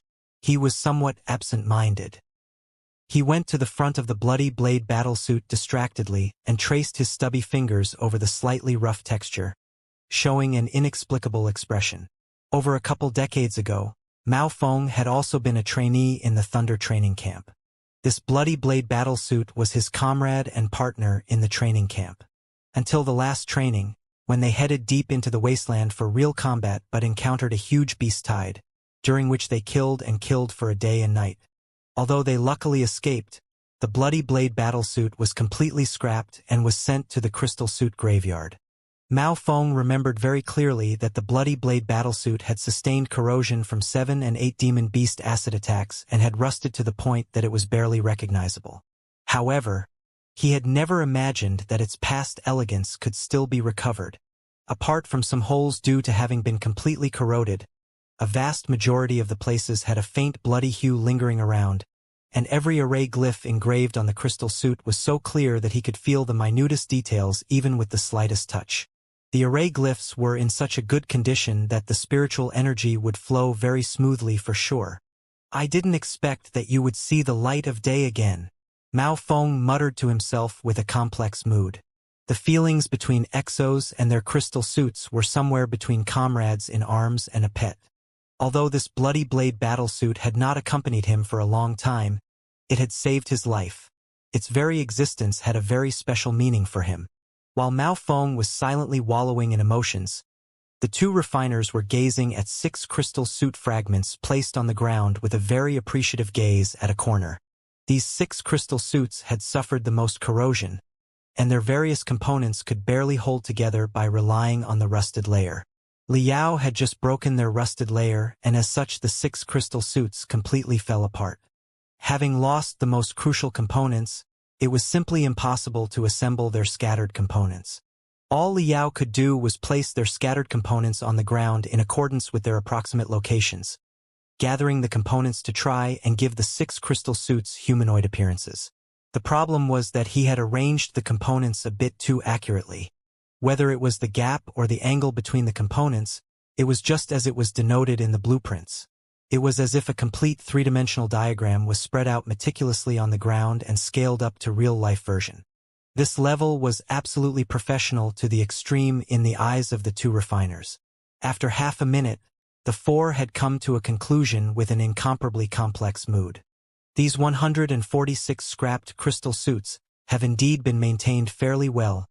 Even their smallest gap has not been let off. And this was all completed while wearing that balance breaker. This kid is a freak, out and out. Mao Feng's beard quivered as he looked at Liao, only to discover Liao lying flat on his back at the center of the warehouse, having been fast asleep for some time, even lightly snoring. Having been up for 5 days and 5 nights without so much as an ounce of rest and completely under a high concentration, his spirit had been exhausted to the extreme. This was almost the fiercest combustion of the soul he had undergone since he became a cultivator. He truly could not hold it back anymore and fell into the wonderland of his dream. In his dream, a new world made up of thousands upon thousands of crystal suits bloomed slowly just like a flower bud. Mr. Su, the chief instructor and the trainer went to a corner and whispered to each other. Is this freak's potential still insufficient for you to personally create a training plan for him? No, Mr. Su shook his head and said, smiling wryly, I found that the training plan I drew up for him a few days ago was too conservative. I still need to make it a bit crazier. When Liao woke up from his sweet dreams, the first thing he saw was Chief Instructor Mao Feng with a malicious look covering his face. Now, can I take part in the normal training with the other trainees? Liao asked, fidgeting.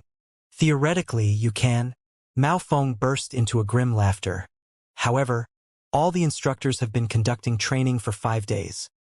The other trainees have also completed their basic training and begun charging into the higher-level training.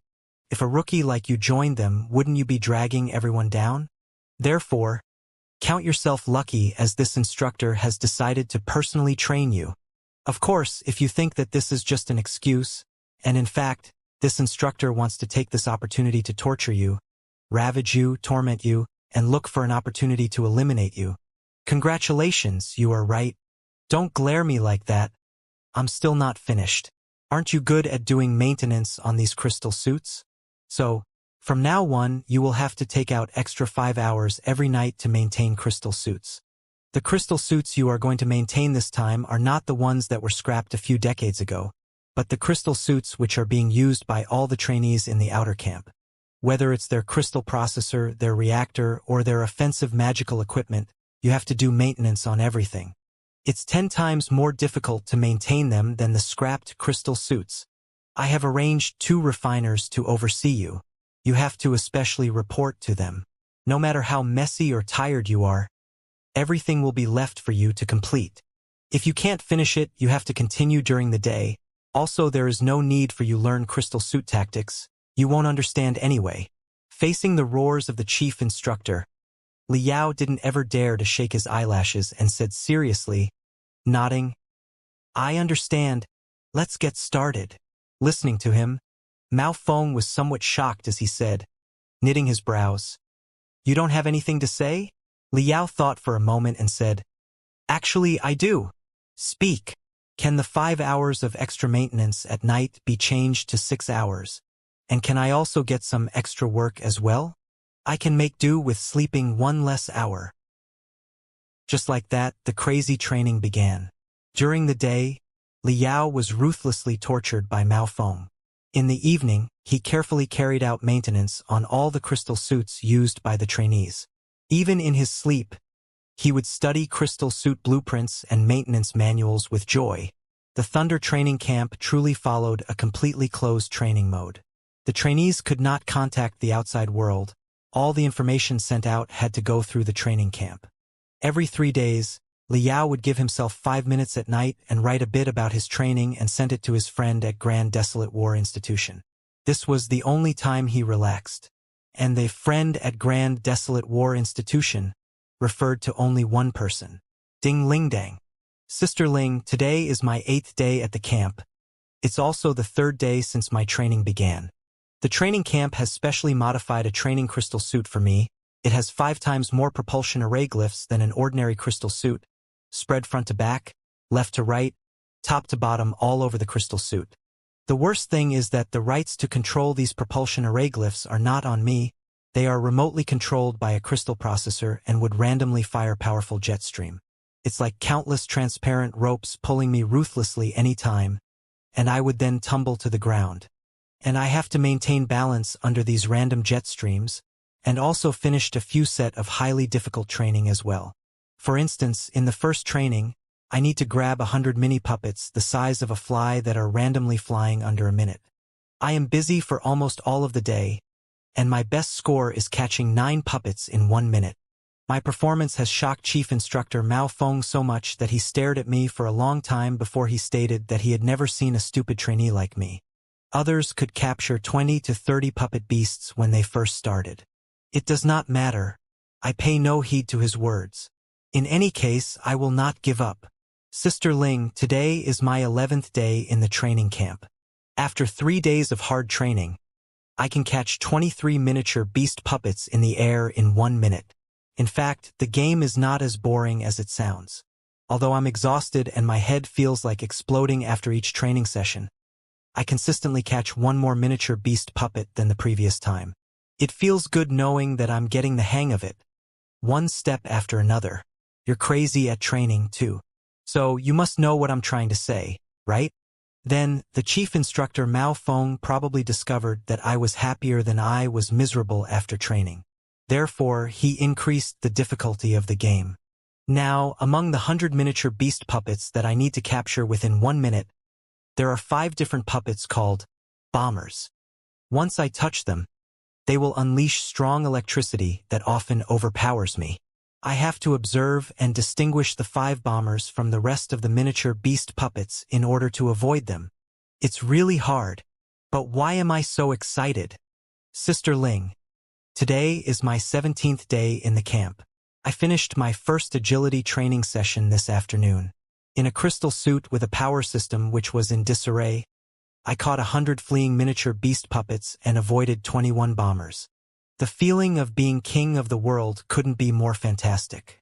All the sweats, pains, and passion in the past half-month all paid off. You must have felt the same when you grasped a new skill due to hard work and perseverance. Didn't you? So, you definitely understand how I feel. This is just the beginning. There are dozens of other training subjects in agility training. Many of them look interesting. The more I learn, the more excited I get. Sometimes, too excited to even sleep. Besides agility training, I also started strength training. In strength training, I was asked to use a specially modified crystal suit. Crystal suits can double the abilities of the exos, or even enhance them 3 times. But this damn crystal suit for strength training, on the contrary, sealed my strength and suppressed it to 30%. Even if I punched with my full strength and soul, I'd only deal 30% of the damage that I would have before. What's more, many ballast modules were added to this crystal suit, which are basically useless iron balls.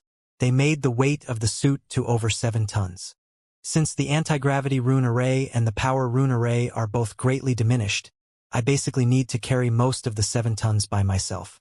It's more like I am wearing a giant, super heavy battle suit.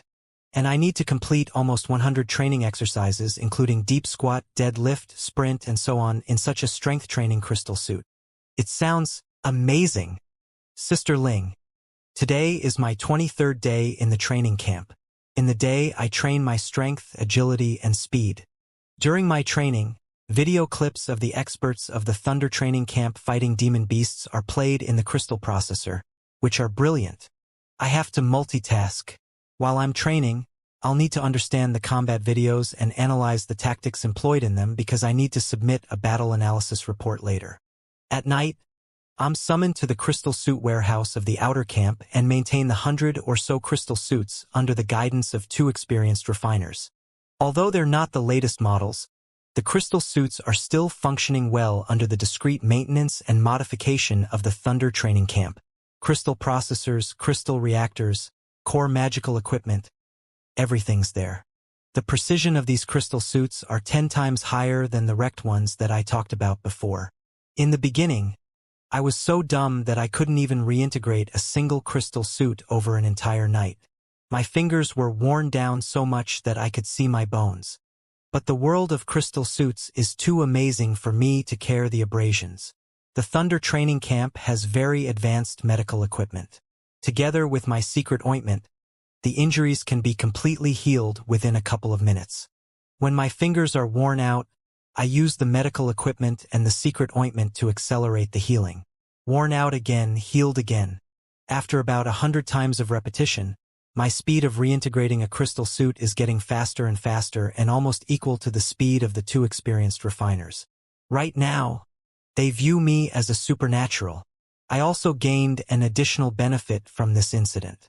Since my fingers were broken and fixed so many times, the skin on them is much more tender than before, which has significantly improved my sensitivity.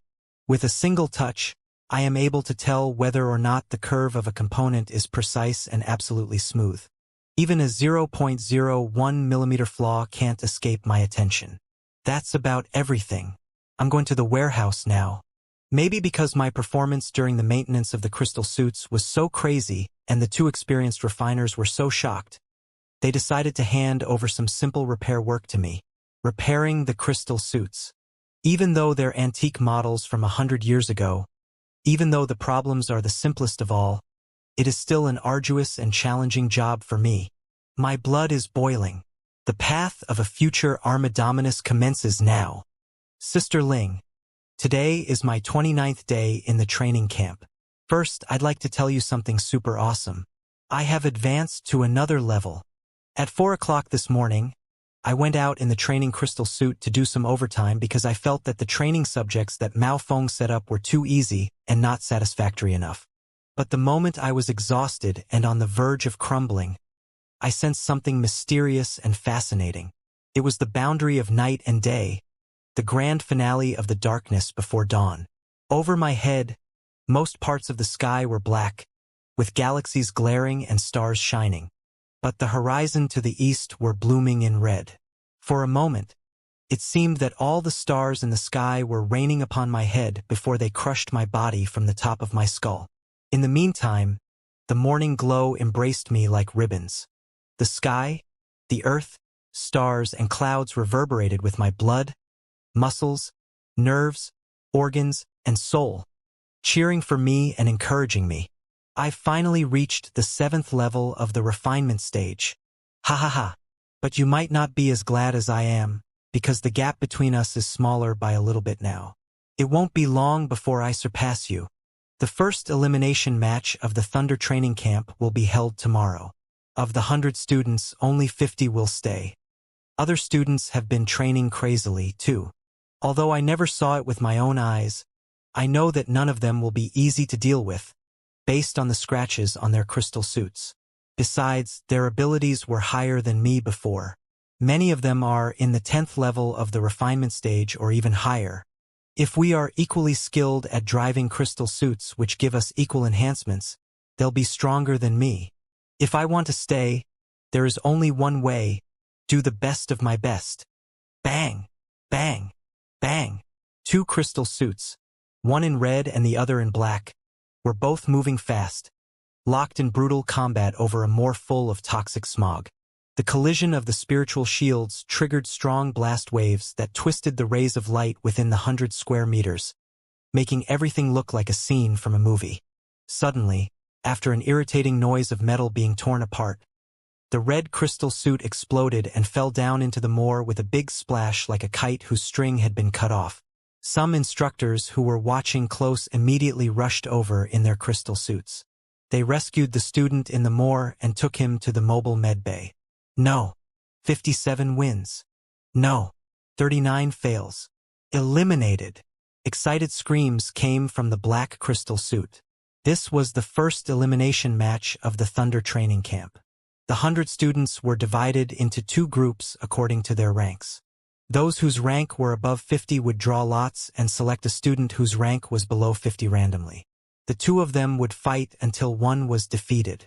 Winners would be able to stay in the Thunder training camp, receive more strict training, and learn more about the arts of crystal suits. Losers would have to pack up and leave. But before they were dismissed, the training camp would provide a detailed analysis report, compiled by the formidable training planners according to their performance over the past month, on their advantages and disadvantages, as well as a future training plan. The analysis report and the training plan alone were worth the expensive tuition fees. It was also one of the reasons why the Thunder training camp had been popular over the decades and praised by so many exos. Underground, in the preparation room. Before each match, the participants were given a secret room to warm up and adjust themselves. They could also watch the brilliant performances of other students through screens. Liao was doing push-ups, not on the ground, but on the ceiling. Like a giant lizard, he attached himself to the few gaps on the ceiling that were thinner than his air with the strength of his fingers and toes, which allowed him to do the unimaginable upside-down push-ups. Tick-tack, tick-tack. Liao's sweats flowed in the hollows between his sharply cut muscles and congregated on his spine, before they dropped to the ground where a small lake was formed. 122. 123. Liao felt he was not enjoying himself enough. He jumped down and looked around. Several dumbbells that weighed a couple of 100 kilograms caught his attention. He bound them to his waist, leaped back to the ceiling, and continued his upside-down push-ups. 124, 125, 327, for 31. This was what Mao Feng saw when he entered the room. He was stupefied for a second, before he retreated quietly. Outside the room, he took a deep breath and rubbed his face hard to change the surprise on it into fury. He re-entered the room and screamed at the top of his voice, "Liao, what are you?" Liao jumped down and walked before Mao Feng. He looked at Mao Feng straight in the eyes and asked carefully, "Chief Instructor, may I propose a minor revision?" Mao Feng was dazed and his anger burst out. A minor revision? For a man with zero talent such as yourself, who has hardly made any progress in training over the last month, what makes you think that you're qualified to propose a revision? It'll be your turn very soon. Your opponent is a super strong man. I have no doubt that you will be crushed and driven out of Thunder training camp in a minute. What revision could possibly help you after that? Liao pretended that he didn't hear anything. He said calmly, "This is exactly what I'm talking about. Chief Instructor, would you please stop talking such garbage? It's really wasting my time." Mao Feng's eyes went as wide as those of a bull. "What?" Liao answered peacefully, "Chief Instructor, if you have studied my profile before, you should be aware that I hadn't touched a crystal suit until a month ago, and I knew nothing about this incredible new world. I'm not a moron. At first, you were pissed off and declared that I had no talent whatsoever in using crystal suits after you saw my heartbreaking performance, and I bought it. But later, as I grew more familiar with crystal suits and knew more about properties of the different models, it occurred to me that there should have been something wrong with the 7-step rock snake I'd driven. Your attitude had been weird after the accident, too. So, yesterday afternoon, I specially spared 17 minutes and 24 seconds to analyze the whole thing in retrospect. My conclusion was that there's a 97% likelihood that, because of the extraordinary gift that I showed in the crystal suit, you were impressed and decided to impose an unusual training methodology upon me. You fire me up perversely and, by making advantage of my indomitable spirit, you devised a series of impossible tasks which accelerated my dramatic growth. In fact, I'm not half as lousy as you claimed. On the contrary, I'm very awesome, am I not? Mao Feng was rendered speechless for a long time. Liao continued, "Goading someone into action by sarcasm is an old strategy. I should have seen it through long time ago. However, the world of crystal suits is too tempting for me to let go. I only wish that I could devote every second that I have to the mysteries of crystal suits. That's the reason why, although I have long felt something wasn't right, I never took the time to investigate the matter. Until yesterday when I ran some calculations. Over the past 30 days, you've spent 12 minutes and 37 seconds on average each day to verbally abuse me, hoping to evoke my ambition through ridicule. The 12 minutes and 37 seconds were a complete waste of time in my eyes. My ambition had already arrived at peak without any stimulation. So, if I were to spend the 12 minutes and 37 seconds on training, I would have been able to cover 2 more subjects and increase my ability by up to 0.05%. That's why I decided to make it clear to you. I'm different from other people. Please don't view me as someone ordinary, and please stop wasting our time with that trash talk. If you are really of a mind to torture me, please arrange training subjects that are more difficult, crazier, and more insane for me, instead of just trying to intimidate me with your mouth. That's all I have to say. Excuse me, I'm about to go on stage now. Chief Instructor. Liao nodded and walked out of the room. Mao Feng was completely bewildered. He stood alone in the room for a long time. His face turned from red to purple, purple to black, and in the end his face was so gloomy that it seemed as if some ink would spill out at any moment. Boom! Mao Feng stamped on his foot and the floor was immediately shattered.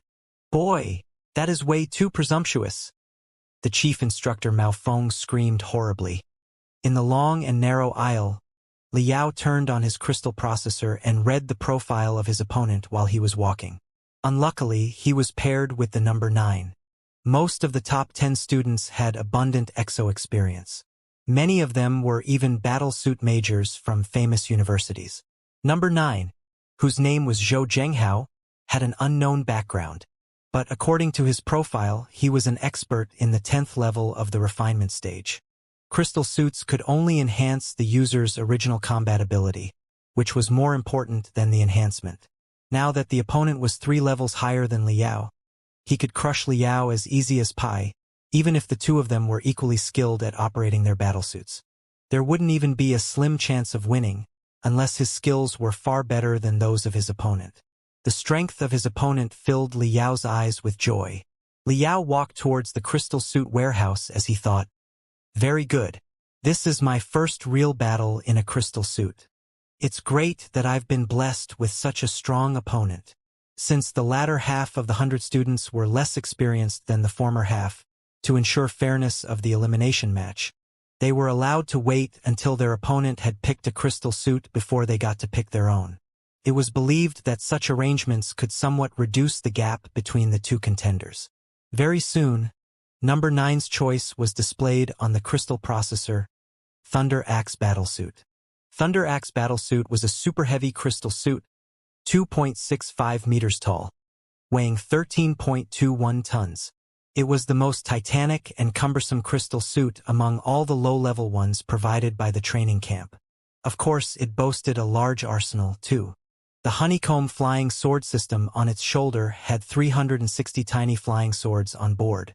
The 4 thunder axes on the outside of its arms and legs could deal incomparable damage, too. Thunder Axe Battlesuit was muscular men's all-time favorite.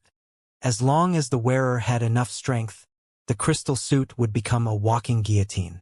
It seems that number 9 is going to be a husky fellow. A husky man in the 10th level of the refinement stage now has the Thunder Axe Battlesuit on him. It's really blood-freezing. Which suit should I pick to fight him? Liao's face was wrapped in a mixture of craziness, obsession, enjoyment, and excitement, like a young man going on a date with his girlfriend, an assassin who was prepared to avenge his father, a serpent that had locked onto its prey in some dark woods, and a boy who just found a new game and was exploring the rules of it. Soon his eyes started shining. The young man was on bed with his girlfriend. The assassin jumped down from the beam of the house. The serpent charged towards its prey with its glaring poison fangs, and the boy found out the trick of the game and moved on to the next level, grinning in great satisfaction. Liao picked a crystal suit without any hesitation. The exhaust flame of the suit lit up the sky, and he flew towards the arena.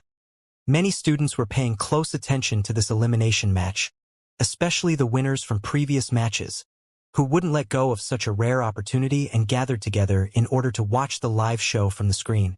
They were all here for number 9. Although the 99 students except Liao had been studying under different instructors, now and then there would be group training sessions in which they would be summoned together. Therefore, they all knew a thing or two about the other's progress. No. 9, or the former Zhou Zhenghao, was one of the toughest men among all the students. Not only had he been endowed with great talent, he was also crazy about training. People often noticed that he was doing training at midnight. One time, when he had an accident during training and broke 4 of his ribs, he took no rest and resumed training after some simple treatment from the med bay. Instead of reducing the amount of training, he added another 20%, claiming that he needed to make up for the time he lost in the med bay. Therefore, number 9 had received the nickname Steel Man. He was one of the best exos among the muscular-type exos. After he put on a super-heavy crystal suit such as the Thunder Axe battlesuit, even Long Chenyue and Yuan Yesher would need to pay full attention knowing they couldn't be too careful. A match such a tough man was participating in was definitely worth watching. The only regret was that his opponent was too weak. Many people clearly remembered what happened on Liao's debut, and he had vanished into thin air ever since then. It was told that his talents were so limited that he had to receive specially designed fundamental training. Such a newbie would probably be blown away by the Steel Man with a single punch. They wouldn't have the chance to see the full potential of the Steel Man at all. But some people disagreed. Liao's ability was truly lousy, but his speed, on the other hand, was quite impressive. If he had grasped some basic driving skills to stabilize his speed, with the help of a speed-type crystal suit, there was a good chance that he might be able to dodge the Steel Man for a while. After all, as a super-heavy crystal suit, Thunder Axe battlesuit was at a disadvantage to speed-type crystal suits. If Liao just circled around, he could possibly survive for a few minutes. Then the topic of the conversation changed to how long Liao could survive under the bombardment of the Steel Man. After a couple of minutes, the match of number 9 versus number 100, or the Steel Man versus the newbie officially began. There were 8 arenas in the outer camp that simulated different natural environment. The place of the elimination match would be a random one of them after drawing lots. Unfortunately, Liao drew the desert battlefield. In the vast desert, there were no shelters or complex territories that could be made use of. It would be the most straightforward competition of combat abilities. When the 2 crystal suits flew into the battlefield and landed in the desert with a small sandstorm, everybody gasped in surprise. They all thought that Liao had given up already in desperation. Thunder Axe battlesuits. 2 of them. The newbie picked a Thunder Axe battlesuit. 2? Is he insane? Knowing that his specialty is swiftness, yet picking a slow and leaden super-heavy crystal suit. He's giving up his only advantage just like that. Has he decided to do arm wrestling with Zhou Zhenghao, the Steel Man? While they watched in bewilderment and incomprehension, the 2 Thunder Axe battlesuits had boosted their spiritual energy to their maximum, releasing splendid colors from their back. They ran towards each other, enshrouded by 2 clouds of smoke. Thunder Axe battlesuit against Thunder Axe battlesuit. Super Heavy against Super Heavy. The contest between steel and flesh was about to begin.